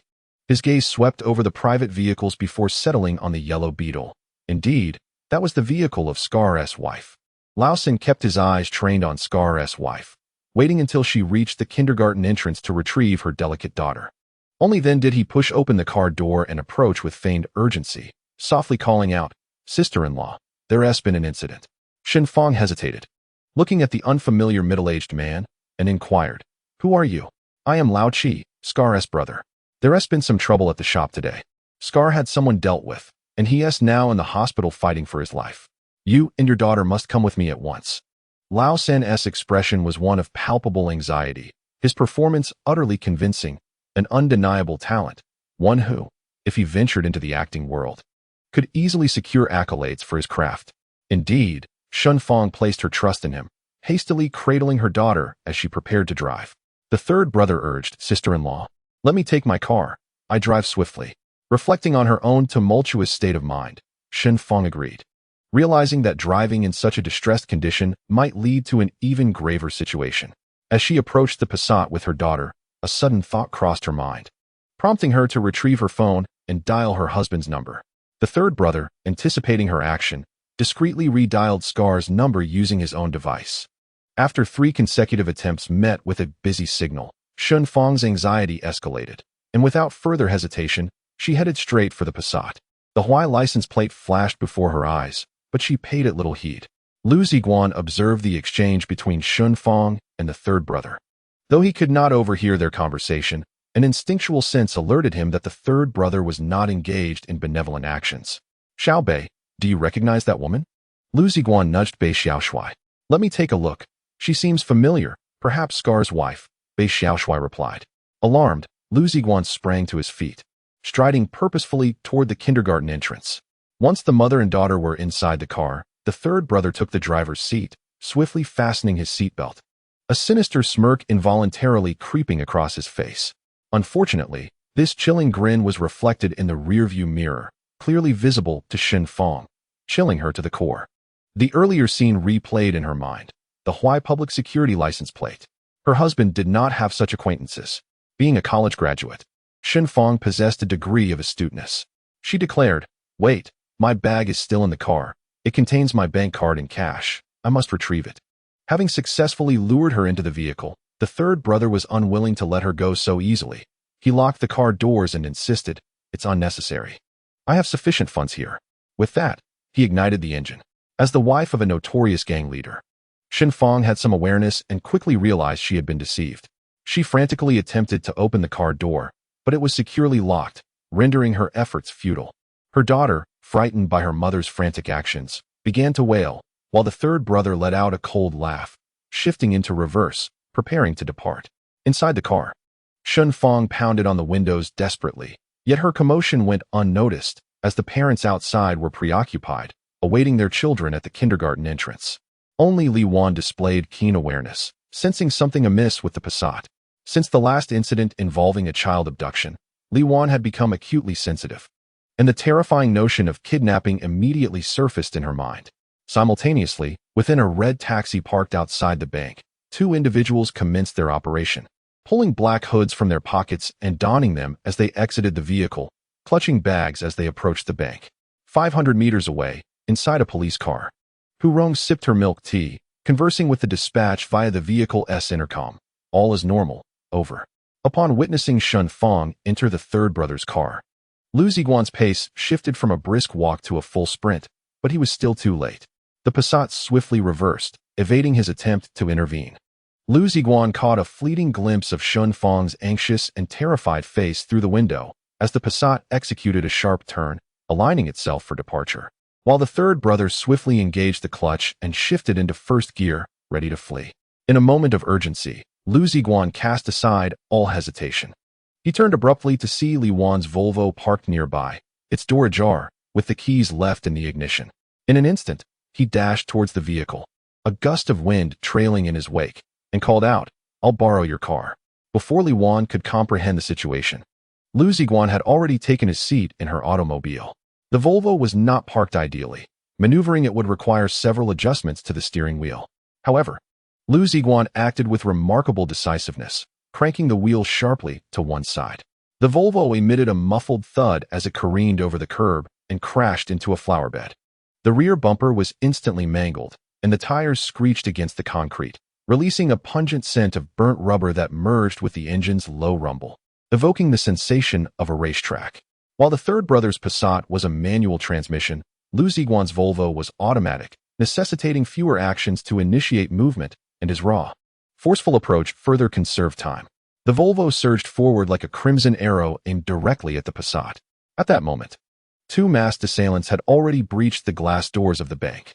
Recognizing the unfolding chaos, a security guard rushed to intervene, but before he could draw his baton, he was shot in the chest, the impact of the 5-shot revolver delivering devastating power at close range.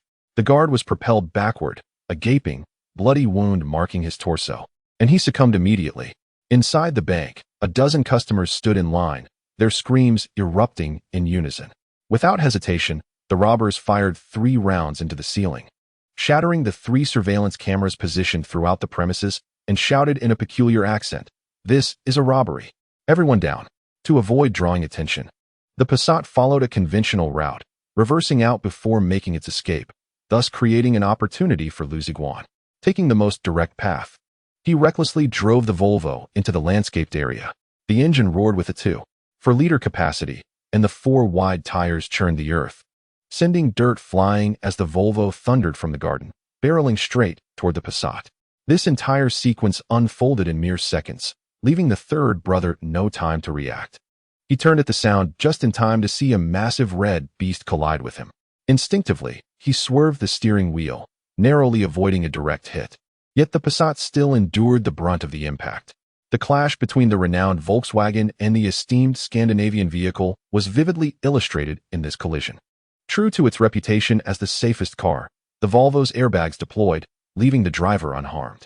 Unfortunately, the passengers in the Passat fared less favorably. Shen Fong's head struck the door, rendering her unconscious from a concussion.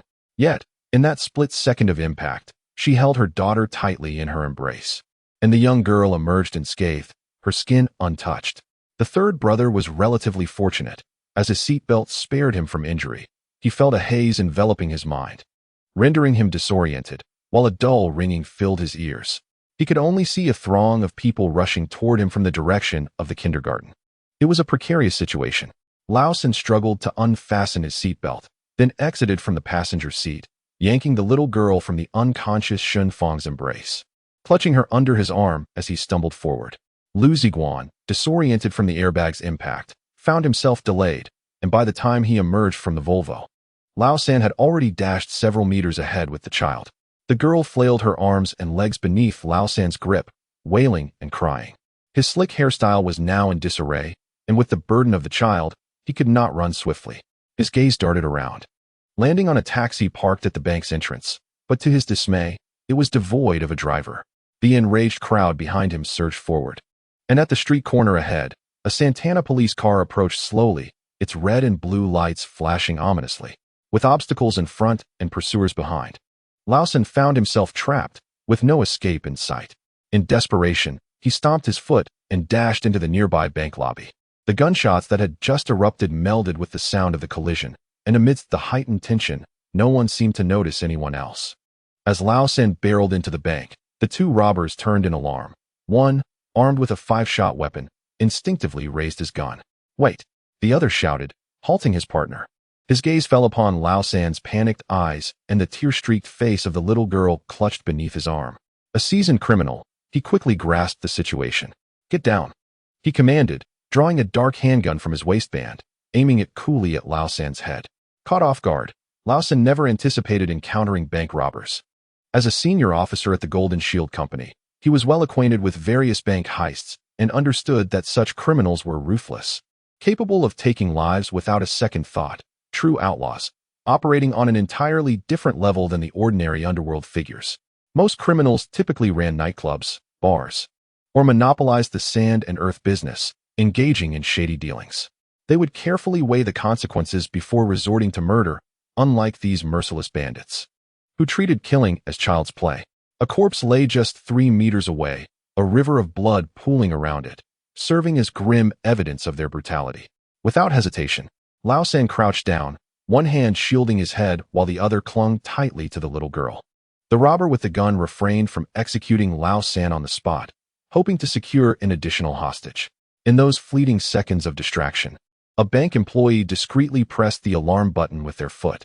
Just then, another figure burst into the bank lobby. It was Liu Ziguang, hot on Lao San's heels. The robbers, having just lowered their weapons, swiftly raised them again, aiming their dark barrels at Liu Ziguang. In a moment of sheer astonishment, Liu Ziguang found himself immobilized, completely unprepared for the hidden perils within the bank.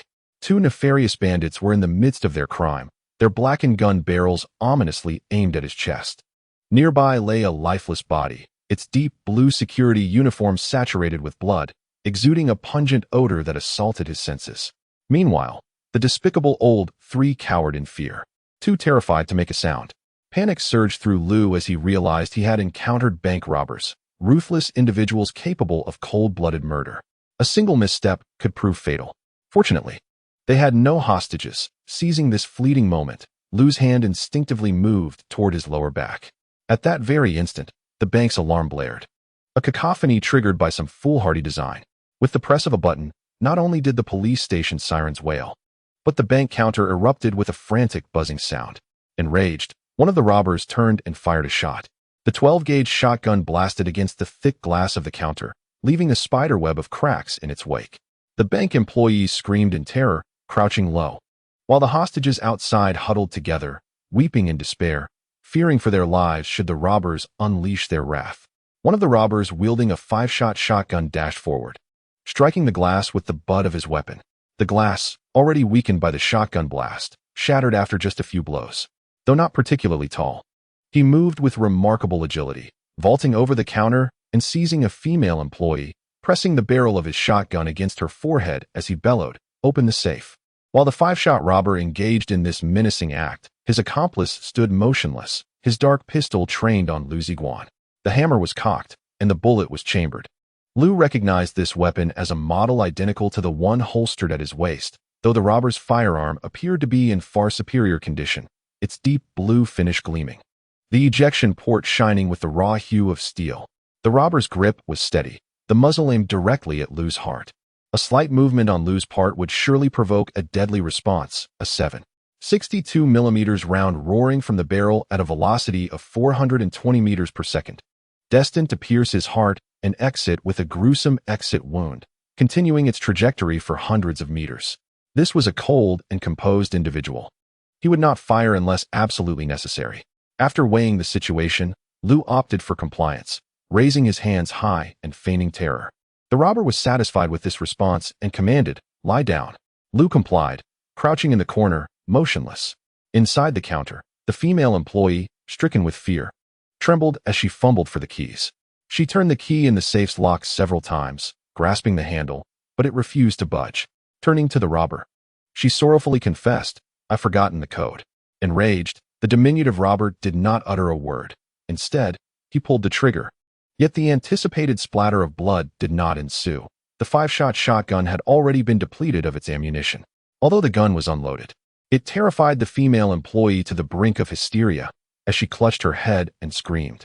The robber retrieved a handful of colorful bullets from his jacket pocket, methodically loading them into the chamber while violently kicking the bespectacled male employee crouching nearby. "You, open the safe." The male employee, equally petrified, managed to retain some clarity, trembling as he turned the dial of the safe. With a resounding click, the safe opened, revealing stacks of crimson banknotes within. The short robber's eyes gleamed with greed as he tossed aside his black duffel bag and commanded, "Fill it up." For Officer Hu Rong, today was remarkably mundane. Accompanying her mentor, Officer Wang, on their patrol, they had not received a single report for half the day, not even trivial matters like misplaced keys or cats stuck in trees. As Officer Wang aptly noted, the life of a police officer often consists of monotonous repetition, with only cinematic portrayals of thrilling chases and shootouts to break the tedium. Feeling particularly bored today, Hu Rong decided to deviate from their patrol route, intending to pass by the kindergarten at dismissal time to help maintain traffic order. The Santana patrol car turned the corner at a leisurely pace of 30 kilometers per hour, with the two officers engaged in casual banter when an incident abruptly unfolded. A red sedan careened from the greenery, colliding with a black Passat that was driving normally. Then came a series of loud booms, resembling gunfire. A middle-aged man burst from the Passat, yanking a little girl from the back seat. He glanced toward the police car before dashing straight for the bank in a frantic and disheveled manner. A young man then emerged from the red sedan. Hot on his heels, Hu Rong did not recognize the middle-aged man, but the young man was all too familiar. Wasn't this the local hoodlum Liu Ziguang? The sound of gunfire was a call to action. Without a moment's hesitation, Hu Rong pressed the accelerator, maneuvering the Santana into a sharp turn that positioned it at the bank's entrance, blocking the red taxi behind it. The car door swung open as Hu Rong, right hand gripping her service revolver, crouched and dashed toward the bank entrance, disregarding Officer Wang's urgent cries from behind. "Hu Rong, come back." The sudden appearance of the patrol car dampened the spirits of the tall robber, who had meticulously scouted the area a week prior, believing it to be secluded and secure, conveniently close to an exit road, ideal for a heist.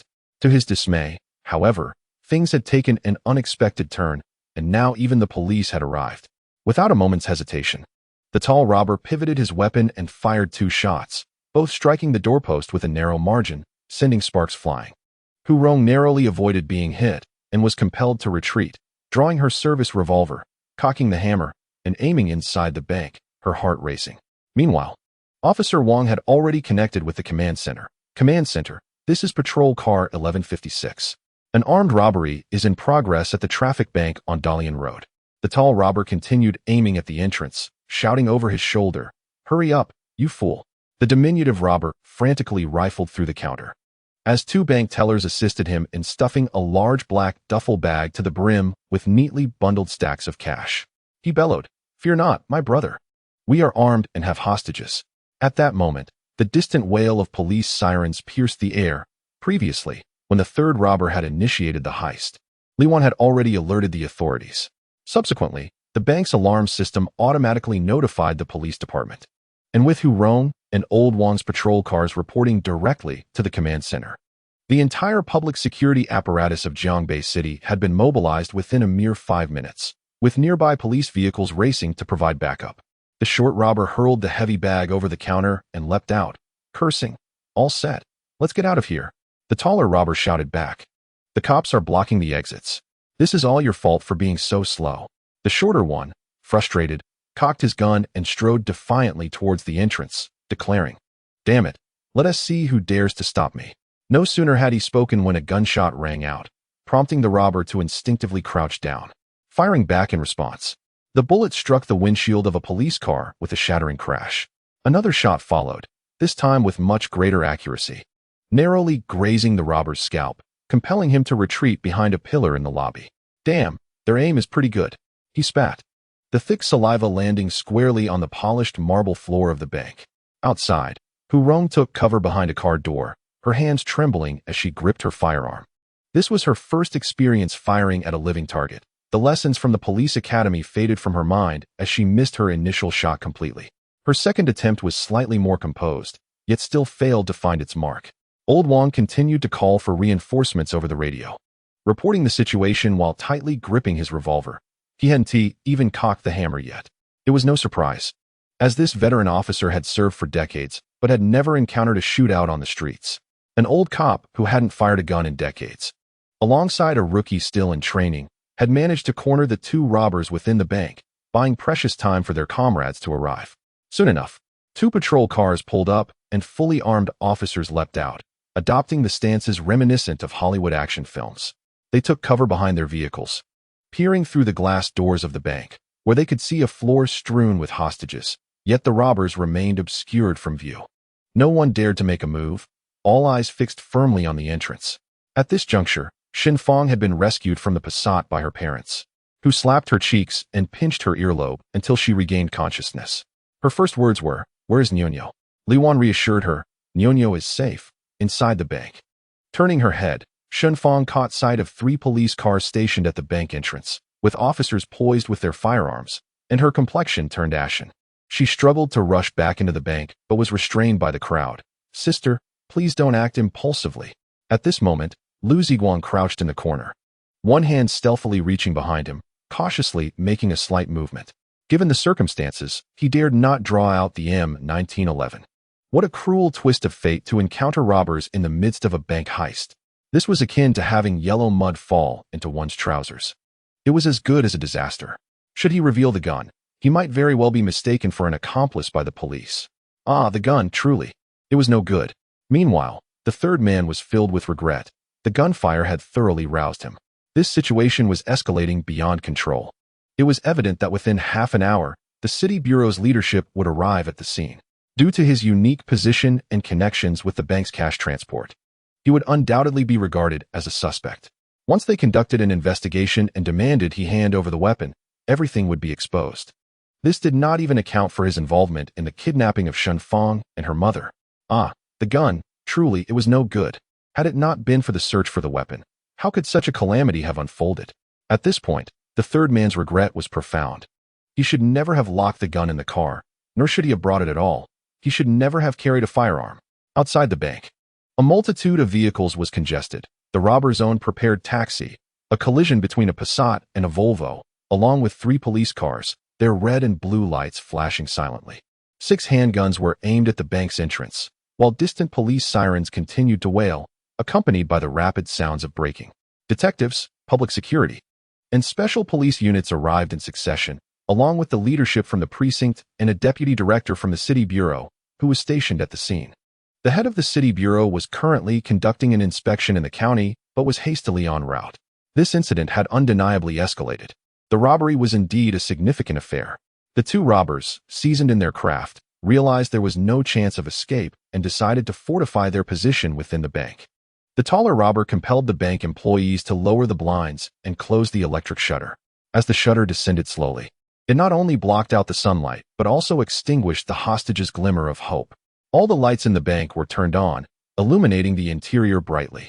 The shorter robber leapt over the counter, gun in hand, commanding 4 bank tellers to step out and ordering everyone to stand up, forming a fan-shaped barrier in front of him. The robbers displayed remarkable cunning, utilizing the hostages as human shields. This strategy rendered it exceedingly difficult for snipers to take aim, and the SWAT team would find themselves in a precarious position. Any attempt to neutralize the robbers could inadvertently harm the hostages. The individuals queued in the bank were predominantly residents of the nearby upscale neighborhood, mostly middle-aged women, along with a few elderly men and women, all of whom were now paralyzed by fear, their legs trembling. A woman adorned in gold and jewels cried out, "Let me go. My husband is with the city committee. I'll pay any amount." The two robbers exchanged glances, and the shorter one lunged forward, seizing the middle-aged woman by her hair and throwing her to the ground. "Perfect. You'll do nicely as a hostage, madam." The middle-aged woman sobbed in terror, a stream of urine trickling across the marble floor, the pungent odor permeating the bank's hall. Yet, the hostages dared not speak or move, and no one mocked the woman who had succumbed to her fears. Instead, they inwardly expressed gratitude that she was in front. Absorbing the danger, at least for the moment, their own lives were spared. Among the hostages, there were few young men, besides the bank teller with golden-rimmed glasses. There were only Lao San and Liu Ziguang. The tall robber pointed at the security guard's lifeless body on the ground and barked, "You too, move it." Lao San and Liu Ziguang exchanged a glance of resignation before rising to comply. Lao San had already recognized Liu Ziguang, and a thought flickered through his mind. How did this young man end up at the kindergarten entrance, and why was he following me so persistently? Could it be that he was already in league with Bazi? Such musings flitted through Lao San's mind, for Liu Ziguang was merely an inconsequential petty thug. Dealing with someone like him was as effortless as pinching a snail with 3 fingers. His current concern was how to extricate himself safely and clear his name of the kidnapping charges. As Lao San went to lift the body, he inadvertently released Nie. The 4-year-old girl, still too innocent to comprehend the gravity of the situation, wiped her tears and stumbled toward the exit, calling out for her mother. The tall robber swiftly scooped her up, using her as a makeshift shield against any potential threats. Hearing her daughter's heart-wrenching wails from inside the bank, Shinfang felt herself on the brink of fainting, tears streaming down her face. Li Wan and several other young mothers stood by, sharing in the sorrow, their maternal instincts allowing them to empathize with Shinfang's anguish, knowing that any mother would feel the same in such dire circumstances. Li Wan tightly grasped her son's small hand, silently grateful that this calamity had not befallen her, had it been her son in such peril. She might have fared no better than Shinfang. Suddenly, Shinfang's phone rang. She quickly grabbed it, answering without glancing at the caller ID. Her voice a frantic cry, "Bring my daughter back." The voice on the other end hesitated for a moment before a middle-aged man's anxious tone broke through. "Fang. It's me. Did you just call me? What is going on?" Recognizing her husband's voice, Shinfang could no longer articulate her thoughts, consumed by tears. Seeing that the situation was dire, Li Wan took the phone and said, "Is this Nyo's father? Your daughter is in trouble, right outside the kindergarten." Before she could finish, there was a dial tone. The call had been abruptly disconnected. One could only imagine the father's frantic state, undoubtedly rushing to the scene in a fit of urgency. After hanging up, Li Wan finally processed the gravity of the situation, which had unfolded so suddenly that she had not had the chance to fully comprehend it. It seemed a middle-aged man driving a Passat had kidnapped Shinfang and her daughter, and then the man who had once saved her son, the flying man, had appeared, crashing his Volvo through the flower bed to collide with the Passat, subsequently entering the bank right behind the kidnapper. The airbags in the Volvo had deployed, and the front end was crumpled. This 40 Series Volvo was no ordinary vehicle. It was a genuine Swedish import. The last time she had repaired the headlights and bumper had cost a considerable sum, and this time the repair bill would surely be steep as well.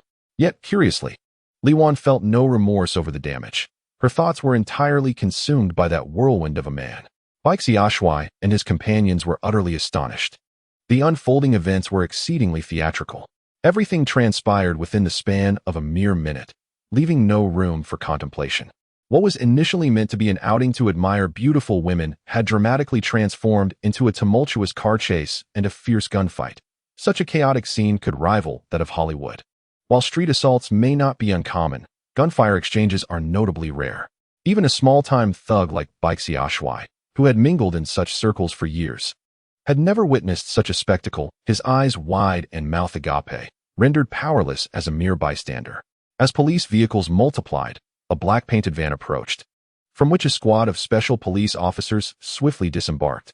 clad in black Kevlar helmets, scratch-resistant combat attire, knee and elbow pads, and tactical belts adorned with an assortment of gear. They bore 79-style submachine guns equipped with fishbone attachments, tactical flashlights, and red dot sights, presenting an air of professionalism.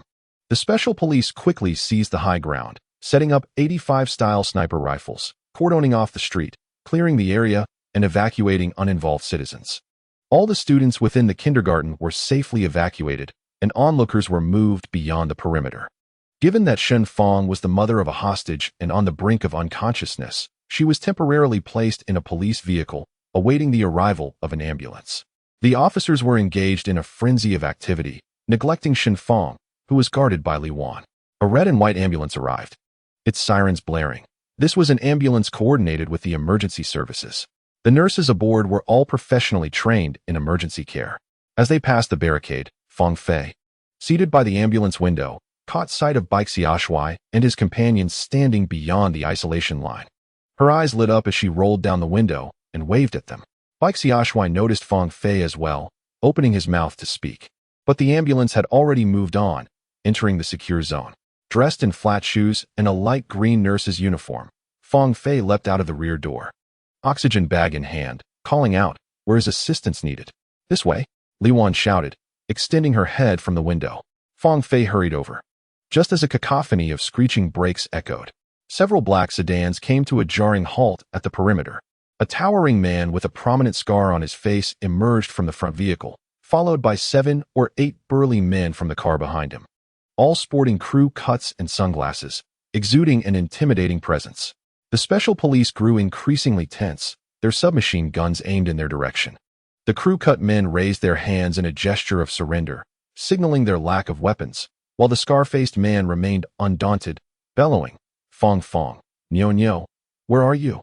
Upon hearing her husband's call, Shen Fong struggled to sit up, but was persuaded by Fang Fei to remain still. She turned to shout towards them, "He is a family member of the injured." The special police exchanged glances with their leader, who hesitated briefly before nodding in assent. The scar-faced man expressed his gratitude with a nod and rushed past the barricade towards Shen Fong. "Darling Nyo Nyo." Shen Fong wept uncontrollably, her tears flowing freely.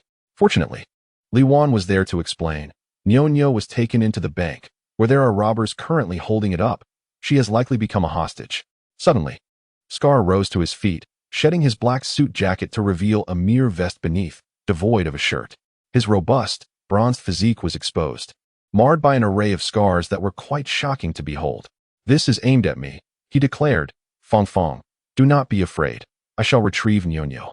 As Scar made his way toward the bank, he was abruptly intercepted by 2 police officers. One, a sergeant adorned with 2 stripes and 3 stars, barked, "Fong Guahao. There are officers present. You need not intervene. Stand down." Upon recognizing Director Xie from the precinct, Scar's anger flared. "Old Xie, my daughter is inside." Director Xie, equally agitated, approached and grasped Scar's arm. "There are 2 armed fugitives within. What can you achieve alone? The city bureau's leadership has arrived. Please, do me this favor and put on your coat." Realizing the complexity of the situation, Scar's chest heaved with intensity. He contemplated briefly before donning his jacket, anxiously positioning himself beside his wife, fixated on the bank's entrance. The door remained firmly shut, with the glass walls obscured by blinds, rendering the internal situation indiscernible. The sharpshooters positioned at a vantage point could not identify any targets. Several officers in white shirts from the city bureau arrived on the scene to manage the situation, unfurling a topographical map on the hood of a police car to strategize. However, they were at a loss, lacking any grasp of the circumstances inside the bank. The vice director of the city bureau, a competent middle-aged man adorned with a police inspector's insignia, cast a sharp gaze toward the bank's entrance, ultimately fixating on 2 vehicles parked outside, his attention landing on the license plate of a black Passat. "Whose vehicle is that?" the vice director demanded. The head of the traffic police swiftly inquired among his subordinates and replied, "Director Song. This belongs to Jindun Company." Director Song's voice grew more commanding. "What is Jindun's vehicle doing here? Who is the driver?" The head of the traffic police checked again and reported, "This vehicle is operated by Liu Ziguang." "Where is Liu Ziguang? Why has he come here?" No one could provide an answer. Director Song bellowed, "Have someone from Jindun come here immediately." Before a representative from Jindun could arrive, a black Audi 6, displaying a municipal agency pass, slowly entered the secured area. The rear door opened, and a middle-aged man in plain clothes emerged. Though not particularly tall, he exuded an air of strength, his hair meticulously styled, and his white shirt pristine. "Secretary Hu." "Greetings." "Secretary Hu." A chorus of voices greeted him, who in the political and legal circles of Jiangbei City did not recognize their political and legal committee secretary, Hu Yuejin. This esteemed figure began his career as an officer in the most grassroots police station, ascending through the ranks to deputy director, criminal investigation team leader, precinct director, and city bureau director, each step solidly grounded. Not only was he adept in navigating interpersonal relations, but his investigative skills were also second to none. When discussing Secretary Hu, those in the political and legal sphere could not help but commend him with a thumbs up.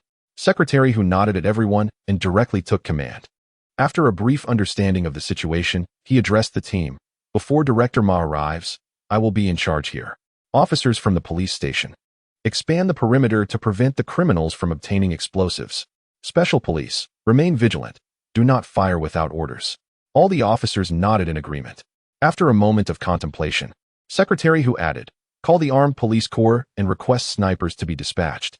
The leader of the special police team appeared somewhat displeased. "Secretary Hu, we have snipers of our own." "I am aware," he replied firmly, "but our snipers are too few. Without knowing the exact number of criminals, I must ensure absolute safety."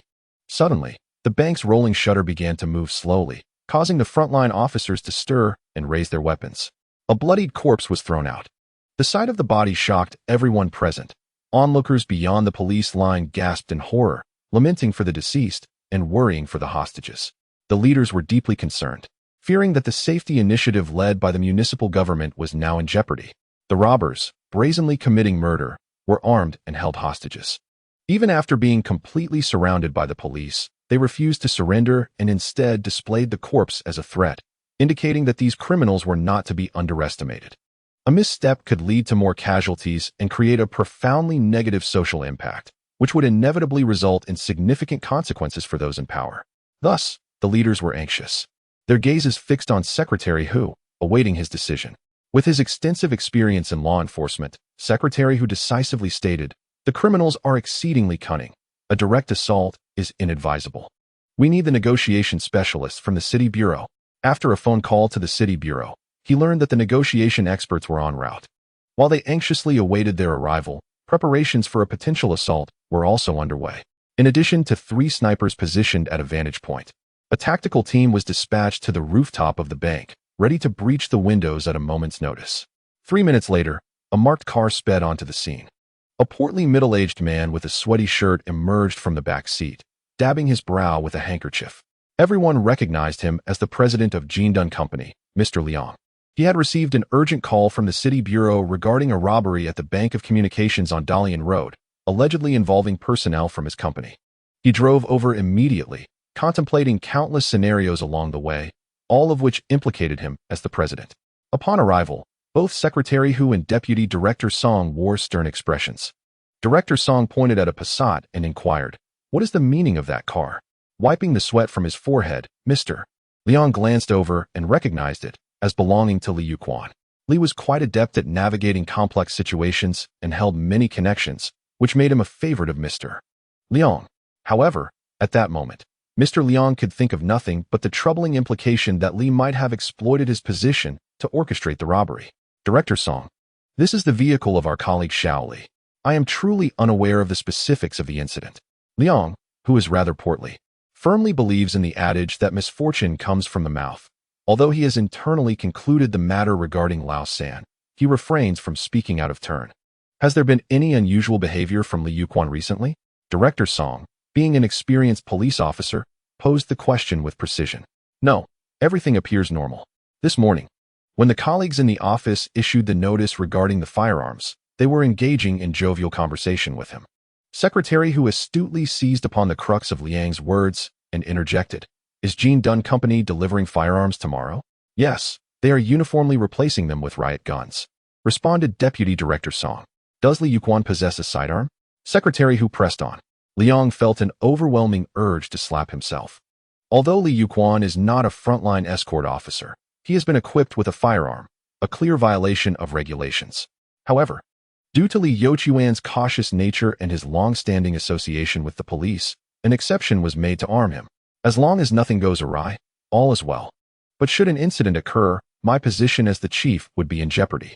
Yes, he is equipped with one. Sweat poured down Liang's forehead, and his expression was one of utter dismay. This was not the time for fabrications. Any hint of concealment could lead to repercussions far graver than mere demotion. It could invoke criminal liability. What kind of firearm? How many rounds? Secretary Hu relentlessly pursued. 5 to 4. The exact number of bullets is unclear, perhaps around 18 or 6. Liang stammered, his throat constricting uncomfortably. Secretary Hu exchanged a glance with Deputy Director Song, who, maintaining an impassive demeanor, declared, "You are to be suspended for the time being. Remain here until we require your input." Liang departed with a face as long as a fiddle, inwardly cursing Li Youquan and his ancestors. This seemingly astute individual had turned a minor issue into a significant crisis. Moments later, a negotiation expert from the city bureau arrived.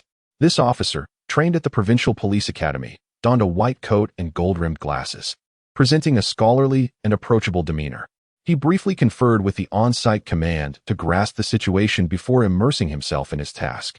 Unlike the ostentatious characters from Hollywood films, he did not expose himself recklessly to the criminals' firearms, nor did he boldly approach them for a face-to-face dialogue. Instead, he took cover behind a sturdy-looking riot control vehicle and raised a loudspeaker. To those inside, he announced, "You are surrounded. There are several hundred fully armed police officers outside. Escape is impossible. I advise you to reconsider your choices and cease hostilities, for resistance is futile." The response was a gunshot, causing the expert to immediately duck behind the vehicle, wary of showing his face. Secretary Hu and the other leaders shook their heads in disapproval, questioning the competence of this so-called expert who only seemed to complicate matters further. From within the bank, a brazen voice rang out, "Listen, everyone outside. I have a multitude of hostages here. If you don't clear the area immediately and make way for me, I will execute one hostage every 5 minutes."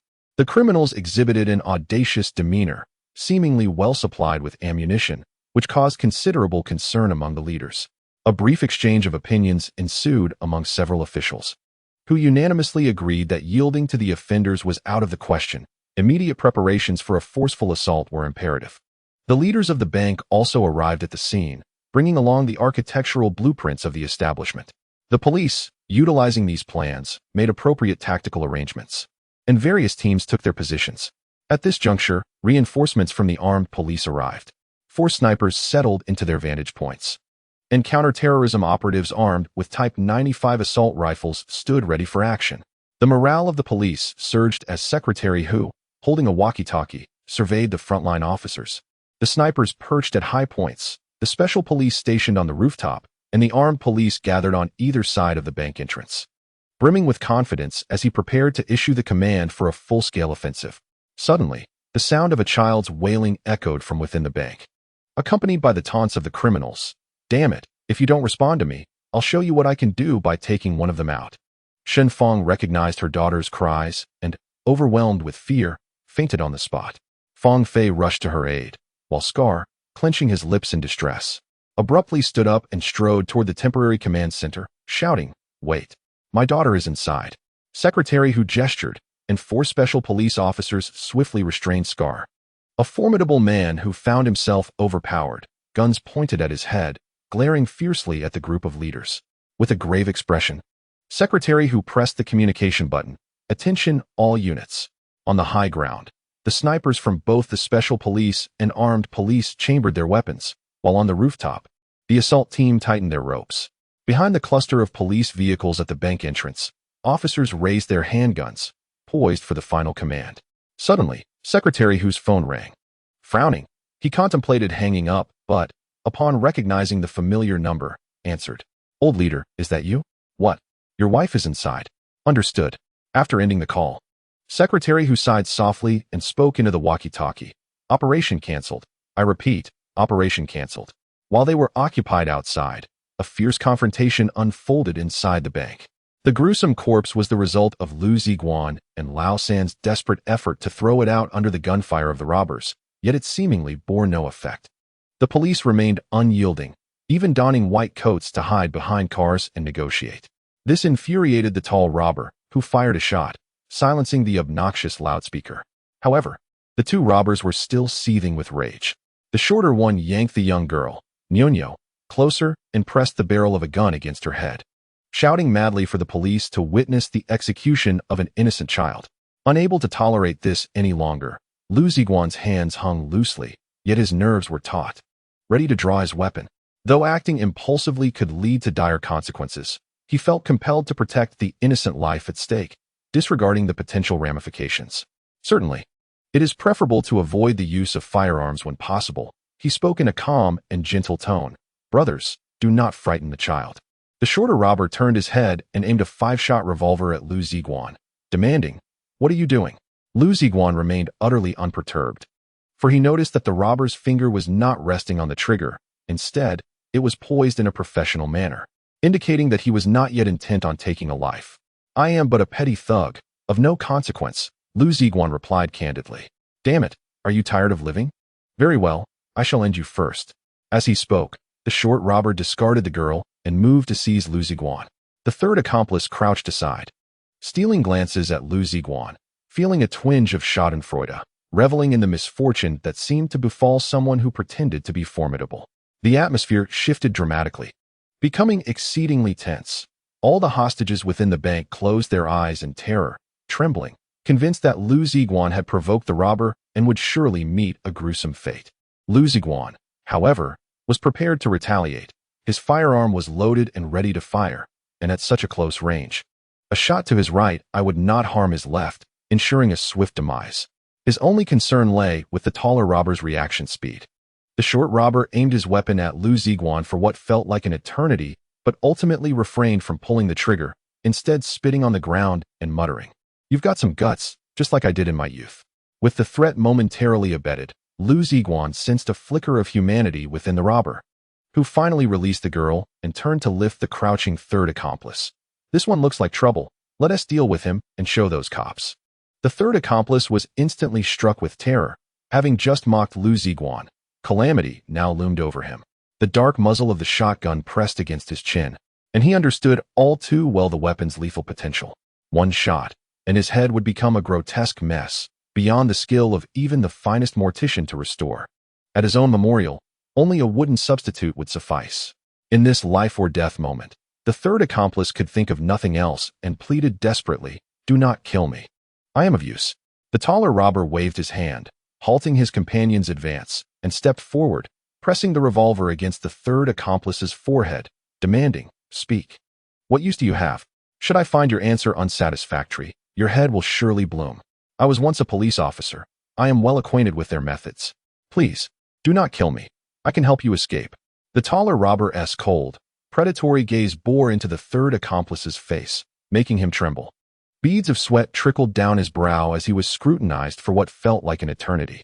Finally, after 30 seconds, the gun was withdrawn from his head. "Very well. Enlighten me on how you propose to facilitate our escape." As the robber prepared to take another life, the hostages quivered in fear, eyes tightly shut, minds buzzing with dread and uncertainty. After an agonizing wait, the anticipated gunfire never came. A few bold hostages cautiously opened their eyes, only to witness the third accomplice and the robber engaged in hushed conversation. The negotiations persisted, with Director Xie of the Sub-Bureau shedding his police uniform and removing his sidearm, donning only a bulletproof vest over his shirt and rolling up his sleeves, preparing to engage the robbers in direct discourse. Secretary Hu and Deputy Director Song approached, giving Xie's shoulder a couple of firm pats. They had been longtime colleagues, and no words were necessary. Their shared glance conveyed a multitude of concern and anticipation. Director Xie nodded and succinctly reassured them with a single phrase, "Rest assured," before making his way towards the bank. Positioned at a safe distance, he shouted into the bank, "Listen, people inside. I am sending a mobile phone over to you now. We will communicate through it. Whatever conditions you require, we can negotiate. But please do not harm the hostages." Half a minute later, a voice from within responded, "All right, you can come over." Holding the phone aloft, Director Xie slowly approached. However, as he drew within 10 meters of the entrance, a gunshot rang out, striking the ground beside him, sending sparks flying. Director Xie collapsed on the spot. While the leader's heart sank, and the police officers swiftly readied their weapons, poised to fire. Secretary Hu urgently seized the walkie-talkie and whispered, "Do not act rashly." The gunfire was merely a warning. The robber shouted, "Stay right there. Do not advance any further. Just toss the phone over." Initially, Director Xie intended to approach closely and hand the phone directly to the robber, leveraging the camera installed on his bulletproof vest to observe the situation inside the bank, such as the number of robbers, their weaponry, and the precise count of hostages. Yet, the robbers were astute enough to anticipate the police's strategy. Reluctantly, Director Xie crouched down and tossed the phone across the ground, landing it neatly on the steps outside the bank. This maneuver would require the robbers to step out to retrieve it, allowing several cameras to capture the scene, thus providing crucial insights into the identity of the perpetrators, which would greatly aid in resolving the case. However, the robbers were not so easily fooled. Instead, they forced a bank employee to retrieve the phone. The bespectacled man, trembling, crawled out from beneath the rolling shutter, picked up the phone, and obediently returned, aware that the gun was aimed at his back, leaving him no opportunity to escape. Once the phone was taken back into the bank, Director Xie's role was effectively concluded. Any further advance would have led to the robbers firing upon him, and with no options left, he retraced his steps to safety, only to realize that his back was drenched in sweat. Secretary Hu and Deputy Director Song approached, patting Director Xie on the shoulder. Old Xie shook his head. "There was nothing more I could do. I tried my best." The robbers were indeed cunning. Yet no matter how crafty a fox may be, it cannot outsmart the hunter. "Let us wait and see," Secretary Hu stated confidently. The call with the robbers was established, the recording device whirring as it analyzed their voice patterns, with Director Xie personally engaging in the conversation. "I am Public Security Director Xie Anren. Please state your demands." The robbers' arrogant voices echoed through the phone. "You are unworthy to negotiate with us. Send your superior." Xie Anren paused momentarily before continuing. "I am the on-site commander. I am responsible for this situation." The robbers suddenly erupted in fury, exclaiming, "What the hell can you be responsible for? Let who speak?" The crowd was taken aback. The robber was indeed formidable, having thoroughly grasped the intricacies of the Jiangbei municipal law enforcement system, indicating he was not to be trifled with. Xie Anren, holding the microphone, cast a helpless glance at the leaders. Secretary Hu nodded, took the microphone, and introduced himself. "I am Hu Yuejin. Please, speak your mind." The robber murmured softly for a moment, seemingly assessing the authenticity of Hu's voice, and after a brief pause, declared, "Hu, listen closely. First, withdraw those snipers. I can't feel at ease with their guns trained on me." Secretary Hu's expression turned grave as he instructed Deputy Director Song, "Withdraw the snipers." Deputy Director Song promptly seized the radio to relay the order. Yet, the robber's voice remained brazen and furious over the microphone. "Hu, are you playing games with me? There's more than one sniper. I see them. Besides the special police, there are armed police as well. If you dare to pull any tricks, I will execute a hostage to show you." Secretary Hu clenched his jaw, resolutely commanding, "Withdraw all snipers." The remaining snipers complied and retracted their rifles. The tall robber peered through a crack in the shutter, observing the disappearance of the gun barrels from their elevated positions, and could not help but commend. "You've truly got skills, having worked in public security." Trembling with fear, the third robber continued to offer suggestions. "And what about the assault team on the roof?" The robber persisted. "Hu, do you dare to deceive me again? What are those men on the roof doing?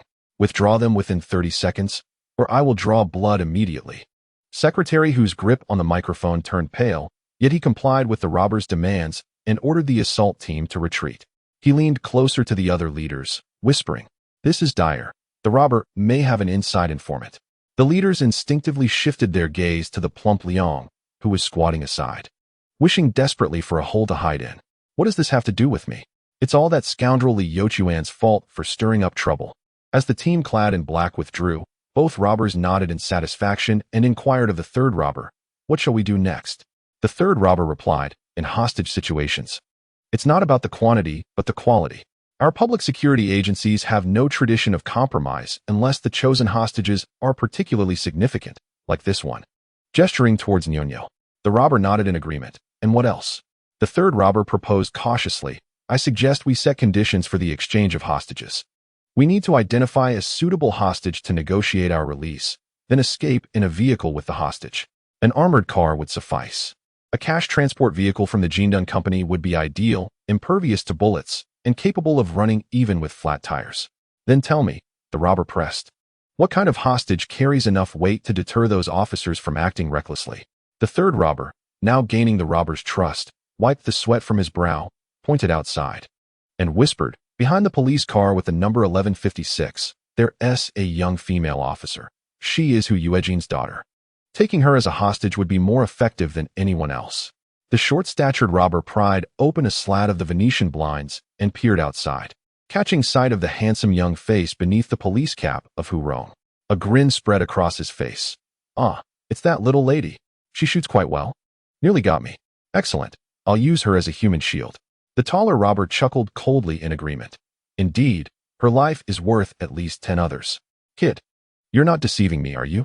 The third robber smiled obsequiously. How could I dare? A friend of mine is pursuing that girl. I know her background well. She is definitely the right choice. As the three conversed merrily, Liu Ziguang began to formulate a plan. His hands stealthily moved behind his back, initiating his actions. The tall robber picked up his phone, pressed the redial button, and upon connection stated, "Listen carefully, Hu. I will say this only once. Prepare an armored vehicle to be parked at the entrance, and I want another hostage. Otherwise, I will release the people inside the bank." Secretary Hu gripped the receiver tightly. "We need to contact the military for an armored vehicle. We cannot make that decision." The robber replied, "Let us not complicate matters. A cash transport vehicle from the Golden Shield Company will suffice." Secretary Hu exchanged glances with the other officials, and they once again looked at Liang Fatty before returning to the phone. Secretary Hu said, "All right, I agree. The armored vehicle will arrive shortly. I will also send a high-profile hostage. How about Director Xie from our Public Security Bureau? This incident occurred within Director Xie's jurisdiction, and if handled poorly, it could jeopardize his political career. Thus, he prepared to gamble his life, donning a bulletproof vest and strapping a Type 77 pistol to his ankle. He jumped a couple of times on the ground, nodding at Secretary Hu to indicate he was ready. However, laughter erupted from the receiver. "No, he lacks weight. We want that little female officer from behind the 1156 police car. Once she enters, we will immediately release the hostages." Secretary Hu nearly crushed the receiver in his grip, angrily striking the police car door, exclaiming, "There must be a mole." The other leaders were equally shocked and enraged. The robbers were too brazen and shameless, targeting Secretary Hu's daughter as a hostage. With her in their grasp, the police would undoubtedly hesitate. Suppressing his fury, Secretary Hu spoke into the receiver. "Wait a moment.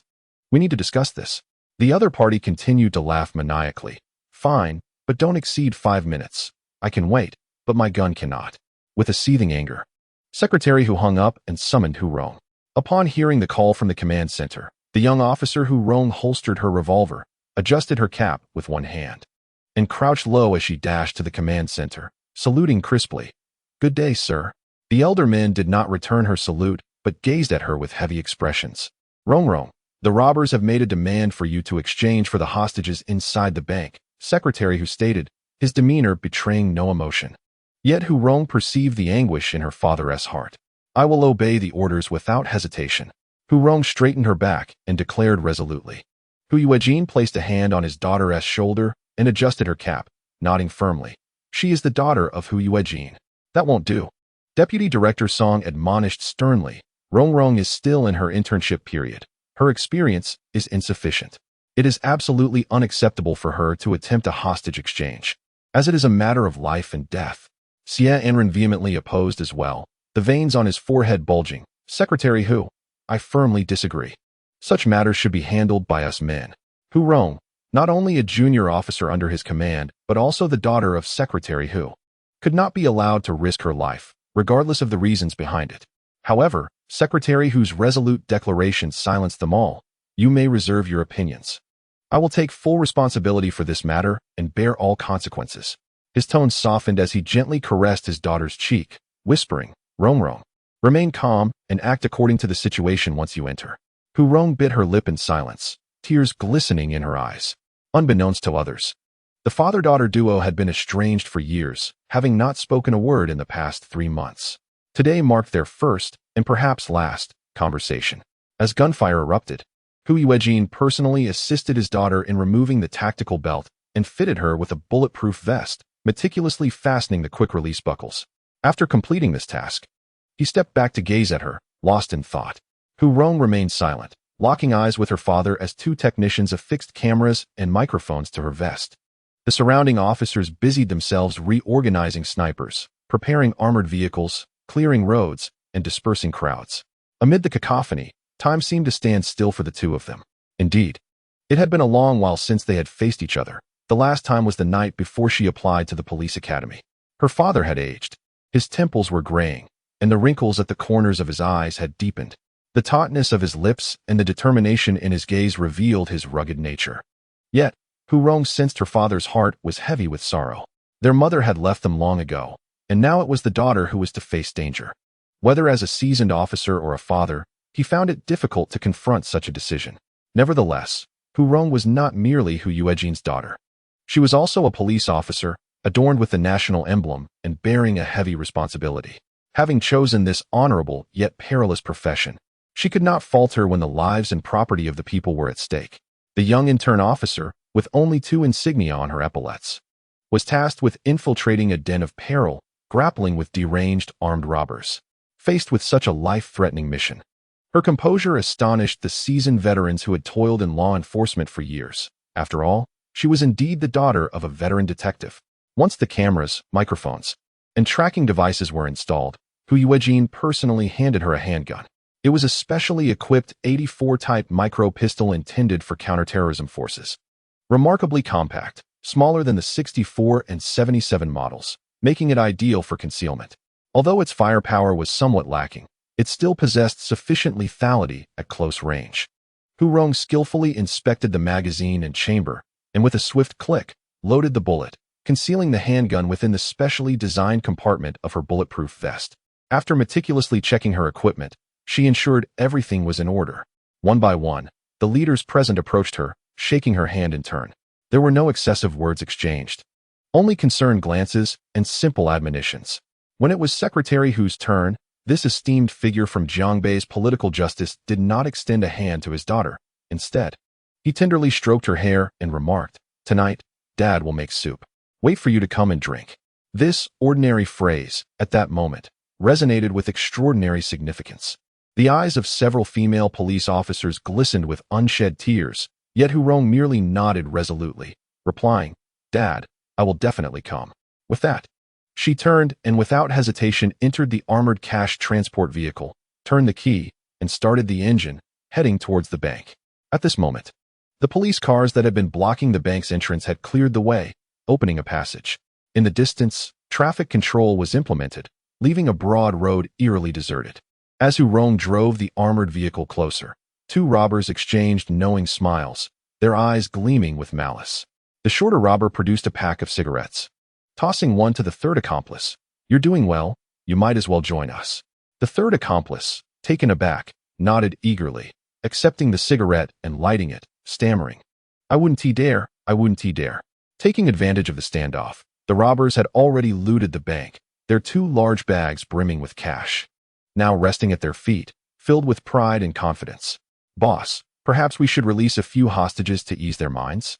The third accomplice cautiously suggested, not out of genuine concern for the captives, but rather for his own sake, thinking, "I've helped you with such a significant task.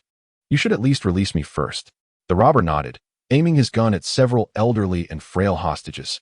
You, and a few of you, get out." The selected individuals felt as if a weight had been lifted, struggling to flee, yet their legs cramping, they could only support each other as they staggered forward.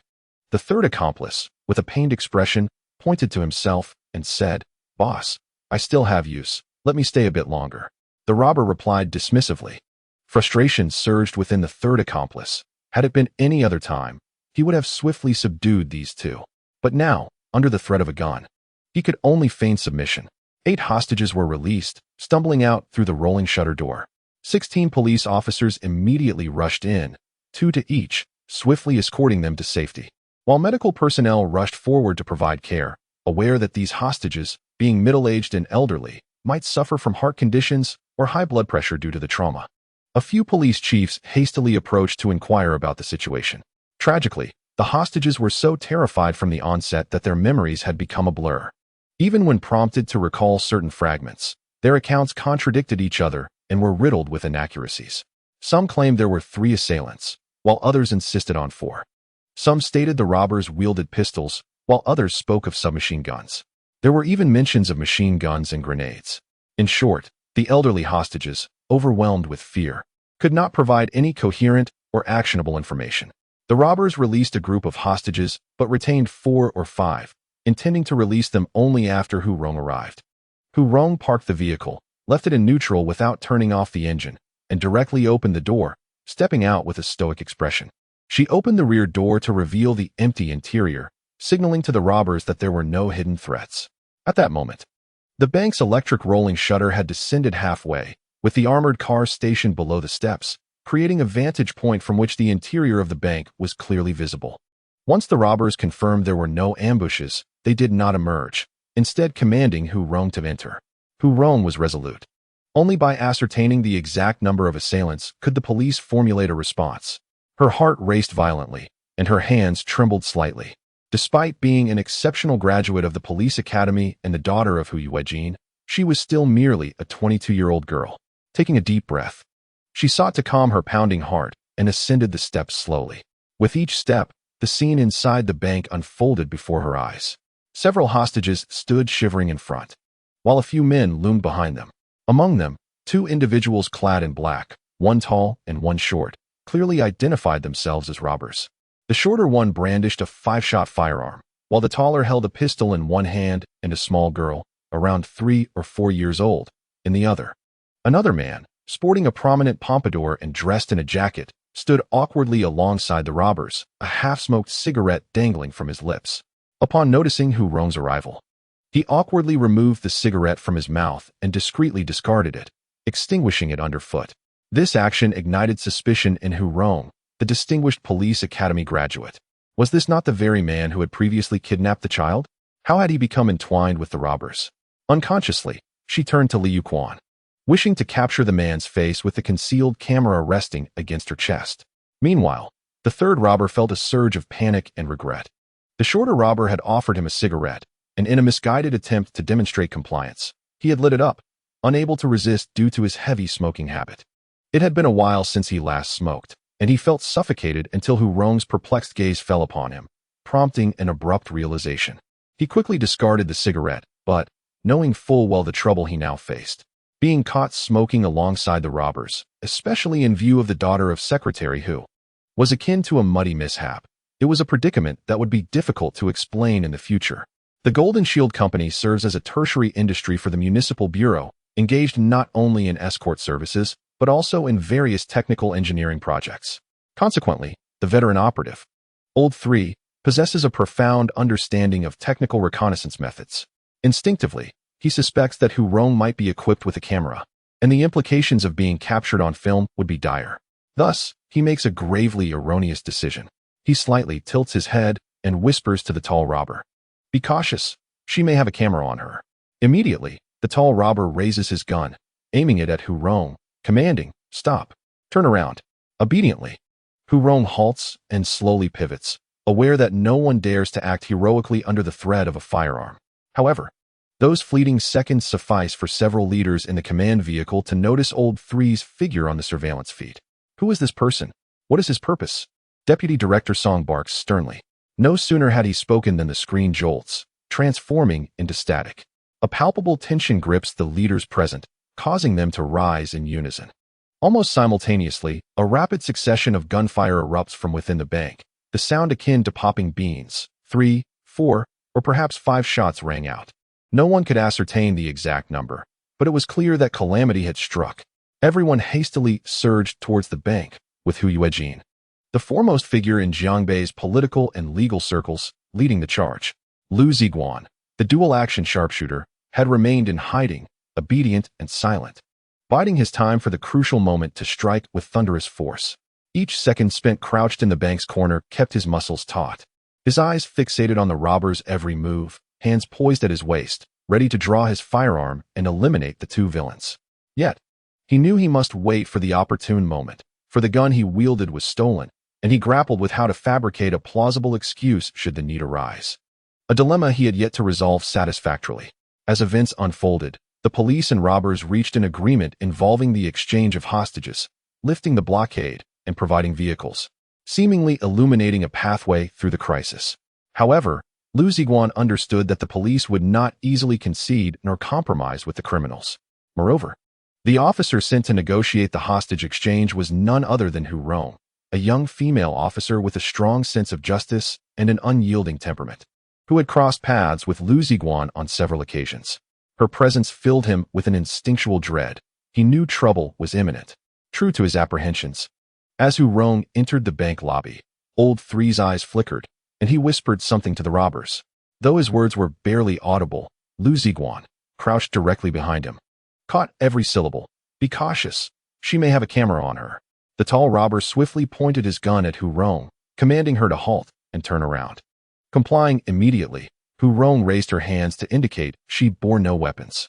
The tall robber gestured for his accomplice to approach and inspect her. The shorter robber advanced quickly, reaching out to detach a button-sized device from Hu Rong's bulletproof vest, connected to slender wires trailing behind it. "What is this?" The short robber bellowed fiercely, consumed by rage as he seized Hu Rong's hair and violently slammed her to the ground. The petite policewoman, overwhelmed, was brutally thrown down, her eyes wide as she watched the robber pull the trigger of his 5-shot gun, the sound echoing as a bullet was chambered. A jolt ran through Hu Rong's scalp as she instinctively reached for her weapon, but her reflexes were a beat too slow. Before she could fully draw her Type 84 micro-pistol, the robber's gun was already aimed at her head. In that fleeting moment, she noticed his pupils constrict slightly, as if he muttered a curse, and then his head exploded.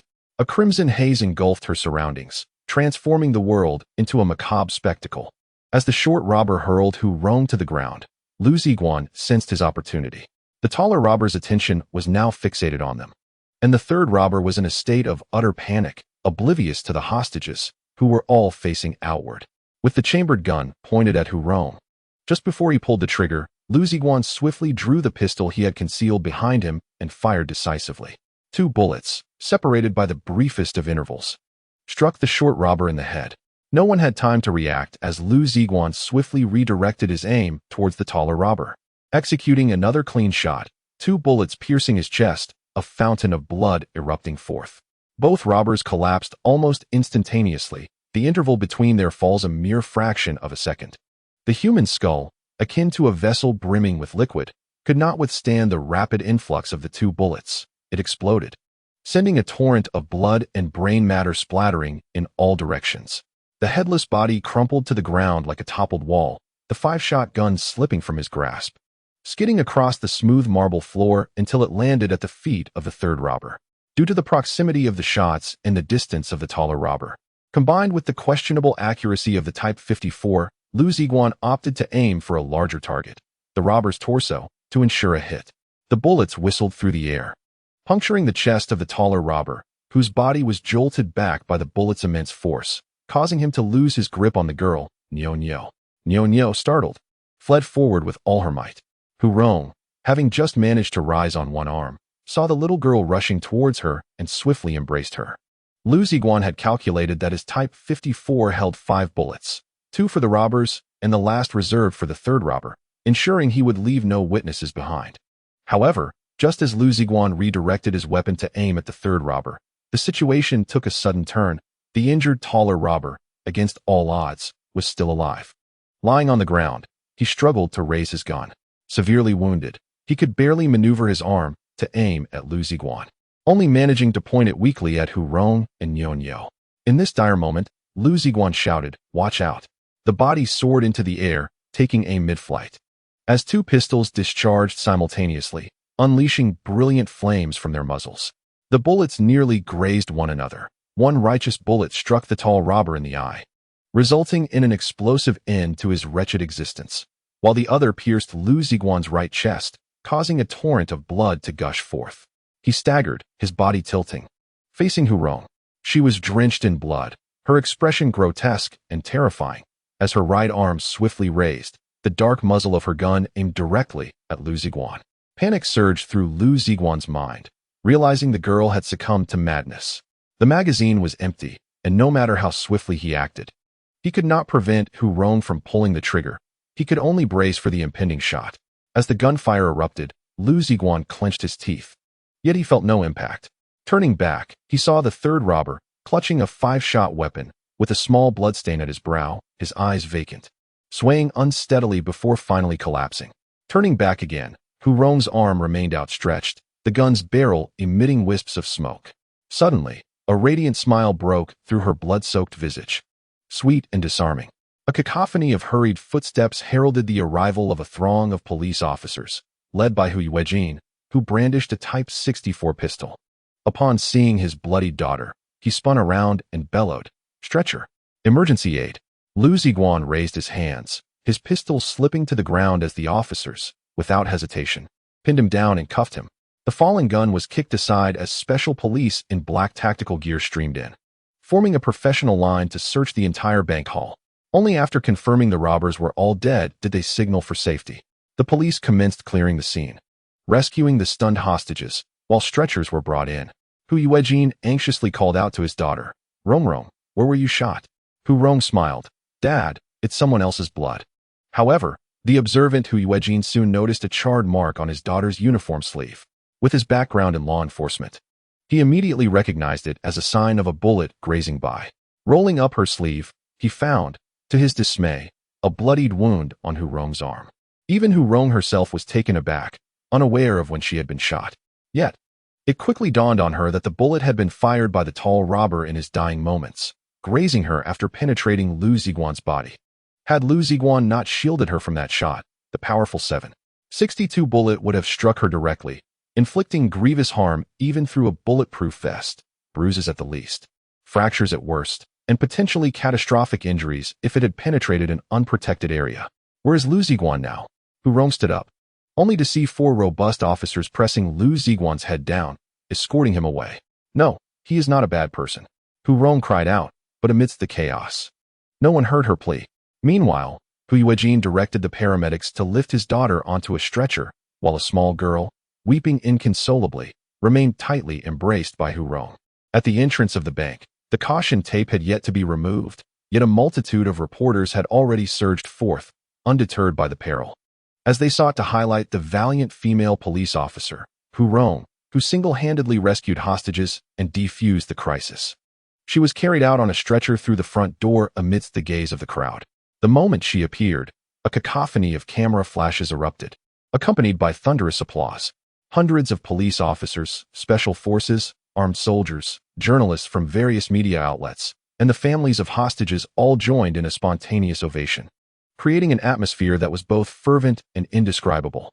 Seeing her daughter safe and sound, Shun Feng rushed forward, her face awash with tears as she took her daughter from Hu Rong's stretcher. The poignant moment reignited the fervor of the crowd, the sound of camera shutters clicking like a barrage of gunfire. A bouquet of flowers was unexpectedly presented to Hu Rong, leaving her momentarily flustered. As she accepted the flowers, her gaze swept across the crowd, her father's proud smile, the relieved expressions of Deputy Director Song and Division Chief Xie, and the jubilant throng. Was this not the very dream she had long harbored? Yet, why did joy elude her at this moment? As her eyes traversed above the crowd, Hu Rong spotted Liu Ziguang, his head ensheathed in a black plastic bag, being escorted by special forces to a black armored vehicle. Hu Rong parted her lips, but the words failed to escape. It was not until they boarded the special forces armored vehicle that the police realized the suspect had been shot in the chest, blood saturating the interior. The team leader of the special forces panicked, urgently commanding the vehicle to change direction toward the hospital, while simultaneously contacting the command center to notify them to prepare the hospital for the incoming patient. The police car, blaring its piercing siren, sped through the gates of the city hospital. Security personnel swiftly cleared the area as masked paramedics rushed out with a stretcher. The rear doors of the police vehicle swung open, and Liu Ziguang, drenched in blood, was lifted out and placed directly onto a stretcher. Medical staff quickly fitted him with an oxygen mask before hastening toward the operating room, closely followed by 4 armed police officers to prevent any unforeseen incidents. A short while later, several ambulances dispatched for the operation began to return. In the aftermath of the bank heist, the number of deceased surpassed that of the injured, for bodies were loaded into one ambulance, followed by the lightly injured Hu Rong and the traumatized Nie, along with other hostages, who were transported separately to the hospital.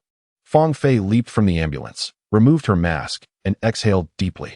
Suddenly, she noticed a cleaning lady scrubbing the floor, the marble surface dotted with blood, leading a trail toward the operating room. Curiosity piqued, Fang Fei followed the bloodstains to the operating room doorway, where the surgical lights shone brightly. Two Special Forces officers stood sentinel, brandishing submachine guns like fearsome guardians.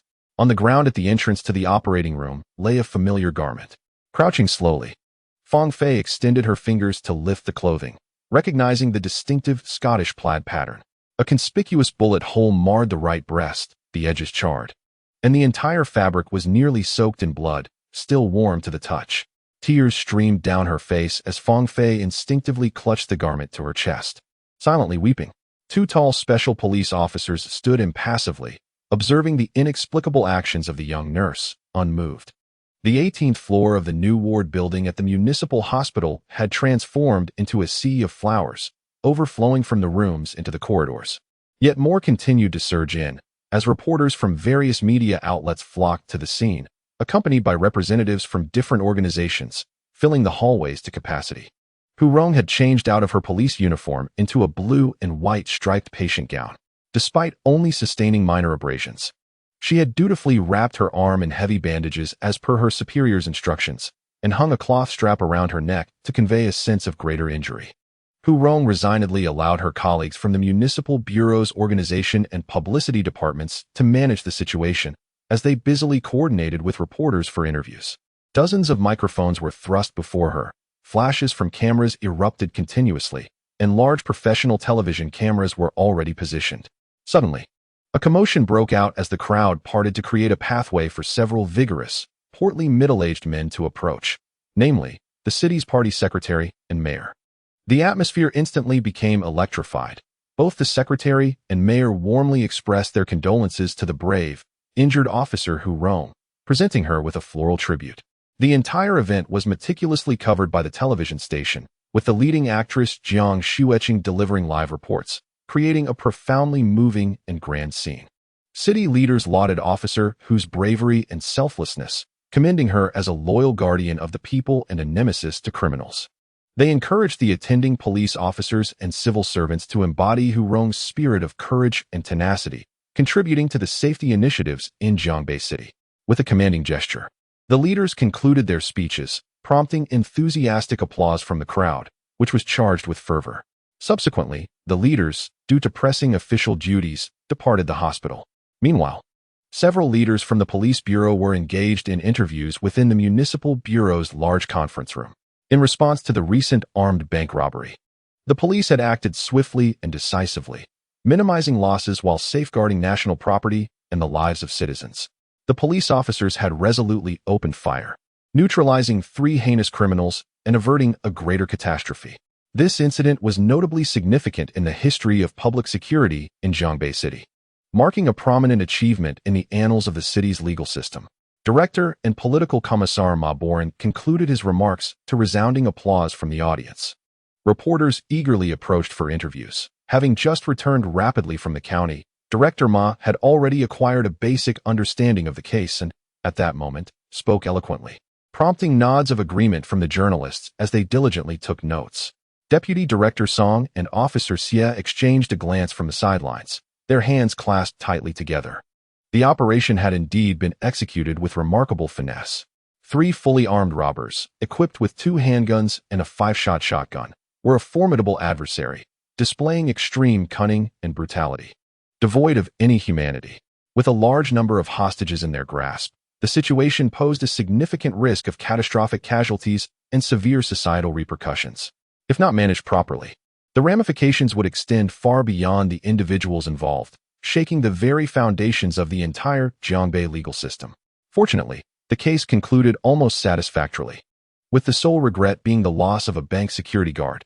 Aside from this tragedy, the swift response, strategic approach, and indomitable spirit of the police officers were commendable, particularly the fearless actions of Officer Hu Rong, which inspired countless individuals present and greatly enhanced the reputation of the Jiangbei police force. However, amidst the excitement, a sense of contemplation emerged. The complexity of the case was striking. Liu Ziguang, a mid-level employee from the municipal bureau's Jin Dun company, had surprisingly been implicated. The collusion between the escort company's personnel and the bank robbers represented a significant scandal. The company's president, Liang, had already been dismissed and detained pending further investigation. A case analysis meeting was swiftly convened following the press conference, bringing together the elite detectives from the criminal police unit to scrutinize the details of the incident. In total, 19 shots were fired during the ordeal. Initially, the robbers stormed the bank, killing the security guard, shattering surveillance cameras with 3 shots, and breaking the counter glass with a single bullet.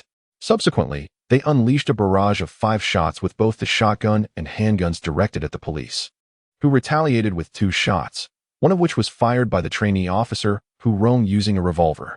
The record of the ensuing gunfire initiated by Officer Hu Rong inside the bank had yet to be documented, necessitating an analysis based on the scene.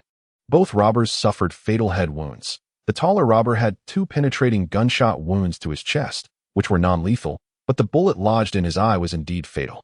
The shorter robber was shot twice in the back of the head, dying instantly. Notably, both were killed by 2 bullets fired in rapid succession, a technique known overseas as double-tap shooting, which is notoriously difficult to execute. The demise of the third robber came at the hands of Officer Hu Rong, who struck him in the forehead with an 84-style subcompact pistol, leaving no room for doubt. The most perplexing aspect was that the firearm used to dispatch the 2 robbers belonged to Liu Ziguang, yet it was found in the possession of another individual, Liu Ziguang, a security guard from a property management company. As he was still undergoing medical treatment, he had yet to provide a statement. With both robbers and Liu Ziguang deceased, the situation was left without witnesses. The questions surrounding Liu Ziguang's presence at the bank at such a critical time and the circumstances leading to the collision of 2 vehicles at the entrance remained shrouded in mystery, perplexing all involved. However, a clue soon emerged. Veteran Officer Wang Dio, who had been on duty alongside Hu Rong, reported to the leadership that prior to the bank heist, he had witnessed Liu Ziguang racing to the bank in his vehicle, dragging a young girl with him. The identity of the owner of the Volvo that collided with the Passat was swiftly uncovered. It is Li Wan, the chairman of Zhiqing Group, a prominent figure in the local business community. Given the delicacy of the situation, it would be rather impolite to summon him abruptly. Hence, Deputy Director Song issued an order to dispatch 2 officers to his company to take a statement. As for the kidnapped little girl, Nyonyo, she is the daughter of Feng Guahao, a local entrepreneur in the entertainment industry. To ascertain Liu Ziguang's motive for abducting Nyonyo, it would be prudent to consult Feng Guahao directly. Director Xie of the Sub-Bureau voluntarily took the initiative and accompanied a few officers to seek out Feng Guahao. Hu Rong's statement was personally recorded by Deputy Director Song. Bei Xiaoshui was nearly beside himself with anxiety. They had witnessed Liu Ziguang burst into the bank. After the police set up a perimeter, they observed from a distance, closely monitoring Liu Ziguang's movements. Each gunshot within the bank resonated like a hammer striking at their hearts. The moment Liu Ziguang was escorted away by SWAT officers, others remained oblivious, but Bei Xiaoshui and his companions saw it all too clearly. Overcome with despair, Bei Xiaoshui sank to the ground, his face ashen. It's over. The boss has really gotten into serious trouble this time. The group of brothers furrowed their brows and lit cigarettes, deliberating without arriving at a viable solution. Ultimately, they decided to return to the office in Zhiqing Garden, as it was still working hours. Upon reaching the entrance of the community, they encountered Captain Bai emerging with his small bag, his expression as dismal and dispirited as ever. He ignored the group and turned to leave when suddenly a voice called from afar, "Xiao Bai?" Captain Bai looked up to see an unfamiliar police car approaching, which came to a stop right in front of him. Out stepped an old acquaintance, Officer Wang from the precinct. "Xiao Bai, just the person I was looking for. The Municipal Bureau needs Liu Ziguang's file from your unit." Captain Bai scoffed. "He's just a temporary worker. What file could he possibly have?" Suddenly realizing the implication, he asked incredulously, "Officer Wang, has that scoundrel gotten into trouble again?" Officer Wang nodded. "Yes, it involves a major case. I need your assistance to provide details about his usual work performance." Captain Bai was elated, nearly wanting to embrace Officer Wang in gratitude. Heaven has finally smiled upon him. Liu Ziguang, that troublemaker, was finally facing consequences, and this time, he wouldn't escape. "Officer Wang, I'll attend to it right away," Captain Bai declared, bolting towards the manager's office, eager to share this monumental news with General Gao. The case was exceedingly complex. Captain Bai hurriedly dashed to General Gao's office, breathless and so anxious that he didn't even knock. instead bursting through the door. General Gao had spread a sheet of rice paper across his grand desk. Wielding his brush in preparation to practice calligraphy, a pursuit he had taken up to ease his troubled mind, which had been frazzled by Liu Ziguang's antics. Captain Bai's abrupt entrance irked General Gao, who frowned slightly and asked, "Xiao Bai, what is it?" "General Gao, great news. Liu Ziguang is back in custody," Captain Bai exclaimed, his voice trembling with excitement. "What?" General Gao tossed his brush aside, his eyes lighting up with anticipation. "Just moments ago, Officer Wang from the police station mentioned that this matter involves a significant case, and now the Municipal Bureau has come to review his files."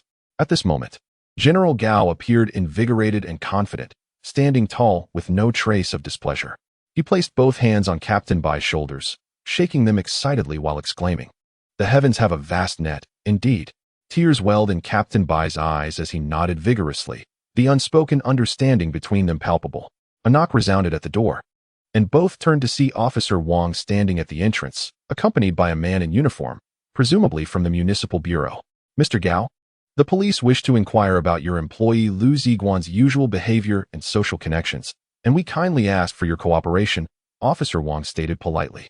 General Gao stepped forward briskly, warmly shaking Officer Wang's hand, and replied enthusiastically, "Of course, we are all in this together. We are a collaborative unit." Xiao Bai quickly opened the computer and retrieved the data. While General Gao conversed with the police officer on the sofa, Captain Bai busily typed away at the keyboard, documenting Liu Ziguang's numerous offenses: fighting, forming cliques, intimidating superiors, and abusing power for personal gain. In General Gao's words, Liu Ziguang was nothing short of a despicable villain. However, Officer Wang found it perplexing that such a scoundrel could ascend from a temporary security guard to the position of security chief with substantial benefits in merely half a month, thereby becoming a grassroots leader within the company.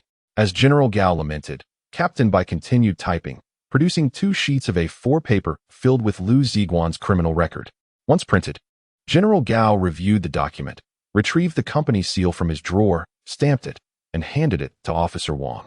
"Officer Wang, what crime has Liu Ziguang committed this time?" General Gao inquired casually. "Oh, a bank robbery involving firearms, resulting in 4 fatalities," Officer Wang replied nonchalantly, glancing at the documents provided by the property company. Folding them neatly into his briefcase and preparing to depart, General Gao and Captain Bai exchanged glances, their eyes gleaming with delight. This time, Liu Ziguang would not escape justice and would surely face severe consequences. General Gao personally escorted the 2 officers out of his office. In the corridor, several security guards stood silently, evidently having overheard the earlier conversation. Captain Bai, invigorated, barked authoritatively, "What are you all doing? Get back to work." As anticipated, the leader was arrested due to his involvement in the bank robbery. Upon confirming the news, Bei Xiaoshui was left in a state of frantic despair, at a loss for what to do, when his phone rang. Checking the caller ID, he saw it was Liu Ziguang's home number. "Xiaoshui, where's Guanga? Why is his phone off?" came Liu's mother's voice. In a moment of helplessness, Bei Xiaoshui resorted to deception. "Annie, Guanga had some matters to attend to and might have run out of battery. I'll reach out to him and have him call you back." After hanging up, Bei Xiaoshui's expression turned more sour than a bitter melon. He realized there was no way out. Liu's father had high blood pressure, and if he learned the truth, it could lead to disaster. For now, it was best to placate the elderly gentleman. The Jiqing Group is situated in the heart of the city, occupying 2 entire floors of the opulent plaza building. The decor is both simple and bright, yet it exudes an air of sophistication. 2 plainclothes officers, guided by the receptionist, traverse the expansive office area and arrive at the door of Mr. Li's office. His secretary, a slender young woman in her 20s with sharp, astute eyes, has already been informed of the police's arrival to take statements. As the officers approach, she gently knocks on the door and invites them inside. Mr. Li's office is spacious, measuring over 100 square meters. A circular row of floor-to-ceiling windows offers a panoramic view of the bustling streets of Jiangbei's city center, where towering buildings dominate the skyline. The floor is adorned with a plush light gray carpet, and the walls are embellished with European-style oil paintings. Mr. Li is seated behind a grand, curved desk, engaged in a phone conversation. Upon noticing the officers, he merely nods slightly, gesturing for the secretary to seat the guests. This is the first encounter for the 2 officers with the legendary businesswoman. She appears even younger and more beautiful than they had imagined. Her skin radiant and her demeanor poised. Her long, dark hair is casually styled in a bun, and gold-rimmed glasses rest on her delicate nose, enhancing her intellectual allure. It seems she is conversing with a friend from the television station. After a few brief exchanges, she concludes the call with a smile, apologizing for the wait. "What would you like, gentlemen? Coffee or tea?" The officers promptly decline, stating, "No need to trouble yourself. We mainly wish to understand the situation regarding your vehicle's presence at the bank entrance." Liu smiles and replies, "This is quite a lengthy story. I have already commissioned a friend from the television station to create a special feature titled Civilian Heroes, which I believe will be aired soon. Since you are here, I shall disclose some details in advance." The officers take out their notepads, unscrew their pens, and activate their recording devices. The narrative must begin 20 days prior. When I was on my way to drop my son off at kindergarten. The Peace Hotel is a 5-story establishment offering dining, lodging, bathing, and massage services, thriving in business, with no one daring to cause trouble due to the owner's notorious reputation in Jiangbei's underworld, known as Scarface. At that moment, Scarface was seated face-to-face with Director Xie of the precinct. Typically, when Director Xie visited the Peace Hotel, it was either to conduct a raid or apprehend individuals. But this time was different. Although I had a slight vendetta with Lao San, it was not one of deep animosity, yet. This rogue had dared to kidnap my wife and child. Thankfully, he is deceased. Had he lived, I would have ensured his demise. Scarface's fury was palpable, and the scar on his face seemed to glow a fierce red, rendering him particularly menacing. "What did Lao San say to you prior to the incident?" Director Xie pressed. Scarface scratched his head, pondering. Yes, before the incident, Lao San invited me for tea and uttered some cryptic remarks that I have yet to decipher." Director Xie opened his notebook, inquiring, "What exactly did he say?" In the inpatient department of the municipal hospital, Deputy Director Song was taking notes from Hu Rong, who lay on the hospital bed, striving to recollect the events that had transpired. With a measured pace, she recounted, "Upon entering the bank, I saw 2 masked robbers and a middle-aged man standing together. The remaining hostages were either facing outward or crouched on the floor, all under the menacing threat of the robbers' firearms. Soon, the robbers commanded me to halt, to turn sideways, and then forcefully remove the camera from my bulletproof vest, causing me to fall to the ground. I remember lying on my back, as one of the robbers, in a fit of rage, chambered around, intent on killing me. In that extreme peril, I had no choice but to draw my weapon and shoot, though I was a fraction too slow. Had it not been for someone shooting the robber from behind, I would not be lying in a hospital. Instead, I would be in a cold morgue." Deputy Director Song furrowed his brow, contemplating before inquiring, "Who fired the shot?" "It was Liu Ziguang, one of the hostages." "Where did he obtain his firearm?" Hu Rong shook her head. "The robbers obstructed my view. I saw nothing, only heard the gunfire. And then, he shot and injured another robber. But that man did not die immediately. Before he succumbed, he fired at me. Thankfully, Liu Ziguang lunged to shield me, simultaneously shooting the robber. Had it not been for that, the fates of both myself and Nyonyo would have been uncertain." At this juncture, Hu Rong's gaze dimmed momentarily, prompting her to shift the topic. "What of Liu Ziguang's injuries?" Deputy Director Song replied succinctly, "He is still undergoing emergency treatment. I will inform you of any updates. Now, let us discuss Liu Quan." Liu Quan. Hu Rong's expression reflected confusion, but it quickly dawned on her that he was the individual involved in the child abduction, colluding with the kidnappers. At that time, he was brandishing a shotgun aimed at us, and I fired at him. Despite the fact that this was her first act of taking a life, even though it was a gun-wielding criminal, Hu Rong felt an unsettling heaviness in her heart, her countenance growing increasingly pallid. Deputy Director Song hastened to reassure her, "There is no need for concern. He was a menace to society. We shall thoroughly investigate his case. The critical issue now is how Li Youchuan's service weapon ended up in Liu Ziguang's possession." Hu Rong shook her head. "I do not know. I indeed did not witness it." Deputy Director Song closed his notebook. "That will suffice. Hu, please take good care of yourself and return to work soon." In the Municipal Bureau's Technical Reconnaissance Division, technicians were repeatedly reviewing a segment of video footage capturing the few seconds when Hu Rong entered the bank. In the video, the 2 robbers stood in a defensive posture, each wielding a firearm. Liu Quan was aligned parallel to the shorter robber, a cigarette clenched between his lips, his expression peculiar. Another suspect, Liu Ziguang, crouched behind Liu Quan, appearing subdued and expressionless. The footage continued without interruption until the robbers approached Hu Rong, seizing her and extracting the concealed camera, at which point the image distorted into static. Rewind, Deputy Director Song commanded. The scene rewinds 5 seconds and plays again in slow motion, magnified. Deputy Director Song's eyes glimmer with intensity as he fixates on the screen, the cigarette in his hand nearly burnt to the end. In the footage, Lao San's lips appear to move slightly, and his gaze flickers momentarily before the robber initiates his actions. That's it, freeze. Deputy Director Song barks. Bring in an expert to read his lips and decipher his words. Suddenly, the door swings open, and a police officer enters, addressing Deputy Director Song. Director Song. Liu Ziguang has regained consciousness. Liu Ziguang, an international mercenary, has sustained a minor injury. A bullet struck his right chest. Fortunately, it did not damage his lung or major blood vessels. It is merely a penetrating wound that, though alarming in appearance, is not life-threatening. This fortunate outcome is largely due to the fact that the robber used a Type 54 pistol, which fires 7.62mm rounds that possess excellent penetrating power but limited stopping effect. Had it been the newer Type 92, Liu would not have been so fortunate. The 9mm bullet would have wreaked havoc within his body, leaving him severely injured if not dead. There is little to be done surgically. Merely controlling the bleeding, cleaning the wound, and bandaging it will suffice. However, information surrounding the incident is tightly sealed. Journalists are barred from interviews, and visitors are not permitted. Liu Ziguang lies in a single-occupancy hospital room under the vigilant watch of 2 special police officers. The first shift of guards regards him with stern expressions, but the second shift's demeanor shifts entirely.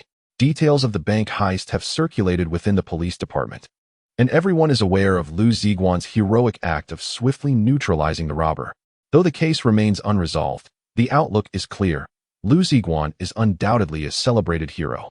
Inside the hospital room, Liu Ziguang reclines on the bed, shirtless, conversing animatedly with the 2 young officers. His right chest is bandaged, yet it does not hinder his movements. He gestures grandly, spitting words with enthusiasm. Hitting your target isn't difficult. The key is to keep your hands steady and your mind calm. It's not about aiming with your eyes, but with your heart. The 2 young officers listen intently, hanging on his every word, occasionally pouring him tea, nearly prostrating themselves in admiration. Just as he speaks, there is a gentle knock at the door. A special police officer, hand on his firearm, approaches to open it, revealing 2 uniformed female officers. Recognizing them as allies, he ushers them in. Each of the women presents a bouquet of flowers, whispering, "These are from the daughter of Secretary Hu." After handing the flowers to the officer, they turn and leave. The special officer stands momentarily stunned, processing the unexpected gesture, before closing the door and bringing the 2 bouquets into the room, exclaiming, "What fortune! The most beautiful woman in the police force of Jiangbei City has sent flowers." Placing the bouquets in the room instantly enlivens the atmosphere, infusing it with vibrancy. The significance of the secretary's daughter sending flowers to Liu Ziguang is unmistakable.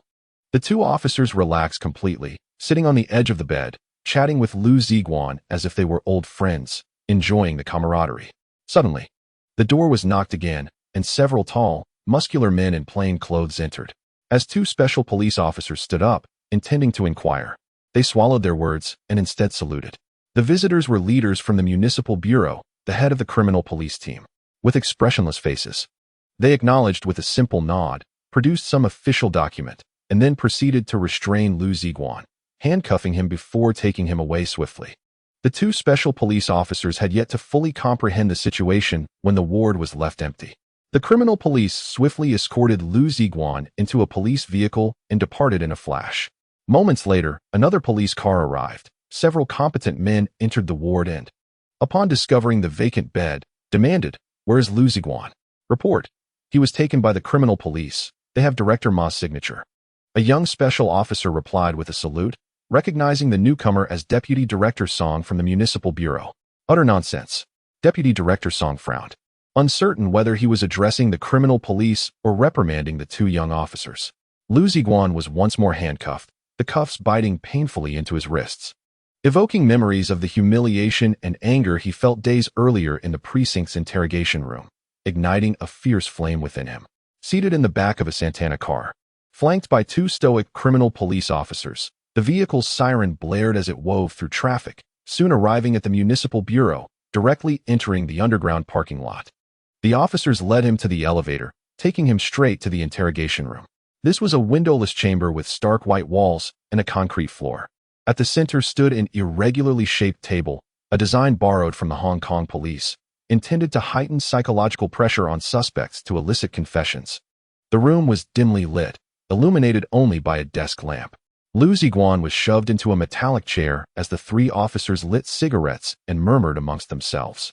One officer extinguished his cigarette, approached the lamp, and adjusted the brightness of the 100-watt bulb to its maximum, shining it directly into Liu Ziguang's eyes, leaving him momentarily dazzled. "Where did you acquire your firearm?" a thunderous voice demanded. "I took it from the robber." Liu Ziguang leaned back, responding leisurely. "Nonsense. You are clearly the robber. Desperate to eliminate witnesses, do you think we are unaware? Let me tell you, we have been aware of your situation for quite some time. Now, I give you one last chance. Confess willingly, and you may receive leniency. Resist, and you will face severe consequences." The shout was accompanied by the sound of a palm slapping the table forcefully. "Confess willingly, and you may serve your sentence comfortably. Resist, and you'll be home for the new year. Do you think I'm a fool? If you truly understood the situation, you would have released me already.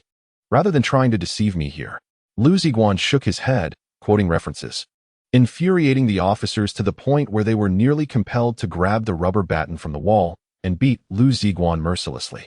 However, they found themselves unable to proceed, for this case bore significant ramifications, and Liu Ziguang possessed no incriminating evidence against them. Thus, they were constrained from deploying any coercive measures, not even resorting to the insidious tactics that could cause harm in the shadows, and could only rely on conventional methods. More importantly, Liu Ziguang had not yet been formally arrested. Technically, he was merely being detained for questioning, with a maximum duration of 48 hours. If no useful information emerged during this time frame, he would have to be released.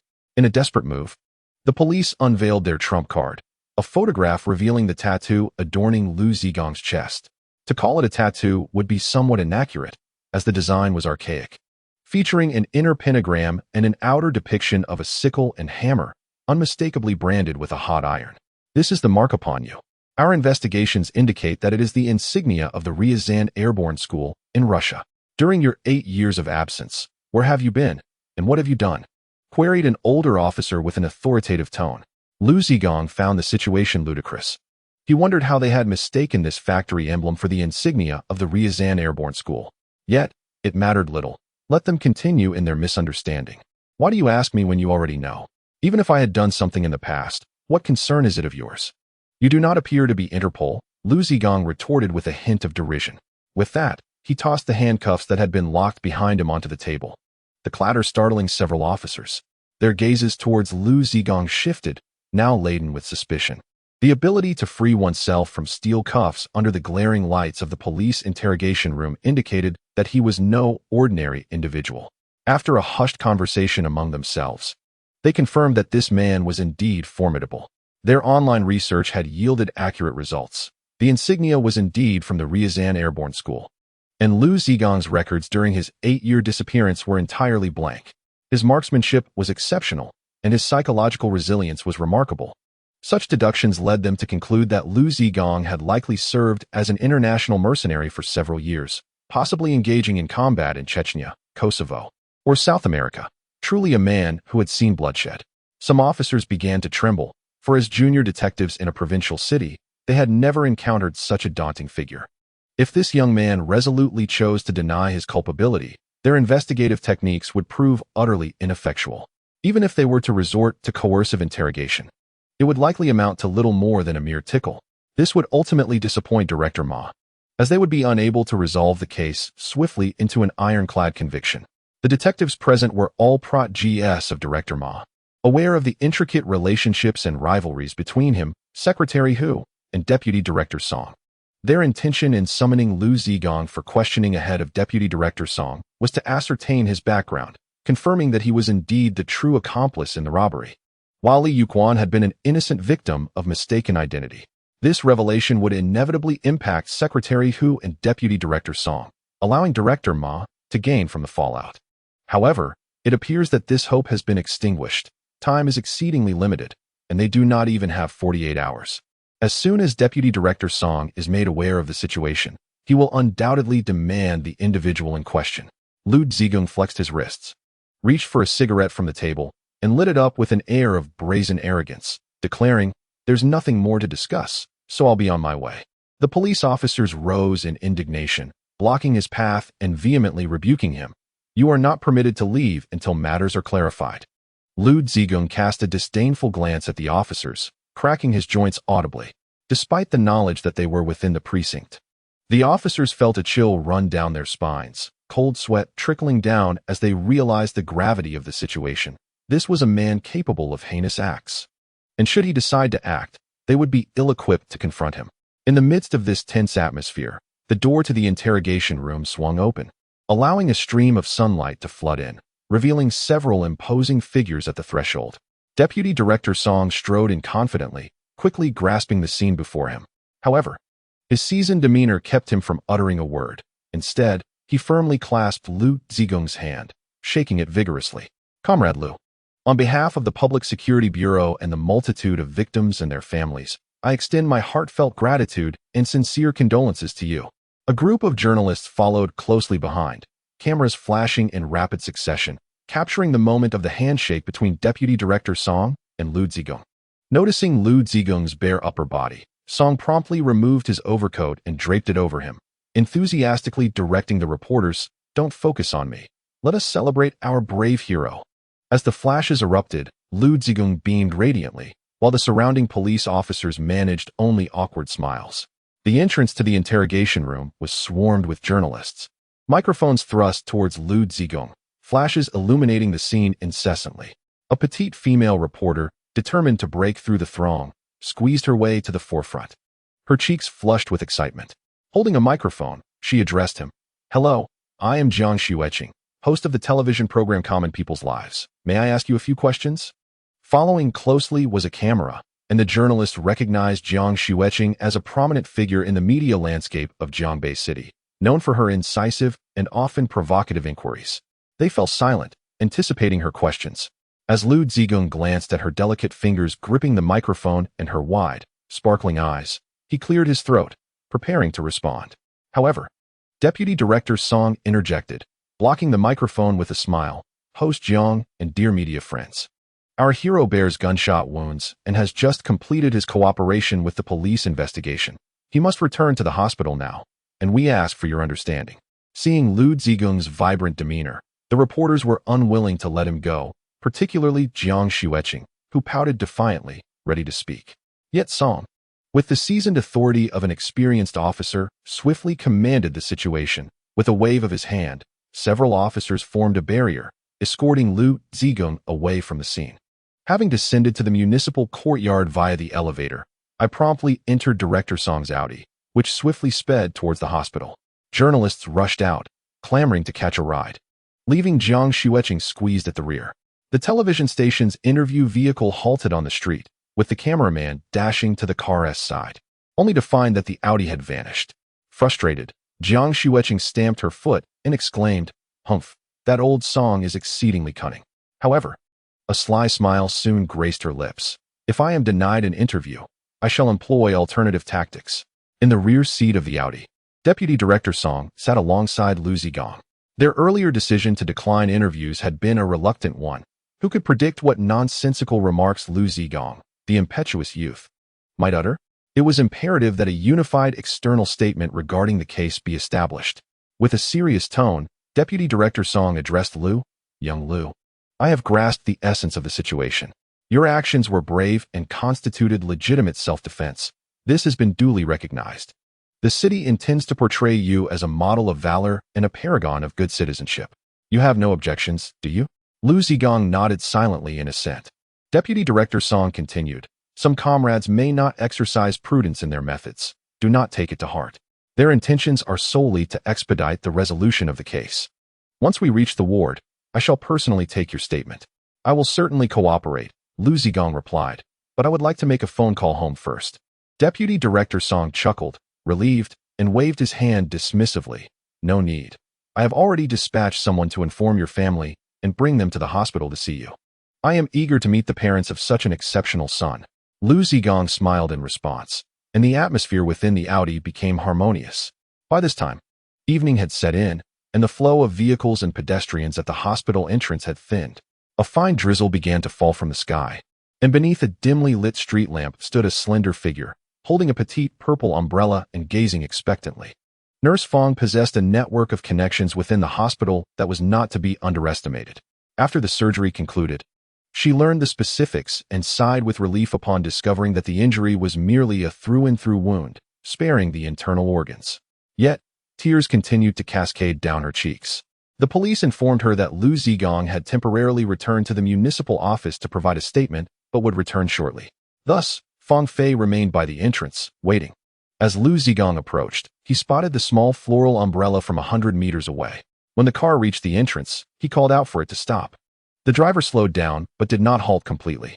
Having spent many years in law enforcement, Director Song had already noticed the rain-soaked young nurse at the entrance. He coughed lightly and said, "Xiao Wang, please stop for a moment." Curiously, Fang Fei observed the black Audi 6 come to a halt before her. The tinted windows mirrored her reflection, concealing the occupants within. As the window descended steadily, a familiar visage emerged, exuding the same commanding presence as always. "Nurse, are you waiting for someone?" Liu Ziguang smiled, stepping out of the car, appearing remarkably unscathed and robust, draped in a beige trench coat that accentuated his handsome stature. Stunned, Fang Fei took but a second to regain her composure. As the small floral umbrella was tossed aside, she lunged forward. Tears that had been suppressed for so long streaming down her face in torrents, more copious than the gentle drizzle outside. Liu Ziguang's chest quickly became dampened by her tears as he tenderly caressed Fang Fei's hair, offering comfort. "It's all right, silly girl. Why are you still crying?" "How can it be all right? That was a gunshot wound. I saw the bullet hole," she sobbed. "From now on, you mustn't engage in reckless fights with anyone." The young nurse, however, paid no heed to the two pairs of eyes watching from the car, burying herself deeper into Liu Ziguang's embrace, weeping freely. Tears and snot mingling together. Inside the Audi, Director Song could only manage a wry smile. "My trench coat." At the entrance of the dilapidated courtyard in the Gaotupo area, where Liu Ziguang's family resided, an elderly lady, taking out the trash, was politely stopped by a beautifully dressed woman of refined demeanor. "Excuse me, is this number 108, Chinei Lane?" The elderly woman, surprised by the presence of someone so clearly out of place in the upscale society of Gaotupo, hesitated before replying, "Yes." "Wonderful. I've finally found it. This lane is truly difficult to navigate, almost like a maze," the woman exclaimed dramatically, raising her small fist in triumph before continuing with her inquiry. This time, the elderly lady's thoughts seemed clearer, and she responded, "Yes, there is. Isn't that the child of old Liu? He lives in the 8th door as you go in. The red one, next to a pile of charcoal." "Thank you, dear lady," the woman said graciously, turning to beckon to the cameraman. "Come on, follow me." The cameraman, activating the night shooting function, followed Jiang Xueqing as she stepped cautiously into the courtyard, leaving the elderly woman bewildered. It wasn't until a while later that she suddenly exclaimed, "Old man, you won't believe who I just saw. It's a host from the television station." Inside the kitchen of old Liu's home, Liu's mother was busily preparing a meal. With their son away on a business trip, the elderly couple only needed a simple dinner of vegetables and tofu, perhaps a plate of salted beans. Liu's father sat in the small room, watching television while sipping on liquor. The cramped space found him perched on the edge of the bed, a small cup in hand. Occasionally taking sips of the inexpensive bulk liquor, his spirits considerably lifted since his son had become the security department head. He walked with a straighter back, and his once dull complexion now appeared much more vibrant. The 21-inch Changhong color television displayed the day's news from Jiangbei, with the announcer delivering updates in a monotone voice about a recent bank robbery on Dalian Road. The police had acted swiftly, neutralizing the assailants within an hour, minimizing the threat to the nation and the safety of its citizens. The image on the decade-old television was somewhat blurry, the colors off. Liu's father took another sip of his liquor, commenting, "What a world we live in. Even banks are being robbed." Suddenly, there came a polite knock at the door. An unusual occurrence. Neighbors in the courtyard typically entered without knocking. "Who is it?" "Come in," Liu's mother called out, holding her spatula. The door was gently pushed open, and a small head peeked in, holding a microphone emblazoned with 4 letters. "Is Liu Ziguang residing here?" A sweet and tranquil female voice echoed.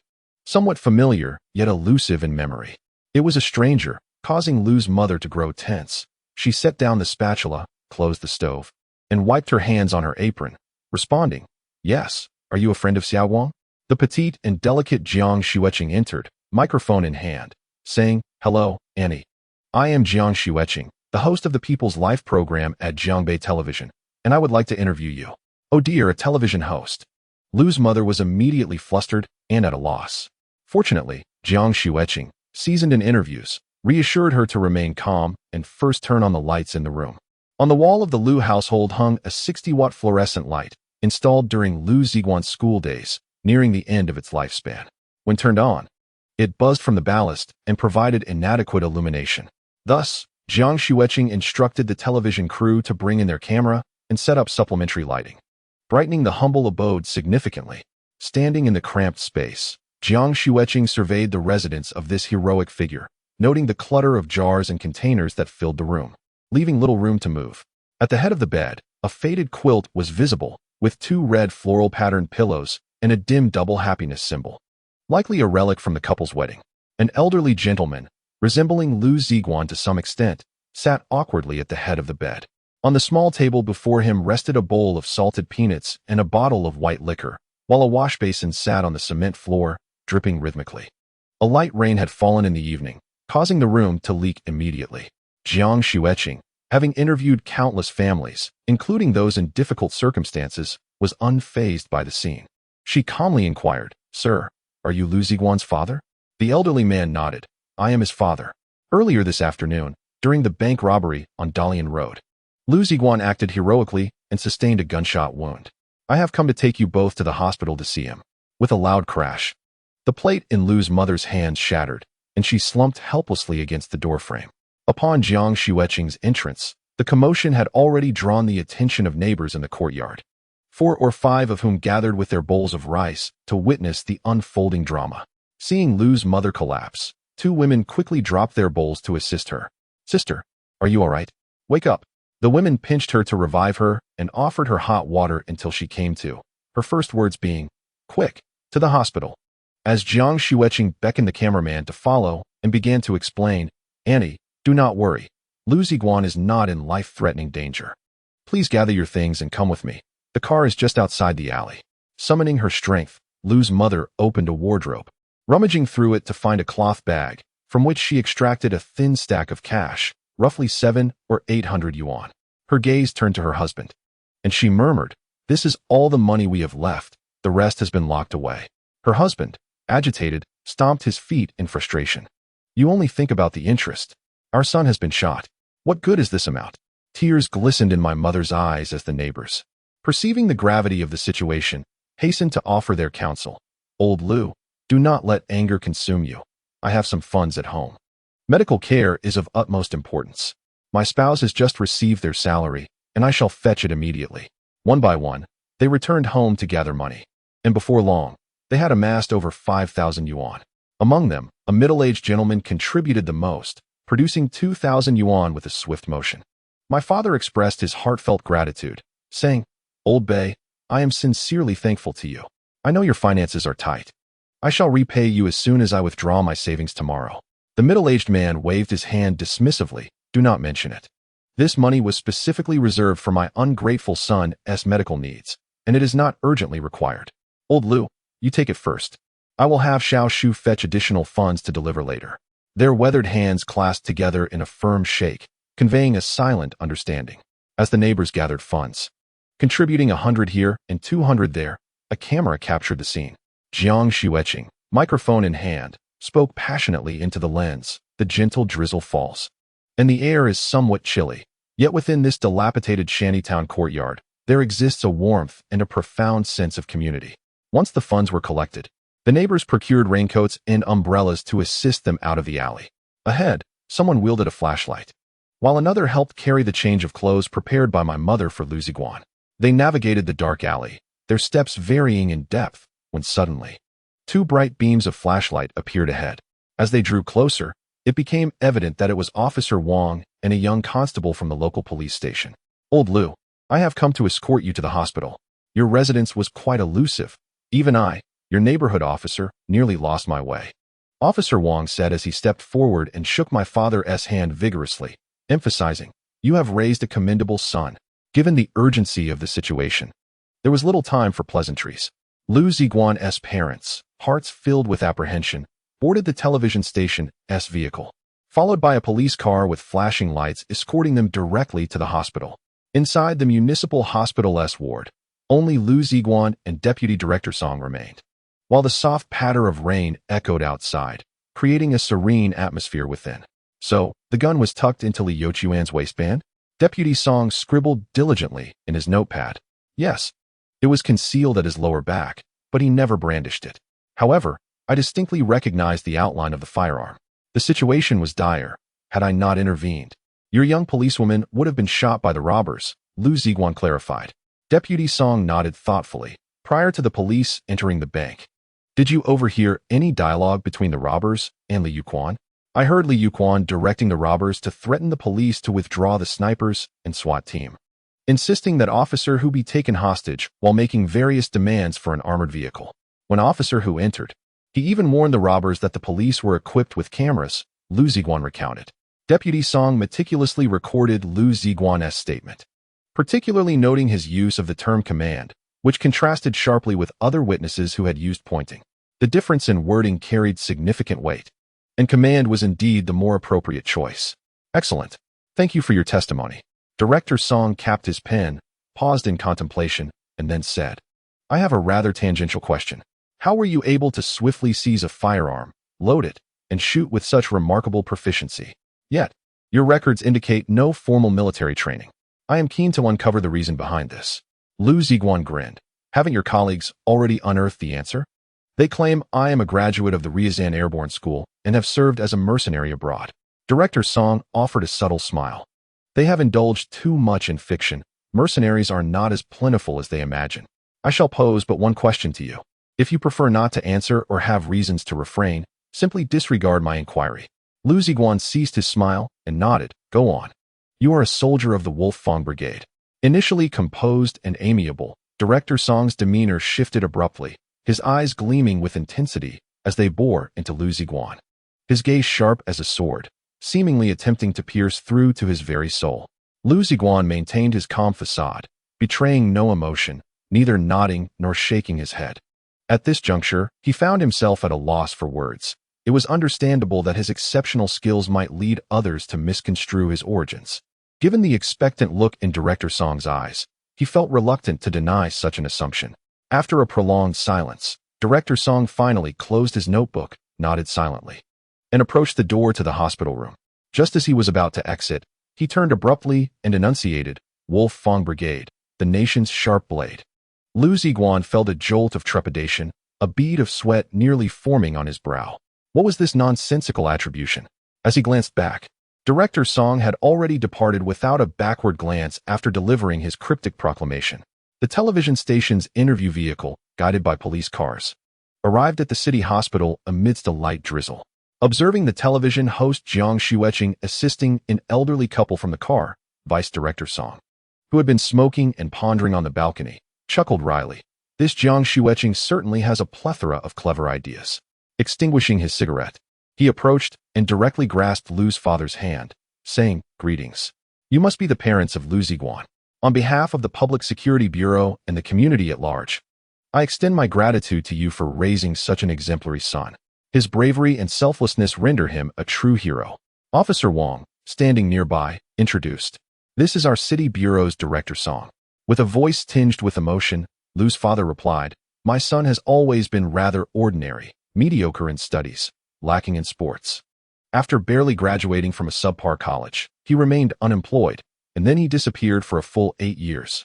Yet upon his return, he has indeed transformed into someone formidable.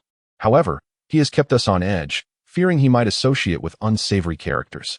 Now, to hear such commendation from a senior official of the Public Security Bureau fills my heart with pride and emotion. Enough said. The police will cover all your son's expenses.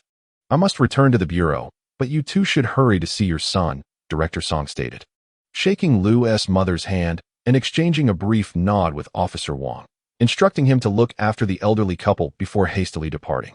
3 minutes later, Liu Ziguang's parents finally arrived at the hospital room. Upon seeing their son safe and sound, a wave of relief washed over them. Although he was not in mortal danger, he had been shot.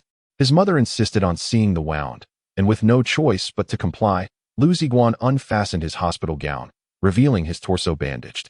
He pointed to his right chest and said, "It's here, a bullet went through, but it's nothing serious." His mother's tears flowed uncontrollably. No matter how grown up he was, he remained her cherished child. Even the prick of a needle could cause pain, let alone a bullet wound. The elderly woman struggled to hold back her tears, unwilling to break down in the hospital, while his father attempted to comfort her, saying, "Look, he's fine." As the family conversed, the door suddenly swung open. Jiang Xueqing, who had been waiting outside to film, could no longer contain herself and stepped inside, saying, "Hello, Liu Ziguang. We've met before. May I borrow a moment of your time for an interview?" Caught off guard, Liu Ziguang's mood soured, and he furrowed his brow slightly, replying coldly, "Get out." What a chilling gaze. The cameraman couldn't help but shudder, hesitating to advance. Jiang Xueqing was momentarily taken aback. After years of being a television reporter, she had never been so bluntly rejected, and certainly not in such an unreasonable manner. One would expect the star reporter of Jiangbei television to be furious, yet inexplicably, her first thought was, how cool. Liu Ziguang's father cleared his throat and said, "Xiaoguang, your mother and I came here in Zhang's car. Just do us a favor and agree to the interview." With his father interceding, Liu Ziguang had little recourse and waved his hand in concession. "Fine, but turn off the camera. I'm not accustomed to being filmed like this. What could a television station do without the camera?" Yet, Jiang Xueqing, almost instinctively, nodded and said, "All right, old Wang, you can step out for a moment." The cameraman retreated, leaving Jiang Xueqing to conduct the interview alone. The poised reporter steadied her emotions, holding the branded microphone to her lips with her slender fingers. "Could you tell us how you bravely intervened and shot down 2 assailants?" "Grabbed the gun, fired," Liu Ziguang succinctly replied. Jiang Xueqing's eyes widened, her large, round eyes giving her a cartoonish, cat-like appearance. In astonishment, she asked, "That's it? Is there more?" "Nothing more," Liu Ziguang reiterated tersely. Undeterred, Jiang Xueqing pressed on. "How many shots did you fire?" "5 shots, 2 for each, and then 1 more for the guy who didn't die." "Where did you hit them?" "Head, chest, eyes." Jiang Xueqing felt a sense of bewilderment. The man before her was so cold, so composed. It was hard to believe that even trained law enforcement officers require psychological counseling after taking down criminals. Liu Ziguang appeared as unfeeling as if he had merely squashed a couple of ants. At this moment, Jiang Xueqing, a journalist, suddenly became convinced that this man must possess extraordinary experiences worthy of deeper exploration, potentially leading to an explosive story. "I have one last question for you. What is your occupation?" "I am a security guard, a property security guard." On a night at the Xiangzhang restaurant on Binjiang Avenue, 2 middle-aged men were drinking at a floor-to-ceiling window on the 2nd floor. This establishment was a high-end private dining venue, where dishes were costly and the drinks even more so. Just that bottle of Wulianya alone cost over 1,000 yuan. "Old Gao, this is quite extravagant," remarked the bald man, savoring the fine wine in his glass. "Not at all, it's only fitting. This restaurant is quite reputable, and the Wulianya is authentic. The chef is remarkable as well. I heard he was brought in at a high price from Shanghai." Opposite the bald man was Liu Ziguang's superior, Manager Gao from the property company. After taking a sip of wine, the bald man nodded appreciatively. "Indeed, it's genuine. What a fine wine. Director Wang truly is a connoisseur," Gao praised. "With your expertise, you could easily be a national-level sommelier." Director Wang humbly smiled, dabbed his mouth with a pristine napkin, and said, "Old Gao, the matter you wish to address has been reported. However, due to recent personnel reductions at the company, there may not be any significant actions in the short term. Please be patient." Manager Gao chuckled. "That may trouble you further, Director Wang. By the way, we have a security supervisor at our branch named Liu, who has a prior record. He was arrested today in connection with a major case. I wonder how the head office deals with such individuals? Well, for those with a criminal history, the company generally does not retain them. However, there are always exceptions. Is this person a relative of yours?" No, Manager Gao hurriedly clarified. "I'm just puzzled. This fellow seems to have connections. He was promoted to supervisor shortly after joining the company, while our captain has toiled for years without such rapid advancement. By the way, does Director Wang know this individual?" Director Wang pondered for a moment, fully grasping the implications behind Gao's words, and replied, "Let me check once I return. If I confirm the facts, regardless of connections, we will dismiss him without leniency. Director Wang, you have truly helped me avert a major headache. Come, let us toast." The two men clinked their glasses and downed their drinks in one go. 20 minutes later, having feasted and imbibed, Gao suggested they refrain from driving and first unwind at the nearby Jinbui bathhouse to sober up before heading home. Director Wang readily agreed. As Gao and Director Wang entered the opulent lobby of Jinbui, Yang Feng from the district security team was soaking in the bathing area beside a circular herbal bath. His phone, wrapped in a dry towel, was incessantly ringing. "Yang Zi, whose call is that? Why aren't you answering?" Li Ziguang, reclining in the pool, inquired. "It's my third brother's wife. She's called dozens of times. What do I care if her husband is in trouble?" Yang Feng replied, his expression one of annoyance, showing no signs of the close camaraderie he once shared with the third brother. "By the way, whatever happened with the third one? I heard he was shot in the head by Secretary Hu's daughter. It reminds me of the bank heist this afternoon." Li Ziguang, who was present at the scene, seemed quite intrigued. Who knows, perhaps the third one found himself in dire straits and resorted to a nefarious path. "I've heard he gambled quite heavily at the card table, with winnings and losses exceeding tens of thousands. This afternoon, the Criminal Investigation Unit even visited his mistress's residence to conduct a search. It remains uncertain what they might uncover." Yang Feng shook his head, dismissively ignoring the incessant ringing of his phone beside him. "By the way, Yang Zi, how is your relationship with Hu Rong progressing? Have you succeeded?" Li Ziguang inquired with a lewd expression. What do you think?" Yang Feng replied enigmatically, a confident smile gracing his face. In the conference room of the Municipal Police Bureau, a thick haze of smoke enveloped the air as Director Ma presided over the meeting. Several deputy directors and heads of the Criminal Investigation Department, all seasoned smokers, lit one cigarette after another, filling the room with a smoky atmosphere that heightened the tension. The connection between Liu Ziguang of Jindun Company and the robbers requires further verification. I believe there are numerous doubts. How did they come to know each other? And what brought them together? Liu Ziguang is a mid-level employee in the company, earning an annual bonus of over 100,000, making it illogical for him to engage in such a perilous endeavor. As a former police officer, he understands the gravity of armed robbery and has no motive to partake in such deeds, asserted Deputy Director Sun, who oversees logistics and is responsible for the tertiary sector of the city bureau. Earlier that evening, the wife of Liang, the hefty man from Jindun Company, approached him with a substantial bribe, seeking his assistance to safeguard Liang's position.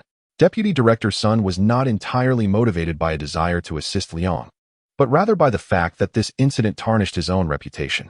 The notion of an insider at the cash transport company collaborating with robbers to execute a bank heist would be a scandalous embarrassment. Thus, he was keen to exonerate Liu Ziguang, at least to dissociate him from the robbers. The head of the Criminal Investigation Department, Deputy Director Song Jianfeng, responded curtly to Sun's comments. The technical investigation team has already deciphered the lip movements, revealing that Liu Ziguang actively provided advice to the robbers at the crime scene, undermining our operation and directly endangering the life of comrade Hu Rong. This was corroborated by the testimonies of several other hostages. Furthermore, after 2 robbers were killed, he attempted to take desperate measures. This clearly indicates his involvement. As Deputy Director Sun was about to retort, Song Jianfeng added, "We have searched Li Youquan's residence and discovered that, aside from his wife and children, he has been keeping a mistress and purchased a 150 square meter duplex.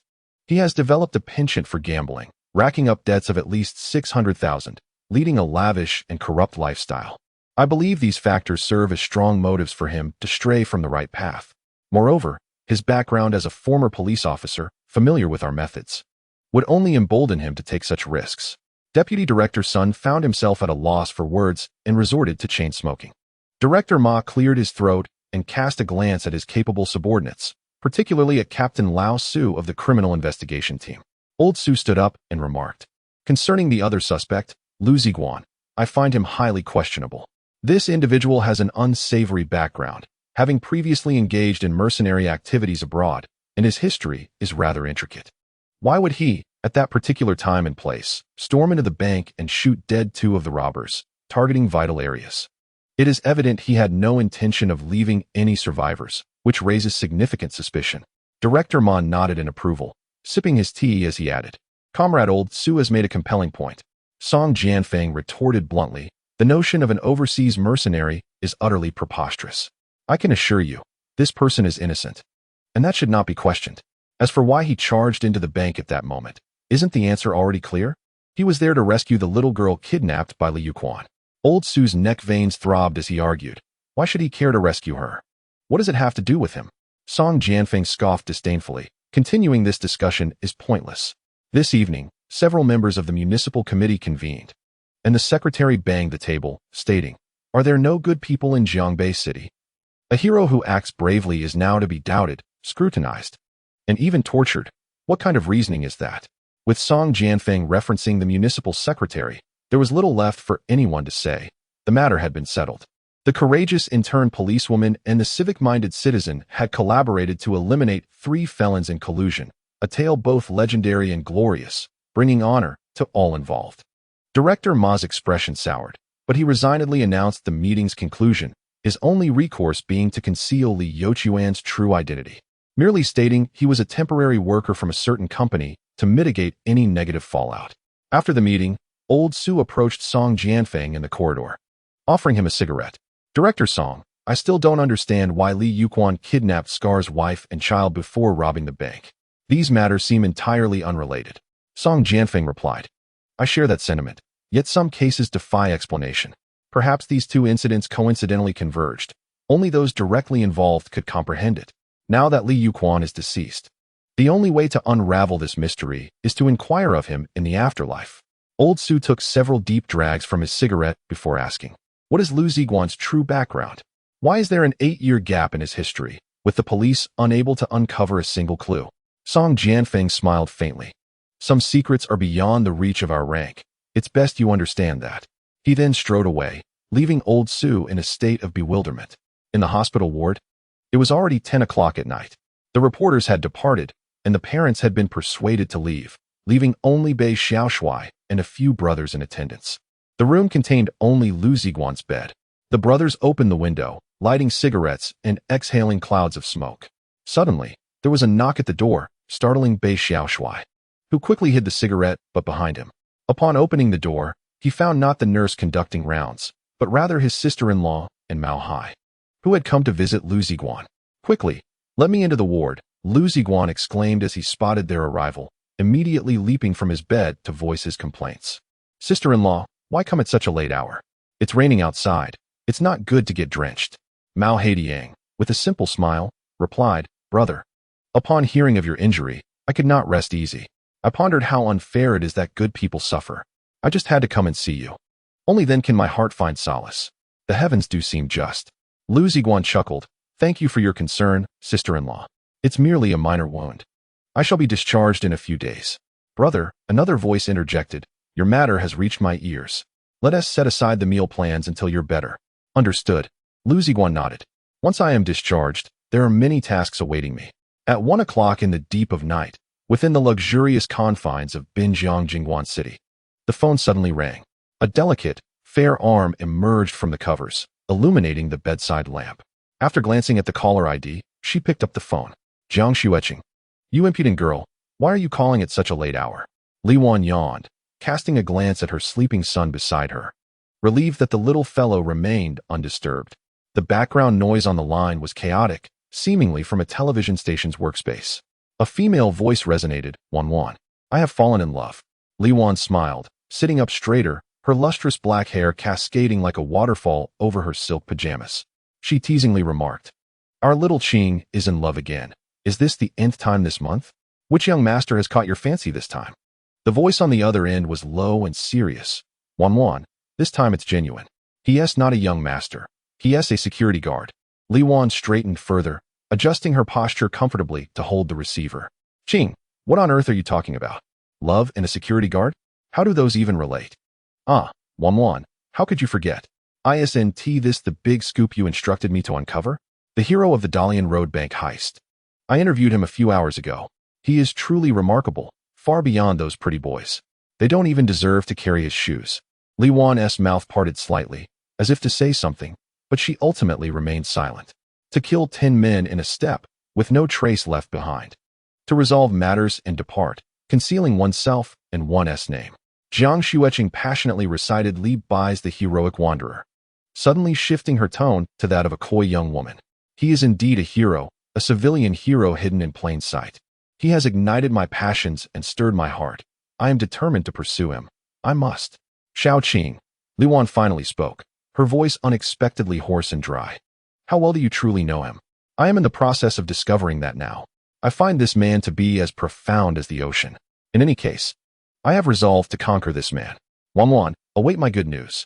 With that, Jiang Xueqing hung up, leaving Li holding the phone for a long while, listening to the buzzing tone of the busy line. As the sun turned over, he caught sight of the lamp's glow, rubbing his eyes and bursting into tears. Li hastily set down her phone, extinguished the lamp, and cradled her son to soothe him. On the spacious, plush mattress lay only the mother and child. The bedroom curtains were not fully drawn, revealing a glimpse of the floor-to-ceiling window, where the vibrant neon lights of Jiangbei City flickered outside. In this manner, the long, lonely night felt less frigid. A riverboat glided by in the night, its prolonged horn echoing through the air. The sun, lulled into slumber, still bore glistening tears at the corners of his eyes. Li instinctively tightened her embrace around him, curling up as a figure unexpectedly leapt into her mind. Wait, you forgot your card. A golden bank card was extended by a modestly dressed young man, who, aside from his striking features, left little impression. It wasn't he until the second encounter, linked to her son's abduction, that Li recalled him. He had no notable background.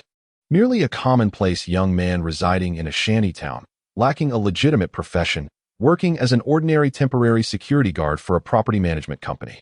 Yet, he possessed a heart of gold, known for his integrity and chivalry, having killed a trafficker in a bid to rescue abducted children, incurring tremendous legal consequences. Her son was Li Wan's lifeblood. In gratitude, she expended vast resources to hire a lawyer for Liu Ziguang and spared no effort in leveraging connections to resolve the matter. The promotion she facilitated for him was a mere footnote in her endeavors.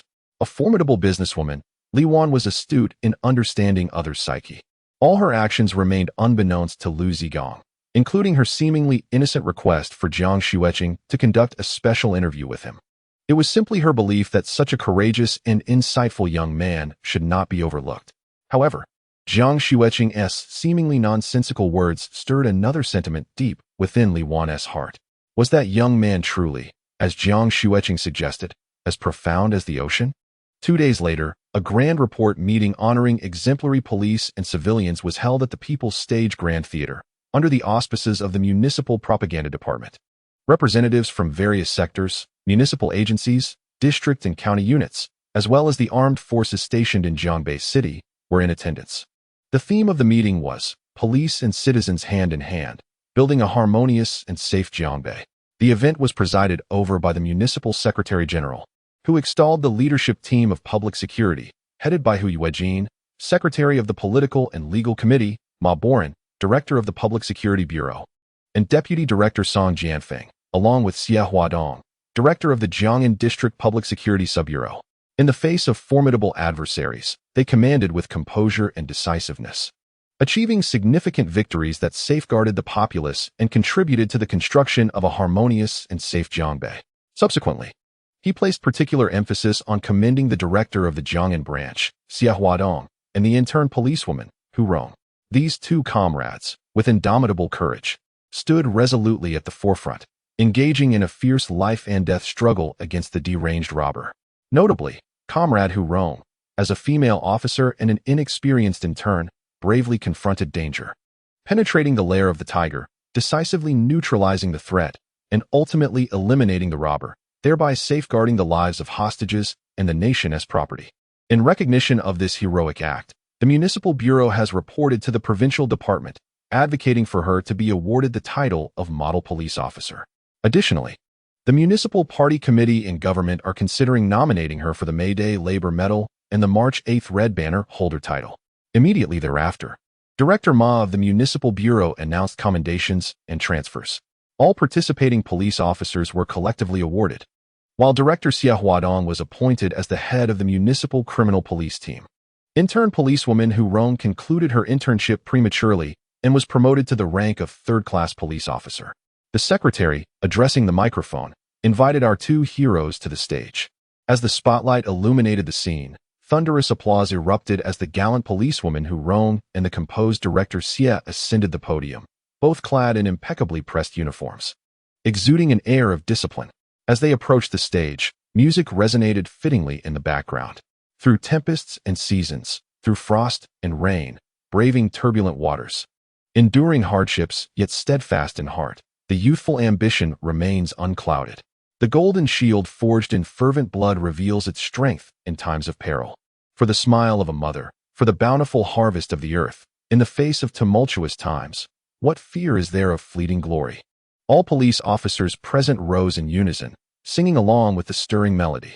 A few young pioneers rushed to the stage, presenting flowers to the people's heroes.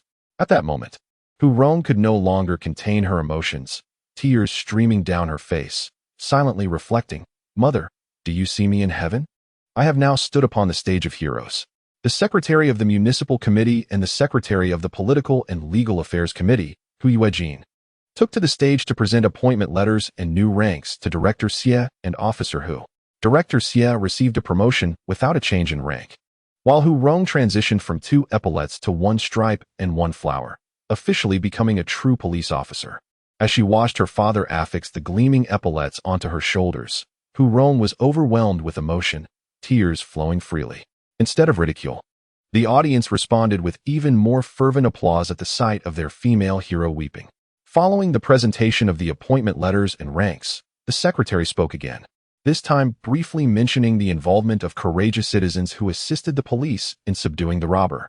To honor such actions, the Municipal Party Committee and government decided to establish a Courage Fund, with initial donations of 50,000 yuan each from the Golden Shield Company and the Bank of Communications. Additionally, citizen Liu Ziguang, who demonstrated commendable bravery during the bank robbery, was awarded 5,000 yuan in cash as encouragement. The night market, with its authentic barbecue stalls, has been revitalized after being demolished by the Fourth Brothers' men. The new canopy is larger and more modern than before, with new folding tables, small stools, and iron stoves.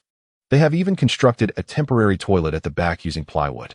Compared to the past, it is indeed a remarkable upgrade. In the center of the canopy, a long line of folding tables designated for barbecuing stretches for about 10 meters, flanked by an array of large plastic beer cups. Around the table, 20 strapping young men are seated, all stripped of their shirts to reveal their muscular physiques. Liu Ziguang, still in the process of being discharged from the hospital, occupies the head of the table, his body wrapped in bandages and draped in a trench coat, raising his beer cup high. "Brothers, let us drink." Over 20 large beer cups are raised in unison, clinking together with a chorus of cheers, golden beer and creamy foam dancing amidst youthful laughter that fills the canopy. 10 stainless steel beer kegs are lined up, and anyone wishing to drink can pour their own. The skewers of meat in the freezer are plentiful, and as they indulge, they resort to cutting strips of lamb directly from the meat, tossing them onto the grill with a sprinkle of cumin and chili powder, eating them even if they are half-cooked. Today, the boss is treating everyone, and the brothers are feasting freely. It is said that the boss has received a commendation as a good citizen, accompanied by a cash prize of 5,000 yuan. Initially, he had the opportunity to appear on television to give a speech, but he remarked that such things are pretentious and uninteresting, preferring instead to revel in the company of his brothers. Liu Ziguang is particularly joyous today, not solely because of the monetary reward, but also due to the acrylic trophy and accompanying certificate that will bring pride to his parents. Neighbors from the communal courtyard flock to witness the celebration, showering praise on Liu's achievements, and his parents beam with newfound confidence, their voices stronger than before. As a child, what could bring more joy than making one's parents proud? The night market in Jiangbei City has never lacked the presence of street performers, typically seen carrying guitars, small amplifiers, and microphones, meandering between various food stalls, charging 5 yuan per song. These performers are often impoverished youths, and stall owners usually refrain from driving them away. Coincidentally, 2 young performers entered this vibrant canopy. Upon spotting the burly men seated at the long table, they instinctively turned to leave, but Liu Ziguang called out to them, "Bring over your songbook for me to see." The young performer handed over a song list covered in plastic film, and Liu Ziguang casually flipped through it, declaring, "Sing this one, Norwegian Wood." Just as the young man was about to begin, Liu Ziguang added, You two are too few. Call over a few more. Such masculine songs deserve a chorus to truly resonate. As he spoke, he swiftly pulled out a 100 yuan note and handed it over. The young man's eyes sparkled with excitement as he dashed out to summon 3 companions. 5 wandering singers lined up, strumming their guitars, beginning to sing. Let me take your heart and try to slowly melt it, to see if I remain flawless in your eyes. The ragged yet profoundly seasoned voice of the wandering singer rendered this piece from Norwegian wood with a unique charm. The young men swayed their heads, unwittingly humming along. Suddenly, Liu Ziguang recalled someone and inquired of a security colleague, "Do you know what Wang Jijun is up to? It's been quite a while since I've heard from him." "Liu, it seems something has happened at Jijun's home. It's rather troublesome," his colleague replied. Hearing that something had befallen Jijun, Liu Ziguang, though their acquaintance was brief, recognized that this brother was undoubtedly a worthy friend. With family matters at hand, it was only right for a brother to lend a helping hand. He took out his phone and dialed Wang Jijun's number. As before, the familiar message echoed back. "The user you are calling is unavailable. Please try again later." Concern etched on his face. Liu Ziguang hung up and asked his colleague, "Aren't you from the same hometown as Jijun? Do you know his family's phone number?" His colleague shook his head. "They have never installed a phone." "Do you know their address?" "Even though we're from the same county, it's quite distant. The township where Jijun lives is rather remote. I haven't been there." This prompted him to resolve to visit. "I seem to recall that there are copies of everyone's ID cards in the company files. I'll look for them when I return, and tomorrow, I'll drive down to see what has transpired at Jijun's home." He then turned to Ma Chao. "Come with me on a long trip tomorrow to Nantai County. Which vehicle do you think we should take?" Ma Chao replied, "Nantai County is under constant construction. It's quite messy. Let's take the Jetta. It's sturdy and can handle rough roads." "All right then, drive to the hospital to pick me up first thing in the morning." Meanwhile, at the television station, in the news department office, Jiang Xueqing sat on the sofa, visibly upset. The bald-headed director sat behind his desk, smiling at her. "Xiao Jiang, have you not come to terms with it yet?" "How can I? We produced such an excellent program, yet it was shelved. What exactly was wrong?" Jiang Xueqing shook her head, pouting, her angry demeanor tugging at the director's heartstrings. "Xiao Jiang, this is the directive from the station's leadership. You must understand. As journalists, we are to promote the main theme," the director said, setting down his coffee cup, smiling as he approached and seated himself on the couch. Adjusting his glasses, he gazed at his subordinate with concern. Jiang Xueqing leaned forward, resting her chin on her hand, her low-rise pants revealing an expanse of snow-white skin. Captivating the director's gaze, stirring a heart long devoid of passion, now racing like a startled fawn. "Are not grassroots heroes worthy of promotion? I believe the station leaders have lost their senses," Jiang Xueqing retorted, her fiery temperament rendering her unyielding, as if she would deny even her own kin in her fury. It is undoubtedly worthy of promotion. However, one must always discern priorities. The prevailing theme at present is the celebration of exemplary figures within the public security sector, while other matters may be temporarily set aside. That being said, the hour grows late, and I shall treat you to a late-night snack. Let us engage in a thorough discussion on this issue." The bald-headed director, visibly concerned, shifted a few centimeters closer to Jiang Xueqing. "I have no appetite and wish to depart," Jiang Xueqing suddenly declared, rising abruptly and turning away. Her low-rise jeans accentuating her youthful figure as she swayed with a lively energy, stirring a flutter within the old director's heart. "This young lady is akin to a delicate rose, adorned with thorns and dewdrops," he mused internally, contemplating whether to make a detour to the opulent establishment of Jinbihui to quell this unsettling desire. The following morning, Ma Chao arrived at the hospital in a white Jetta. Liu Ziguang had already returned to the office the night before to retrieve a photocopy of Wang Jijun's identification, and together with Zhang Jun, a colleague from Wang's hometown, the three set off towards Nantai County. As they exited the hospital, Liu Ziguang concealed himself in the back seat, reluctant to raise his head. For the emergency room was situated near the entrance, and should Fang Fei catch sight of him sneaking away, it would spell disaster. "Lu Gu, who are you hiding from?" Zhang Jun inquired, puzzled. "Oh, nothing. I'm merely lying down to rest," Liu Ziguang replied nonchalantly. With the Jetta fueled and heading south, they drove 40 kilometers beyond the city limits, only to find the smooth asphalt road abruptly transform into a dilapidated concrete path. The sudden narrowing of the road resulted in a traffic bottleneck, with several large trucks blocking the intersection and a long line of private cars and small trucks honking desperately. At this juncture, Ma Chao's superior driving skills came to the fore. He deftly maneuvered the Jetta onto the adjacent field, traversing along the ridge for several meters before seizing an opportunity to return to the road. With swift evasions left and right, he navigated through the congested traffic in under 5 minutes. Just as they began to breathe easier, they encountered another obstruction. The aging concrete road had developed significant cracks and collapses and was currently undergoing repairs, with a multitude of vehicles stalled ahead. Thanks to Ma Chao's skill, he steered directly onto the lane under repair, skillfully avoiding various obstacles. Upon reaching the front, they discovered the blockage was not solely due to repairs. The traffic police had set up a checkpoint specifically to intercept overloaded trucks, a common occurrence in today's transport landscape. One traffic officer, pen in hand, glanced up just as the Jetta emerged from the closed area and immediately pointed at Ma Chao, exclaiming, "Jetta, halt."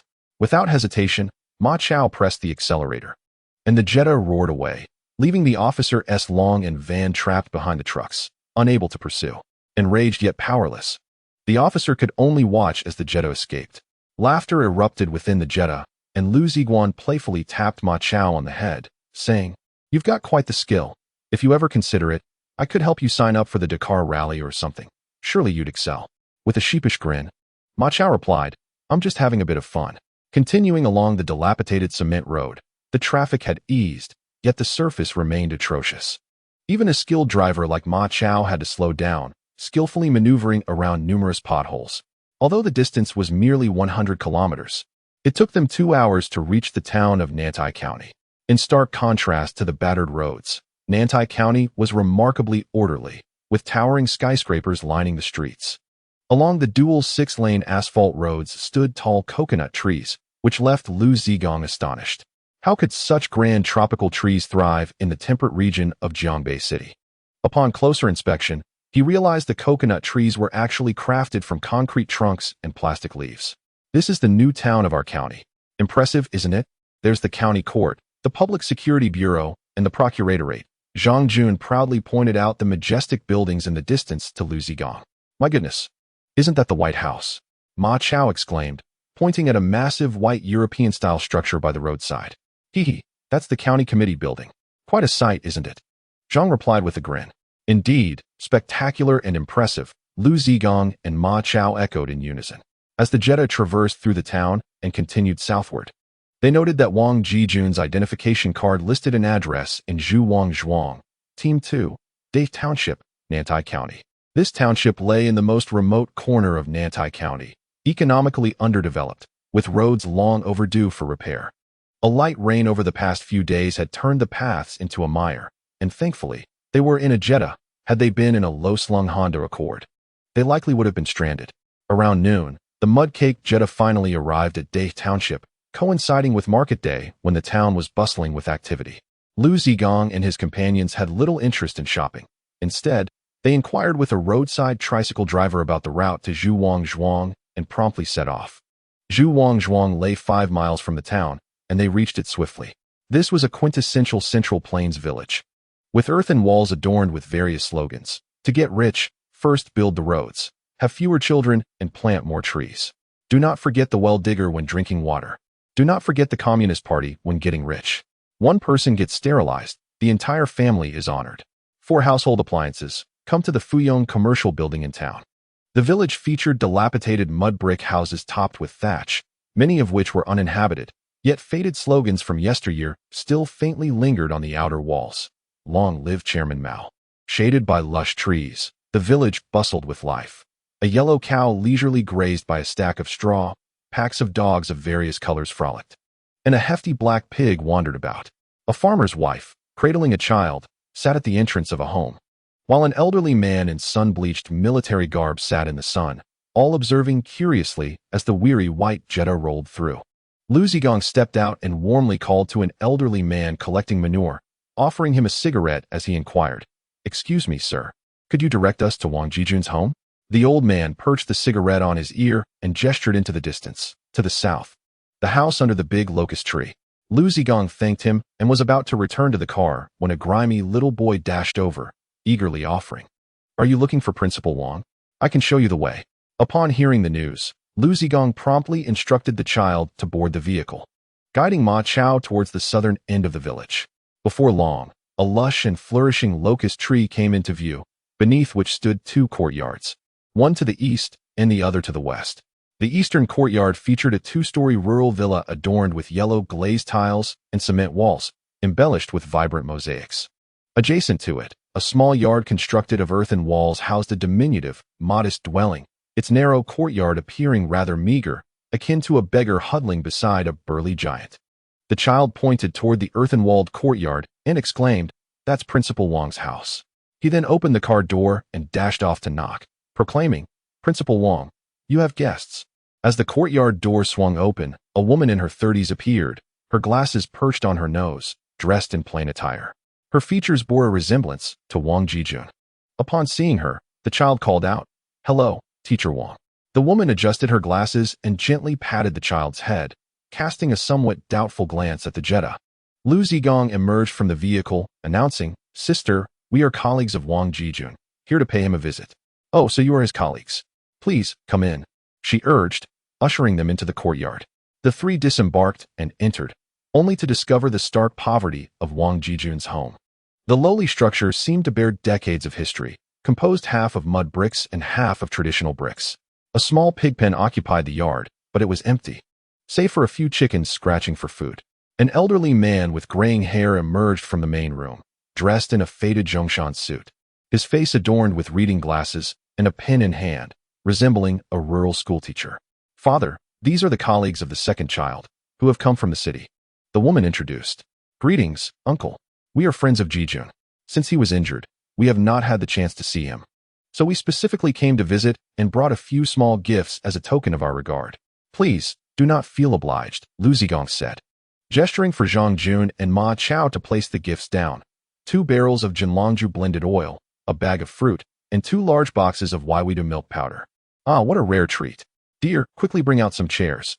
You truly should not have gone to such lengths." The old man warmly welcomed them, inviting Liu Ziguang and the others to sit. Wang Jijun's mother, a woman in her 50s, carried 2 stools from inside, her face lighting up at the sight of guests. However, the observant Liu Ziguang noted that her eyes were red, as if she had recently wept. Once seated, Wang Jijun's sister poured tea for them, and the conversation commenced. "Uncle, where is Jijun?" Liu Ziguang inquired. A silence enveloped the courtyard. "Brother, Jijun has been taken by the township police station," the sister replied softly. No wonder there had been no news from Wang Jijun. He had indeed been apprehended. Liu Ziguang quickly pressed on. "What exactly happened?" Wang's sister turned to glance at the towering red brick wall nearby and whispered, "It is all due to this wall." Liu Ziguang finally took notice of the wall, a structure shared by the Wang family and their neighbor. Newly erected, it had yet to be plastered, standing tall and even, in stark contrast to the Wang family's low earthen wall. However, this wall had rendered the originally rectangular courtyard of the Wang family even narrower. Liu Ziguang began to understand and inquired, "Why do both families share a wall without leaving even a passage in between?" Sister Wang replied, "Originally, there was a passage between our houses, but last month, the old Zhu family next door built a wall that encroached upon our land. Just when my younger brother returned from the city after being injured, he couldn't tolerate it and confronted them, which escalated into a fight, resulting in injuries and his subsequent arrest by the police." Wang Jijun's mother added, "My son, our second child, is innocent. The Zhu family consists of 4 notorious rascals who ganged up on my son, and in the end, they turned the tables, claiming that he deliberately harmed them. He was taken into custody, and since then, there has been no news. Oh, my poor child, his arm is still injured." As she spoke, she rolled up her sleeve to wipe away her tears. Wang Jijun's father, with a serious demeanor, interjected, "Dear, stop making baseless accusations. Our son did indeed engage in a fight. The government would never wrong an innocent person. We must trust the authorities." His mother cried, "Who doesn't know that the third Zhu is well acquainted with the local police? They drink and gamble together. Our son has no chance of getting out. He is destined to languish in prison, and it's a pity he hasn't even married yet." The old father, growing agitated, removed his reading glasses and rubbed his nose, letting out a heavy sigh. Sister Wang spoke softly, "My husband and I are both substitute teachers at the village's private school. We do not engage in fights or use foul language. My parents are simple and honest rural folk, never having quarreled with neighbors. The Zhu family has been domineering, bullying us, and normally, I would endure it. But this time, when my brother returned home and witnessed their ruckus, pushing our father down, he could no longer hold back. Liu Ziguang remarked, I know Jijun's temperament. He would only act in self-defense when pushed to the brink. The Zhu family is indeed too oppressive. Ma Chao and Zhang Jun remained silent, their fists clenched in anger, wishing to confront the Zhu family and avenge Jijun. The courtyard fell silent once more. After a moment, Wang Jijun's mother wiped her tears and stood up, saying, It's time for lunch. Please don't leave. I will prepare a chicken for you. Liu Ziguang and the others quickly rose. Auntie, please, don't go to any trouble. A simple meal will suffice.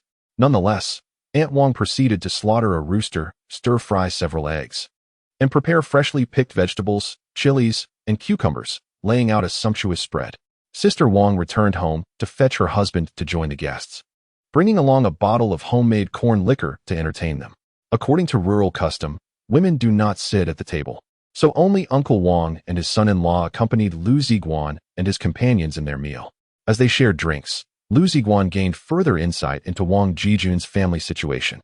Wang Jijun's father served as the principal of the local primary school, with his daughter and son-in-law both working as substitute teachers. Upon returning from military service, his son settled in the city as a security guard.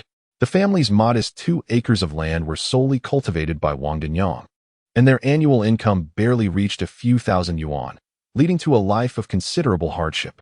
In stark contrast, the neighboring Zhu family was quite different. The 4 brothers were notorious troublemakers, having been delinquents since childhood, frequently engaging in fights and petty thefts.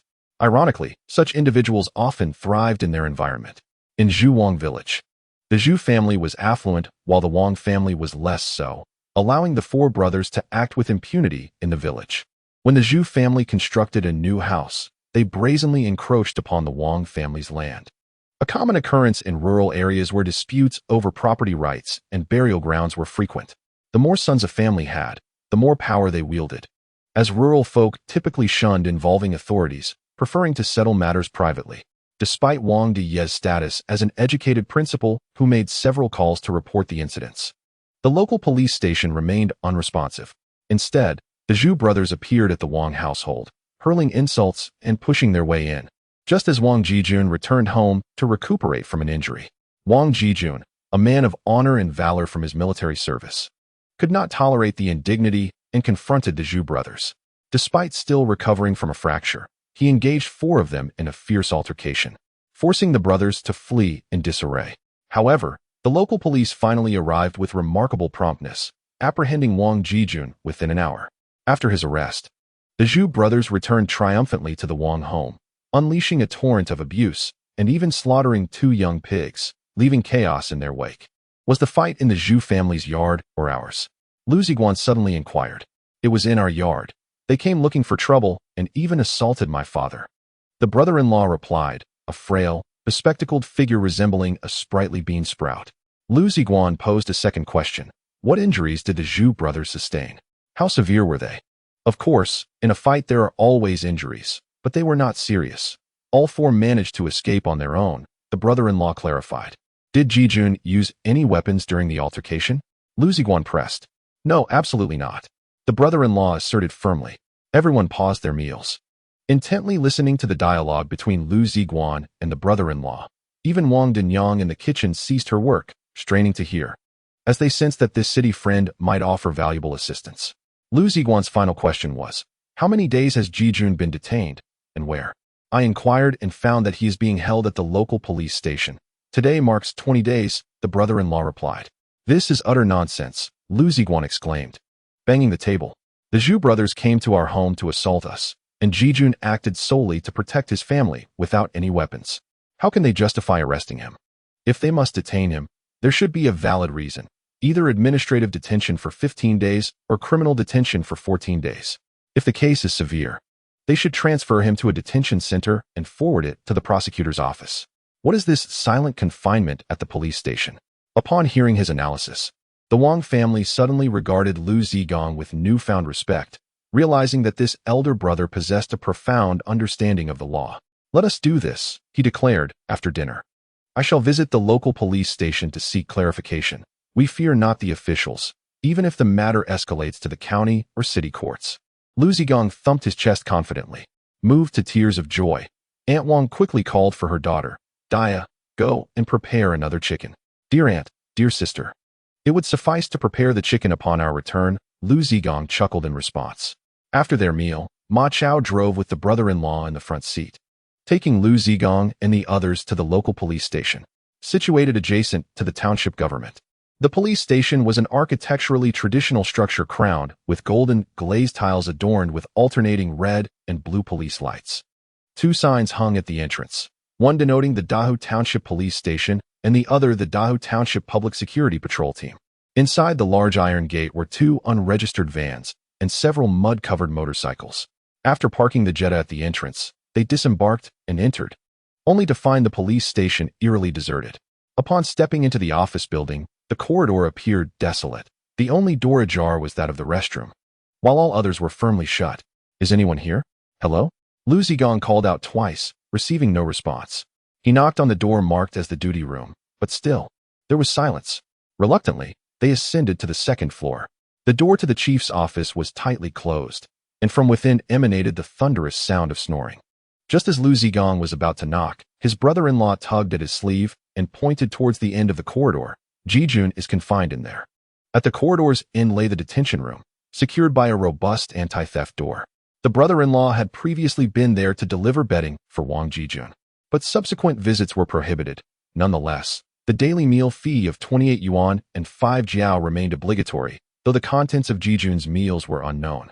Liu Ziguang approached and rapped on the iron door, calling out, Jijun, are you in there? A voice filled with surprise responded from within.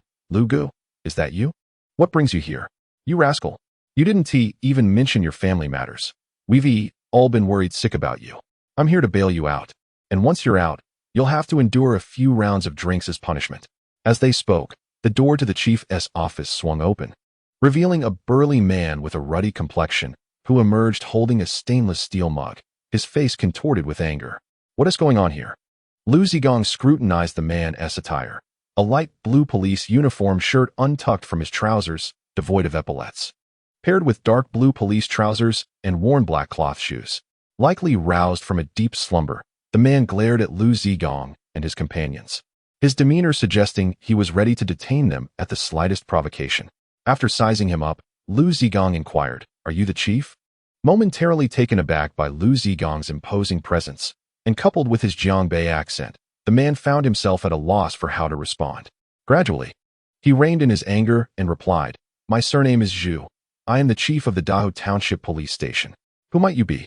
Liu Ziguang produced a pack of Zhonghua cigarettes, yet he did not offer any to the director. Instead, he placed one between his lips, and Ma Chao, with perceptive intuition, helped to light it. As he exhaled a plume of smoke, Liu Ziguang began, I am a friend of Wang Jijun. I wish to inquire, Director Zhu, what crime Wang Jijun has committed that warrants his arrest, and why he is being held beyond the legal limit. When it is time for him to be transferred to the detention center, you must do so. When it is time to hand him over to the procuratorate, you must comply. What does it signify to keep him confined at the police station? Director Zhu was incensed by his demeanor and words. The strong liquor he had consumed at noon surged within him, and he pointed an index finger, thick and coarse, at Liu Ziguang. Who do you think you are? Show me your ID. If you cannot explain yourself, don't even think about leaving. The brother-in-law was taken aback. Liu Ziguang's approach towards the police chief was audacious. Was he not making matters worse? He quickly tugged at Liu Ziguang's sleeve, silently urging him to exercise restraint. However, Liu Ziguang remained unfazed, a cold smile gracing his lips. Director Zhu, are you aware of the 5 prohibitions of the Public Security Bureau? Consuming alcohol during working hours, especially while in uniform. Do you believe I could make a phone call that would have you stripped of your position? Director Zhu inhaled sharply. Realizing this young man was no ordinary individual, he likely possessed significant connections. Just then, several young men in plain clothes ascended from downstairs, inquiring immediately, whose white Jetta is parked at the entrance? Ma Chao replied, it's our vehicle.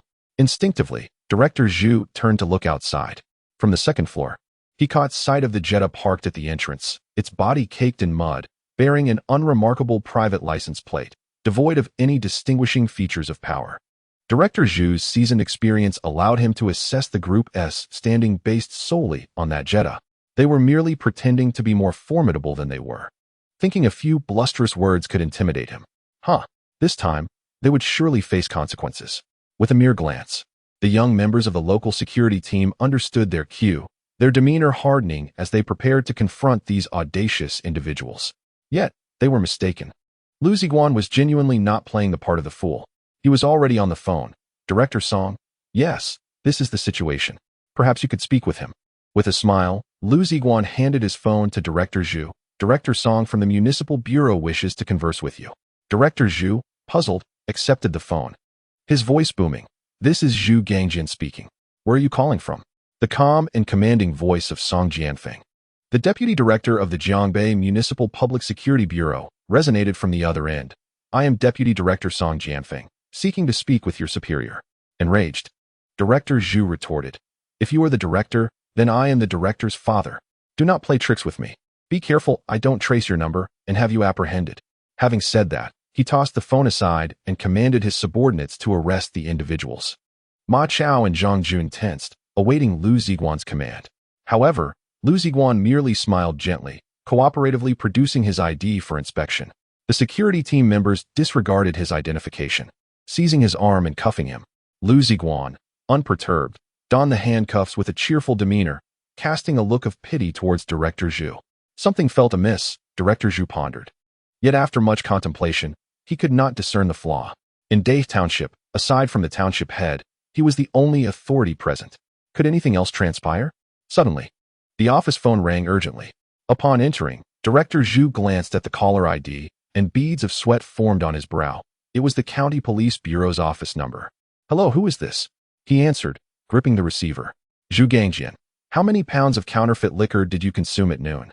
How dare you argue with the city bureau leaders? I reckon you've had your fill of wearing that police uniform. If you wish to court disaster, do not drag me into it. Director Song has stated that he will be conducting an inspection in the county. Brace yourself. If I receive a reprimand, you will not escape my wrath. A tempestuous tirade erupted from the receiver, the voice belonging to Director Zhou of the County Bureau. Director Zhu's plump face shifted from red to white, and he dabbed at his forehead with a handkerchief as the effects of the liquor surged forth. After hanging up, he saw Liu Ziguang still shackled in handcuffs, and fury ignited within him. What is the meaning of this? Quickly remove those handcuffs. The Joint Defense Team exchanged bewildered glances, uncertain of Director Zhu's sudden turn. Hesitantly, they complied and unlocked the cuffs. Director Zhu's demeanor softened, and he extended his hands to shake Liu Ziguang's. My apologies. I was unaware you were a friend of Director Song. It was a misunderstanding, purely a misunderstanding, haha. Liu Ziguang beamed in response. Director Zhu, you are too kind. I should have clarified sooner. Director Zhu heartily slapped his thigh. What more pleasantries need be exchanged? We are all comrades here. Let us meet at Dai restaurant tonight. My treat. Liu Ziguang, with a smile, produced a cigarette for Director Zhu, lighting it for him, and gestured for Ma Chao to offer cigarettes to the Joint Defense Team. As everyone lit their cigarettes, the atmosphere became notably amicable. You are too gracious, Director Zhu. I shall certainly attend tonight. Regarding my brother Wang Jijun's matter, what do you think? Director Zhu furrowed his brow, his expression turning serious. I have been absent from the station for some time and am not fully apprised of the situation. However, I will review the case files and provide you with a satisfactory response promptly. Liu Ziguang nodded appreciatively. Thank you, Director Zhu. Not at all. We are all comrades. Zhu replied, courteously inviting Liu Ziguang to sit and enjoy tea, which Liu declined politely. He left the station accompanied by Ma Chao, Zhang Jun, and Wang Jijun's brother-in-law. Back in the car, Ma Chao expressed his confusion. Just a moment ago, he was ready to arrest us. How did he suddenly become one of us? Director Zhu's demeanor changed remarkably fast. Liu Ziguang chuckled. We have connections above. Naturally, we are allies. Had that phone call not been made, we might have spent the night at the station. Wang Jijun's brother-in-law, unable to contain his excitement, inquired, Brother, do you truly know the leaders of the city bureau? Liu Ziguang replied nonchalantly, Yes, we have some acquaintance. That's splendid. My younger brother will finally be released. Liu Ziguang nodded with a smile. That is assured. He then handed Ma Chao 300 yuan to purchase 2 packs of Zijingnan cigarettes to be delivered to them. Ma Chao's eyes widened in astonishment. Aren't there people above us? Why do we still need to bring them cigarettes? One thing at a time. You truly lack understanding. Just do as your brother says, Liu Ziguang replied. No way am I letting you spend your money. I will take care of it. The brother-in-law insisted, trying to grasp the money from Liu Ziguang, but he was no match for Liu. Ma Chao swiftly accepted the money, dashed out of the car, and hurried to a nearby tobacco shop beside the police station, purchasing 2 cartons of cigarettes and wrapping them in newspaper before ascending the stairs. 5 minutes later, Ma Chao returned, a look of disdain on his face. Those guys from the joint defense team really have the audacity to accept them, Liu Ziguang remarked. If they are willing to take them, that is a good sign. If I am not mistaken, Wang Jijun will emerge shortly. Sure enough, 5 minutes later, Wang Jijun appeared at the police station's entrance, carrying a rolled-up bedding. He looked considerably thinner than when he was at Jiqing Garden, and his spirit seemed quite diminished. Simultaneously, all 4 doors of the Jetta swung open, and 4 individuals stepped out to greet Wang Jijun. His eyes lit up as he hurried over, clasping Liu Ziguang's hands tightly. His voice slightly choked. Brother Liu. He greeted the other 3 as well, brother-in-law, Zhang Jun, Ma Chao. Liu Ziguang reached out to take the bedding from Wang Jijun's back, waving his hand reassuringly. It's all good now. Let's head home. As they drove back to Zhuwang village, they spotted Wang Dama standing at the door, eagerly awaiting their return. The Jetta rolled up, and Wang Jijun leaped out, tears in his eyes, calling out, Mother, Irai, you're back. Wang Dama, somewhat incredulous, trembled with excitement, struggling to express her overwhelming joy. Being a country woman, she was not adept at articulating her emotions, so she turned and shouted into the yard, Old man, Irai is home. Wang Principal and Wang Dajia heard the call and rushed out of the yard, only to find Wang Jijun standing before them, alive and well. The sight left Principal Wang speechless with emotion, while Wang Dajia discreetly removed her glasses to wipe away tears. The joyous commotion attracted the attention of the neighboring Old Zhu family. A window on the 2nd floor opened, revealing a plump, purplish-red face peering out with suspicion. Liu Ziguang noticed him, pointed a finger, and smiled menacingly.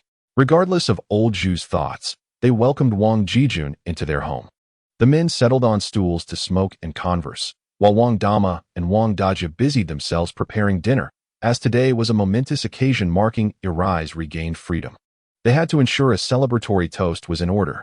As Wang Jijun smoked, he recounted his experiences since being detained. He had not endured much hardship. He was merely held without release. He had heard that the Zhu family had used their connections to extend his detention for a few more days and impose a fine to diminish the Wang family's influence.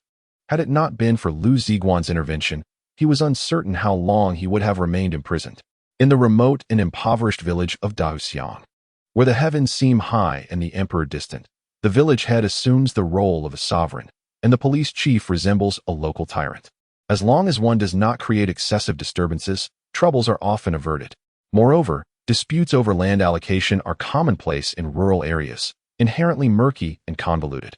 Should the police take sides, one finds it quite challenging to navigate the situation.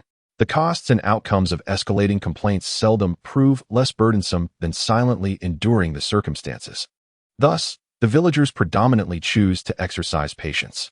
Fortunately, Liu Ziguang had connections with leaders in the municipal bureau. A simple phone call from him, without much elaboration, resolved the issue at hand. Although the case was closed and the detention record could not be expunged, the individual was released on the spot, and the matter of fines faded away. Wang Principal was overwhelmed with gratitude upon learning that his son had been rescued by Liu Ziguang, tears streaming down his face as he expressed his thanks. Wang Jijun's eyes sparkled with emotion as he grasped Liu Ziguang's hand, proclaiming, Brother Liu, I need not say more. I have no elder brother. Henceforth you shall be my true brother. Liu Ziguang reciprocated the gesture, affirming, Good brother, there's nothing more to say. I recognized your integrity when we stood guard at the community entrance. Consider yourself my brother. Wang Principal added, Irai, you must refrain from fighting in the future. It was fortunate that Brother Liu came to our aid this time, but next time it may not be so easy. Wang Jijun bit his lip and retorted, Father, must we endure the likes of Zhu squatting over us? Wang Principal waved his hand. Patience brings peace. Taking a step back opens up vast horizons. This is not cowardice. We simply cannot contend with them. You are our only heir, and should anything happen to you, please heed your father's counsel. Wang Jijun, sulking in silence, was met with Liu Ziguang's gentle laughter as he encouraged, "Uncle Wang, Jijun, let not your spirits be dampened. What is you to us? I will take care of them and ensure they never offend again." As night fell, Sister Wang returned from the market with 5 pounds of pork, 2 fish, and 2 bottles of Yanghadaku wine packaged in boxes. Aunt Wang had also prepared 2 chickens and some vegetables and tofu, filling the kitchen with the enticing aroma of traditional farmhouse cuisine, which was simply irresistible. However, Liu Ziguang glanced at his phone and stated, "You all enjoy your meal. I must step out for a moment. Ma Chao, drive with me." Upon hearing this, Wang Principal grew anxious, and Aunt Wang rushed from the kitchen, rolling pin in hand, exclaiming, "Why won't you stay for dinner? I was just about to make some egg pancakes." Liu Ziguang reassured her, "No worries, just save the wine for me. I shall return to partake." Unable to dissuade him, they watched as he and Ma Chao drove away. Wang Jijun curiously asked Zhang Jun, "Where is Brother Liu headed? Wasn't he supposed to meet with Chief Zhu for drinks?" Zhang Jun replied, "It was not until midnight that the Jetta returned to Zhu Wang Zhuang, with the entire Wang family wide awake, eagerly awaiting Liu Ziguang's return." As the car door swung open, a wave of strong alcohol fumes enveloped them. Ma Chao leapt from the driver's seat, ready to assist Liu Ziguang, who waved him off, saying, 7 or 8 people try to take me down. Yet they still owe me a bit." Liu Ziguang emerged from the vehicle, his steps slightly unsteady, yet his gaze remarkably clear. "How much did you drink?" Principal Wang inquired with genuine concern. "At least 3 jin, if not more. 8 officers from the police station faced off against our brother Guang, who single-handedly consumed 12 bottles of the tightly sealed Kuchijio. He outdrank them all, leaving them sprawled beneath the table, while he remained unscathed." As Ma Chao recounted the fierce contest of drinking at the table, his face radiated excitement and admiration. "How can this lad drink so much? He is bound to ruin his health." Aunt Wang lamented, rubbing her hands together anxiously as she hurried to the kitchen to boil water. Liu Ziguang, however, appeared unfazed. He settled into a chair in the main room and called over Wang Jijun. "Jijun, everything is set with the police station. Tomorrow, I'll have people come over to take care of it. We want to withdraw until we've dealt with those 4 rascals surnamed Zhu." Wang Jijun felt deeply moved. Liu Gu risked his life battling those ruffians over his matter. Such loyalty was indeed a blessing earned from a previous life. "Brother, please sit tight. I'll fetch you some hot tea to help you sober up," he offered. As Wang Jijun returned with the steaming tea and Ma Chao brought a basin of water from the kitchen, they found Liu Ziguang blissfully asleep in the chair, snoring thunderously. The household fell into a hushed silence. Aunt Wang retrieved the wedding linens she had prepared for her son and spread them across the bed in the main room. With the help of a few others, they removed Liu Ziguang's shoes and coat, gently lifting him onto the bed. The crowing of a rooster jolted Liu Ziguang from his slumber, and he realized he had unknowingly slept until dawn. He could not recall how much he had drunk the previous night, only that Officer Zhu had treated him as a brother, as close as kin. These local tyrants were not easily subdued by mere intimidation or bribery. They needed to recognize their place. Liu Ziguang had boasted extravagantly, ensuring that Director Zhu and the others were thoroughly convinced. Henceforth, the Wang family would no longer be bullied in the village as they had been previously. Rising from bed, he donned his shoes and stepped outside, greeted by a refreshing breeze. Dewdrops sparkled on the verdant grass, and the earthy aroma filled the air, invigorating his senses. The chimney of the Wang family's kitchen still puffed smoke, and the sound of the bellows emanated from within, indicating that Aunt Wang had risen even earlier than he. As he approached the entrance, he noticed the Jetta parked outside, gleaming anew, its muddy exterior scrubbed to perfection, the white paint shining brightly. In the rear, Wang Jijun was diligently polishing the car with a cloth. "Jijun, you're up early," Liu Ziguang remarked. "Brother, I couldn't sleep, so I got up to clean the car," he replied. "Good. It's best to be restless today. We shall seek vengeance for grievances. You keep busy. I'll make a call." With that, Liu Ziguang took out his phone and dialed Mr. Gao. "Mr. Gao, this is Liu Ziguang. I need to take a few days off due to some matters. Just wanted to give you a heads up." Mr. Gao responded, as always, with kindness. "No problem. Take care of your affairs. Everything is running smoothly at the company. Please make another call to the head of the security team." Currently, both leaders of the security department at Jiqing Garden have been promoted by Liu Ziguang, who commands their unwavering loyalty, rendering captain by inconsequential. "Shaoli, gather the brothers. Bring everyone on duty and arm yourselves until I give further instructions." "Understood, Lu Gu," came the prompt reply from the other end. Next, he dialed Bei Xiaoshui. Xiaoshui, it's your brother Guang. Have you awakened yet? If not, splash some cold water on your face. Listen carefully. I am giving you 1 hour to assemble every brother you can muster at Jiqing Garden. We have matters to attend to. On the other end, Bei Xiaoshui became instantly animated. Brother, are we finally making a move against Lao Si? It's not Lao Si. We will first deal with for insignificant pests. Avenging our brother Jijun. As for the car wash water flowing to my doorstep, it originated from the pressurized well in Wang's courtyard. The murky water, soiled from washing vehicles, cascaded down the slope, with some trickling into the roadside ditch and the rest pooling at the entrance of the neighboring Lao Zhu's home. Concealed behind the gate, a man with a ruddy complexion found a fitting excuse and abruptly flung open his gate, striding out with an air of defiance. This man, likely in his 40s, was of modest height yet sturdy build, clad in a gray suit jacket adorned with a conspicuous silk label embroidered with the words, Pierre Cardin. Underneath, he wore an old, yet well-kept shirt and loose dark blue trousers, the cuffs rolled up, while his bare feet slipped into leather shoes. A cigarette dangled from his mouth as he exuded an imposing presence. Wang Arai, what on earth are you doing? Your filthy water has flowed to my doorstep, he bellowed, pointing an accusatory finger at Wang Jijun. Wang Jijun's eyes blazed with fury, ready to retaliate, but was restrained by Liu Ziguang. Jijun, do not act rashly.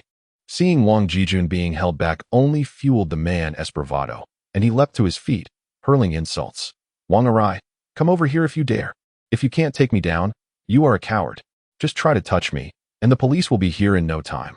His tirade was met with exuberance, his voice rising, soon attracting a gathering of villagers who squatted with their rice bowls, captivated by his outburst.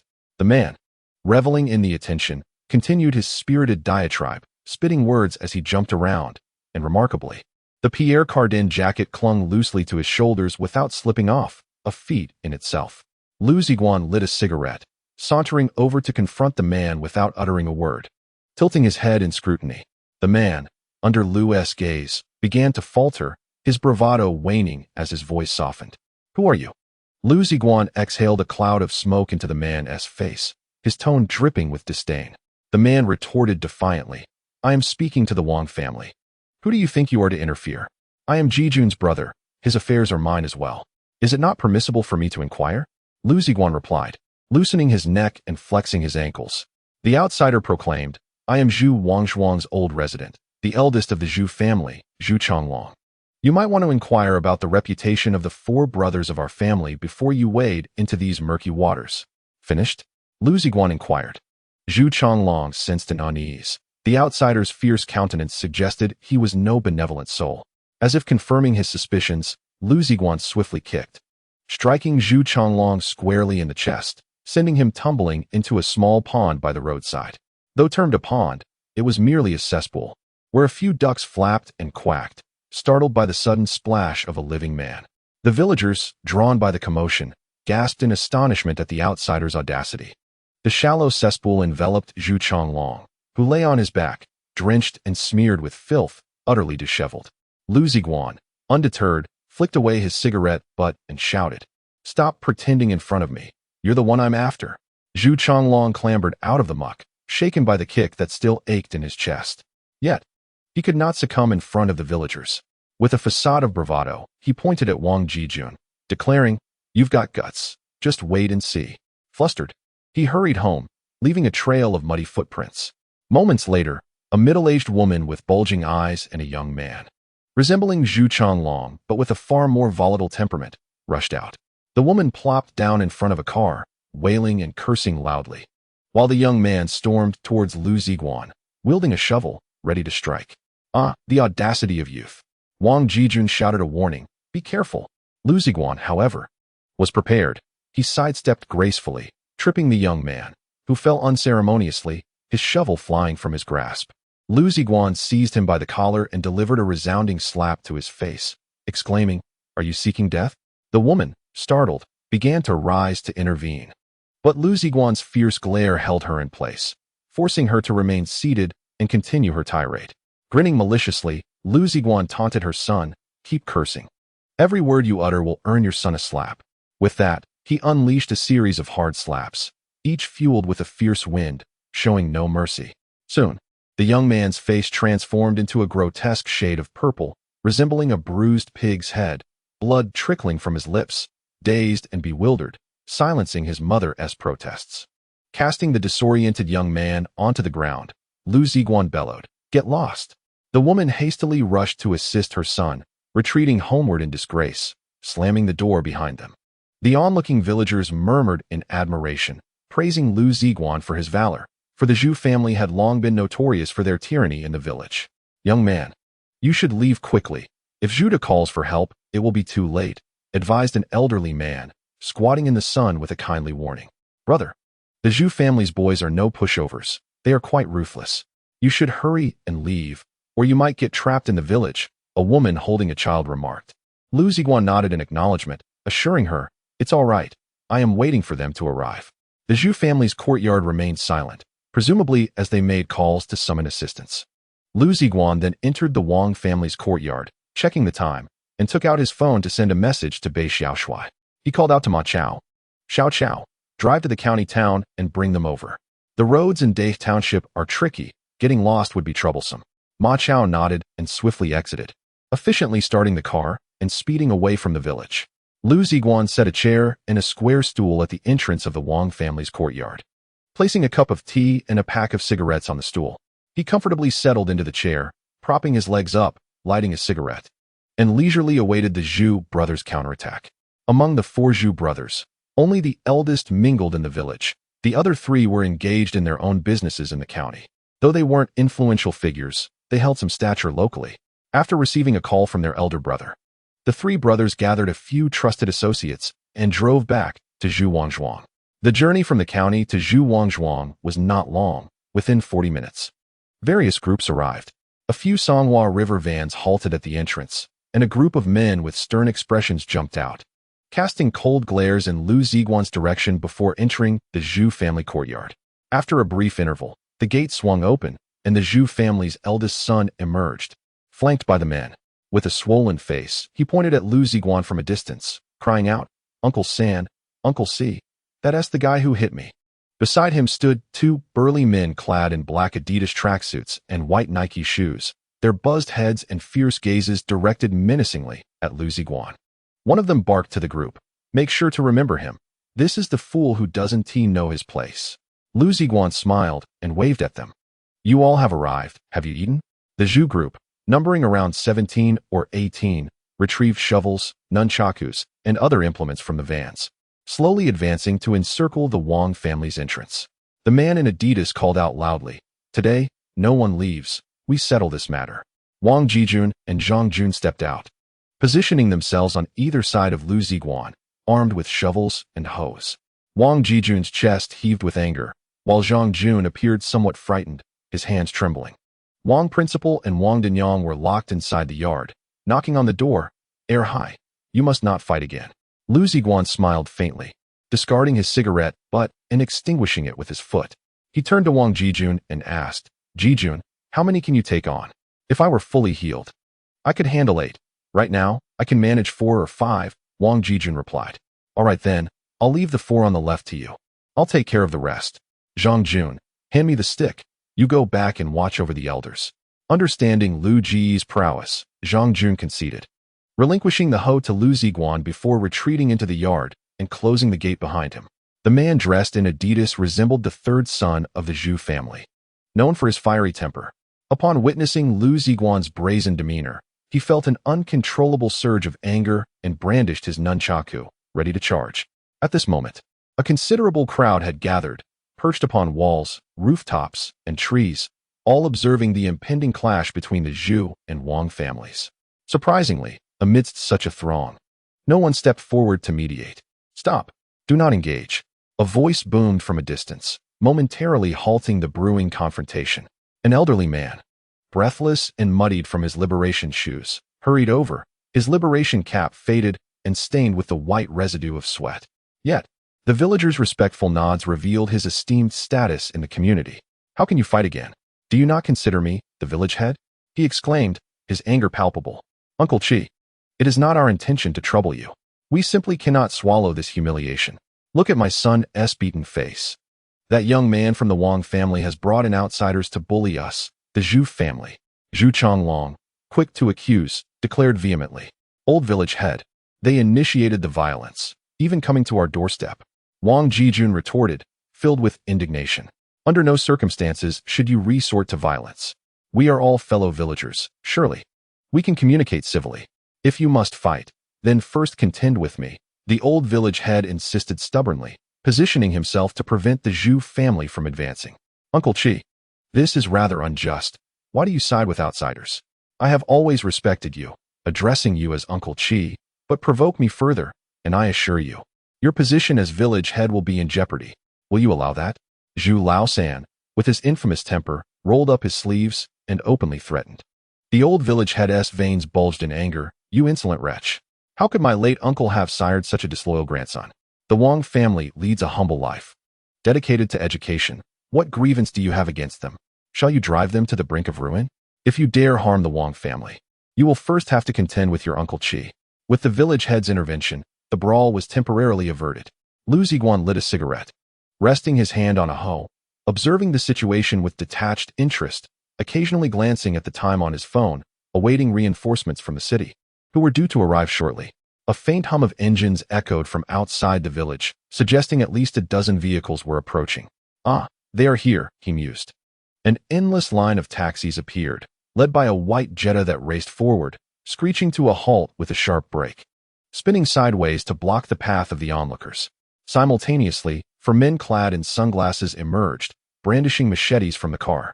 Following closely were an older model Honda Accord and a brand-new Mazda 6, both halting beside the Jetta, with a seemingly unending line of red Santana taxis arriving behind them. The sounds of car doors opening and closing echoed incessantly, as 3 or 4 individuals emerged from each vehicle, all clad in crisp and efficient attire, t-shirts, jeans, and sneakers. These were the subordinates of Bei Xiaoshui, while others donned matching white shirts, black trousers, and polished black shoes, representing the security personnel of Jiqing Garden. As the trunk of an Accord swung open, Bei Xiaoshui, cigarette in mouth, approached and rummaged through a heap of tools, including pickaxes, steel pipes, and long-handled fire axes. One by one, the brothers came forth to claim their weapons. The villagers stood in stunned silence, including the 4 brothers of the Zhu family, their mouths agape in disbelief. Although they were well respected in Dai Township, they had never witnessed such a spectacle. With over 60 young men assembled, the dynamics shifted dramatically. The 17 or 18 individuals summoned by the Zhu family found themselves in a precarious situation, unsure whether to fight or retreat, their expressions filled with awkwardness and frustration. The second brother of the Zhu family, a sullen tall man, pulled out his phone to make a call. Liu Ziguang smirked derisively, recognizing he was dialing Director Zhu. He let him be. Surrounded by others, Bei Xiaoshui, wielding a pickaxe, boldly strode forward, shouldering aside several of Zhu's henchmen. He approached Liu Ziguang and inquired, Brother Guang, am I late? Not at all, just in time, Liu Ziguang replied, producing a Zongnanhai cigarette for Bei Xiaoshui. He gestured towards a few of Zhu's brothers, saying, these lads caused your brother Jijun to spend 20 days in the police station. How shall we address this? What else is there to do but teach them a lesson? Bei Xiaoshui retorted with a fierce glare. Zhu Laodi, known as Zhu Chonghu, was the most accomplished among the Zhu brothers.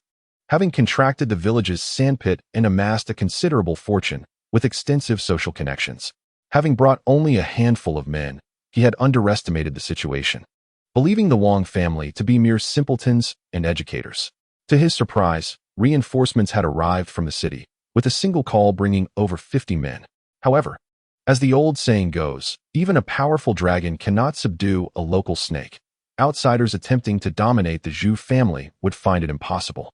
Having made 2 phone calls earlier, one to summon his workers from the sandpit and another to the local police station, where Director Zhu, a distant relative, was known to him, the response had been resounding.